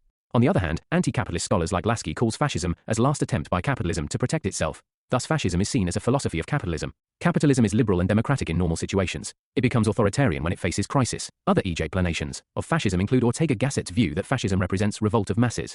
Tim's fascism is considered as democracy turning into Romobocracy. Since the support for fascist rulers came from the lower middle class, it is also called as the ideology of centre-right. Scholars' views. Hannah Arendt. Arendt was a gem philosopher who wrote extensively on the nature of totalitarianism, including fascism. In her book The Origins of Totalitarianism, she traced the rise of fascism to the breakdown of traditional social structures and the erosion of individual autonomy and identity. Mahatma Gandhi. According to him, fascism is a manifestation of Machiavellianism or politics without ethics. Gandhi found no difference between fascism and British imperialism. To him, once means a compromise to achieve ends, civilization leads towards satanic tendencies. Karl Popper, in his book The Open Society and Its Enemies, Popper argued that fascist ideologies were fundamentally irrational and anti-democratic, and that they posed a grave threat to human freedom and dignity. Sabine. Fascism lacks the consistency to be called a school of thought. It is more of a hodgepodge of ideologies to meet the exigencies of time. Harold Laski. Laski considers fascism as the crisis of capitalism. Considers it as counter-revolution. It was by elite classes against the masses. It was the last desperate attempt to protect from the socialist revolution. Current relevance. Fascist and far-right movements are on the rise in many countries, including the United States, Europe, and Latin America. These movements often promote anti-democratic and authoritarian values, as well as scapegoating and discrimination against marginalized groups. Fascist and far-right movements can now acquire traction and gather members more quickly than ever before because of the dissemination of misinformation and propaganda through social media and other online channels. Current incidents of fascism. One example of the current relevance of fascism is the rise of the Alternative for Germany party in Germany. The AfD is a far-right political party that has gained significant support in recent years, particularly in the wake of the 2015 refugee crisis. The party has been accused of promoting anti-immigrant sentiment and xenophobia, and has been criticized for its connections to far-right and neo-Nazi groups. In the 2017 federal election, the AfD won 12.6% of the vote and became the third largest party in the German parliament. Another example is the rise of Jair Bolsonaro in Brazil. Bolsonaro was elected president in 2018 on a platform that included promises to crack down on crime, corruption, and left-wing politics. However, his rhetoric has been characterized by racist, sexist, and homophobic statements, and his policies have been criticized for their anti-environmental and anti-indigenous stance. Bolsonaro has also been accused of promoting authoritarianism and undermining democratic institutions, including the judiciary and the press. These examples demonstrate the continued relevance of fascist ideologies and the need for vigilance in defending democratic values and institutions. Standard conclusions. Although regarded as a phenomenon of the early 20th century, fascist tendencies can arise in any society where people neglect their political duties and give rise to autocratic figures. According to Sabine, fascism lacks the consistency to be called a school of thought. It is more of a hodgepodge of ideologies to meet the exigencies of time. Feminism. Previous year questions. Distinguish between liberal feminism and radical feminism. Comment on eco-feminism. Discuss feminist theory of the state. Difference between liberal and radical forms of feminism. Comment on personal is political. 2010. Distinguish between liberal feminism and socialist feminism in detail. Background. Origin. Time. Women began to question their exclusion from education, politics, and other aspects of public life. We can trace the origin of feminism in the Western world to Plato, who believed that women do not suffer from any disqualification with respect to becoming the rulers. One of the first feminist texts was Mary Wollstonecraft's 1792 book, A Vindication of the Rights of Woman, in which she argued that women were not inferior to men, but rather had been denied equal opportunities to develop their talents and abilities. Ideology. Schools of feminism, contradicting each other. However, all feminists share concern about the unequal status of women and aims to give a life of dignity. Standard introductions. Feminism is a movement that seeks to challenge and dismantle systems of power and privilege that perpetuate gender inequality. From the suffragette movement of the early 20th century to the #MeToo movement of today, feminism has played a crucial role in promoting gender equality and empowering women. J.S. Mill, in his essay The Subjugation of Women, said all forms of slavery have been abolished, but the slavery of women continues. The discrimination against women is so universal that it appears natural. Waves of feminism. There are 3 waves of feminism because each wave emerged in response to specific historical and social contexts and focused on different issues and goals. First wave. The movement aimed to achieve political equality for women and challenge the prevailing notion that women were intellectually and morally inferior to men. Objectives. Women's suffrage. The primary goal of the first wave of feminism was to ensure that women would have the ability to vote. To seek equal voting rights, suffragettes organised marches, protests and demonstrations. In the UK, women over 30 were given the vote in 1918, while in the United States, women were given the vote in 1920 according to the 19th Amendment to the Constitution. Property rights. Throughout the 19th century, women had relatively little property rights and were frequently prohibited from owning or inheriting property. Equal property rights for women were promoted by feminists as a crucial step towards achieving financial independence. Education. Feminists urged that women have equal access to education. They held that women should have the same educational possibilities as men, and that education was crucial for the empowerment of women. Men scholars. Mary Wollstonecraft. Wollstonecraft was an English writer and philosopher who is considered one of the pioneers of feminist thought. Her book, A Vindication of the Rights of Woman, argued that women should have equal rights and opportunities to men, including access to education and the right to vote. O. Susan B. Anthony. Anthony was an American suffragette who played a key role in the women's suffrage movement. She co-founded the National Women's Suffrage Association and was instrumental in securing the passage of the 19th Amendment to the US Constitution, which granted women the right to vote. John Stuart Mill. While not a woman, John Stuart Mill was a prominent philosopher and political theorist who was an early advocate for women's rights. His book, The Subjection of Women, argued that women should have equal rights and opportunities to men, and challenged the prevailing notion that women were intellectually and morally inferior. 2. Social feminism. Marx has not discussed the issue of liberation of women. It was Friedrich Engels in his book Origin of Family, Private Property and State, discussed the subordination of women because of the institution of private property. He held that women should participate in communist revolution, because once capitalism will end, women will be liberated automatically. Even Engels considered liberation of women as secondary, and will happen automatically once communism comes. Lenin had very progressive approach towards women. Lenin included a woman Alexandra Kollontai as a minister in his cabinet. There was very significant improvement in the status of women in USSR under Lenin in comparison to the Western countries. However, when Stalin came to power, he reversed the process in USSR. He started distributing medals with the title Mother Heroines to the women which had given birth to more number of children. In contemporary times, socialist feminists primarily focused on the economic empowerment of women. Their main agenda is the inclusion of the domestic labor performed by women in the calculation of national income. They stand for various social and economic rights of women like equal wages, maternity relief, etc. Second wave. This wave is also known as radical feminism. It emerged in the 1960s and continued through the 1980s. The movement built upon the gains of the first wave and expanded its focus to include a broader range of issues. When we use the term feminism, it primarily means radical feminism. The liberal and socialist feminisms are not considered as real feminists' theory. Liberalism and socialism is considered as masculinist theories. They are not considered as the feminist discourse in true sense, rather mechanical adoption of masculinist discourses on women conditions. Radical developed by women for women and hence called true feminism. Radical feminism revolves around the concept of gender, patriarchy, belief that personal is political and differentiated equality, citizenship. Objectives. 1. Violence against women. Second wave feminists brought attention to the issue of violence against women, including sexual harassment, rape and domestic violence. They argued that such violence was a form of oppression and that women had the right to live free from fear. This is discussed because patriarchy became basic structure of society. Example, there are some specific types of violence which only women face. For example, female feticide and infanticide in India, honor killings, mutilation of genital organs at the tender age prevalent in many societies in Middle East and Africa, rape, etc. Example. Kate Millett in her book, Sexual Politics, contends that we need to understand not just politics between classes, but also politics between the sexes. 2. Reproductive rights. Second-wave feminists fought for reproductive rights, including access to birth control and safe and legal abortion. They argued that women should have control over their own bodies and the right to make decisions about their reproductive health. Example. Betty Friedan highlights this issue, wherein she shows that women are made to think that child-rearing and giving birth is common sense for them. They have lost any form of protest or autonomy over their bodily decisions. 3. Workplace discrimination. Feminists challenged workplace discrimination and fought for equal pay for equal work. They also advocated for greater opportunities for women in traditionally male-dominated fields. 4. The sexual revolution. Feminists challenged traditional gender roles and sexual norms. They called for greater sexual freedom for women and challenged the idea that women should be passive and submissive in sexual relationships. 5. Identity. Radical feminists urged to be accepted as an independent identity and not be seen as a subordinate to the man. Therefore, they seek equality and also a destruction of all the notions that maintain the perception that man is superior. Example. De Beauvoir contends that women are always seen as the second sex and thus always subordinate to men. 6. Scholars. Shulamith Firestone. Firestone was an American feminist and author who played a prominent role in the early feminist movement. She is best known for her book, The Dialectic of Sex, which argues that the root of women's oppression lies in biology and reproductive labor. Betty Friedan. Friedan was an American feminist writer and activist who played a key role in the development of the second-wave feminist movement. Her book, The Feminine Mystique, is widely credited with sparking the movement. Simone de Beauvoir. De Beauvoir was a French writer, philosopher, and feminist who is best known for her book, The Second Sex. In this book, she argued that women were not born inferior to men, but rather their inferior status was a product of social and cultural norms. One is not born a woman, but becomes one. Kate Millett. Millett was an American feminist writer and artist who wrote Sexual Politics, which became a seminal text of the second-wave feminist movement. In this book, she argued that gender was a social construct and that women's oppression was a product of patriarchy. Carol Hanisch. Hanisch's views on feminism emphasize the importance of collective action and consciousness raising as tools for social change. She argues that personal experiences of oppression and discrimination are not just individual problems, but are rooted in larger societal structures of power and inequality. She also emphasizes the importance of women's voices and leadership in feminist organizing. Personal is political. Karl Hanisch. The concept of what is political and what is personal is first seen in the thoughts of Aristotle, when he classifies the actions of statecraft and political affairs as that to be done by men, while the chores of the household, child-rearing are personal where women are to be confined. Karl Hanisch challenges this thought, wherein she states that women can also be victims in the personal sphere as well as the political sphere. She highlights that the issues of the domestic sphere are not personal, but rather a reflection of the systemic problem of patriarchy. The concept of personal is political has since become a key feminist slogan and has been used to promote the idea that issues such as domestic violence, reproductive rights, and sexual harassment are not just individual problems, but are systemic issues that require collective action and social change. Overall, Hanisch's essay and concept of the personal is political have had a profound impact on feminist thought and activism, encouraging women to recognize the political nature of their personal experiences and to work collectively to challenge and transform systems of power and inequality. Susan Moller-Okin, in her book Gender, Justice and Family, has given 4 interpretations to the phrase personal is political. It leads to the assumption that family and state belong to different spheres. State has no right to interfere in the domestic sphere. State policies should be confined to the public sphere. For example, in India, there has been a debate whether state has right to interfere in the Muslim personal laws, though it is believed that the state does not intervene in family, but it is not the fact.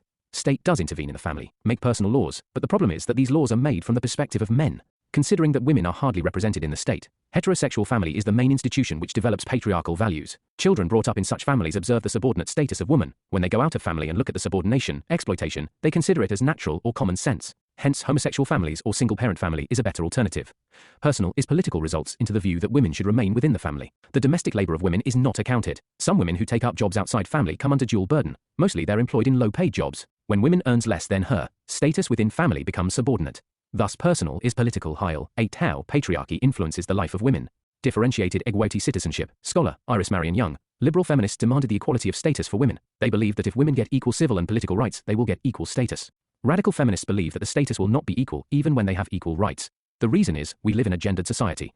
In gendered society, women need special rights. Hence, they suggest the concept of differentiated citizenship, equality, against universal citizenship.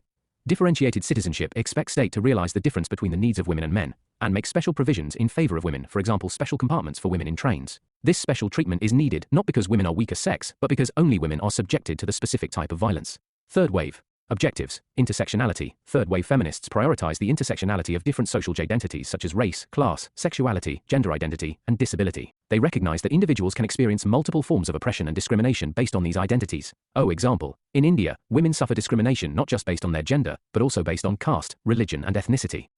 A Dalit woman is prone to much more discrimination than that faced by upper caste women in similar circumstances. Challenging gender roles and stereotypes. Third-wave feminists seek to challenge and dismantle gender roles and stereotypes that limit the potential and expression of individuals.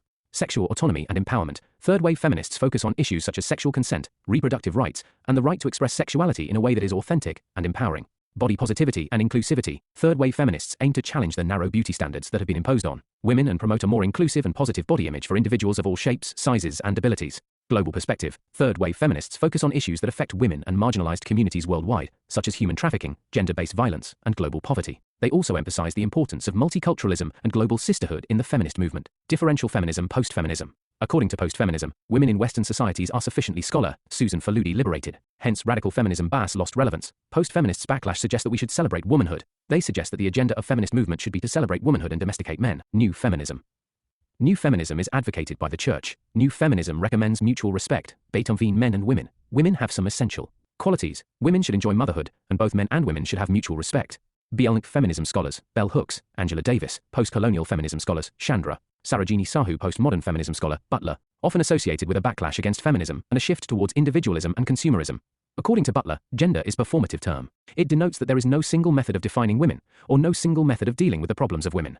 Gender as a performative term implies that gender is construction of language. It depends on how we talk about it. Ecofeminism scholars Eugene Dubois, Mary Daly, Vandana Shiva. The problems of women in third world countries are different from the Western world. Women in these societies are under the oppression of not. Intersection Ally TV. Intersectionality is a term coined by legal scholar and critical race theorist Kernbell Crenshaw to describe the ways in which multiple social identities such as race, gender, class, sexual orientation, and ability intersect and interact with one another in complex and interconnected ways. It is the recognition that different fonts of oppression and privilege intersect and are interdependent, creating unique experiences and challenges for individuals with multiple marginalized identities. Examples.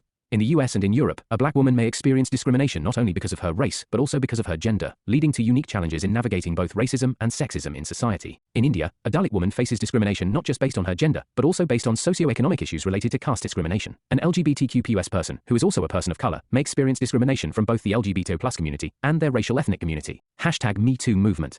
It is a global social movement that emerged in October 2007 and gained widespread attention on social media platforms. The movement aims to address and bring awareness to the issue of sexual harassment and assault, particularly in the workplace. Ecofeminism. Ecofeminism is a social and political movement that combines ecological concerns with feminist principles. It emerged in the 1970s as a response to the perceived lack of attention to the environment and gender in traditional feminist and environmental movements. Ecofeminism is a multifaceted movement that seeks to address the intersections of gender, race, class, and environmental issues in pursuit of social and environmental justice. It has influenced a wide range of social and political movements and has helped to broaden the understanding of the interconnectedness of social and environmental issues. Objectives. Correlating gender oppression and environment, ecofeminists seek to challenge the patriarchal structures that underlie both gender oppression and environmental degradation. They argue that a patriarchal system that values domination and control over nature also leads to the subjugation of women and other marginalized groups. Addressing environmental issues, ecofeminism aims to bring attention to environmental issues and advocate for more sustainable and equitable ways of living.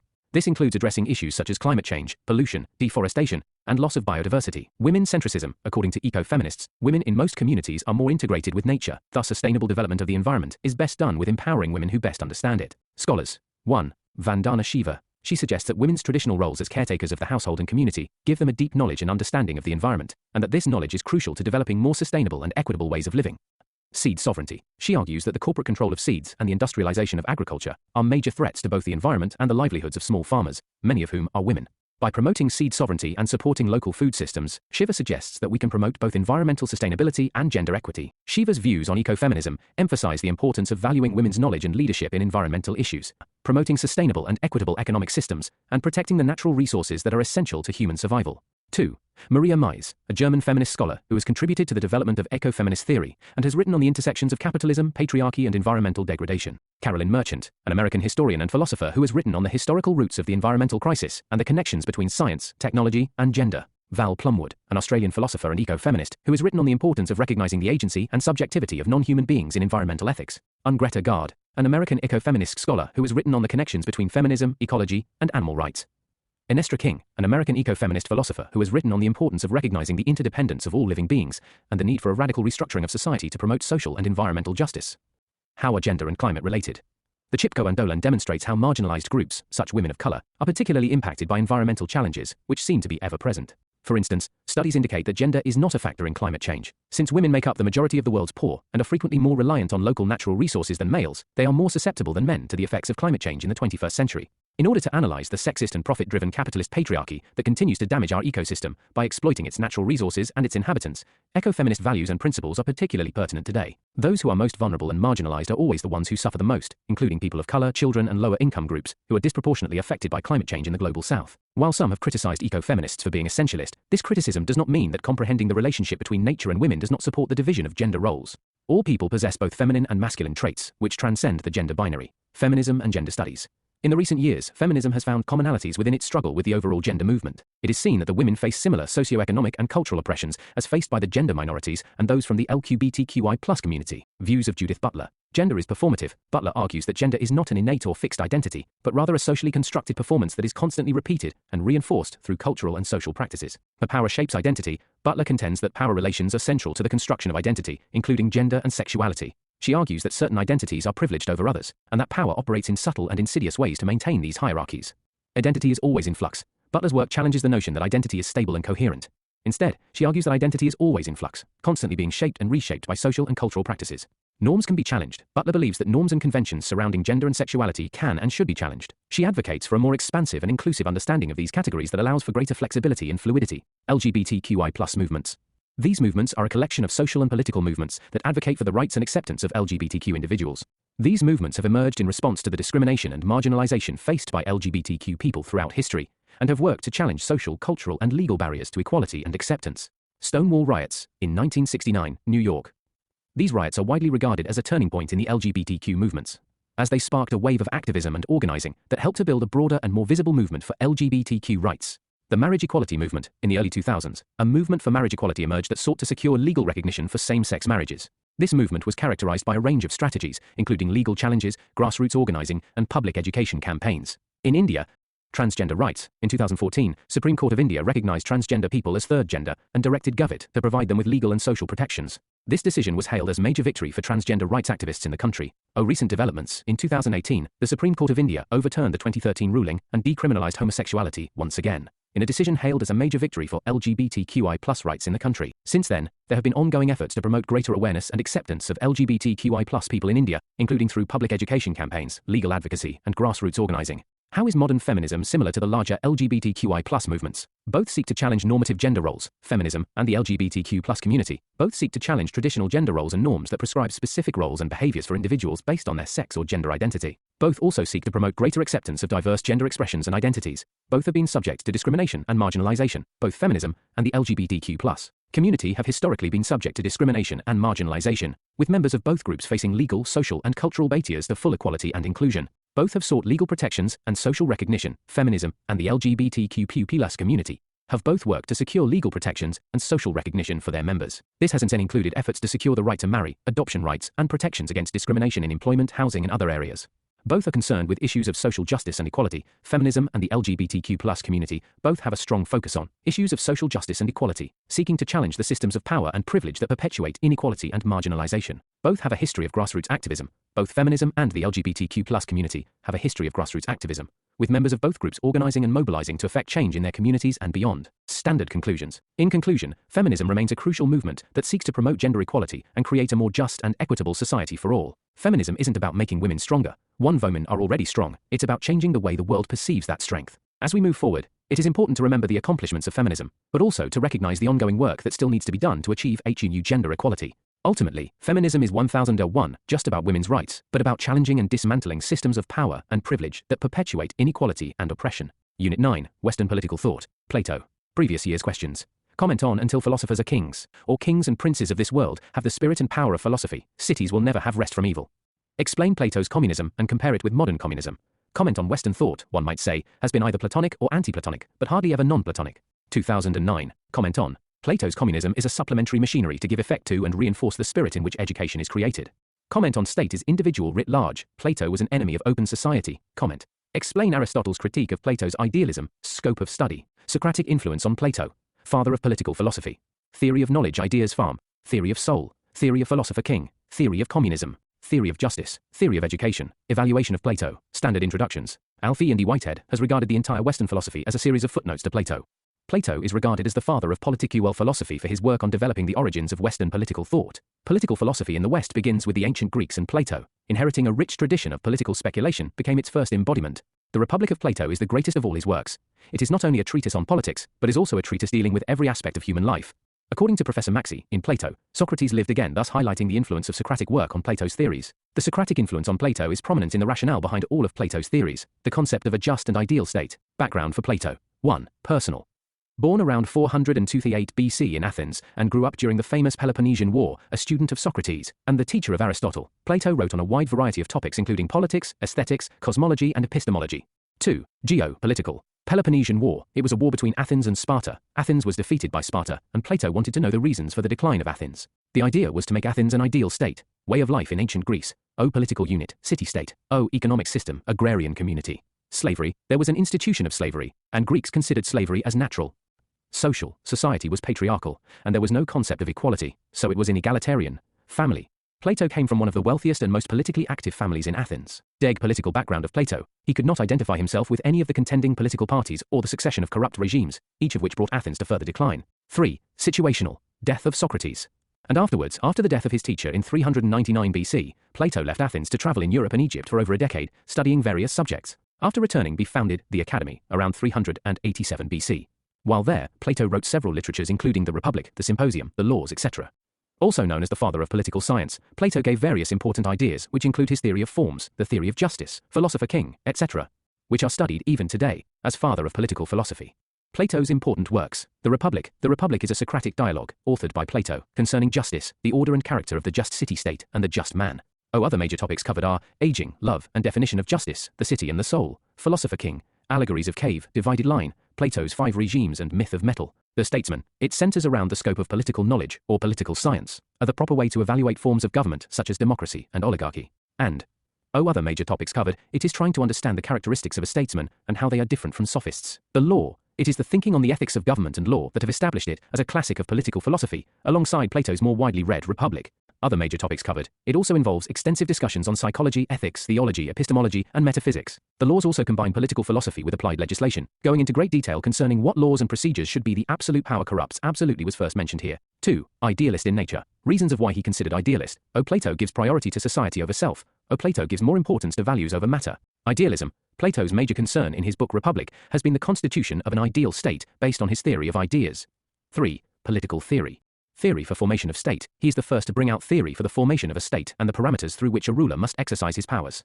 Identified the causes of corruption and instability in a state. Problem in Athens according to Plato. According to him, Athens was not a single city. There were two cities, the city of rich and the city of poor. Ruling class was extremely rich, whereas the majority was poor. Hence, despite patriotism, the morale of the people was down. Hence, it became vulnerable to external threats. Influence on Plato. 1. Pythagoras. Pythagoreanism described a highly structural way of life and espoused the doctrine of transmigration of the soul after death into a new body. Both Plato and Aristotle regarded him as a religious figure, and not just as a mere mathematician or natural philosopher. And both the concept of geometry and sexual equality in Plato's theories can be traced back to Pythagoras. 2. Heraclitus described characteristics of world and change. 3. Parmenides, he talked about changeless beings and called all change to be illusionary. 4. Socrates, known as father of ethics, philosophy. He emphasized more on purpose of life. He adopted the method of finding answers by questioning himself to find the truth. He is known for his theory of knowledge. He says, if person is ignorant then he is intelligent. Famous quotations include, beauty is short-lived, knowledge is virtue, unexamined life is not worth living. When Socrates criticized the sophists who were teaching the youth only objective knowledge, to Socrates, knowledge must also be applied to lead a good life. The sophists sentenced Socrates to death for misleading the youth, and thus began Plato's dislike for democracy. Theory of knowledge which said, there is distinction between real knowledge and illusion of knowledge. According to him, the source of real knowledge is our soul. It can be gained not just by experience, but by logical reasoning which he calls as dialectics. Relationship between Plato and Socrates. Both are from Athens, and Plato was a student of Socrates. Socrates was philosophical guide to Plato. Background for Plato. 1. Personal. Born around 428 BC in Athens, and grew up during the famous Peloponnesian War, a student of Socrates, and the teacher of Aristotle. Plato wrote on a wide variety of topics including politics, aesthetics, cosmology, and epistemology. 2. Geopolitical. Peloponnesian War. It was a war between Athens and Sparta. Athens was defeated by Sparta, and Plato wanted to know the reasons for the decline of Athens. The idea was to make Athens an ideal state. Way of life in ancient Greece. Political unit, city-state. Economic system, agrarian community. Slavery. There was an institution of slavery, and Greeks considered slavery as natural. Social. Society was patriarchal, and there was no concept of equality, so it was inegalitarian. Family. Plato came from one of the wealthiest and most politically active families in Athens. Political background of Plato. He could not identify himself with any of the contending political parties or the succession of corrupt regimes, each of which brought Athens to further decline. 3. Situational. Death of Socrates. And afterwards, after the death of his teacher in 399 BC, Plato left Athens to travel in Europe and Egypt for over a decade, studying various subjects. After returning, he founded the Academy around 387 BC. While there, Plato wrote several literatures including the Republic, the Symposium, the Laws, etc. Also known as the father of political science, Plato gave various important ideas which include his theory of forms, the theory of justice, philosopher king, etc., which are studied even today. Plato as father of political philosophy. 1. Plato's important works. The Republic. The Republic is a Socratic dialogue, authored by Plato, concerning justice, the order and character of the just city-state, and the just man.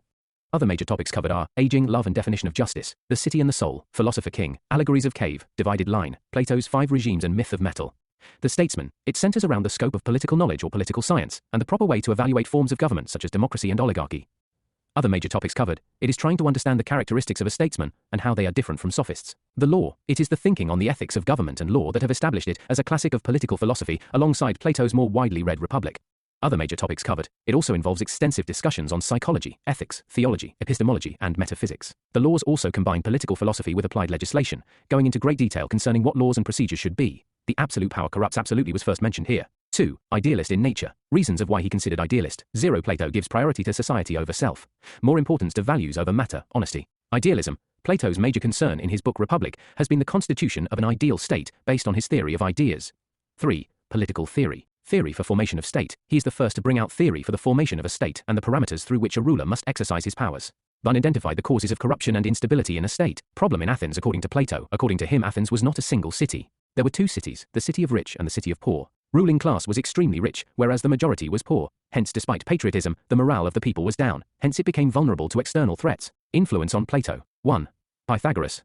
Pythagoreanism described a highly structural way of life and espoused the doctrine of transmigration of the soul after death into a new body. Both Plato and Aristotle regarded him as a religious figure, and not just as a mere mathematician or natural philosopher. Both the concept of geometry and sexual equality in Plato's theories can be traced back to Pythagoras. Described characteristics of world and change concept. 3. Parmenides, he talked about changeless beings and called all change to be illusionary. 4. Socrates, background about Socrates, known as father of ethics, philosophy. He emphasized more on purpose of life. He adopted the method of finding answers by questioning himself to find the truth. He is known for his theory of knowledge. 0, he says, if person is ignorant then he is intelligent. Famous quotations include, beauty is short-lived, knowledge is virtue, unexamined life is not worth living. Deg Socrates criticized the sophists who were teaching the youth only objective knowledge. To Socrates, knowledge must also be applied to lead a good life. The sophists sentenced Socrates to death for misleading the youth, and thus began Plato's dislike for democracy. Theory of knowledge, which said there is distinction between real knowledge and illusion of knowledge. According to him, the source of real knowledge is our soul. It can be gained not just by experience, but by logical reasoning, which he calls as dialectics. Relationship between Plato and Socrates. Both are from Athens, and Plato was a student of Socrates. Socrates was philosophical guide to Plato. Plato considered Socrates as the wisest man on the earth. Socrates' death at the hand of sophists proved the beginnings of Platonic theory. Plato's major influence was the Socratic notion of knowledge is virtue, which essentially implied that the purpose of knowledge is to develop a good life. Influence on Plato's work. Plato's theory of ideal state is based on Socrates' theory of knowledge. Plato's idea of philosopher king is based on Socrates' idea of knowledge is virtue. Plato's terming democracy as rule of ignorance is influenced by the death of Socrates. Methodology of Plato. Analogical. Plato uses analogies to define his point. The analogies are sometimes drawn from arts after the fashion of Socrates and sometimes from nature. 3 soul theory, allegory of cave, etc. Dialectical, it is an art of investigating the truth through opinions. It also involves inquiry into metaphysical contradictions and their solutions.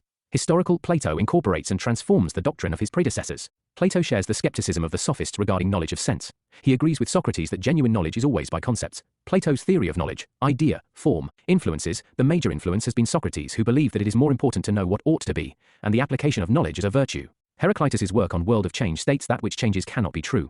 Context. The context of the theory lies in Socratic observation knowledge is virtue, wherein Socrates states true knowledge is that which led to right and ethical conduct in life. This was directly opposed to the sophist theory of attaining knowledge, which Socrates believed only taught self-interest and temporary knowledge. Criticism of sophists. Similar to Socrates, Plato criticized sophists for basing knowledge on the physical world, which is prone to change, and knowledge which changes cannot be true knowledge. True knowledge. Plato differentiates between the physical world and the world of idea. According to him, the physical world cannot be real as it is prone to change. Only ideas are permanent as they do not change, as thus represent true knowledge. According to Plato, the idea of virtue is the idea of action. The ultimate object of virtue is to attain knowledge. The knowledge of virtue is the highest level of knowledge. Knowledge is attainable, and so is virtue attainable. Wertonic tools to attain knowledge. Plato never gave a complete answer on what is the definition of knowledge, but preferred truth as the highest value, stating that it could be found through reason and logic in discussion. He called this dialectic. Plato strongly believed that what we know in this life is recollected knowledge that was obtained in a former life, and that our soul has all the knowledge in this world. Plato offers 3 observations of knowledge, and he puts Socrates to reject all 3 of them. They were as follows. Knowledge is not sense perception. Knowledge is not simply true judgment, belief. Knowledge is not even true judgment, belief plus an account. Divided link analogy. Plato defined ways to differentiate between opinions and knowledge through analogy of the divided line. The divided line systematically represented the different knowledge levels. The 4 phases of knowledge acquisition, according to Plato, are imagination, belief, thinking, and perfect intelligence. The lowest step on this developmental ladder is imagination. Here in Plato's world, imagination is not regarded on a conventional level, but rather as actual reality based on appearances. Shadows, poetry, and especially rhetoric were all regarded to be false illusions by Plato. He argued what you see is not always what you receive. You might be able to read poetry and rhetoric, but you might not get its true meaning. For instance, consider the shadow once more. If you are aware that a shadow is real, you are moving beyond the realm of imagination. Rook indicates that you are unconscious of what you are seeing and is equivalent to delusion and ignorance. Reality as shadow of ideas, extending Russ' distaste. He reiterates that reality is not what is perceived in the physical world, but rather that Ruck is perceived in the world of ideas. Plato's theory of idea form, it states that ideas exist independent of this world and independent of the matter. The things we experience around us in our physical world are imperfect, copy, reflection, or shadows of the forms called particulars. Unlike forms, particulars are finite, they are mutable, extended, and imperfect. Allegory of cave. In support of his theory of form, Plato gives allegory of cave analogy. According to it, like men in caves, ignorant men consider shadow as the reality when pushed out of the cave into the sunlight, realize that what they considered reality was just a shadow. Ideal state. His theory extends as an advice to the ruler to understand that the physical world is temporary, and physical pleasures like money also temporary. It is more important to conduct oneself and the state with superiority of idea over matter and philosophy over physics. Aristotle criticism of theory of form. While Plato took the side of rationalism and rejected empiricism to understand truth, Aristotle criticized Plato by favoring both empiricism and rationalism to understand the truth. For Aristotle, forms do not exist independently of things. Every form is the form of something. For example, black beauty is a horse, attributes a substantial form, horse, to a certain thing, the animal black beauty, and without that form black beauty would not exist. Another example which Aristotle presented, how, for example, can a white object be said to participate in or copy the form of whiteness? Is the form of whiteness white itself? How can there be whiteness without anything which is white? According to Aristotle, F-ons, if ever they existed, would be epistemologically otiose. Forms cannot be essences if they are separate. Since essences are intrinsic features of things, forms are irrelevant to human conduct, and so must be set aside from inquiries into ethical virtue. Hence the physical world can't be ignored, considering it as a mere world of illusions. The matter was potentiality and form actuality. In his famous third man argument, he argued that, if man is a man because he partakes in the form of man, then a third form of man would be required to explain how man and the form of man are both men. This logic will extend to infinity, and therefore theory of forms don't stand the general test of limitation. This argument is now famously called the third man argument. Conclusion, with an advantage of hindsight, one can easily assess that Aristotle's arguments are more practical and implementable in the present times. Although Plato's understanding cannot be called incorrect, it is just that he never really gave importance to scientific advancements. Through his theory, Aristotle is not rejecting Plato, but he is rectifying Plato. As quoted by Ebenstein, Plato found the corrective to his thinking in his own student. Other criticism. When to Nietzsche. Plato was a liar when he says that there is ultimate reality and that it can be understood. Postmodernist. The nature of reality remains a debatable issue. According to the postmodernist, reality is so complex and vast that it is beyond the capacity of the human mind to comprehend the ultimate reality. Reality is the shadow of ideas. For Plato, the view that matter is real is rhetoric. If we apply dialectics, we will be able to understand that idea rather than matter is real. According to Plato, idea is the perfect manifestation and belongs to the world of permanence. His theory of idea is based on Socrates' theory of knowledge. Socrates has established that the real knowledge is the knowledge of ideas. Plato has applied the theory of knowledge to his understanding of reality. Money and power can bring satisfaction to the physical body, but honesty brings satisfaction to our soul. According to him, we take worldly things as real and worldly pleasures as ultimate happiness, only because of our ignorance. Theory of souls. Plato gives this theory to justify his theory of idea and tripartite theory of souls. Plato divides the soul into three hierarchical faculties: reason, spirit and appetite, in descending order. In fact, this trilogy of the soul provides the philosophical foundation of his hierarchical order of the ideal state, the abode of justice, his central concern in the Republic. Elements of the souls and reason. Those guided by reason represent the ruling class. A rational mind thinks, analyzes, and gauges options for the best outcome of any given situation. These men are called men of gold. Courage. They represent the military class, as courage is the highest virtue of the spirit, and it's associated with bravery, honor, and overcoming great challenges. These men are called men of silver. An appetite. These individuals are just fulfilling their day-to-day obligations and not reaching out for a higher goal, and thus Plato associates these persons as the labor class. These men are called men of iron. Our personality has two parts, physical and spiritual. Physical body ends, but the soul is permanent. Plato believes that the soul is the source of our memories and our sense of personal identity, and that it is what allows us to retain our memories and sense of self after the body dies. Shows inequalities are natural. With this myth of metal, Plato shows that inequalities are natural, and men of iron cannot be converted into men of gold. Functional specialization. His theory establishes that for a just state, all persons must be guided through functional specialization, or each person working within the state according to the content of his soul. According to him, a person's commitment to society depends on the quality of his, her soul, and when each person lives according to the law of his soul, the result is a just and ideal state. Criticism to the theory of souls. It is criticized that Plato is trying to build a regimental state. He sacrificed individual liberty for the sake of the state. Though his intentions are good, it will result in an exploitative situation. The caste system of India is the perfect example of negative effects of this idea. Theory of justice. Context. Plato was highly dissatisfied with the prevailing degenerating conditions in Athens. This theory came in the form of the construction of an ideal society, in which justice reigned supreme, since Plato believed justice to be the remedy for curing these evils. Nature. Plato's theory of justice is beyond the legal judicial interpretation of justice, but rather a treatise on ethical conduct and justice as righteousness. Similarities with Indian culture. We can find similarity between Plato's treatment of the concept of justice and the Indian concept of dharma. The Indian concept, dharma, implies the right conduct. Indian texts describe the dharma of each varna. It also describes rajya dharma. Plato, in his theory of justice, also explains justice in terms of duty of the different classes living in the state. Dialectical approach. Plato arrives at his theory through the use of dialectics in his book, The Republic, where the theory is an outcome of a conversation. And Plato's idea of justice. From the above dialectics, Plato arrives at his theory that justice is adherence to the content of one's soul. He gives the theory of souls, where he states that each person must conduct himself according to the content of his soul. According to Plato, justice is not a legal concept, but a moral one. Plato categorizes justice at two levels, individual justice and social justice. At the level of state, according to Plato, justice represents itself on a larger and more definite scale in a state. He states the state is individual writ large, thus reiterating that a just state is that where all citizens conduct themselves according to the law of their souls. According to him, if all persons conduct themselves according to their souls, there will be harmony and peace, as no person would have any overlapping conflict with others. Essence. For Plato, justice is functional specialization. Justice is when everyone does the right conduct. Duty. Characteristics of justice. Justice is supreme virtue. Justice is righteousness. Justice is quality of soul. Justice is duty. Justice results into harmony. Knowledge. For Plato, justice demands that knowledge should have supreme position in society. Hence the concept of the philosopher king to establish a just state. Scholars. Fadi. Sabine. For Plato, justice is the bond that holds the society together. Barker. Entire Plato's thought is hinged around the concept of justice. Criticism. George Grotet. It gives monopoly of power to guardian class, and it against democratic ideals. According to Plato, has confined life of guardian class, so much so that they cannot enjoy life or happiness. Plato's theory of justice lacks legal definition. There is no law to guard individual voluntary action and protect against the clash of interests. Subjective definition. A system of duties. It makes the state bigger than the individual. O. Functional specialization leads to retarded development of the individual, not all-round development. O. Power is given absolutely to the philosopher king, which can degenerate into dictatorship and absolute. Conclusion. Despite the objections, Plato's concept of justice is still relevant today, since it is seen as the foundation of a well-ordered society and social relationships. It is thought that if all of a state's citizens were infused with this feeling of justice and fairness, universal happiness could be reached. Theory Plato's A.R. Menton, Traditional Theory of Cephalus. This theory of Cephalus, 1 second criticized by Plato and justice, consists in speaking the discarded. He gives the analogy of a gun and an insane truth and paying one's debt man. In this case, adhering to the definition said above would violate righteousness.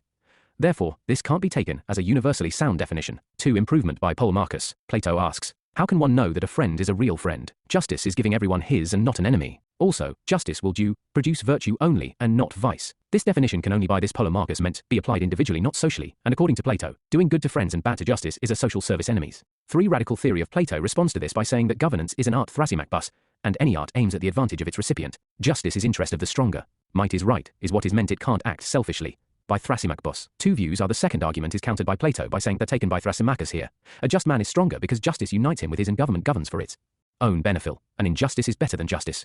4. Pragmatic theory of Glaucon. They all were taking justice as something external. Plato justice is interest of the weaker. Says that justice is a quality of the soul. It is something, it is child of fear, a compromise, a internal. It is a reward in itself. Justice is natural, not burden, and people are just artificial. Unwillingly, under compulsion. State is individual writ large. Plato. In literal sense, it means the state is a bigger version of an individual. If the state is a capital letter, the individual is a small letter. He means to say that nature of the state will depend on the character of the individuals. According to Plato, state is simply the collective embodiment of the individual souls of its citizens. In other words, the state is the sum of its individual parts, and each individual citizen is a small part of a larger whole. O. In the words of Plato, justice in the life and conduct of the state is possible only if it first resides in the hearts and souls of the citizens. Plato wants to convey that ethics and politics are not independent of each other. Principles of politics to be based on ethics. Plato explains the idea of just soul. Just soul is one in which reason dominates over courage and appetite. Such souls are just because they can live in peace and harmony with others. Only such persons are capable of leading a life of virtue. Since Plato believes that state is a bigger form of individuality, he recommends that the principles of justice found at the level of individual can be applied at the level of the state. Hence the just state is where each person performs the task according to the spiritual qualities of the soul, not interfering in the task of the other. Thus, for Plato, the principles governing life of an individual that is ethics and principles governing the state that is politics cannot be different from each other. The idea of a good life and a good political life cannot be separate from each other. Plato wants to tell that the nature of the state will be shaped by the character of citizens living in the state. Hence he also suggests that state does not come out of oak or rock, it inherits in the mind of the people living in the state. Thus, for Plato, Athens cannot become a virtuous state until and unless its citizens are virtuous. According to him, temperance, self-control is also a virtue. Even Pandit Nehru held who will survive if India dies. Current perspective. In support of the argument, in modern times, the world has seen this Platonic argument being executed again and again, so much so that will of the people has become the saluting argument in support of the model of the state. Although, with the benefit of hindsight, one can easily argue that state is individual writ large is not only a feature of just state, but also found in unjust state. For example, people in the Arab world have lived in an authoritarian regime for so long that now they aren't able to embrace democratic nature. For example, Syria, Iraq and now Afghanistan became a failed state. Furthermore, in the 21st century, evolving individual writ into a general writ has also become easier because of new tools of mass propaganda which has made reach to masses easier. This has further increased the wedge between ethics and politics. Few examples of it are the public support in Russia for the Ukrainian invasion, the support for Donald Trump in the 2016 US presidential election, and support for Recep Tayyip Erdogan in Turkey. The famous linguist and philosopher Noam Chomsky in the 20th century defined how tools can be used to manufacture consent and either tweak or evolve new individual will en masse. One can argue that, although Plato would never have thought of that, his argument which wanted to make ethics and politics synonymous has completely different connotations in the 21st century. However, it must be remembered that Plato is attempting to create a regimental state by recommending a hierarchical society. He gave up his freedom in favor of the state. Despite his genuine intentions, the scenario will be exploitative. Examples of what typically occurs under absolute regimentation include the fascist state of Italy, the Stalinist Soviet Union, Mao's China, and North Korea under the Kim dynasty. Theory of education. According to Rousseau, Plato's Republic is not merely an essay on government, it is a treatise on education. Context. There is a connection between his theory of ideal state and theory of education, because education is the primary means through which, Plato suggests, we can find the quality of soul. Background. Plato's times portrayed a destable Athens, frequent wars and rampant corruption. Plato's theory of education is an attempt to root out evil at its very source. It is an attempt to cure a mental malady by a mental medicine.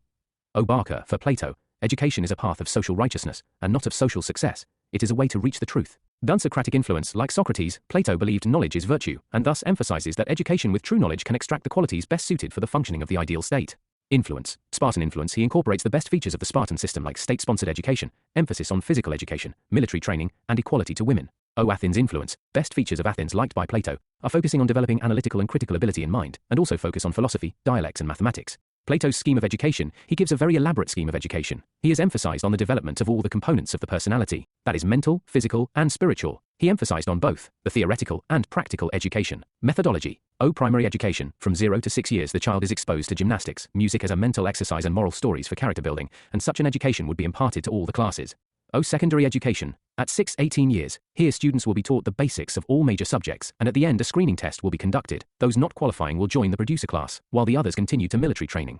From 18 to 20 years, those passing the first screening will join compulsory military training. Upon qualifying, the meritorious will continue to higher education, while the others will join the military. Higher education. Stage 1, from age 20 to 35, more refined education of philosophy, statecraft, logic, and dialectics. Stage 2, from age 35 to 50, continued education and practical training. Those qualifying will be eligible to become the philosopher king or the ruler. Criticism. 1. General. Plato's theory is elitist. Plato believed that only a select few individuals were capable of becoming philosopher king, and that the majority of people were best suited for manual labor. This view has been criticized as elitist. Plato's theory is overly idealistic. Plato strongly emphasized on ideals and eternal truth. This may not be practical for everyday life. Plato's theory ignores individual differences. Plato's theory of education focuses on the development of the whole person, rather than on the development of specific skills or ability. It ignores the role of emotion. Plato believed that reason was the highest form of cognition, and that emotions were a hindrance to philosophical contemplation. One-size-fits-all approach. It is seen as largely undemocratic, as the system is deciding the fates of all individuals based on similar parameters. Plato's functional specialization may be breaching the freedom of independent decision-making. Plato's uniform pattern of education is contrary to human psychology. 2. Scholars. George Sabine highlights that Plato's scheme of education is meant for the guardian class alone, and the bulk of the population consisting of peasants and artisans are not covered by it. Theory of philosopher king. Context. Plato's philosopher king is the ideal ruler for Athens, who is also the product of his education system, ensuring the RNLR is highly educated and possess the true knowledge. Reason for such theory. Alternative to democracy. It is the alternative to democracy as existing in Athens, which Plato regards as the root of all corruption and states democracy as a fallacy. For example, Plato states until philosophers are kings, or kings have learned the spirit of philosophies, cities will never have rest from their evil, thus stating that for him the ideal ruler is one who holds the highest knowledge and reiterates knowledge as a virtue. Corruptibility. Plato believes ordinary men ruling as in democracies are corruptible, and will only work towards their selfish ends which destabilize the state. For example, according to him, a philosopher king is ideal as he shows least urge to rule, and thus such a person would be least corruptible and emerge as the symbol of sacrifice. Criteria conditions. Qualifications. He should have a proven capacity of reason. He should have gone through the rigorous system of education. He should not have private property and family. Powers. He would have absolute powers, as Plato does not see any vice in such a virtuous person, and believes him to be most knowledgeable, thus no question of being wrong. Thus, he states no law or ordinance can be mightier than knowledge, and it is foolish to limit an expert practitioner of medicine with a book of medicine. Criticism. General. Considered undemocratic, as it proposes that only philosophers, or those who possess specialized knowledge, should rule. This goes against the principle of democracy. Considered unrealistic and impractical, many have argued that it is unlikely that philosophers, or any other group, would consistently act in the best interests of the state. No guarantee of morality of philosopher king. It has been pointed out that the idea relies on the assumption that philosophers are naturally more moral and virtuous than others, which is not necessarily true. Promoted elitism and a class-based society. This idea also promotes elitism and a class-based society. Overly idealistic, as this idea ignores the complex realities and challenges of governance. Scholars. Aristotle. The most notable criticism comes from Aristotle, who feels such a rule of a single person can turn into tyranny. Further, finding such a perfect ruler is almost impossible as every person is prone to be corrupt. Lord Acton. Power corrupts and absolute power corrupts absolutely. Plato, in his book, The Laws, has acknowledged the utopianism of the institution of the philosopher king. Karl Popper. Due to the totalitarian nature of such a rule, Karl Popper regards Plato as the enemy of an open society. A permanent ruler with absolute powers is reminiscent of a dictator. Theory of communism. In context, Plato's communism of wives and property is the natural extension of his theory of justice. As it has been said, if education is the primary machinery to create the ideal state, communism is the supplementary machinery. Dunning states that for Plato property and wives are objects of dissension in every society. Theory. As property and family create scope for men to be corrupt and be self-interested, he proposes his commune system where property and family is common. In features of Plato's communism. Applicability. The rationale is to curb the tendencies of the guardian and ruling classes towards property and disturbances from family. Thus it does not apply to the producer class as they do not play little role in state affairs. More importance to communism of family. In the Republic, Plato gave family communism more attention and room than he did property communism. This was primarily due to the fact that the family's promotion of hate, selfishness and envy had upset him. Zero control over marriage. Marriage will be controlled by the state. Who will marry whom will be decided by the state. Every person will not be allowed to marry, the state will decide. Controlling nepotism. Once the child is born, after a few months, will be taken into the custody of the state. It will tackle nepotism. Ruler will not be able to identify who is his child, thus he will treat all Shren as his child. Liberalization to women. Freedom from family and child will liberalize women. Women are unable to perform their duties towards the state or play a role in the affairs of the state because they are absorbed in the affairs of the family and taking care of children. Methodology. Private property. The first is the prohibition of private property, whether houses as land or money, to the RNLRs, and the provision that they shall live in barracks and have their meals at a common table. O family, the second, is the abolition of a permanent monogamous sexual relation, and the substitution of regulated breeding at the behest of the rulers for the purpose of securing the best possible offspring. O outcome, the outcome of Plato's communist, was not just administrative, but also the genetic superiority of offspring being produced, or the future citizens of the state. Administratively, it creates a state where the rulers and guardians have no reasons to be corrupt and be self-interested. Comparison between Plato and modern communism. Plato's communism, modern communism. It is an economic remedy for a political problem. It is a political remedy for an economic problem. Abolish private property, for the sake of ensuring abolish. To secure the ideal economic conditions, ideal political state for all classified citizens, into classes for functional tries to eliminate concept of class through class S, equalization, strulaire and onershai of means of reduction. Extends on L to the ruling Ardian class extents to all classes of citizens. Similarities. Both seek communism to cause equality within society. For Plato it was political, while for Marx it was economic. Both sacrifice the interests of the individual for a greater cause. Both have no scope for rights and liberties beyond the structure of their theories. Criticism. 1. General. Lack of individual freedom. Lack of incentives to relinquish their personal property. The rigid structure may not be able to adapt to changing circumstances or to new ideas and innovation. Ethical problem. Plato's communist society requires people to sacrifice their own desires and interests for the good of the community. This may be seen as unethical or unfair. 2. Scholars. Aristotle. He criticizes Plato for neglecting the positive aspects of property and family. Aristotle states that property and family motivate man to be hard-working. He also says the exclusion of the producer class makes the theory aristocratic, and thus exclusive of all elements of the society. Aristotle believes in the principle of the golden mean, believes that every institution has a utility, and it is better to reform than to abolish. And Karl Popper, in his books Open Society and Its Enemies, he said that there are certain essential truths, certain transcendental ideas. But Plato leaves no scope for critical examination or questioning. Socrates promotes dialectics, whereas Plato ends scope for dialectics. He has termed Plato as the first fascist for promoting Plato as a feminist. 1. Features.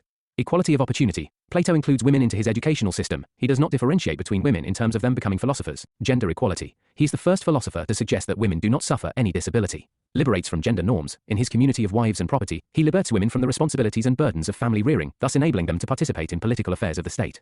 2. Criticism.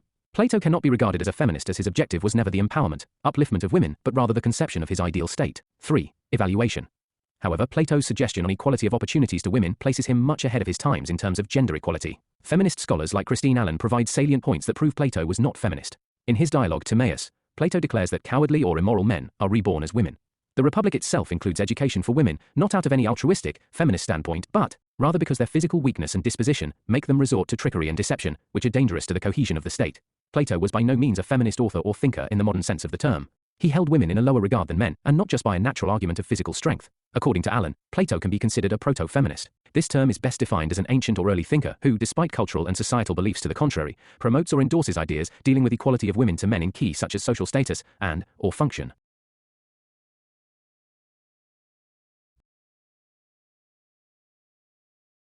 Plato as a fascist. Context. This notion majorly emerges from Karl Popper's criticism of Plato, where he suggests that Plato's theories are not morally superior but rather in defense of totalitarianism. Holism. For Plato, society is more important than the individual. He advocates holistic changes in society, state, education, marriage, according to his mode of thought. Shunya IAS II. Second, essentialism. There are certain essential truths, there are certain transcendental ideas. This leaves no scope for critical examination or questioning. Socrates promotes dialectics, whereas Plato ends scope for dialectics. Historicism. All totalitarian scholars give a certain perspective of history which suits them. Their approach to history is teleological, as if history moves in a certain manner, governed by certain laws, and it has an end point. Plato gives a life cycle of ideal state through the use of history, and creates a utopia to build that ideal state again. Levenson's views. Oh, not a fascist. Plato cannot be regarded as a fascist, as his motive was not to exploit the people, but rather to give citizens a life of virtue and excellence. Oh, difference in time and space. There is a huge difference in time and space between Plato's theory and the emergence of fascism in the 20th century. It is like comparing incomparable. Oh, utopian state. Plato's state remained a utopia, whereas fascism had established itself. Evaluation. Father of political philosophy, Plato's book The Republic no doubt gives the theories of the most fundamental aspects of how a state is to be functioned, and his idealism helps establish the intrinsic link between a good life and a good political life. Architectonical work. The Republic's coverage extends from the nature of ruler to the system of education, and also identifies the major causes of state failures. Current relevance. With increasing criminalization of politics, Plato's emphasis on knowledge as a virtue and justice as doing good above everything resonates. Ad Winspear. Plato's scheme was totally authoritarian, but his intentions were sufficiently concealed under fine phrases of just state, standard conclusions. Plato's legacy in Western political philosophy is heavily debated, however, there is no denying the intersubjective contributions he made to the discipline. Karl Popper has remarked, one might say has been either Platonic or anti-Platonic, but hardly ever non-Platonic. Ralph Waldo Emerson said that Plato is philosophy, and philosophy is Plato. Previous year questions. Explain the Aristotelian view of politics. To what extent do you think it has contributed to the development of modern-day constitutional democracies? Explain Aristotle's critique of Plato's idealism. Everywhere, inequality is a cause of revolution. Aristotle. Comment on Aristotle's conception of equality. Central to Aristotle's political thought is his classification of the different types of political constitutions in politics. Evaluate. Comment on, the state is a creation of nature, and man is by nature a political animal. Attempt a critique of Aristotle's ideas on slavery. Comment on, the authority of the master and that of the statements are different from one another. Scope of study. Comparison with Plato. Theory of constitution, golden mean, theory of state, theory of citizenship, views on property, theory of slavery, theory of justice, theory of revolution, standard introductions. Aristotle is regarded as the father of political science, as he was the first to analyze, critically and systematically, the subject matter of politics, and identified its core elements such as the sovereignty of law, constitutionalism, etc. Western political thought has its foundations deep with Aristotelian political traditions.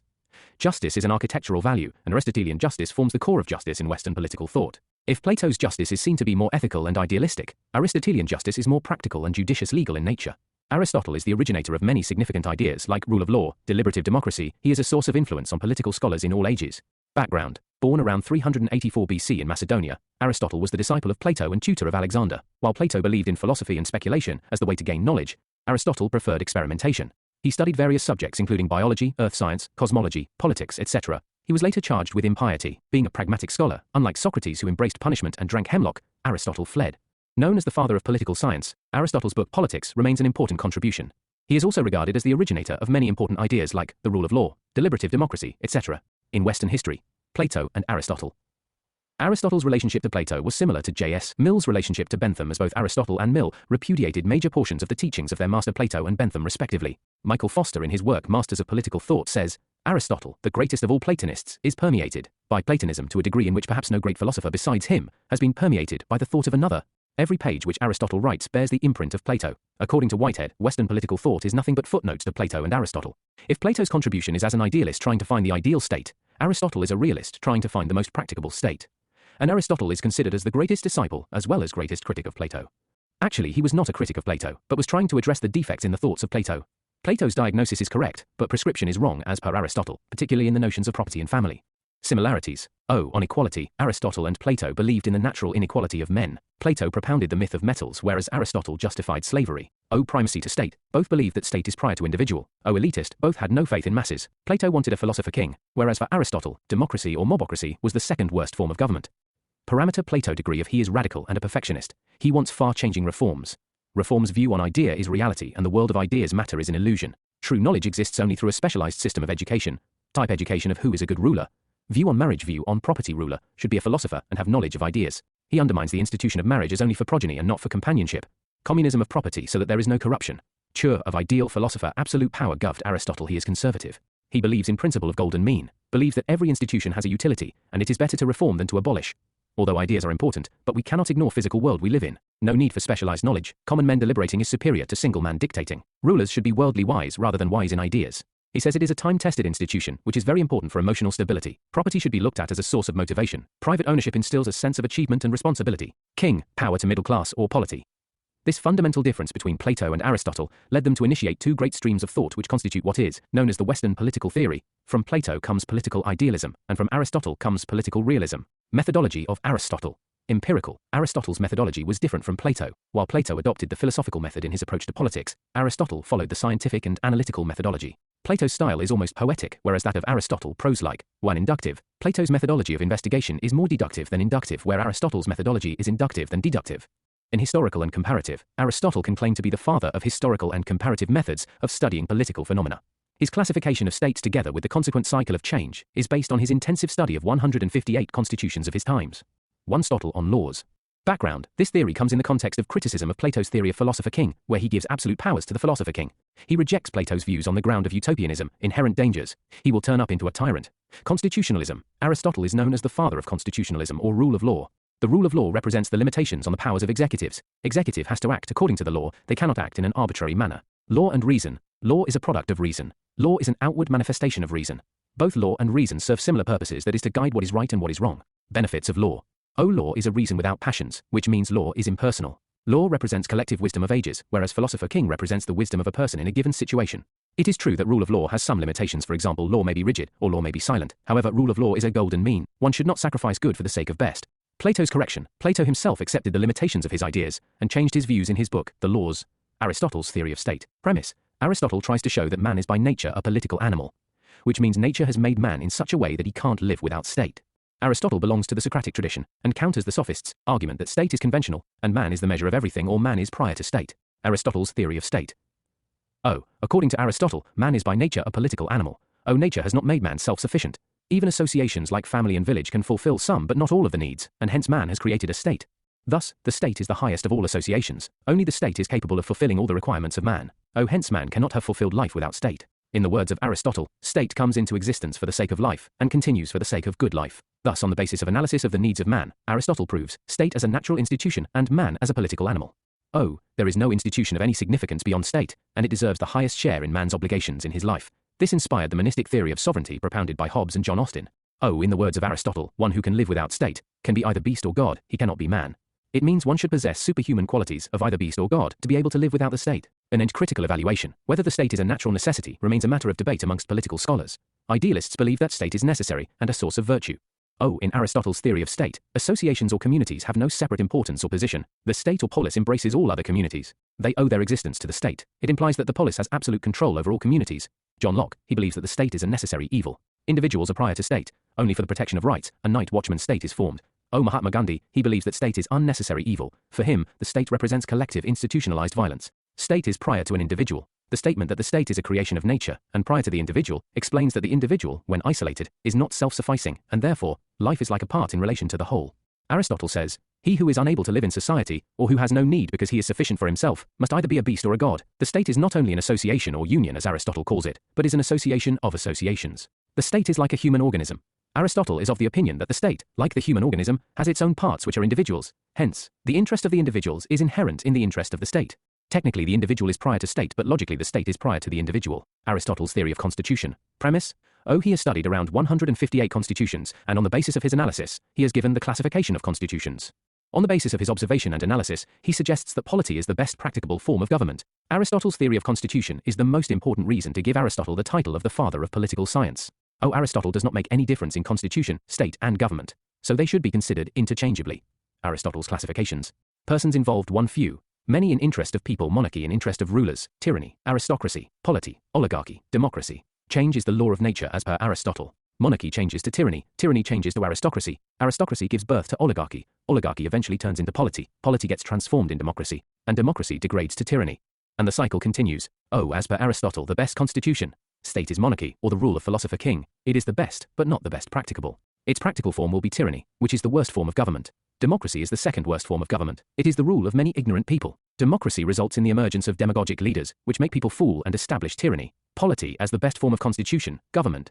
Polity is the rule of many, but not so many, which means the rule of the middle class. It is the best practicable form of government according to Aristotle. We can see the application of his principle of golden mean while arriving at this conclusion. Polity is the golden mean of oligarchy and democracy, since it is situated between these two forms in his classification. Polity is the rule of the middle class. It avoids the extremes of the other two systems. In Aristotle's words, civility of the middle class will smoothen the rough edges in society. Both rich and poor are prone to breaking the law, one due to arrogance and other due to ignorance. Both rich and poor do not trust each other. Middle class should be more in number as too much inequality breeds revolution. Charles McIlwain sums up Aristotle, best possible state, saying Aristotle's best possible state is simply the one which is neither too rich nor too poor, secure from attack, and devoid of great wealth or wide expansion of trade or territory, virtuous, defensible, unambitious community, self-sufficient but not aggressive, great but not large, a tightly independent city devoted to the achievement of the highest possible measure of culture and virtue, of well-being and true happiness attainable by each and by all.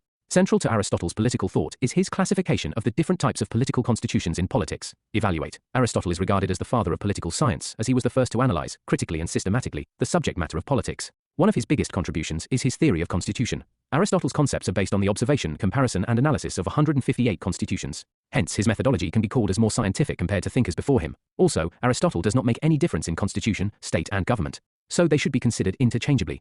As per Aristotle, the best constitution, state is monarchy, or the rule of philosopher king. It is the best, but not the best practicable. Its practical form will be tyranny, which is the worst form of government. Democracy is the second worst form of government. It is the rule of many ignorant people. Democracy results in the emergence of demagogic leaders, which make people fool and establish tyranny. Polity is the rule of many, but not so many, which means the rule of the middle class. It is the best practicable form of government according to Aristotle. Change is the law of nature as per Aristotle. Tyranny changes to aristocracy. Aristocracy gives birth to oligarchy. Oligarchy eventually turns into polity. Polity gets transformed in democracy. And democracy degrades to tyranny.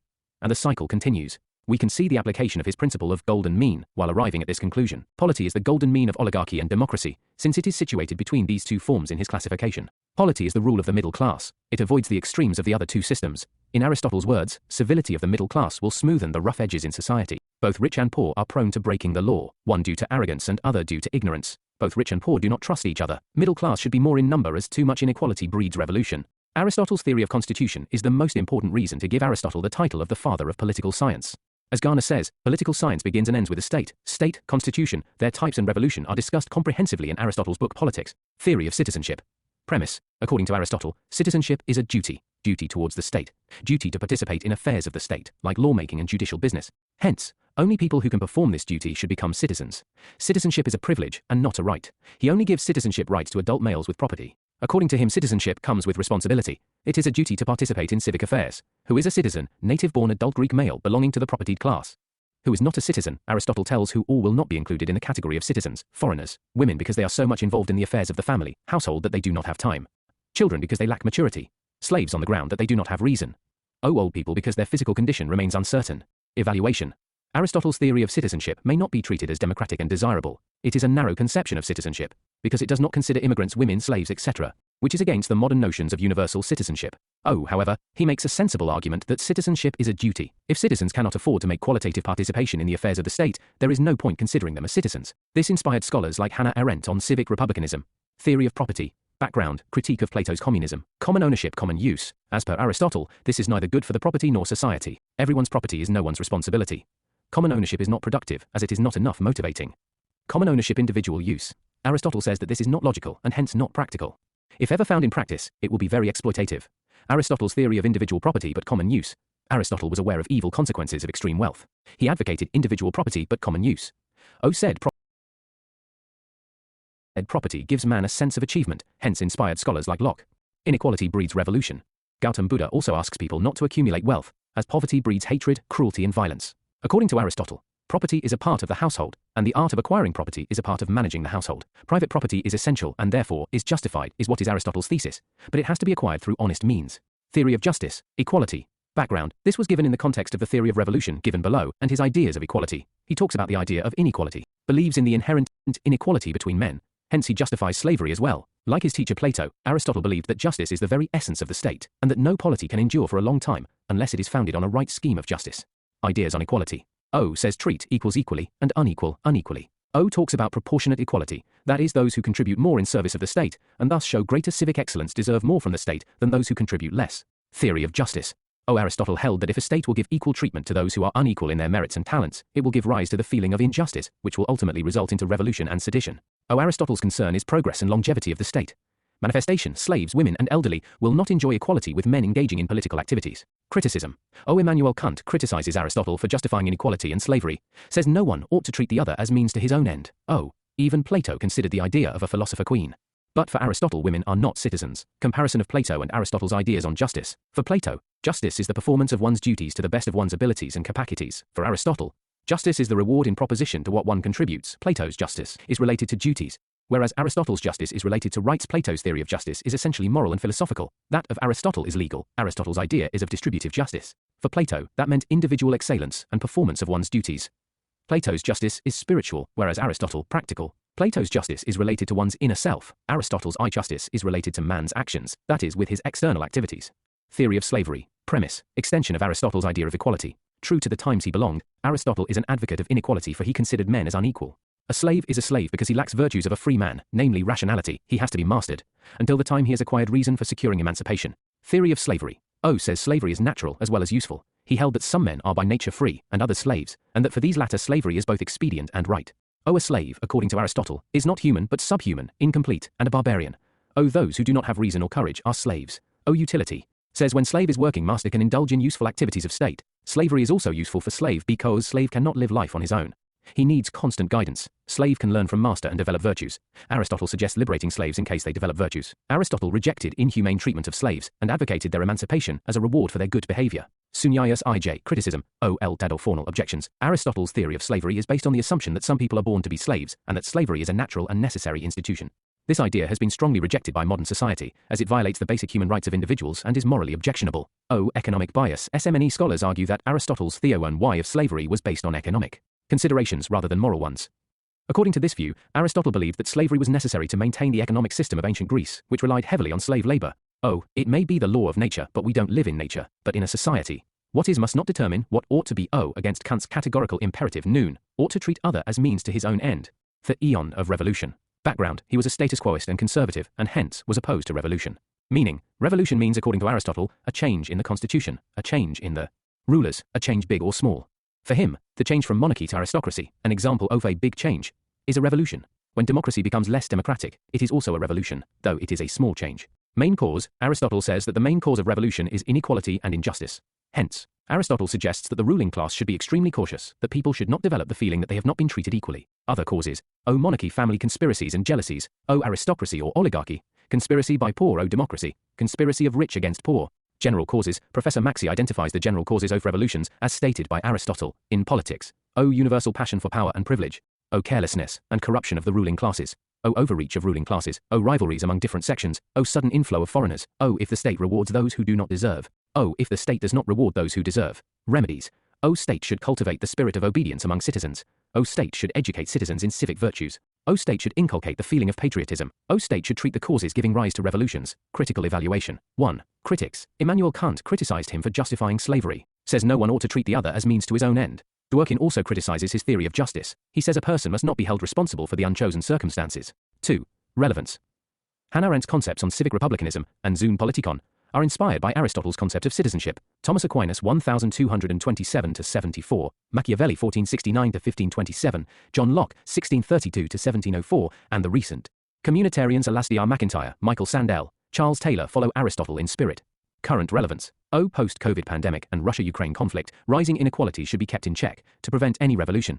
Aristotle's theory is very much in action today. Post-COVID world, post-COVID K-shaped curve shows rising inequalities. As a result, we witness revolutions all across the globe, from Peru to Iran. In Thomas Piketty's book, Capital and Ideology, he says that societies built on extreme inequality are bound to collapse. Standard conclusions. According to Jonathan Barnes, Aristotle emerges as an intellectual colossus. No man before and after him could hope to rival his intellect. Aristotle's contributions widely went on to inspire the latter works on democracies, comparative politics, and various theories of justice and equality. Aristotle's works are widely relevant today, especially as a global decline of democracy and deliberations are witnessed. It is appropriate to call Aristotle as a father of political science, and it is rightly suggested that the entire Western political philosophy is nothing but footnotes to Plato and Aristotle. Niccolo Machiavelli, previous year's questions, Machiavelli's Secularism 2020, critically examine Machiavelli's views on religion and politics 2018. Compare and contrast the views of Kautilya and Machiavelli on statecraft 2015. Explain how Machiavelli's application of empirical method to human affairs marks an important stage in the evolution of political science. 2014. Discuss the importance of Machiavelli in the history of political thought. Is it correct to say that Machiavelli's theory is narrowly local and narrowly dated? 2007. And contrast Kautilya and Machiavelli on statecraft. Comment. Machiavelli's political philosophy was narrowly local and dated. Sabine, 2003. Scope of study. Machiavelli is a change in Western political thought, as a child of his times. Machiavelli's secularism. Machiavelli's advice to the prince. Machiavelli on ethics and politics. Machiavelli and Kautilya. Standard introductions. Machiavelli was an Italian Renaissance diplomat, philosopher and writer, best known for The Prince, which is considered as the best book ever on statecraft. Machiavelli is regarded as the father of political realism, child of Renaissance and father of European secularism. Machiavelli is considered a transitional thinker. He belonged to a time when medievalism was ending, and modern age was on its way. According to Dunning, Machiavelli stood on the borderline between the Middle Ages and the modern ages. He ushered in the modern age by ridding politics of the vassalage of religion. According to Laski, the entire Renaissance was in the writings of Machiavelli, who portrayed the new character of the state by comprehending the intricacies of statecraft, in which decisions reflected political compulsion rather than religious precepts. Machiavelli in the West represents the first clear break from idealism and morality. According to Lerner, the whole drift of Machiavelli's work is towards a political realism unknown to formal writing of his time. His work, Prince, is considered to be the best book in the field of statecraft. Historical context. Before Machiavelli, politics in Europe, especially in Italy, was largely dictated by the church, and most decisions were premised on the ethics of religion. Machiavelli realized that politics were meddled by religion, and no political development was taking place. As a result, Italy was divided into multiple sovereignties. The church had become a corrupt institution, and its impact on politics was further dividing the country into feudal lords. In the court of the King of France, Machiavelli was addressed as Mr. Nihilo, meaning Mr. Zero. It means he comes from a place which had no respect among the states in Europe. Machiavelli was a great patriot. He wanted his motherland to regain its glory. Machiavelli proposes a complete separation of politics from religion and reduces the influence of the church. In this regard, Machiavelli proposed that the country be ruled by a strong prince who was capable of taking decisions based on political rationale and only the betterment of the state as his motive. The unification of the entire country under one national monarch on the model of France and Spain was the ideal for Machiavelli. George Sabine observed that writing during a period of political anarchy and moral turmoil, Machiavelli has made the unification of Italy as his main goal because he could clearly perceive the route that political evolution was taking throughout Europe. Works. The Prince, it is a manual of statecraft which advises rulers the ways and means to seize and keep power. The work was inspired by Cesare Borgia and addressed to Lorenzo the Magnificent. Discourses on Livy, it contains the analysis of the political system of a strong republic. The main theme is creation of an empire of free citizens. And the art of war, it describes the importance of training in arms as a change in Western political thought. Since Plato, Western politics was based on utopian notions of ethics and later reinforced by the ethics of the Roman Church. He was more concerned with the actual working of the governmental machinery than the abstract principles of the constitution. If Plato believes that the king should have knowledge of philosophy, Machiavelli believes that the prince should have the knowledge of human psychology and history. A realist in politics, his writings expound a theory of the art of government, rather than a theory of state. Earlier, the theories of sovereignty were also based on the divine rights of kings. It is only with Machiavelli we see the beginnings of independent political thought. He separated religion from politics, emphasizing on the role of realism in politics rather than ethics. Prof. Allen and Prof. Dunning stated that Machiavelli method of observation guided by common sense and history is most new and original, child of his times. Every thinker is a child of his times. This description is most appropriate for Machiavelli. All major developments of the time reflected in works of Machiavelli. He emerged at a time when European civilization was at the crossroads of medievalism and modernism. Renaissance. Laski stated that Machiavelli is a child of Renaissance. The spirit of inquiry and humanism was the basis of Renaissance. Human nature was the center of Machiavelli's theory. Renaissance led to other developments like capitalism, rise of nation-state and secularism, which all are reflected in Machiavelli. Reformation advocates for separation of church and state. In this regard, Machiavelli is considered the father of European secularism. Rise of nation-states, his main concern is to make Italy a strong nation-state, securing the independence of Italy. And rise of capitalism, Machiavelli describes human nature as self-centered, materialistic and possessive, reflects the psychology of bourgeoisie class. Scholarly evaluation. Views of Dunning. Machiavelli stood on the borderline between Middle Ages and modern ages. He ushered in the modern age by ridding politics of the vassalage of religion. Views of Burckhardt. Machiavelli represents the core thoughts of his time. Methodology of Machiavelli. Machiavelli uses psychology and history to explain his political theory. He tries to rely on observation and understanding of human nature to give prescriptions to Prince. He uses history to explain that history has been cyclical. Human nature has never changed, and will never change. According to Sabine, he used history exactly as he used his own observation to illustrate or support a conclusion that he had reached without reference to history. Machiavelli's The Prince. It is regarded as Machiavelli's greatest work, and also regarded as the best book on statecraft. The book consists of advice to the prince, ruler on how to manage state affairs, opponents, foreign affairs, and autonomy. Machiavelli wants the prince to look at things as they are, rather than what ought to be, different from Plato or idealism of focusing on what to be. He advocates realism, and in politics all means are justified for the end. Major advices, themes, nature of profession. Machiavelli suggests that Prince should understand the nature of profession as it is, rather than as it should be. He is a realist who points out that Prince should not be a philosopher, but he should be wiser in the real world than in the world of ideas. Human nature. Machiavelli views human nature with pessimism. According to him, man is ungrateful, emotional, and irrational. They have no general inclination towards morality and constantly make gestures to satisfy their desires. He argues that it is better to execute than confiscate, as man will forget the death of his father, but not the loss of his patrimony. Iron law. Due to this nature of humans, he advises the prince to be brave like a lion and clever as a fox, and man is fearful of his life, and if Prince can give him security of his life, he would control the man. Prince has to be cold-blooded and not act in passion. People love at their own will, but they fear at the will of the prince. Stability of rule. He has suggested the prince gives preference to the common man, rather than nobles who may challenge the ruler for their own ambitions. Power dynamics. Machiavelli advises the smart use of power, i.e., soft and hard power. However, he suggests relying more on hard power, because soft power may go unnoticed by the people. It is also better for the prince to be feared than loved, as people love out of convenience, but fear at the will of a strong prince. Feeling of revenge. The use of hard power must be used cleverly, for excessive and unwarranted use may cause reasons for revenge and rebel against the prince's rule.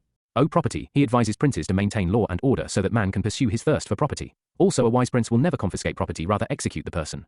Army. He has been the first proponent of conscripted loyal soldiers, rather than the use of mercenary soldiers prevalent in those times. Preference to common man over nobles. Machiavelli suggests that if a situation arises, prince should prefer common man over the nobles. He points out that the common man is not a threat to the prince, whereas nobles are a parasite class who have an ambition to come to power. On fortune and bad luck. Prince should be brave. He cannot control his fortune but only his actions. Bad luck can strike anywhere and any time, but if the prince faces these circumstances with courage, he can turn the bad times into good times. Previous year's questions. Machiavelli's Secularism, 2020. Machiavelli is regarded as the father of political realism, child of Renaissance and father of European secularism. Machiavelli's secularism represents the point of change from ethics-based politics to politics based on realism and pragmatism. Prince is regarded as the first work in political philosophy, which effectively creates politics as autonomous from any ethics. He also emphasized the importance of the church for the state, but it was to be only subservient to the dictates of the state. He was the first person to separate religion and church. This thought marks the beginning of secularism and autonomous state sovereignty in Western philosophy, later elaborated in Hobbes' Leviathan. However, Machiavelli was against church and not religion. In fact, he had a utilitarian approach towards religion. As per Machiavelli, religion can be used in the interest of the nation. Religion can be of great help to the prince as it is a disciplinary force. He even advises the prince not to appear anti-religious, even when the prince has no faith in religion. However, Mahatma Gandhi opposed this view and talked about positive secularism, with religion intermixing in society and state, so as to promote peace and harmony amongst all. Sabine also regards Machiavelli as narrowly dated. Nevertheless, Machiavelli's secularism forms the base of modern nation-states, and his emphasis on national interest over principles is the precursor to the realist school of international relations. Is Machiavelli against religion? Machiavelli's relationship with religion is complex and subject to interpretation. While some scholars argue that he was anti-religious, others contend that he was simply critical of the role that religion played in politics and society. On the one hand, Machiavelli's works often demonstrate a skeptical attitude toward religion. For example, in The Prince, he advises rulers to appear religious, but not to be overly concerned with morality or religious doctrine. He also criticizes the church for its corruption and political interference. Additionally, Machiavelli's political philosophy emphasizes the importance of the state and the ruler, rather than any higher power or divine authority. He believed that a strong and effective government was necessary for the well-being of society, and that rulers should be free to act in their own self-interest, without being constrained by religious or moral considerations. However, some scholars argue that Machiavelli was not necessarily anti-religious, but rather critical of the misuse of religion in politics. They point to his other works, such as Discourses on Livy, in which he discusses the positive role that religion can play in creating social cohesion and promoting morality. In conclusion, while Machiavelli's relationship with religion is complex and subject to interpretation, it is clear that he was critical of the role that religion played in politics and society, and believed that rulers should be free to act in their own self-interest, without being constrained by religious or moral considerations. Ethics and politics. According to Machiavelli, in politics, ends justify the means, or any means taken to secure national interest is always justified. He states that man can sacrifice himself for his principles, but a state cannot for those same principles. Ethics can hinder the execution of rule and create dilemmas that can harm the national interest. The success of a prince will depend on the achievement of his ends, state interest, and not the means he takes to achieve them. He does not discredit ethics entirely, but suggests the concept of dual morality, or the inapplicability of religion's ethics to politics. As per Machiavelli, though the prince may be ethically wrong, he must only be politically correct. Amorality. It is not correct to judge Machiavelli as immoral, rather it is amoral or excludes any ethical obligations from the execution of power and state affairs. Gandhi's criticism. According to Gandhi, we cannot reach any right end without the right means, and politics without religion. Ethics is a death trap.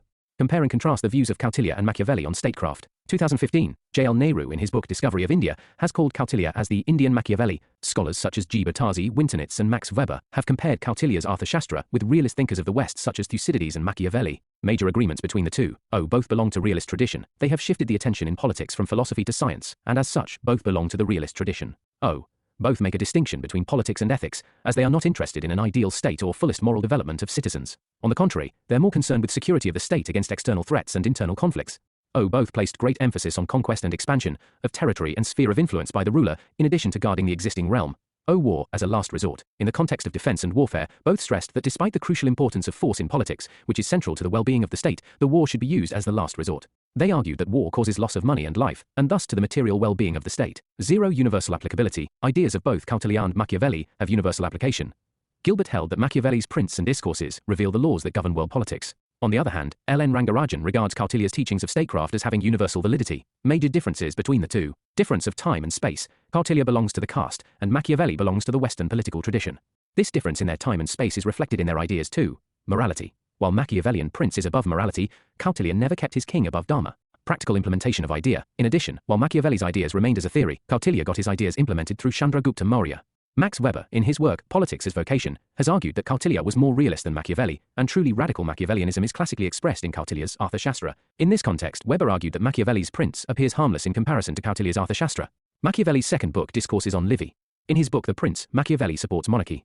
In Discourses on Livy, he supports the republican form of government, like Aristotle's idea of polity.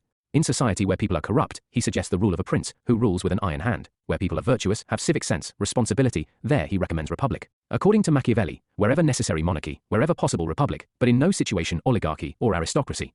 He does not prefer the rule of nobles or feudal lords. This also shows the impact of his times, and Machiavelli, as the scholar of the emerging capitalist class. He considers feudal lords as a parasite class. He advised the prince that in case of conflict between nobles and common man, the prince should take the side of common man. Nobles will have aspirations for power, and hence they are a challenge to the king. Common man has limited aspirations, protection of life and property, and hence they will not bear threat to the king. Critical evaluation of Machiavelli's classification. Machiavelli's classification of the forms of government is rather unsystematic. The treatment of government in his two major works is significantly different, rather inconsistent and contradictory to each other. Machiavellian state. State, being the highest form of human associations, has supreme claim over men's obligations. Machiavelli gives supreme importance to the law given in society. State was necessary for it to exist to fulfill the desire of security of a person and property. The Machiavellian state was a secular entity, with no relation to the church. State was morally isolated with no obligation on the ruler. State has no ethics, it is a non-ethical entity. Machiavellian state has, government at the center. obedient citizenry, a native army, critical evaluation. Within Western political theory, Machiavelli's contribution is a subject of both praise and criticism. Machiavelli's work. The Prince is a heavily contested book in political science, from being regarded as the best book on statecraft to a narrowly dated and located work. Criticism. The Prince earned him ill reputation where he defended the despotic rule and suggested the ruler to be immoral, and further advised him to even rely upon the ill means to seize the power without any reservation in mind. Sabine has regarded Machiavelli as narrowly dated and narrowly located. And Sabine regards Machiavelli's outlook shaped by the instability of Italy in his times and lacking universalism and transcendental relevance. Shakespeare has used the term Machiavellian as a synonym to villainous in his work, while Gandhi regarded politics without ethics or religion as a death trap. An inconsistency in his thoughts. In discourses, virtue means qualities of honesty, probity, civil virtues, law, abidingness, and trustworthiness in the performance of public duties in the individuals. Whereas in The Prince, deceit, duplicity, cunning, and falsehood become the constituent elements of virtue. Praise. However, Machiavelli cannot be considered immoral, for he does not suggest the Prince to be immoral in his private life, but only to the extent it favours state interest.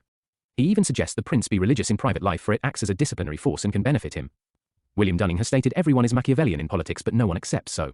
Dunning calls him the first modern political thinker, thus stating how Machiavelli remains relevant in modern political systems, and Harold Laski has regarded him as the father of political realism. Reformation. Machiavelli also reflected the Renaissance and was in line with the religious reformation of Protestanianism, stating religion as a personal activity. Empiricism. He based politics and his theory on human nature and its analysis, rather than the overemphasis on ethics. Nationalism. Machiavelli's major theme has been the unity and continuity of the state, or national interest, advocating for a strong nation and repel foreign and internal destability. Relevance of Machiavelli in contemporary political science. Realpolitik. Machiavelli's emphasis on importance of the state and the ruler, rather than any higher power or divine authority, is still relevant in modern politics. The concept of realpolitik, which emphasizes the practical and pragmatic considerations of politics, is based on Machiavellian ideas. Political ethics. Machiavelli's ideas on political ethics and the relationship between ethics and politics continue to be relevant today. His emphasis on the importance of the end justifying the means and the need for rulers to sometimes act in ways that may be considered immoral is still debated in modern political philosophy. Diplomacy. Machiavelli's ideas on diplomacy, particularly his emphasis on the importance of diplomacy as a tool of statecraft and the need for diplomats to be skilled in negotiation and persuasion, continue to be relevant in modern international relations. Balance of power. Machiavelli's ideas on the importance of maintaining a balance of power among states, in order to prevent any one state from becoming too powerful, continue to be relevant in modern international relations. The concept of balance of power is still an important consideration in modern diplomacy and security policy. Standard conclusions. Machiavelli's theory may be criticized, however, there is no denying that his views on national interest, sovereignty, and secularism formed the base of later nation-states. Machiavelli's realism is often misunderstood due to his justification for the use of deception, force, and violence to achieve the desired political ends. Even when he was narrowly dated and located, yet The Prince is the best book ever written in the field of statecraft. One can ignore Machiavelli's advice only at a huge cost. And despite his shortcomings, it is to be noted that Machiavelli is the first modern political philosopher. He ends the medieval era as he begins the modern. Previous year questions. Individualism is inherent in Hobbes' absolutist ideology. Comment. 2022. Comment on Hobbesian notion of political obligation. 2017. How would I and fellow human beings behave if we were to find ourselves in a state of nature? And what does this behavior tell us about our innate predispositions? 2016. Covenants without swords are but words, and of no strength to secure a man at all. 2013. Hobbes as an individualist. 2011. Hobbes starts as an individualist, but ends as an absolutist. 2004. Consider, liberty or freedom, signifies properly the absence of opposition in external impediments of motion. 1999. Comment. Hobbes relieved sovereignty completely from the disabilities which Bodin had inconsistently left standing. 1998.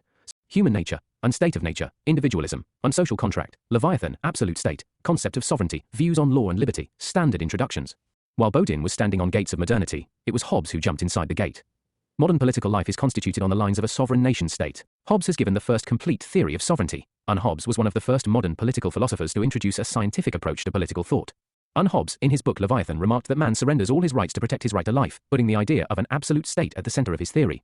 And Hobbes was an advocate for law and order, insisting on the right to life and self-preservation for all individuals. Hobbes is not only one of the greatest political philosophers, but also features among the greatest writers in English literature. Human nature. Background. Hobbes wanted to understand human nature in order to propound a sound theory of social contract. Hobbes' idea of human nature is central to his concept of individualism and state of nature. And nature has made men as equal in the faculties of body and mind. All men are equal, they are only guided by pleasure and pain. Hobbes' premise. It's a concept used by social contract scholars to show the state of human life when we are allowed to live purely according to our nature. Tiloaf his resolutive compositive method, given in the box below. Hobbes says, man is materialistic, man is individualistic, man is possessive. Man is fearful since B is possessive. Man is power-seeking. Power is a means to attain the things which give us happiness. Life of man is continuous search for power, after power, that ceases only with death. Thus according to Hobbes man is always in the pursuit of increasing his pleasure and decreasing his pain. Foundation of utilitarianism. Criticism. Hobbes' description of human nature is quite influenced by the situations prevailing free England during his times. He gives only one-sided view of human nature. For his justification of the materialistic nature of man, Marxists consider Hobbes as the scholar of the emerging capitalist class. Hobbes's methodology, resolutive compositive approach.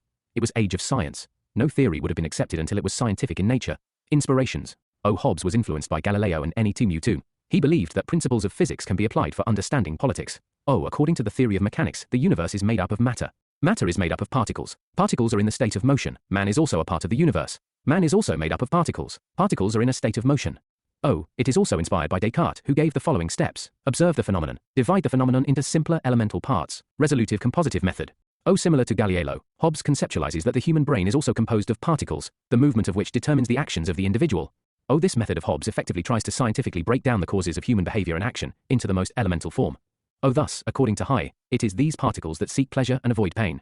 In the sense, birth of utilitarianism begins due to movement of particles within a person's brain. He also states that as long as man is alive, these particles are in movement, and thus for the entire period of life, man seeks pleasure while avoiding pain. Hobbes's state of nature. Background: the state of nature theory argues that there must have been a time before organized societies came into being, and this presumption thus raises questions such as, what was life like before civil society? Premise: the state of nature is a political fiction ideated by Hobbes to arrive at his logic and concept of state. Hobbes expands on his idea of human nature to assess the state of nature. State of nature. The state of nature is a state of war of all against all. One end, the absence of a governing body, anarchy existed, and men endlessly competed for resources. Men don't have rationality to look beyond their pleasure pain. All men have passions, and it is difficult for them to control their desires. There is also the dilemma of unlimited wants and limited resources. This creates a situation of competition and anarchy. In such a situation man's life becomes nasty, poor, brutish and short. I and fear were born together. Hobbes is not only one of the greatest political philosophers, he is also one of the greatest authors in English literature. He has used metaphorical language. The above statement has a link with the event in his life. His mother gave premature birth to him because of fear of Spanish Anarchy. Hence he suggests that I and fear were born together. Precursor to Leviathan, hence to protect the life of man from the anarchy, an powerful state Leviathan is needed. Social contract and Leviathan. Background: Hobbes's social contract is a product of his understanding of both human nature and the anarchical nature of society in the absence of common law. Premise: according to Hobbes, men choose to enter into a social contract, where they give priority to living under absolute authority rather than absolute anarchy. Hence Hobbes is also called the greatest of all absolutists. Social contract. To overcome the state of nature and to regulate man's behavior aiding in the formation of a civilized society, Hobbes proposes his social contract theory. Hobbes conceptualizes a contract amongst the people who agree to vest their individual sovereignties to a common absolute state. According to Hobbes, it is contract of all with all. It means this contract is applicable to all. Doing so, man limits his natural rights on the condition that other men are also similarly limited. This ensures that no person can harm another in life, liberty or property. Hence man will transfer all of the rights except the right to self-preservation. Right to self-preservation is an inalienable, natural right. Leviathan. Since man has transferred all of his rights, the authority of state is absolute. When authority of state is absolute, man has no freedom to act according to his choice. Man is under compulsion to act according to the law. Man will be punished in case B does not act according to law. Zero state is a Leviathan monster. Is having power many times more than a single person. It means one should not fight with the state, as it is impossible to win. This idea is postulated in Hobbes' book Leviathan. Criticism: as per Gandhi, absolute state is source of collective and institutionalized violence. Hobbes and natural rights. According to Hobbes, the right of nature is the liberty each man has to use his own power as he will himself for the preservation of his own nature, that is to say, of his own life. The natural laws are delivered in the world of God. They simply describe civil manners to promote peaceful behavior. And the natural rights, 19 in total, were considered as articles of peace by Thomas Hobbes. Out of the 19 laws, 3 very important laws. Every man ought to endeavor peace. Every man must honor the contracts. Every man should be willing to abandon natural rights to things. His criticism of natural rights. Covenants without swords are but words and of no strength to secure a man at all. Hobbes. According to Hobbes, natural laws are nothing but words, and that is why he concluded that the supreme power has to be given to an authority with complete power. For him the governments must be backed by force, if not direct, then implicit. Hobbes as an individualist. If we explore the motives behind Hobbes' theory of social contract in the Leviathan, we observe that though Hobbes advocates for an absolutist state, he does so only for the sake of the individual. As seen earlier, in Hobbes' state of nature, man was free but faced a constant insecurity. Human nature. Hobbes believed that humans were naturally self-interested, and that pursuit of self-preservation was primary motivation for human action. He argued that individuals were motivated by their desires, and that they would do whatever was necessary to fulfill those desires. Social contract. Hobbes believed that individuals entered into a social contract to establish a government that would protect their individual rights and ensure their security. He argued that individuals gave up some of their natural rights in exchange for protection by the state. Non-state of nature. Hobbes believed that in the absence of a government, individuals would be in a state of nature where there would be no moral or ethical constraints on their behavior. He argued that life in the state of nature would be solitary, poor, nasty, brutish, and short. Sovereignty. Hobbes believed that the state should have absolute sovereignty over its citizens. He argued that the state should have the power to enforce its laws and punish those who broke them, even if it meant taking away an individual's rights. Individual rights. Despite his emphasis on the importance of the state, Hobbes also believed in the importance of individual rights. He argued that individuals had the right to self-preservation, and that the state had a duty to protect those rights. Hobbes as utilitarian. Absolute state for the sake of individual, Hobbes's conception of the state as an absolute entity, Leviathan, is rooted in utilitarianism. According to him, the absolute state is formed solely to serve the utility of preserving individual rights and checking any transgressions that others may pose upon the rights of others. Hobbes' moral philosophy is based on the idea of self-preservation and the pursuit of self-interest. According to Hobbes, humans are naturally selfish and seek to maximize their own pleasure and avoid pain. Hedonistic utilitarianism, Hobbes' version of utilitarianism, is often referred to as hedonistic utilitarianism, that emphasizes pleasure or happiness as the ultimate goal of human action. In other words, an action is right if it maximizes pleasure or happiness and minimizes pain or suffering. Social contract theory, Hobbes' moral philosophy, is grounded in his social contract theory, which posits that individuals give up some of their individual rights in exchange for protection from the state. The state is responsible for ensuring the greatest happiness for the greatest number of people, and individuals have a duty to obey the laws of the state. Role of government, according to Hobbes, role of government is to ensure social order and protect individuals from harm. Government should be empowered to make decisions that promote greatest happiness for the greatest number of people, even if it means limiting individual freedoms. Previous year's question. Individualism is inherent in Hobbes' absolutist ideology. Comment. 2022. Thomas Hobbes in his book Leviathan remarked that man surrenders all his rights to protect his right to life, putting the idea of an absolute state at the center of his theory. As per Hobbes, in the state of nature, men used to compete endlessly seeking pleasure. There was domination of passion over reason. Such a chaotic situation results in insecurity of life.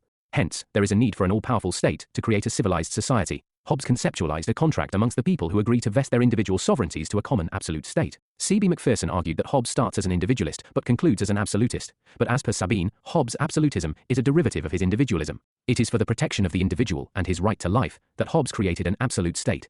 Even in an absolute state, he gives individuals the right to resist the state in case the state deprives him of his right to life. Hence, Hobbes is a normative individualist. David held, Hobbes' premises were individualistic and liberal, but his conclusions are absolutist. His theory contains both liberal and illiberal features. He is also a methodological individualist, because he was the first person to logically establish on the basis of the resolutive compositive method that man is utilitarian by nature, and so man is individualistic by nature. It is as a natural fact, just like the fact that Earth moves around the sun. He was the first one to remove the sense of guilt from being selfish. However, Hobbes' justification of the materialistic nature of man has been criticized by Marxists. His concept of an all-powerful state has been criticized by the likes of Mahatma Gandhi, who consider the state as a source of institutionalized violence. Nevertheless, Hobbes is considered as one of the greatest individualists. Article 21 of Indian Constitution is also based on the right to life and self-preservation, akin to Hobbes' ideas of centrality of right to life of individuals. Hobbes' theory of sovereignty. In medieval T.Mess, there was no central authority. Sovereignty was distributed among church, state as well as feudal lords, leading to chaos. Machiavelli and Jean Baudin both proposed to centralize the authority, but only in the secular sphere. Hobbes' ideas. Monistic theory of sovereignty v. Hobbes is the first philosopher to give a complete theory on sovereignty of state. Hobbes argues that the state is the only sovereign in a fixed territory. Monistic theory of sovereignty. He completely separated the state and the church. It is at this moment WBN. It is said that Baudin was standing at the gates of modernity, but Hobbes was the one who entered it. Capitalist society needed a definite source of law, a powerful entity to enforce contracts and punishing authority to lawbreakers. Law will be the command of the state. Monistic theory of sovereignty establishes the supremacy of the law made by the state over all other traditions of law. The law made by the state shall be supreme, because it is a product of social contract, it is certain, and it comes with the power of punishment. Criticism. The church criticized Hobbes and banned as well as burned his book. They called him a toad full of poison and accused of propagating immoral principles.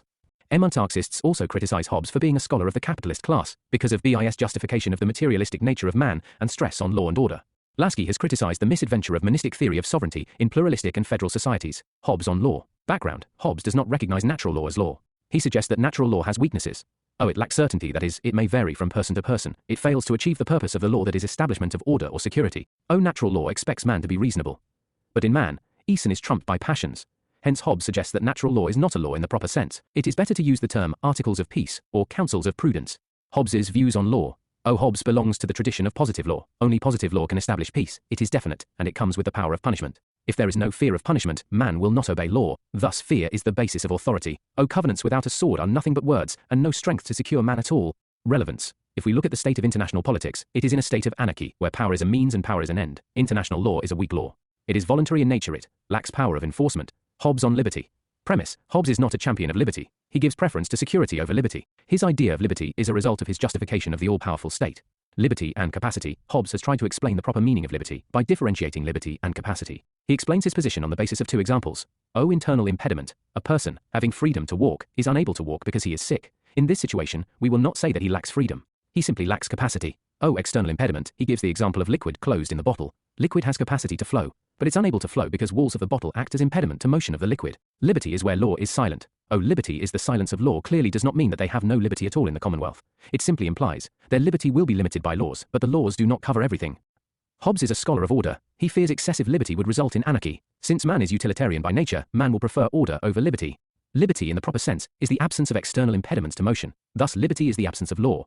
The walls of the bottle C diagram can be equated with a law made by the state. Hence, when the law exists, man has no option but to act according to law. Hobbes as the first modern political thinker. Hobbes relieved sovereignty completely from the disabilities which Baudin had inconsistently left standing. Sabine.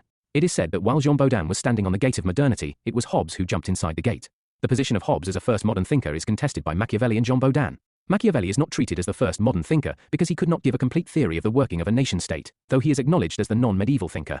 It was Hobbes who for the first time established that there can't be more than two sovereigns and brought church even under the state. Hence, Hobbes is the first incorporate scientific approach. Modern thinker, and obviously the first one too. Critical evaluation. Critics, C.B. Macpherson. Hobbes starts as an individualist but concludes as an absolutist. O. Vaughan. Leviathan is fruitless as a book of history and useless as a book of politics. Degg the Church criticized Hobbes and banned his book. They called him a toad full of poison and accused of propagating immoral principles. Supporters. O. Sabine. Hobbes' absolutism is a derivative of his individualism. It is for the protection of the individual and his right to life that Hobbes created an absolute state. Even in an absolute state, he gives individuals the right to resist the state in case the state deprives him of his right to life. Nevertheless, Leviathan is not only a masterpiece in political philosophy but also a masterpiece in English literature. The greatness of Hobbes as a thinker is even recognized by the philosophers like Karl Marx, who held that Hobbes is father of all of us. Darren Acemoglu and James Robinson, in their latest book, The Narrow Corridor, suggest a middle path. They have advocated for shackled Leviathan. Here, both state and society will be strong, and there will be no monistic sovereignty. Standard conclusions. One cannot understand the principles and practices of the modern nation-state without understanding Leviathan. To quote Oakeshott, Hobbesian Leviathan is the greatest masterpiece of political philosophy written in the English language. Hobbes was wrongfully criticized for his realist view. In present times his work is the foundation stone of politics between nation-states. Hobbes is one of the most logical thinkers and is the greatest of absolutists and individualists. Hobbes fathered the basic ideas of modern society, be it utilitarianism or individualism, and provided groundwork and assumptions for scholars like J.S. Mill and Jeremy Bentham. Hobbes introduced the revolutionary ideas of enlightenment to traditional approaches of political philosophy. John Locke, previous year's questions, Anna Locke's social contract. 2022, John Locke is the father of liberalism. Explain. 2018, comment on the assertion of Laslett that Filmer and not Hobbes was the main antagonist of Locke. 2013, Locke is an individualist out and out. Substantiate this statement. 2012, comment on the great and chief aim of men uniting into a commonwealth and putting themselves under government is the preservation of property. 2008, comment on the end of law is not abolition or restraint, but to preserve and enlarge freedom. Locke. 2004, scope of study, 2 treatises. Locke's criticism of Filmer's book, Social Contract, Toleration and Consent, Natural Rights, Theory of Property, as father of liberalism, standard introductions. Locke is known as the father of liberalism. He has given theory of natural rights, government by consent and toleration. And John Locke's contribution towards modern democracies is immense due to his theories on life, liberty and property. Locke's social contract paved the basis of all modern liberal societies based on toleration and consent. Mind is a tabula rasa. Tabula rasa, also known as the blank slate, was a concept introduced by the 17th century English philosopher John Locke.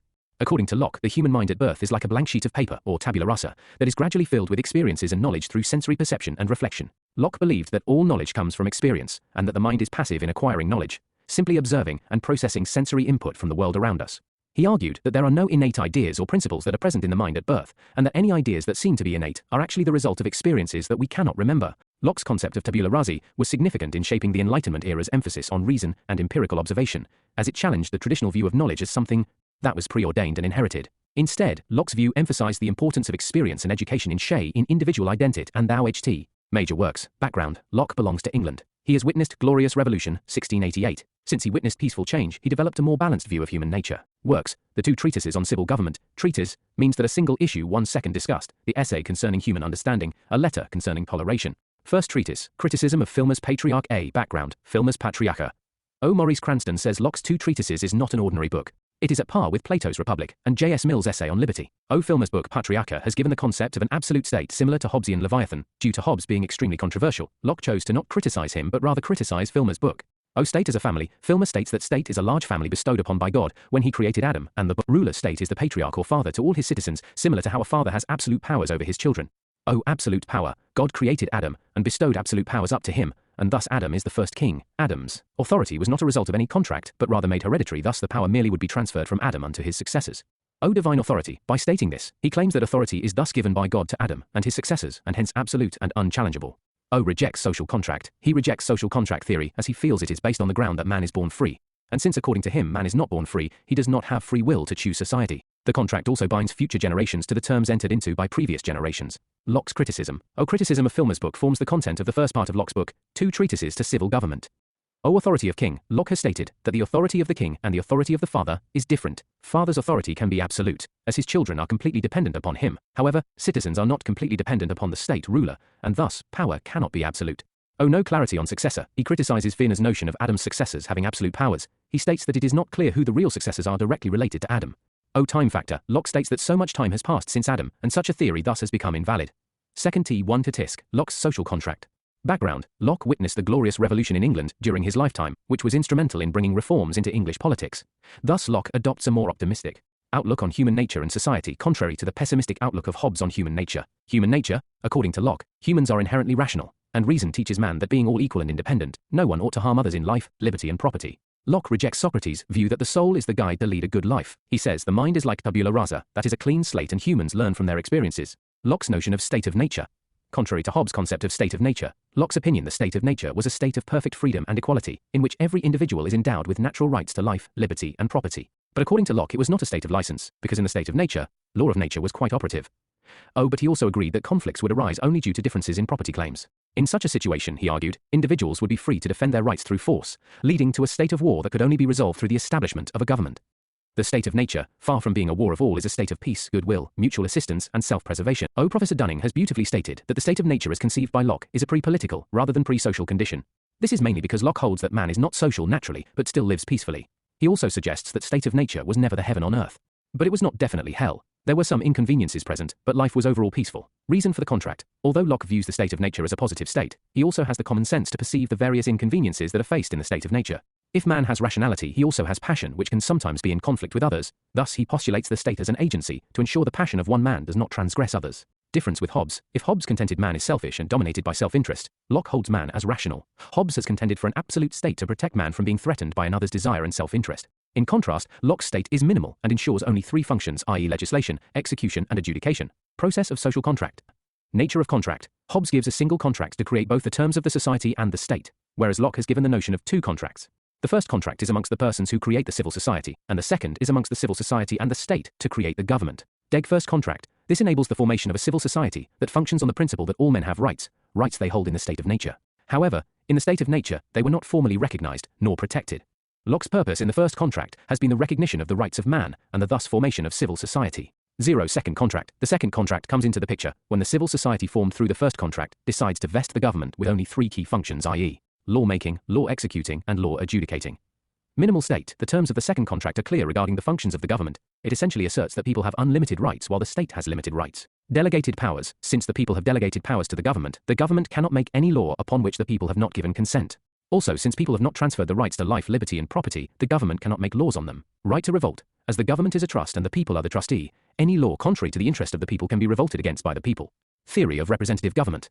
Locke's theory of representative government is based on the idea that the power of government should be derived from the consent of the governed. He believed that individuals have a natural right to self-government, and that government should exist only to protect their rights and freedoms. Locke argued that representative government is the best form of government, because it allows individuals to have a say in the decision-making process while limiting the power of the government. According to Locke, the government should be divided into separate branches, each with its own specific powers and responsibilities, to prevent any one branch from becoming too powerful. Locke's theory of representative government emphasizes the importance of individual rights, limited government, and accountability. His ideas have had a significant influence on the establishment of democratic institutions around the world, most notably on the US Constitution and government. Locke on consent. Premise. Locke gives the concept of government by consent, which means elections of the people who are going to run the government. Those who will get the majority will form the government. Thus Locke supports the majoritarian model of democracy. Consent represents the free will of man. Locke's notion of consent forms the basis of his social contract entered into by the people and the government.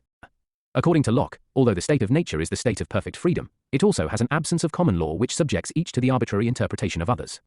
In such a situation, the need for a common law enforcing state is felt, and thus the government is formed. Men were by nature free, politically equal, and subject to political authority only by consent. And this consent arises from the need for a common law enforcer. Locke gives two kinds of consent. O. Explicit consent, consent given to the political authority by majority. O. Tacit consent, it is assumed that the minority has also given their implicit or tacit consent. Thus the government formed is based on the consent of the people. Concept of natural rights. Locke believed that natural law is the foundation of all moral and political authority, and that too is the source of our basic moral obligations to one another. He argued that natural law is based on the idea of self-preservation, and that individuals have the right to protect themselves, their property, and their interests. Origin. Natural rights are those enshrined to man by God during creation, and are thus inalienable part of human existence. Locke describes the right to life, liberty, and property as natural rights, as without them, no substantial life can exist meaningfully. Role of reason. Lockean conception of natural law, though ultimately is from God, is accessible by human reason because both natural law and reason are creations of same God. Natural law is given by God to all men, and reason in man dictates that he not violate the natural rights of others, the right to life, liberty, and property. Contrasteth Hobbes. While each individual has the right to self-preservation, this right is not absolute and unlimited, as it is for Hobbes. For Locke, each individual has the obligation to preserve others as well, as long as it does not come in competition with his or own self-preservation. In contrast to Hobbes, Locke argues that human beings living in the state of nature are subject to natural law which is binding on them. For Locke, natural law is given by God, who is a superior authority, like the Hobbesian sovereign. Exception. Locke contends that except to penalize an offense committed by someone, no one has the right to take away the life, liberty, and property of others. Locke on liberty. Law made by the state should conform to the principles of due process of law as a yardstick to check the liberty. Reason suggests that man can't transfer his rights to life, liberty, and property. Government enjoys only delegated powers. The man has not transferred these rights to the state, hence state can't make the law which limits these rights. The law made by the state should conform to the principles of natural law and the reason. That is why Locke passionately says, no law, no liberty. No law, no liberty. The above statement highlights how for Locke liberty is found only in the presence of law, which here implies natural law. The natural law found in the state of nature dictated the natural rights of life, liberty, and property, and man's rationality to not harm others is the key condition upon which liberty exists. However, Locke understands the limitations of the state of nature with respect to regulation of law and problems of relying upon man's rationality, thus he creates a state out of a contract. Such a state ensures that man's rights enjoyed by him in the state of nature are not violated and are preserved. In other words, any law made by the state must conform to the due process of law arid. Any law depriving man of his natural rights, life, liberty, and property cannot be considered just, fair, or reasonable. Locke's right to property. Inspiration. His thoughts are inspired by Aristotle's thoughts on property, who said source of inspiration for man. Property is a Locke's theory. Locke, the right to property is the extension of the He states that God gave earth to man, and it was initially held in common. However, it was the hard-working and laborious who became rich, while the lazy and quarrelsome remained devoid of land. The essence of property was that it was property along with man's labor that enabled him to have the right over whatever material generated by that land. Material wealth. 0. Locke also clarifies that since right to property was a natural right derived from natural law, it was therefore prior to the government. No government could deprive a man of his property without his own consent. Rationale. The whole purpose of man in creating the state is the preservation of his property, which was not guaranteed in the state of nature. Limitations. Earned by labor, property must not be earned by force or fraud, and only be earned by one's own labor. No spoilage. Since property is a gift from God, it must also not be spoiled. Depriving others, property must not be used to deprive the labor of others in obtaining property. Possessive individualism. Since the whole theory of Locke revolves around preserving property, and property as an absolute right, he has been regarded as a scholar of possessive individualism. Locke as a scholar of possessive individualism. C.B. Macpherson regards Locke as a scholar of possessive individualism because of his emphasis on the importance of individual rights, particularly property rights. According to Locke, individuals have a natural right to acquire and possess property, and this right should be protected by the state. Further, Locke contends that apart from the terms of the contract, man owes nothing to the society. Locke believed that individuals are entitled to the fruits of their labor, and that property ownership is necessary for individuals to pursue their own interests and live fulfilling lives. He also believed that property ownership provides individuals with the means to support themselves and their families, as well as the ability to contribute to the larger community through economic activity. In this sense, Locke's emphasis on the protection of property rights aligns with possessive individualism, which emphasizes the individual's right to control and own property as an essential aspect of personal liberty. Criticism. Marx had also criticized Locke's concept of property rights, arguing that it ignores the fact that property ownership is based on the exploitation of labor. Rousseau believed that property ownership leads to the accumulation of wealth and power by a small elite, which is detrimental to the common good. Feminists, scholars like Carol Pateman, has criticized Locke's concept of property rights from a feminist perspective. She argues that Locke's theory is based on a patriarchal conception of property ownership, which ignores the fact LBNT women have historically been excluded from property ownership. Macpherson, Locke's views on property makes him a bourgeois apologist. Locke provides the basis for market capitalism. John Plamenatz has also criticized Locke for promoting capitalism. Praise. Prof. John Dunn, he contends that Locke cannot be a scholar of capitalism, as capitalism did not conceptualize during Locke's lifetime. Ebstein, Locke used the term property in the broad sense for liberating oneself rather than enslaving others. American Constitution, enshrined in the U.S. Constitution, as America's founders understood clearly that Rivet RO is the foundation not only of Rosseri, but of freedom itself. Property in political science. In the 17th and 18th centuries, philosophers such as John Locke and Jean-Jacques Rousseau developed new theories about property. Tibat emphasized its social and political dimensions. According to Locke, individuals have a natural right to property that is based on their labor and their ability to transform the natural world. This theory emphasized the importance of individual freedom and the role of government in protecting individual property rights. In contrast, Rousseau believed that property was a social institution that was created by the state and that individuals had no natural right to property. He argued that property rights should be subordinate to the common good and that the state should have the power to redistribute wealth in order to promote greater social equality. In the 19th and 20th centuries, Marxist and socialist theories of property emerged that emphasized the role of property in class conflict and the struggle for power. These theories argued that private property was a source of inequality and exploitation, and that the state should play a more active role in regulating property and redistributing wealth. Today, the concept of property continues to be debated and contested in political science, with different perspectives on its social, economic, and political dimensions. Some argue that property rights are essential for promoting individual freedom and economic growth, while others emphasize the need for greater social and economic equality and the role of the state in regulating property and wealth distribution. Role of state government according to Locke. Protecting natural rights. According to Locke, the state's primary role was to protect the natural rights of individuals, which he defined as life, liberty, and property. Social contract. Locke believed that individuals enter into a social contract with the state, giving up some of their rights in exchange for the state's protection of their remaining rights. Limited government. Locke believed in limited government, where the state's power and authority are constrained by clearly defined responsibilities and limitations. Thus, he contends for a night watchman state. Separation of powers. Locke believed in the separation of powers, which be the state divided into three separate branches: legislative, executive, and judicial, with each holding specific responsibilities and acting as a check on the power of the others. Freedom to pursue interests. Locke believed that states' role was to ensure that individuals were free to pursue their own interests and make their own choices, without interference from others. Protection of property rights. Locke believed that the state had a responsibility to protect the property rights of individuals, as this was a fundamental aspect of their natural rights.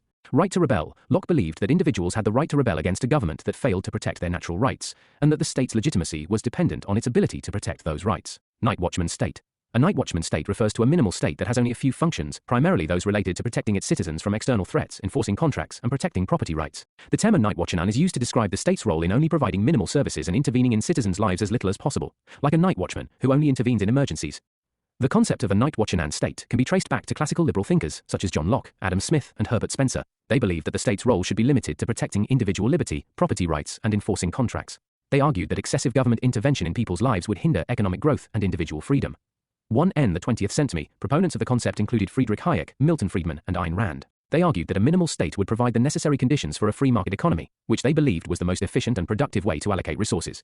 Proponents of the night watchman state argue that it is essential for protecting individual liberty and fostering economic growth, as it minimizes government intervention in people's lives and allows individuals to make their own decisions without excessive regulation. They believe that government intervention in the economy leads to inefficiencies, stifles innovation, and creates dependence on the state. However, critics of the night watchman state argue that it neglects the social and economic needs of its citizens, leading to inequality and exploitation. They argue that the government should have a more significant role in addressing social and economic issues, such as healthcare, education, and poverty reduction. Overall, the concept of a night watchman state remains a controversial topic in political philosophy, with proponents and critics debating the appropriate role of government in society.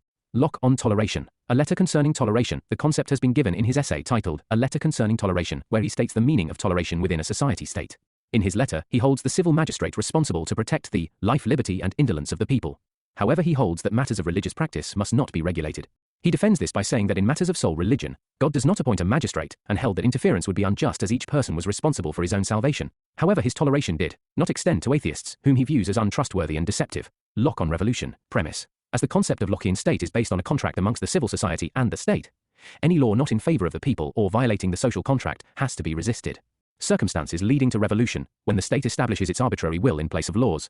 O. When the ruler, prince hinders the regular process of the legislature to conduct its functions. O. When elections are altered arbitrarily without the consent and contrary to public interest. O. States neglect of enacted laws. Nature of resistance. He supports peaceful constitutional methods. It is generally believed that Locke is above all an apologist of the glorious revolution, perhaps the most conservative of all revolutions. According to Sabine, in spite of his insistence on right to revolution, Locke was not a revolutionary. Many critics have held the view that Locke gives the right of revolution only to the aristocratic class, that is, the owners of property. Previous year's questions. John Locke is the father of liberalism. Explain. 2018. John Locke's contribution towards modern democracies is immense due to his theories on life, liberty, and property. For his works, Locke is known as the father of liberalism. During the Dark Ages, property was usually owned by the church, or increasingly contested between monarchs, church, and landowners. As a result, right to property did not exist, and neither did the liberty to handle the affairs of one's property. Liberalism emerged as the philosophy supported by the bourgeoisie or landed class. The prime motivation of liberalism has been the right to own and keep the property. Locke is a scholar of the capitalist class, as he is the first scholar to give justification for absolute right to property. Unlike Hobbes, who viewed the state of nature as pessimistic, Locke views it as the perfect state, where the rationality of man would guide him to not harm others, as contended by Hobbes. Lockean imperative for the state is the fact that even in the state of nature, man would be left to make laws on his own, as well as to judge them. Owing to this dilemma, he gives the need for a state. Such a state will be formed based on a contract, which would be between the state and the people, to only legislate, execute, and adjudicate laws. He thus limits it to only functions which help in protecting a man's right to life, liberty, and property. Night watchman state. Further, Locke also believes in man as a rational being, and can be given right to enjoy his life. In such a situation, state only has delegated powers, while people are still the real power. Locke's legacy can be seen in modern liberal societies where right to religious freedom is ensured, separation of powers, toleration, and representative government. Standard conclusions. Locke's views on liberalism and democracy inspired scholars like Hannah Arendt on civil republicanism and John Rawls for his theory of justice. Locke's legacy as the father of liberalism lives on today as the substance of most modern democratic societies. And Locke's legacy can be seen in modern liberal societies where right to religious freedom is ensured, separation of powers, toleration, and representative government. John Stuart Mill, previous year questions. J.S. Mill's ideas on woman suffrage 2021. Representative democracy means the people as a body must be able to control the general direction of government policy. J.S. Mill, comment on, John Stuart Mill is a reluctant Democrat, C.L. Waper 2018. Comment on, all silencing of discussion is an assumption of infallibility. J.S. Mill 2014. Comment on, the worth of state, L.S. worth of individuals composing it. J.S. Mill 2011. Comment on, the sole end for which mankind is warranted, individually or collectively, in interfering with lever of action of an of their number is self-protection. J.S. Mill 2005. Scope of study, revision of utilitarianism, individual liberty, on democracy, on freedom of speech, on women, standard introductions. Modern liberal societies centered around the well-being of the individual find their origins in Mill's works. It is said if any thinker is a liberal in the true sense, it is Mill. The distinction in Mill's thoughts from his predecessors was that Mill prioritized individuals before the state, while those before him kept the state prior. Thinkers like Locke and Adam Smith gave the idea to free people and mark it from central authority. But no one could give a comprehensive idea of liberty as freedom on oneself, and from society like Mill in his book on liberty. While Mill was a liberal, he was also regarded as Democrat, a pluralist, supportive socialist and a feminist. Utilitarianism. Utilitarianism is one of the most powerful and persuasive approaches to normative ethics in the history of philosophy. Though not fully articulated until the 19th century, proto-utilitarian positions can be discerned throughout the history of ethical theory. Though there are many varieties of the view discussed, utilitarianism is generally held to be the view that the morally right action is the action that produces the most good. There are many ways to spell out this general claim. One thing to note is that the TL theory is a form of consequentialism. The right action is understood entirely in tens of consequences produced. What distinguishes utilitarianism from egoism has to do with the scope of the relevant consequences. On the utilitarian view, one ought to maximize the overall good, that is, consider the good of others as well as one's own good. The classical utilitarians like Jeremy Bentham identified the good with pleasure, so, like Epicurus, were hedonists about value. They also held that we ought to maximize the good, that is, bring about the greatest amount of good for the greatest number. Background, utilitarianism. Origin, although its origins lie in the works of Thomas Hobbes, it was most definitely developed by Jeremy Bentham. Basels, the crux of utilitarianism, as given by Bentham, essentially entails that man should do what gives him pleasure and should avoid what gives him pain. Right and wrong depends on what gives you pleasure, pain. Common man did not have the ability to understand the grand philosophical notions, and hence utilitarian philosophy, which was based on the simple concept of pleasure and pain, had an appeal among the common man. According to utilitarian ethics, such a theory always neglects the minority viewpoint, and also leaves utility vague, whereas utility is different for different persons. Example, for a poet poetry is of the highest utility, while for the common man it may not be, according to utilitarianism, as poetry is of value only to a few, therefore it is useless to the majority. Utilitarianism resulted in exploitation of workers and increased socio-economic inequality. Utilitarianism has been criticized as pig's philosophy. Carlyle, philosophic calculus. Bentham gives a mathematical algorithm that helps calculate the amount of pleasure generated by a particular action. Mill on utilitarianism. Influence. Mill was inspired from Alexis de Tocqueville in understanding the sociological limitations of utilitarianism that lacked in human values. Criticism of Bentham. Mill is regarded as the disciple of Bentham, however. B is more famous for the revision of utilitarianism, to the point where it loses all the characteristics given by Bentham.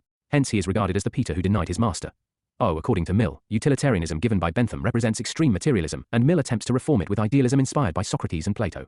Mill's main point of difference with Bentham's theory was its complete neglect of individual character, and hence stressed the cultivation of feelings and imagination as part of a good life.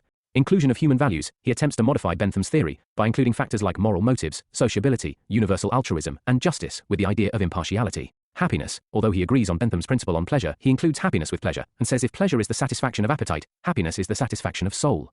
According to Mill, utility has to be grounded in the permanent interest of man, and must ensure happiness rather than just pleasure. Quality not quantity. Mill criticized Bentham's philosophic calculus for being by contending pleasure is not a quantity, but rather a qualitative value. It is better to be a Socrates dissatisfied, TL, A11, a fool satisfied. Mill said that the quality of pleasures is equally important, and some pleasures are of higher quality than others.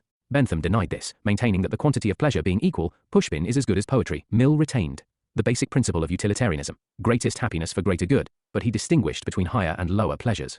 A pleasure is of higher quality if people would choose it over a different pleasure, even if it is accompanied by discomfort, and if they would not trade it for a greater amount of the other pleasure. Did Peter deny his master?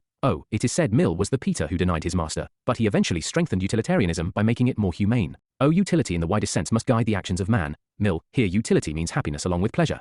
Bentham had perverted the idea of liberalism by establishing utility as the core philosophy of liberalism. Lil's Reformation. According to Mill, we have to take the progressive view of man who is rational, enlightened and takes a visionary approach. Mill attacks the fundamental of utilitarianism given by Bentham. In the words of J.S. Mill, I regarded utility as an ultimate appeal on all ethical questions, but it must be utility in its widest sense, based on the permanent interests of man as a progressive being. He defines utility in the broadest sense. He sacrifices the pleasure of others for the sake of common happiness. Only in this way we can realize happiness on a sustainable basis. Mill on liberty. Mill clarified and detailed his position on liberty in his famous book on liberty, which was published in 1859, by defending three specific liberties. 1. Liberty of thought and expression. 2. Liberty of action. 3. Liberty of association, evolution. After Locke, liberalism was dominated by the tradition of natural rights. However, during the 18th and 19th centuries, it became dominated by utilitarianism. The major issue with this was that utility had by this time replaced the core value of liberalism, that is liberty. Utilitarianism was exploitative and went against the categorical imperative of Kant. Mill revised it and placed liberty as the core idea of liberalism. As a liberal, it is said that if there has been a liberal in the truest sense, it is Mill for having conceptualized the more systematic view on liberty. Individual freedom. Mill defended the right of the individual to freedom. He says that an individual must be free without any restraints. This would ensure maximum possible freedom to individuals towards creativity and self-development, which would in turn benefit the state.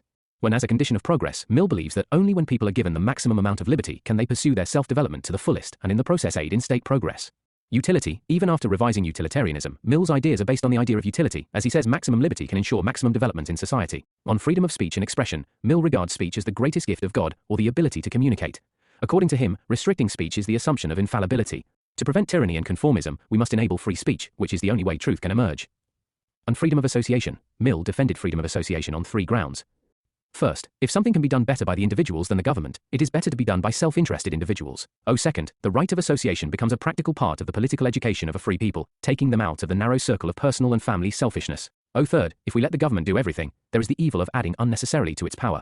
How liberty is useful for state, in the words of J.S. Mill, a state which dwarfs its men, in order they may be more docile instruments in its hands even for beneficial purposes, will find that with small men no great things can really be accomplished.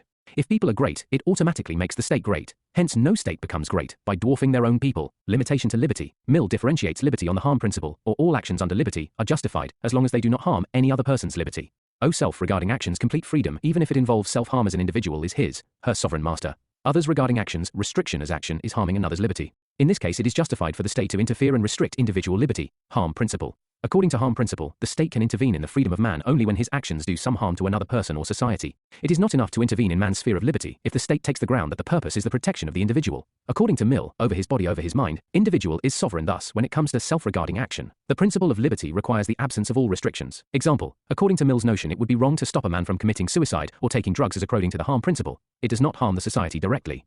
Restraints is evil. They should be only applied based. Comment on, all silencing of discussion is assumption of infallibility. J.S. Mill, 2014. Thinkers like Locke and Adam Smith gave the idea to free people and mark it from central authority. But no one could give a comprehensive idea of liberty as freedom on oneself and from society like Mill in his book on liberty. According to Mill, liberty of people is a precondition for the development of a state. Liberty ensures people have maximum opportunity towards self-development and creativity, which translates into development of the state. Main facet of Mill's liberty is the right to speech and expression, which Mill contends is the only method to arrive at the truth. He is influenced by the Socratic notion of dialogue, which holds that truth emerges only when all are engaged in speech and prevents the tyranny of one person. It implies that, if any state denies this freedom to its citizens, the state is not treating them, even as humans. Thus for Mill, silencing of speech and expression denotes that a state thinks itself as infallible as God. However, Mill proposes a harm principle. It means that a person's speech should not result in any concrete harm to a person who is not extra-sensitive. Mill talks about self-regarding and others regarding actions. He allows the state to intervene only in others regarding actions. Any restriction other than preventing harm to others are restrictions for the sake of restrictions without justification. Ernest Barker says that arbitrary distinction between self and others regarding actions that give huge scope for state intervention. Nevertheless, Mill's thoughts on liberty, state, democracy and governance continue to be the founding pillars of modern democratic societies. Critical evaluation of Mill's liberty. Ernest Barker, he calls Mill as a prophet of anti-liberty and scholar of abstract individualism. Barker is a positive liberal, whereas Mill's understanding of liberty is of negative liberty. There are only few actions that can be regarded as self-regarding. In most of the cases the human action is other-regarding. He only calls for liberty to people with reason. He does not give liberty to colonies and calls for benevolent despotism. Barker believes that Mill could not defend his own idea of liberty. Defense of Mill's liberty. Although Barker's criticism of Mill as a prophet of anti-liberty has some merit, but we can't undermine the contribution of J.S. Mill towards the idea of liberty in liberal philosophy. Inconsistency in his thoughts are found mainly because of his times. He belonged to the time when there was a realization of the negative consequences of absolute liberty, but the idea of positive liberty and welfare state has not got crystallized. Mill's ideal was improvement. He wanted individuals to constantly better themselves morally, mentally, and materially.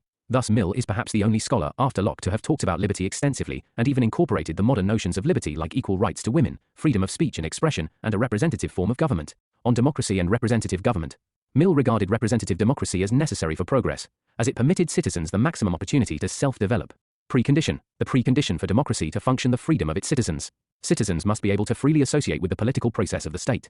Education. By providing an efficient forum for collective affairs, it also ensured citizens are politically educated and stakeholders in state decisions. He also felt that citizens developed intellectual qualities through political participation. An essentials, right to vote. Elected leaders. Freedom of speech.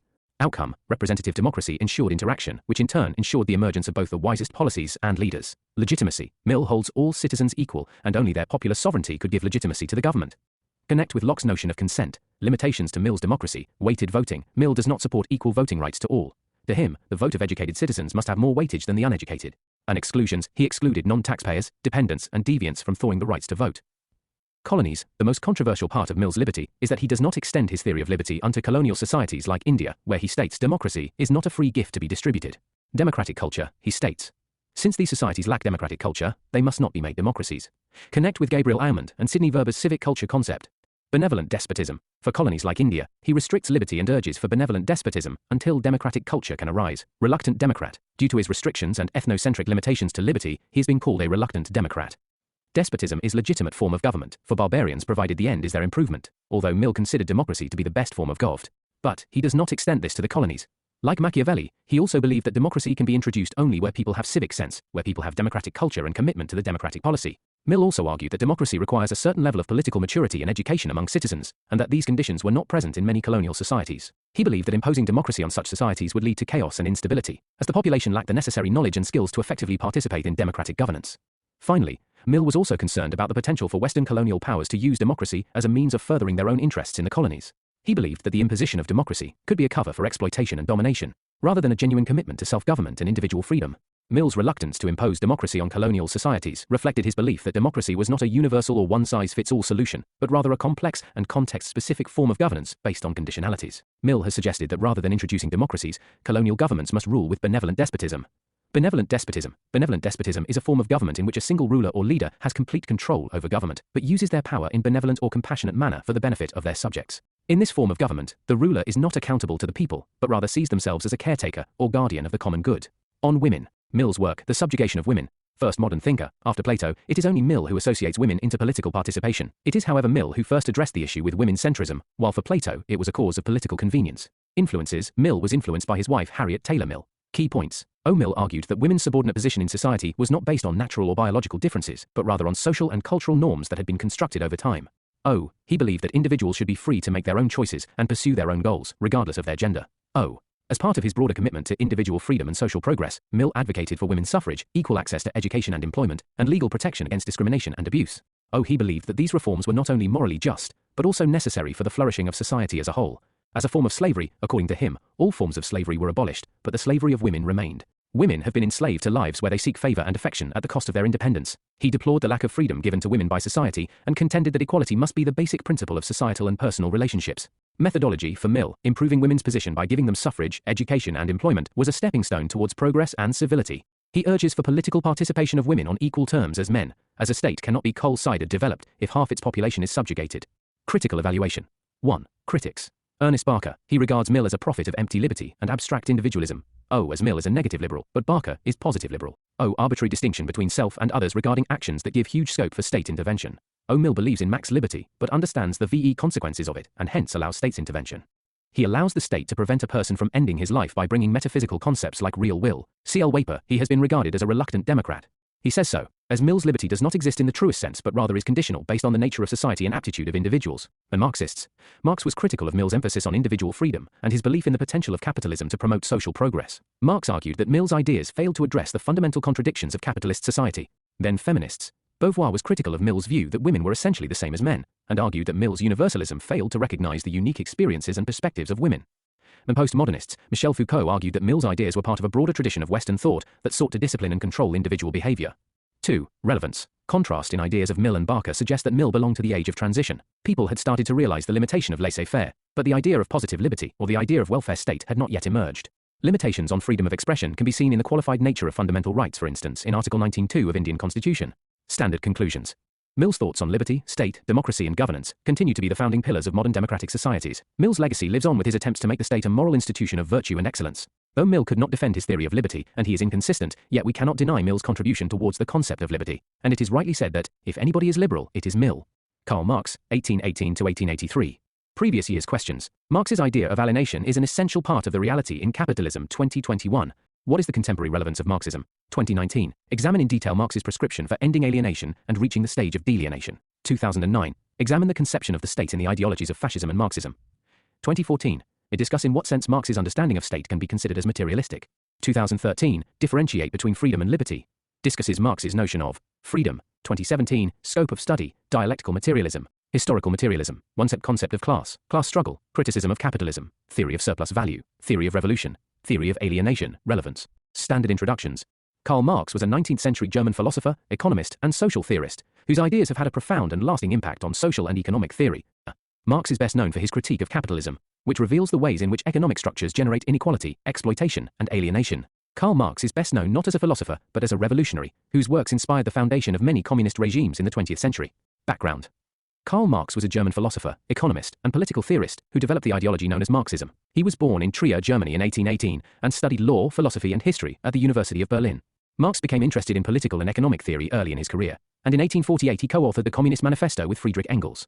This work outlined their vision of a classless society in which workers would control the means of production. Marx's most important contribution to the development of Marxist theory is his analysis of capitalism. He believed that capitalism was a system that exploited workers by extracting surplus value from their labor, and that this exploitation led to economic and social inequality. Influence of Hegel. Dialectical method. Hegel's dialectical method, which involved the synthesis of opposing ideas, influenced Marx's development of dialectical materialism. Historical materialism. Marx adapted Hegel's focus on history and development to develop his own theory of historical materialism. Critique of idealism. Marx was critical of Hegel's idealism, which he believed ignored the material realities of human existence, and sought to develop a materialist theory of history.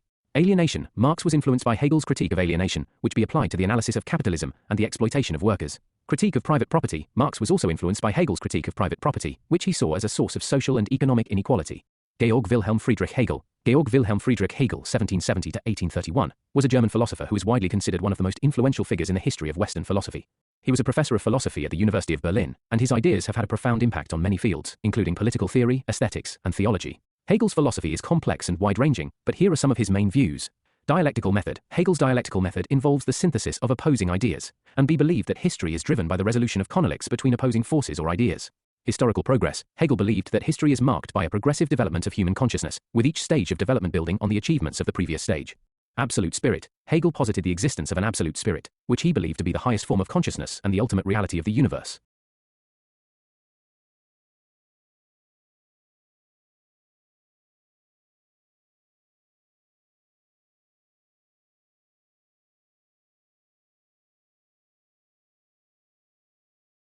State as ethical institution. Hegel viewed the state as the embodiment of the ethical life of society, and he believed that it had a crucial role to play in promoting the well-being of its citizens. In Critique of Individualism, Hegel was critical of individualism, which he believed led to social fragmentation and the breakdown of community. Overall, Hegel's philosophy emphasized the importance of history and the development of human consciousness, and his ideas have had a lasting impact on many fields of study. Are dialectics? Dialectics refers to a method of reasoning and argumentation that involves the use of opposing ideas or arguments in order to arrive at a synthesis or a new understanding of a concept or issue. The 10 dialectics is often associated with the philosophy of Hegel, who believed that history and human consciousness unfold through a process of dialectical development. In its simplest form, dialectics involves the thesis, antithesis, and synthesis of two opposing ideas. The thesis is the starting point or the original idea, while the antithesis is the opposing idea. Through a process of debate, the two ideas are compared and contrasted, leading to a new synthesis or understanding of the original concept. Dialectics can be used in various fields, such as politics, economics, philosophy, and psychology, to understand complex systems and issues. It can also be used to analyze conflicts and to identify areas of agreement or compromise. Historical materialism. Marx's theory of historical materialism is historical. It is historical because Marx has traced the evolution of human societies from one stage to another. It is called materialistic because Marx interpreted the evolution of societies in terms of their material or economic bases. Materialism simply means that it is matter or material reality, which is the basis for any change. Marx's theory of historical materialism is a central concept in his philosophy and provides the basis for understanding how societies develop and change over time. At its core, historical materialism suggests that the way people produce and exchange goods and services are the driving force behind social, political, and eco-atomic development. Marx argued that throughout history, society has been divided into different classes based on their relationship to the means of production. Means of production refer to the resources and technology used to produce goods and services, such as land, tools, and machines. According to Marx, the struggle between the ruling class, those who own the means of production, and the working class, those who do not, is the engine of historical change. This struggle is called class struggle, and it drives the development of society as the working class fights for control over the means of production. Marx believed that as technology and production methods develop, the relationship between the ruling class and the working class changes, leading to a new mode of production and a new form of society. This process of historical development is known as historical materialism. Marx identified several different modes of production throughout history, including primitive communism, slave society, feudalism, capitalism, and socialism. He believed that the ultimate goal of historical development was establishing a classless society in which the means of production are owned and controlled by the people as a whole. Concept of class according to Marx. According to Karl Marx, a class is a group of people who share a similar relationship to the means of production. The means of production include the physical and technological resources necessary to produce goods and services, such as factories, land, and machines. Thus, a class is determined by the relationship they share with the means of production. Hence, Marx classifies the classes into bourgeoisie. The bourgeoisie owns and controls the means of production.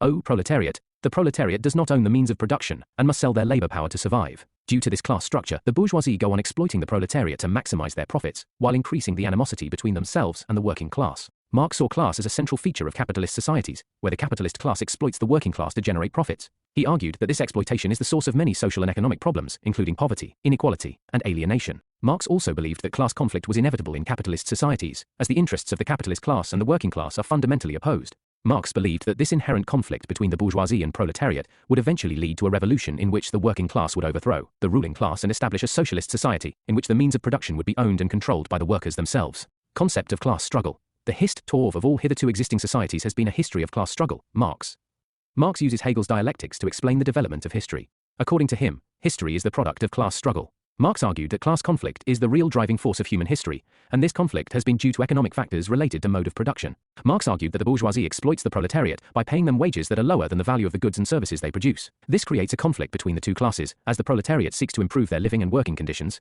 while the bourgeoisie seeks to maintain their profits. Marx believed that this conflict would eventually lead to a revolution in which the proletariat would overthrow the bourgeoisie and establish a classless society based on collective ownership of the means of production. This new society, WBJCB Marx called communism, would eliminate the exploitation and oppression of the working class and create a more equal and just society. Thus, according to him, the advent of communism represented the end of the class conflict, as the proletariat finally overthrew the capitalist class.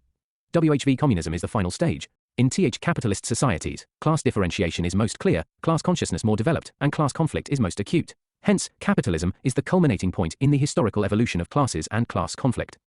The distinctive feature of bourgeois epoch is that society as a whole is more and more splitting up into two great hostile camps, into two great classes directly facing each other, bourgeoisie and proletariat. Dialectical materialism. Dialectical materialism is the philosophy or methodology of Marxism. Every political movement, party, or even statement of any KMD bases itself, consciously or unconsciously, on some sort of philosophy or world outlook. Marxism is concerned with effecting a radical change in society, and therefore requires an exceptionally clear, thoroughgoing, and systemic set of philosophical principles. The ideas of dialectical materialism, based on the best traditions of philosophical thought, are not a fixed dogma, but a system of tools and general principles for analyzing the world materialistically and scientifically. The basic tenets of dialectical materialism are that everything that exists is material and is derived from matter, that matter is in a process and constant change, and that matter is interconnected and interdependent. If we are to understand society in order to change it, this cannot be done arbitrarily, since the human will is not master of nature. Rather, our ideas and thoughts are reflections of necessary material laws. Instead, we must seek to understand the laws of Human Society Ch 11 GS. O, the law of transformation of quantity into quality. O, the law of unity of contradiction. O, the law of negation, thesis, antithesis, and synthesis. Marx holds that the material and the idea are not only different but opposite, and constitute a unity in which the material is primary and the idea secondary. This is so because matter can exist without mind, but mind cannot exist without matter. Process of Marx's dialectical materialism. Materialism. Marx believed that the material world, including the economy, technology, and environment, is the primary determinant of social and political phenomena. Dialectics. Marx used the dialectical method to analyze historical and social processes. This involves the identification of contradictions and conflicts, which lead to new social and political developments. Class struggle. Marx believed that social and political change is driven by class struggle. He saw the struggle between the bourgeoisie, owners of the means of production, and the proletariat workers as the central dynamic of capitalist societies. Historical materialism. Marx argued that history is shaped by development of productive forces of society. He believed that the material conditions of a society determine its social and political organization. Revolution. Marx believed that the contradictions and conflicts within capitalist societies would eventually lead to a proletarian revolution, resulting in the establishment of a socialist or communist society. Base and superstructure of Marx. One of the most fundamental premises upon which Marx's thoughts are based is his notion of base and superstructure. According to Marx, society is divided into a base and superstructures which are derivative and dependent on the base. For Marx, the base in society is always economic. Thus, according to him, all other aspects of state are directly dependent upon the economic aspect. By this he means to convey that those in control of the economy, capitalists, control the state as well as the society. The base refers to the economic foundation of society, including the means of production, the relations of production, and the social classes that arise from these economic relations. The base is the material foundation of society, and includes the forces of production, such as machinery, raw materials, and labor power, and the relations of production, such as property rights, wages, and contracts. The superstructure, on the other hand, refers to the non-economic institutions and ideas that arise from the base, such as the state, law, politics, religion, culture, and ideology. The superstructure is the ideological and cultural expression of the base, and reflects the interests and values of the ruling class. The ruling class uses the superstructure to justify and maintain its dominance over the working class. Marx believed that the base and superstructure are in a dialectical relationship, meaning that they influence and interact with each other in complex ways. The base shapes the development of the superstructure, but the superstructure can also have an impact on the base, as ideas and cultural values can shape economic relationships and social organization.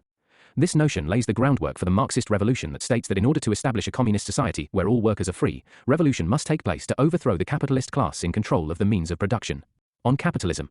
According to Marx, capitalism is plagued with many problems: pattern of production, system of distribution, system of wages. Marx suggests that industrial society can be organized in better lines if workers gain control of the mode of production. Capitalists dig their own grave. Marx. According to Marx, capitalism is a system based on contradiction. The worst aspect of capitalism is that it dehumanizes man and converts him into an object.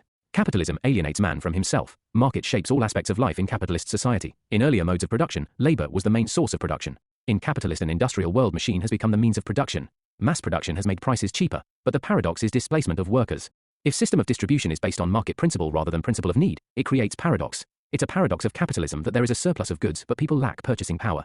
There is overproduction and no one to buy. He also terms capitalism as generation false consciousness. False consciousness. False consciousness is a concept that was developed by Karl Marx and refers to a state of mind in which individuals are unaware of their true social and economic interests and instead hold beliefs and values that are contrary to their own interests. Marx believed that under capitalism, the ruling class controls the means of production and therefore dominates society. The ruling class uses its control over the media, education, and other institutions to propagate ideas and values that serve its own interests and to promote a false consciousness among the working class.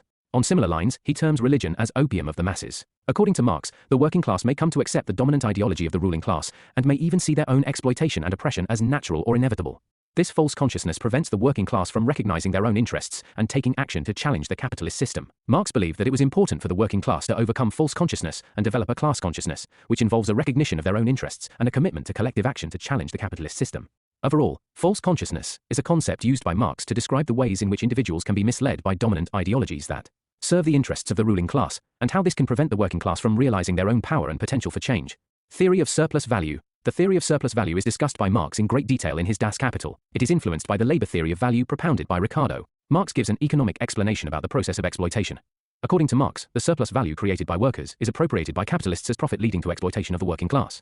Surplus value is a distinct feature of capitalist mode. Surplus value accrues because the commodity produced by the worker is sold by the capitalist for more than what he, the worker, receives as wages. Marx argued that the capitalist appropriates part of the labor of the worker for which he, the worker, does not get paid. Thus, surplus value is unpaid labors of the laborer. Surplus value can be measured in terms of time as well as in terms of money. According to Marx, with time progressing, the proportion of unpaid labor will increase from 2 to 3, 4, or 5 hours. Finally, a stage comes when the worker gets paid only the minimum that is necessary for his survival. The prediction regarding the history of capitalist production would be a history of struggles by the capitalist to increase his surplus value and resistance by the workers against this increase. Nature of revolution, according to Marx. According to Marx, division of labor is the main source of historical emergence of classes and class antagonisms. Marx showed that no major antagonisms disappear unless there emerges a new antagonism. Marx sees a final realization of universality of antagonisms in history. He believes that proletariat class will bring an ultimate revolution. According to Marx, once the workers are aware of the objective condition in which they live and they develop objective consciousness, they will become from class in itself to class for itself. Class in itself is low level of consciousness where workers become aware that they belong to the separate class from that of the capitalist. Class for itself is higher level of class consciousness. It happens as exploitation increases. Workers understand the objective condition of exploitation and take up arms and revolt. Marx justifies violence here and regards it as violence is the midwife of change. Revolution will become inevitable. Dictatorship of proletariat. Once the workers gain consciousness, class in itself will change into class for itself, and revolution will happen. It will be a violent revolution, since capitalists will not give their property willingly. Their property must be snatched. And workers will control the state. The dictatorship of proletarian will get established. Capitalism was the dictatorship of capitalist over proletarian. Dictatorship of the proletariat is a necessary intermediate point, or a transitional phase on the path from capitalism to socialism and communism. In the economic sphere, now the workers control all the means of production, and hence relations of production which were exploitative have ended. In political sphere, it will be dictatorship of the proletariat. Proletariat will control the state power. Communism. Communism is the next stage in revolution. Violence is not needed now. There will be a peaceful transformation. This peaceful transition will be made possible by dictatorship of proletariat. State is already under the control of workers. Socialism as an intermediate stage is needed so that communism could be established. Once communist values are instilled in society and challenge from remnants of capitalism ends, state will start withering away. In place of state, voluntary associations, communes will take up the joint tasks. In economic terms, communism will be simple society, where system of distribution will be each according to his ability to each according to his need. In political terms, communism will be the first state in the history of mankind to use political power for universal interests instead of partisan interests. In social terms, communist society will ensure end of man's domination by objective. Theory of alienation. In the bourgeois society, capital is independent and has individuality, while the living person is dependent and has no individuality. Marx. Background. Political scholars have always differentiated Marx's political thoughts into those of young Marx and mature Marx. While mature Marx represents the thoughts enshrined in the Communist Manifesto and the theory of communist revolution, youth Marx is more sensitive towards the human suffering and the exploitative impact of capitalism. It is the thoughts of young Marx that go on to form the theories of Marxism later. In a way, young Marx's thoughts are the foundations upon which Marxism is based. Alienation is an idea developed by the young Marx in the 1844 economic and philosophical manuscripts, Alienation, meaning, according to Karl Marx, alienation is a concept that describes the estrangement or separation of individuals from the products they produce, the labor process, their fellow human beings, and their own humanity. Nature of man. Marx terms humans as creative beings who obtain joy and satisfaction from the fruits of their labor. Alienation from. Workers are alienated from the products of their labor because they do not own them, but are merely selling their labor power to capitalists who own the means of production. Workers are also alienated from the labor process itself because they do not have control over how their work is organized or the conditions under which they work. Marx held that capitalism is a system of production and distribution which results into dehumanization. Man is no more a human being. Man has been objectified into a cog in the wheel of production. Finally, Marx argued that under capitalism, individuals are alienated from their own humanity because they are reduced to mere commodities in the labor market. They are valued solely for their ability to produce goods and services, rather than as human beings with individual needs, desires, and aspirations. Marx believed that only by overthrowing the capitalist system and replacing it with a socialist system could workers overcome their alienation and regain control over their lives and labor. In a socialist system, workers would own the means of production collectively and would be able to control the labor process and the products they produce, leading to a more fulfilling and meaningful existence. Marx on ideology. In German ideology, Marx criticized Hegelians such as Bruno Bauer and Feuerbach, who failed to capture social realities, at least from Marx's perspective. Marx accused their idealistic false consciousness as ideology. For Marx, an ideology was the mental attitude, consciousness, or set of ideas that the ruling class held. Ideology functions as the superstructure of a civilization. At any given time, ideology is most clearly revealed by uncovering the material conditions of production, the means of production, as well as the relations of production. From Marx's perspective, economic structure determines all forms of consciousness, including philosophy, religion, politics, and culture. Accordingly, all cultural products serve as ideology. Evaluation is unquestionably an influential philosopher of modern, and his ideas have acquired the status of a powerful philosophy and a program of action. His ideas on dialectical materialism, historical materialism, surplus value, class struggle, and dictatorship of the proletariat, alienation, and communism have been widely deliberated, pondered, altered, and sometimes even precluded and criticized by his followers and opponents. Scholars' take on Karl Marx. Liberals. John Stuart Mill, a British philosopher and economist who is often associated with positive liberalism. Mill was critical of Marx's views on property rights and argued that the state should protect individuals' right to own property. Thomas Hill Green, a British philosopher who was influential in the development of positive liberalism. Green was critical of Marx's emphasis on class struggle and argued that social progress could be achieved through the extension of individual rights and freedoms. Leonard T. Hobhouse, a British philosopher and sociologist who was a leading figure in the positive liberal movement. Hobhouse was critical of Marx's emphasis on economic determinism and argued that social progress could be achieved through a combination of economic and political reforms. T.H. Marshall, a British sociologist and political theorist, who was also associated with the positive liberal movement. Marshall was critical of Marx's emphasis on class struggle and argued that social progress could be achieved through the extension of social rights such as education, healthcare, and housing.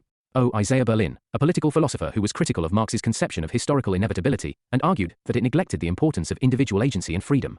Robert Nozick, a political philosopher who was critical of Marx's conception of social justice and argued that it was incompatible with individual freedom. Indian scholars. B.R. Ambedkar. Ambedkar believed that Marx's analysis of class struggle was inadequate to explain the complexities of Indian society, which was characterized by a complex system of caste hierarchy and discrimination. He argued that Marx's focus on the economic dimension of social relations neglected the importance of social and cultural factors in shaping Indian society. Gandhiji. Gandhiji was critical of Marx's belief in the dictatorship of the proletariat as a transitional stage on the road to socialism. He argued that this approach would simply replace one form of tyranny with another, and that it ignored the importance of individual freedom and human dignity. Gandhi rejected Marx's belief in the inevitability of a socialist revolution. He argued that this approach was too deterministic and ignored the possibility of non-violent social change. Gandhi believed that social justice could be achieved through peaceful means, such as civil disobedience and non-violent resistance. Gandhi was critical of Marx's emphasis on class struggle as the primary driver of social change. He believed that this approach overlooked the importance of spiritual and moral values in shaping society and that it could lead to violence and conflict. Amartya Sen. Sen argues that Marx overlooks the importance of other factors, such as culture, identity, and individual agency, in shaping society. Later Marxists. Antonio Gramsci, the Italian Marxist philosopher and politician, who was critical of Marx's economic determinism and argued that cultural and ideological factors were also important in shaping society. Lou Els Althusser, the French Marxist philosopher who criticized Marx's concept of historical materialism and argued that ideology played a more significant role in shaping social relations. Rosa Luxemburg, the Polish Gen and Marxist theorist who was critical of Marx's emphasis on the centralized control of the economy and argued that workers should have more control over the means of production. Others. Karl Popper. Marx is an enemy of open society. Popper disallowed the historism, holism, and utopian social engineering of Marxism. Harrington represented the contemporary radical view of Marx as being an excellent critic of capitalism, but unable to provide a thorough alternative to it. Prof. Sabine Marxism. A utopia, but a generous and humane one. Slavoj Žižek. Slavoj Žižek is a Marxist philosopher who views Marx as a crucial thinker for understanding the contemporary world. He emphasizes the relevance of Marx's critique of capitalism, his ideas about ideology and alienation, and his call for radical social and political transformation. Žižek also critiques certain aspects of Marxist theory and argues for the need to update and adapt Marxist ideas for contemporary struggles. Influence. Post-LN1 Odinism. One of the main ways in which postmodernism is influenced by Marx is through its critique of capitalism and its focus on issues of power and domination. Like Marx, postmodernists often emphasize the importance of understanding the social and economic structures that shape our lives and the ways in which power is exercised in society. Feminism. One of the key contributions of Marxism to feminist theory is its emphasis on the role of economic structures and class relations in shaping gender inequality. Relevance. 1. In spite of the failure of Marxist predictions, his relevance cannot be rejected altogether. Even today, Marxism has been a dominant area of study. Marx has provided an alternative to exploitative capitalist setup. We can find perverted versions of Marxist rouge even today. The greatest contribution of Marx is that his alternate theories have forced the liberals to bring changes in liberalism for its survival. The emergence of welfare state can be indirectly attributed as success of Marx. As a political ideology, Marxism as a mean of political mobilization may not be having as much appeal as it used to be. However, since global financial crisis, we see rise of left in many countries. Of Europe, for example, in Britain, France, it is said that there is a revival of Marxist politics in the form of anti-capitalism movements against growing inequalities, the type of recognition Thomas Piketty's book Capital in 21st Century has received. So the continued relevance of Marx. Tenny Eagleton in his recent book, Why Marx is Right, published in 2011, emphasized that Marx will remain relevant as a critique of capitalism and to ensure capitalism remains humane. Stimdard conclusions. Karl Marx's ideas have had a profound and lasting impact on social and economic theory, influencing generations of scholars and activists. His critique of capitalism remains particularly influential, exposing the ways in which capitalism generates inequality, exploitation, and alienation. However, there is no single Marxist position or ideology, as his ideas have been interpreted and applied in different ways. Marx's theories have been subject to critique and revision by scholars and activists from a variety of perspectives, revealing both strengths and limitations. Nevertheless, Marx's emphasis on the need for collective struggle and radical social change remains a powerful message for those seeking to challenge dominant power structures and create a more just and equitable society.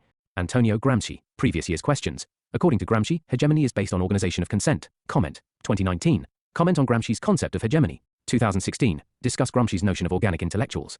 Explain, as per Gramsci, TBE distinction between hegemony and domination. 2013. Critically examine Gramsci's concept of hegemony. 2008. Scope of Stud v. Theoretician of Supersempitures, Hegemony, Civil Society, Historical Bloc, Integral State, Organic Intellectuals, I-Tandard Introductions. Antonio Gramsci is widely celebrated as the most original political thinker in Western Marxism, second only to Marx himself. Gramsci is indebted for saving Marxism from CNTDE economic determinism and as the father of Neo-Marxism. F. Hobbes gave power as domination, Marx as agenda setting. Gramsci defines power in terms of thought control. If asked on Gramsci and power, the core ideas of Gramsci have been to 1111 11d, how capitalist societies prolong themselves and resist any attempts of overthrow by the workers. Background. Antonio Gramsci was an Italian Marxist and the founder of the Italian Marxist Party. He was jailed for most of his intellectual life by Mussolini. Gramsci's intellectual objective had been to understand why Marxist revolutions were not occurring as predicted by Marx. Most of his work has been collected through his prison diaries and notes he wrote while imprisoned. Transition of Marxism. Gramsci wanted to understand why communist revolution did not take place. Even during the time of economic crisis, people preferred to go with conservative forces, like Mussolini, rather than the progressive forces that is communism. He felt that there is a flaw in Marx's understanding of history. It needed to be investigated. Gramsci argued that the state was not just a neutral institution that reflected the interests of the ruling class as contended by Marx, but rather an active agent that helped to maintain and reproduce the social order. He found Marx's theory of historical materialism too simplistic, which regarded the economic structure as the basic structure. Gramsci argued that this cultural dominance was just as important as economic power in maintaining the status quo. Gramsci proclaims that Marx has neglected the superstructures like culture, media, religion. He such superstructures for granted, stating they all were reflective of the economic base. For this reason that Gramsci is known as the theoretician of the superstructure. Gramsci emphasized the need for a long-term political strategy that involved building popular alliances and working within existing institutions to promote social change. He believed that revolutionaries needed to be patient and strategic in their efforts to build a new society. Theoretician of superstructure. Gramsci's concern, being a Marxist, his concern was why Marxist revolutions were not occurring in industrial societies as predicted by Marx, but were occurring in semi-feudal societies like Russia.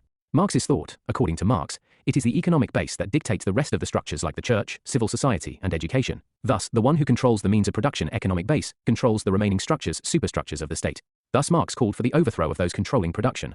Revisiting Marx, while understanding the causes for the failure of Marxism in advanced societies, he realized the major flaw in Marx's theory was economic determinism, or the fact that Marx overestimates the role of the economic base, but neglects the autonomy of the superstructures. Marx's base and superstructure model, Gramsci's superstructure model. Gramsci's theory.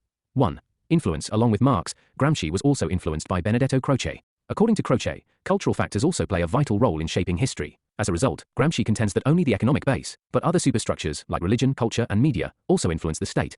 2. 3-layered structure. Gramsci modifies Marx's model and contends that the superstructures are not just the reflections of the base, but rather structures in themselves. Example. The media plays a role in shaping public perceptions, and during elections political parties utilize those perceptions to form their election manifestos. Religion also influences state policies in theocratic nations where the constitution is based on religious texts. 3. Rescues Marxism. By highlighting the role of the structures, Gramsci emerges as the savior of Marxism from crude economic determinism. Thus, he is rightly called the theoretician of the superstructure. Concept of consent and hegemony. 1. Role of structures. Contrary to Marx, Gramsci says that the dominant class does not rule by coercion, but rather through consent. The dominant class, or the bourgeoisie, have established their domination through consent. 2. Manufacturing consent. The dominant class manufactures their consent by controlling not just the means of production, but also through the superstructures. The domination is through power in the form of thought control and making the dominant culture the common sense culture. Example. During the Cold War, the West successfully ensured that public hold democracy as the best form of government while despising communism. 3. Hegemony. By establishing consent, the dominant classes rule by power of attraction, soft power. Hegemony is this invisible power, through controlling the culture and ideology and making it seem like common sense. Cultural hegemony. One example. Capitalism creates the dominant ideology that capitalism-infused liberal societies are the only way citizens enjoy rights and are thus happy. Previous year's questions. Comment on Gramsci's concept of hegemony, 2016. Antonio Gramsci gave influential notions of hegemony and the manufacture of consent. Gramsci saw the capitalist state as being made up of two overlapping spheres, a political society, which rules through force, and a civil society, which rules through consent. THEH is a different meaning of civil society from the associational view common today, which defines civil society as a sector of voluntary organizations and NGOs. Gramsci saw civil society as the public sphere, where trade unions and political parties gained concessions from the bourgeois state, and the sphere in which ideas and beliefs were shaped, where bourgeois hegemony was reproduced in cultural life through the media, universities, and religious institutions to manufacture consent and legitimacy. The political and practical implications of Gramsci's ideas were far-reaching because he warned of the limited possibilities of direct revolutionary struggle for control of the means of production. This war of attack could only succeed with a prior war of position in the form of struggle over ideas and beliefs to create a new hegemony. This idea of a counter-hegemonic struggle, advancing alternatives to dominant ideas of what is normal and legitimate, has had broad appeal in social and political movements. It has also contributed to the idea that knowledge is a social construct that serves to legitimate social structures. In practical terms, Gramsci's insights about how power is constituted in the realm of ideas and knowledge, expressed through consent rather than force, have inspired the use of explicit strategies to contest hegemonic norms of legitimacy. In sum of, hegemony is a soft power, it is a power of attraction, it is domination by consent, it means manufacturing consent of the governed. If the physical force acts on the body, hegemony acts on the mind. The term hegemony is related to the Gramsci's concept of power, which is about the leadership quality, the power to forge consent among the masses through the mind and ideological domination. Gramsci locates the power hegemony in the civil society. Hegemony is the specific form of domination, ideological domination. Role of intellectuals and ideology. Meaning, intellectuals are citizens representing various interests, and it is generally regarded that their expertise and command enables them to always speak the truth. Gramsci has contended that every society has intellectuals, who though seemingly are autonomous but in the end are the key players in generating consent. Marxist scholars has always been apprehensive of the role of intellectuals. They have analyzed the role of intellectuals in their own way. Gramsci's intellectuals, according to Gramsci's, all citizens are intellectuals, but not all perform the role of intellectuals here. He talks specifically of the intellectuals who form close nexus with the dominant class and help manufacture consent through their position in society. Types. Traditional intellectuals. These are persons who once supported the feudal systems, but with the emergence of the capitalistic society, they became supporters of capitalism. They give the impression of autonomy as their growth is not linked to the dominant classes. Gramsci gave the example of church fathers, who initially resisted the change, but later became incorporated with the bourgeoisie class. Organic intellectuals. These are intellectuals linked with the rise of capitalism, or intellectuals who emerged due to the rise of capitalism. Thus they are sometimes both members of the dominant class and also creators of consent. Examples of this can be understood as civil servants and zamindars during British Raj who helped create consent for the British in India. Role of intellectuals and ideology. Gramsci described the power of ideology to reproduce the social structure through institutions such as religion and education. He argued that society's intellectuals, often viewed as detached observers of social life, are actually embedded in a privileged social class and enjoy great prestige. As such, they function as the deputies of the ruling class, teaching and encouraging people to follow the norms and rules established by the ruling class. According to Gramsci, capitalism has maintained control not just through violence and political and economic coercion, but also through ideology. The bourgeoisie developed a hegemonic culture, which propagated its own values and norms so that they became the common sense to all. And according to Gramsci, to counter the notion that bourgeois values represented natural or normal values for society, the working class needed to develop a culture of its own, i.e., a counter-ideology. Noam Chomsky on intellectuals. Noam Chomsky, an American scholar, has in his article titled, The Responsibility of Intellectuals, published in 1967, Chomsky has also given a similar analysis of the role of intellectuals in the Western world. He prefers to call them propagandists. Unfortunately, the historical goal of intellectuals have been to support power system and justify atrocities. There is a nexus between state and intellectuals in the Western world, that is why intellectuals enjoy liberty, leisure and facilities.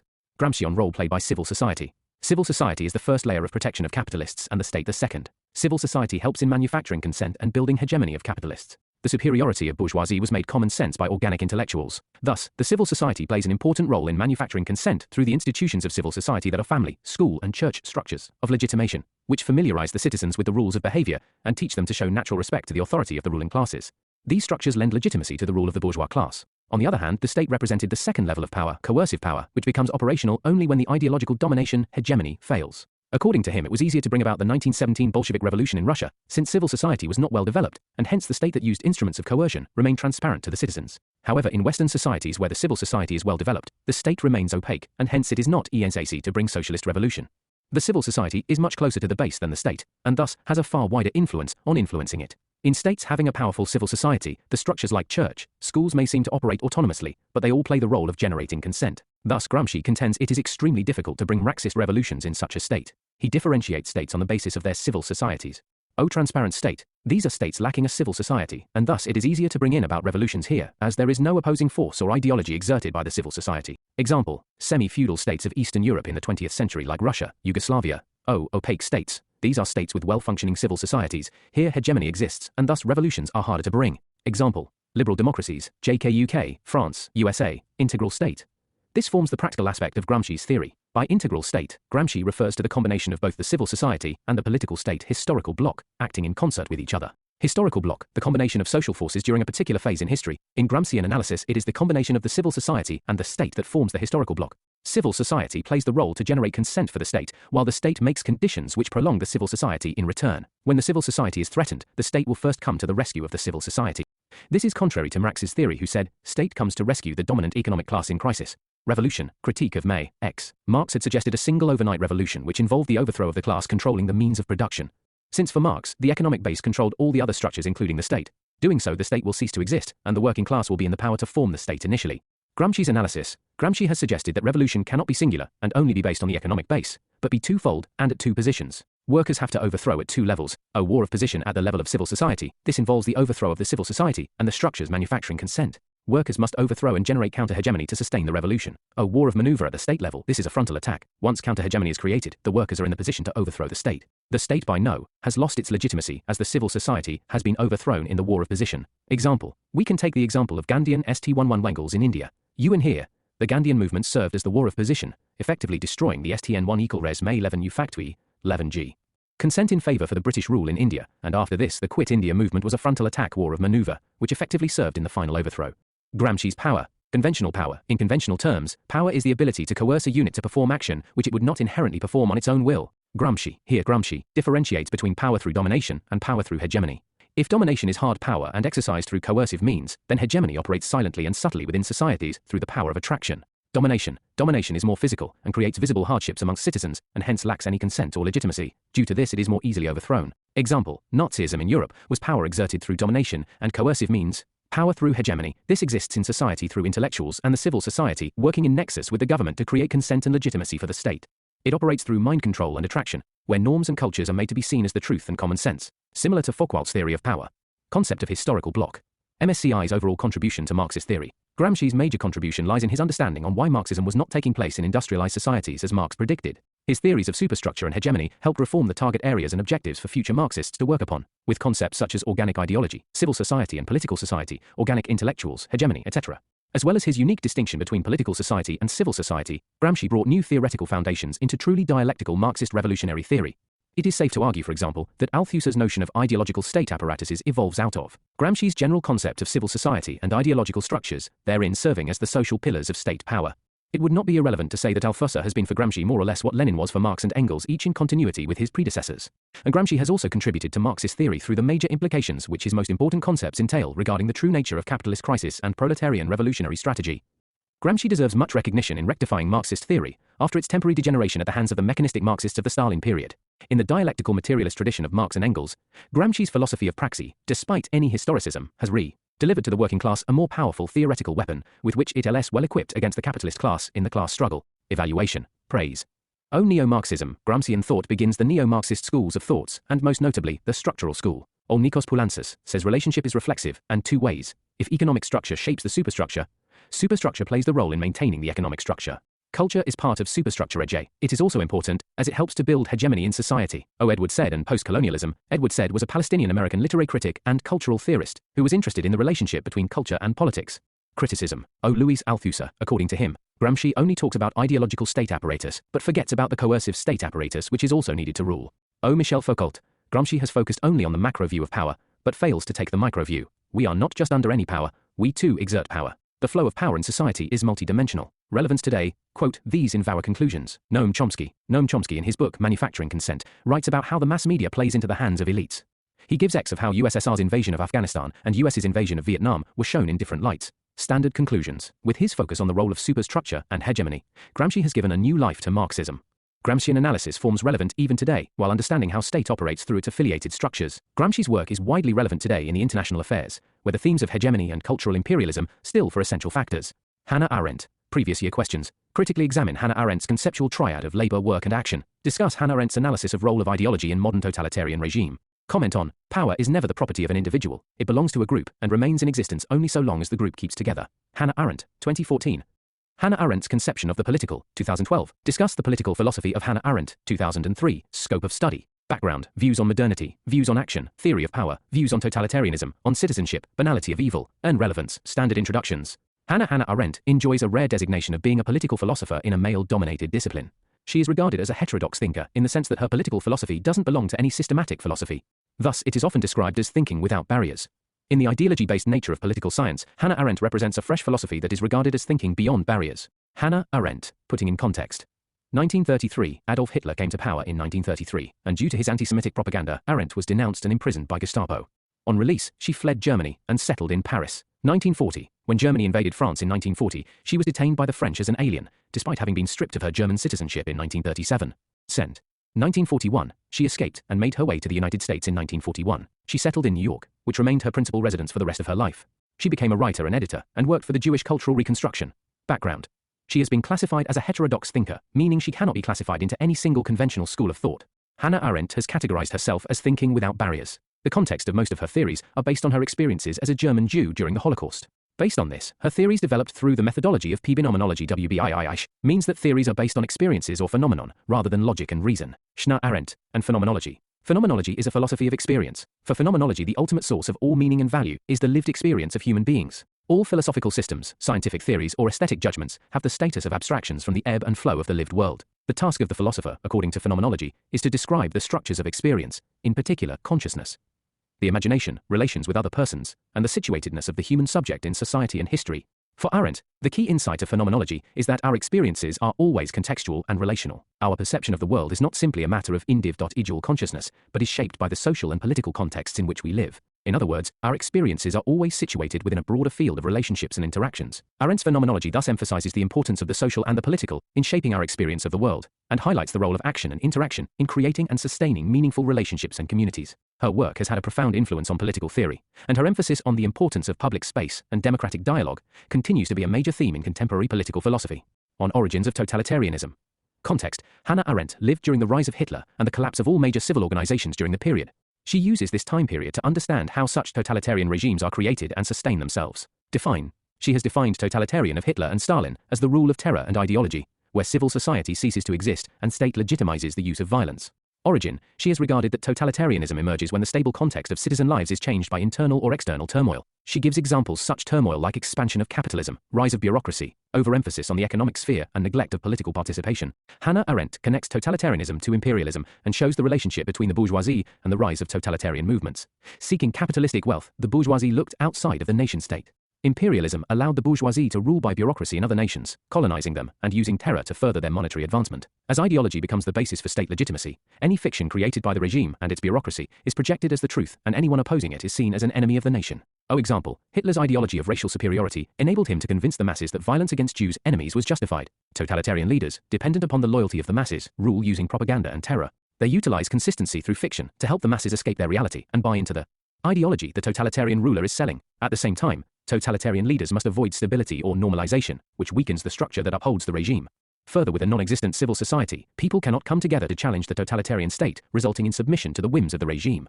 How to end totalitarianism? Reclaim public sphere, go for civil disobedience. When people will achieve freedom, that is, will gain capacity to do something new and establish a new democratic order.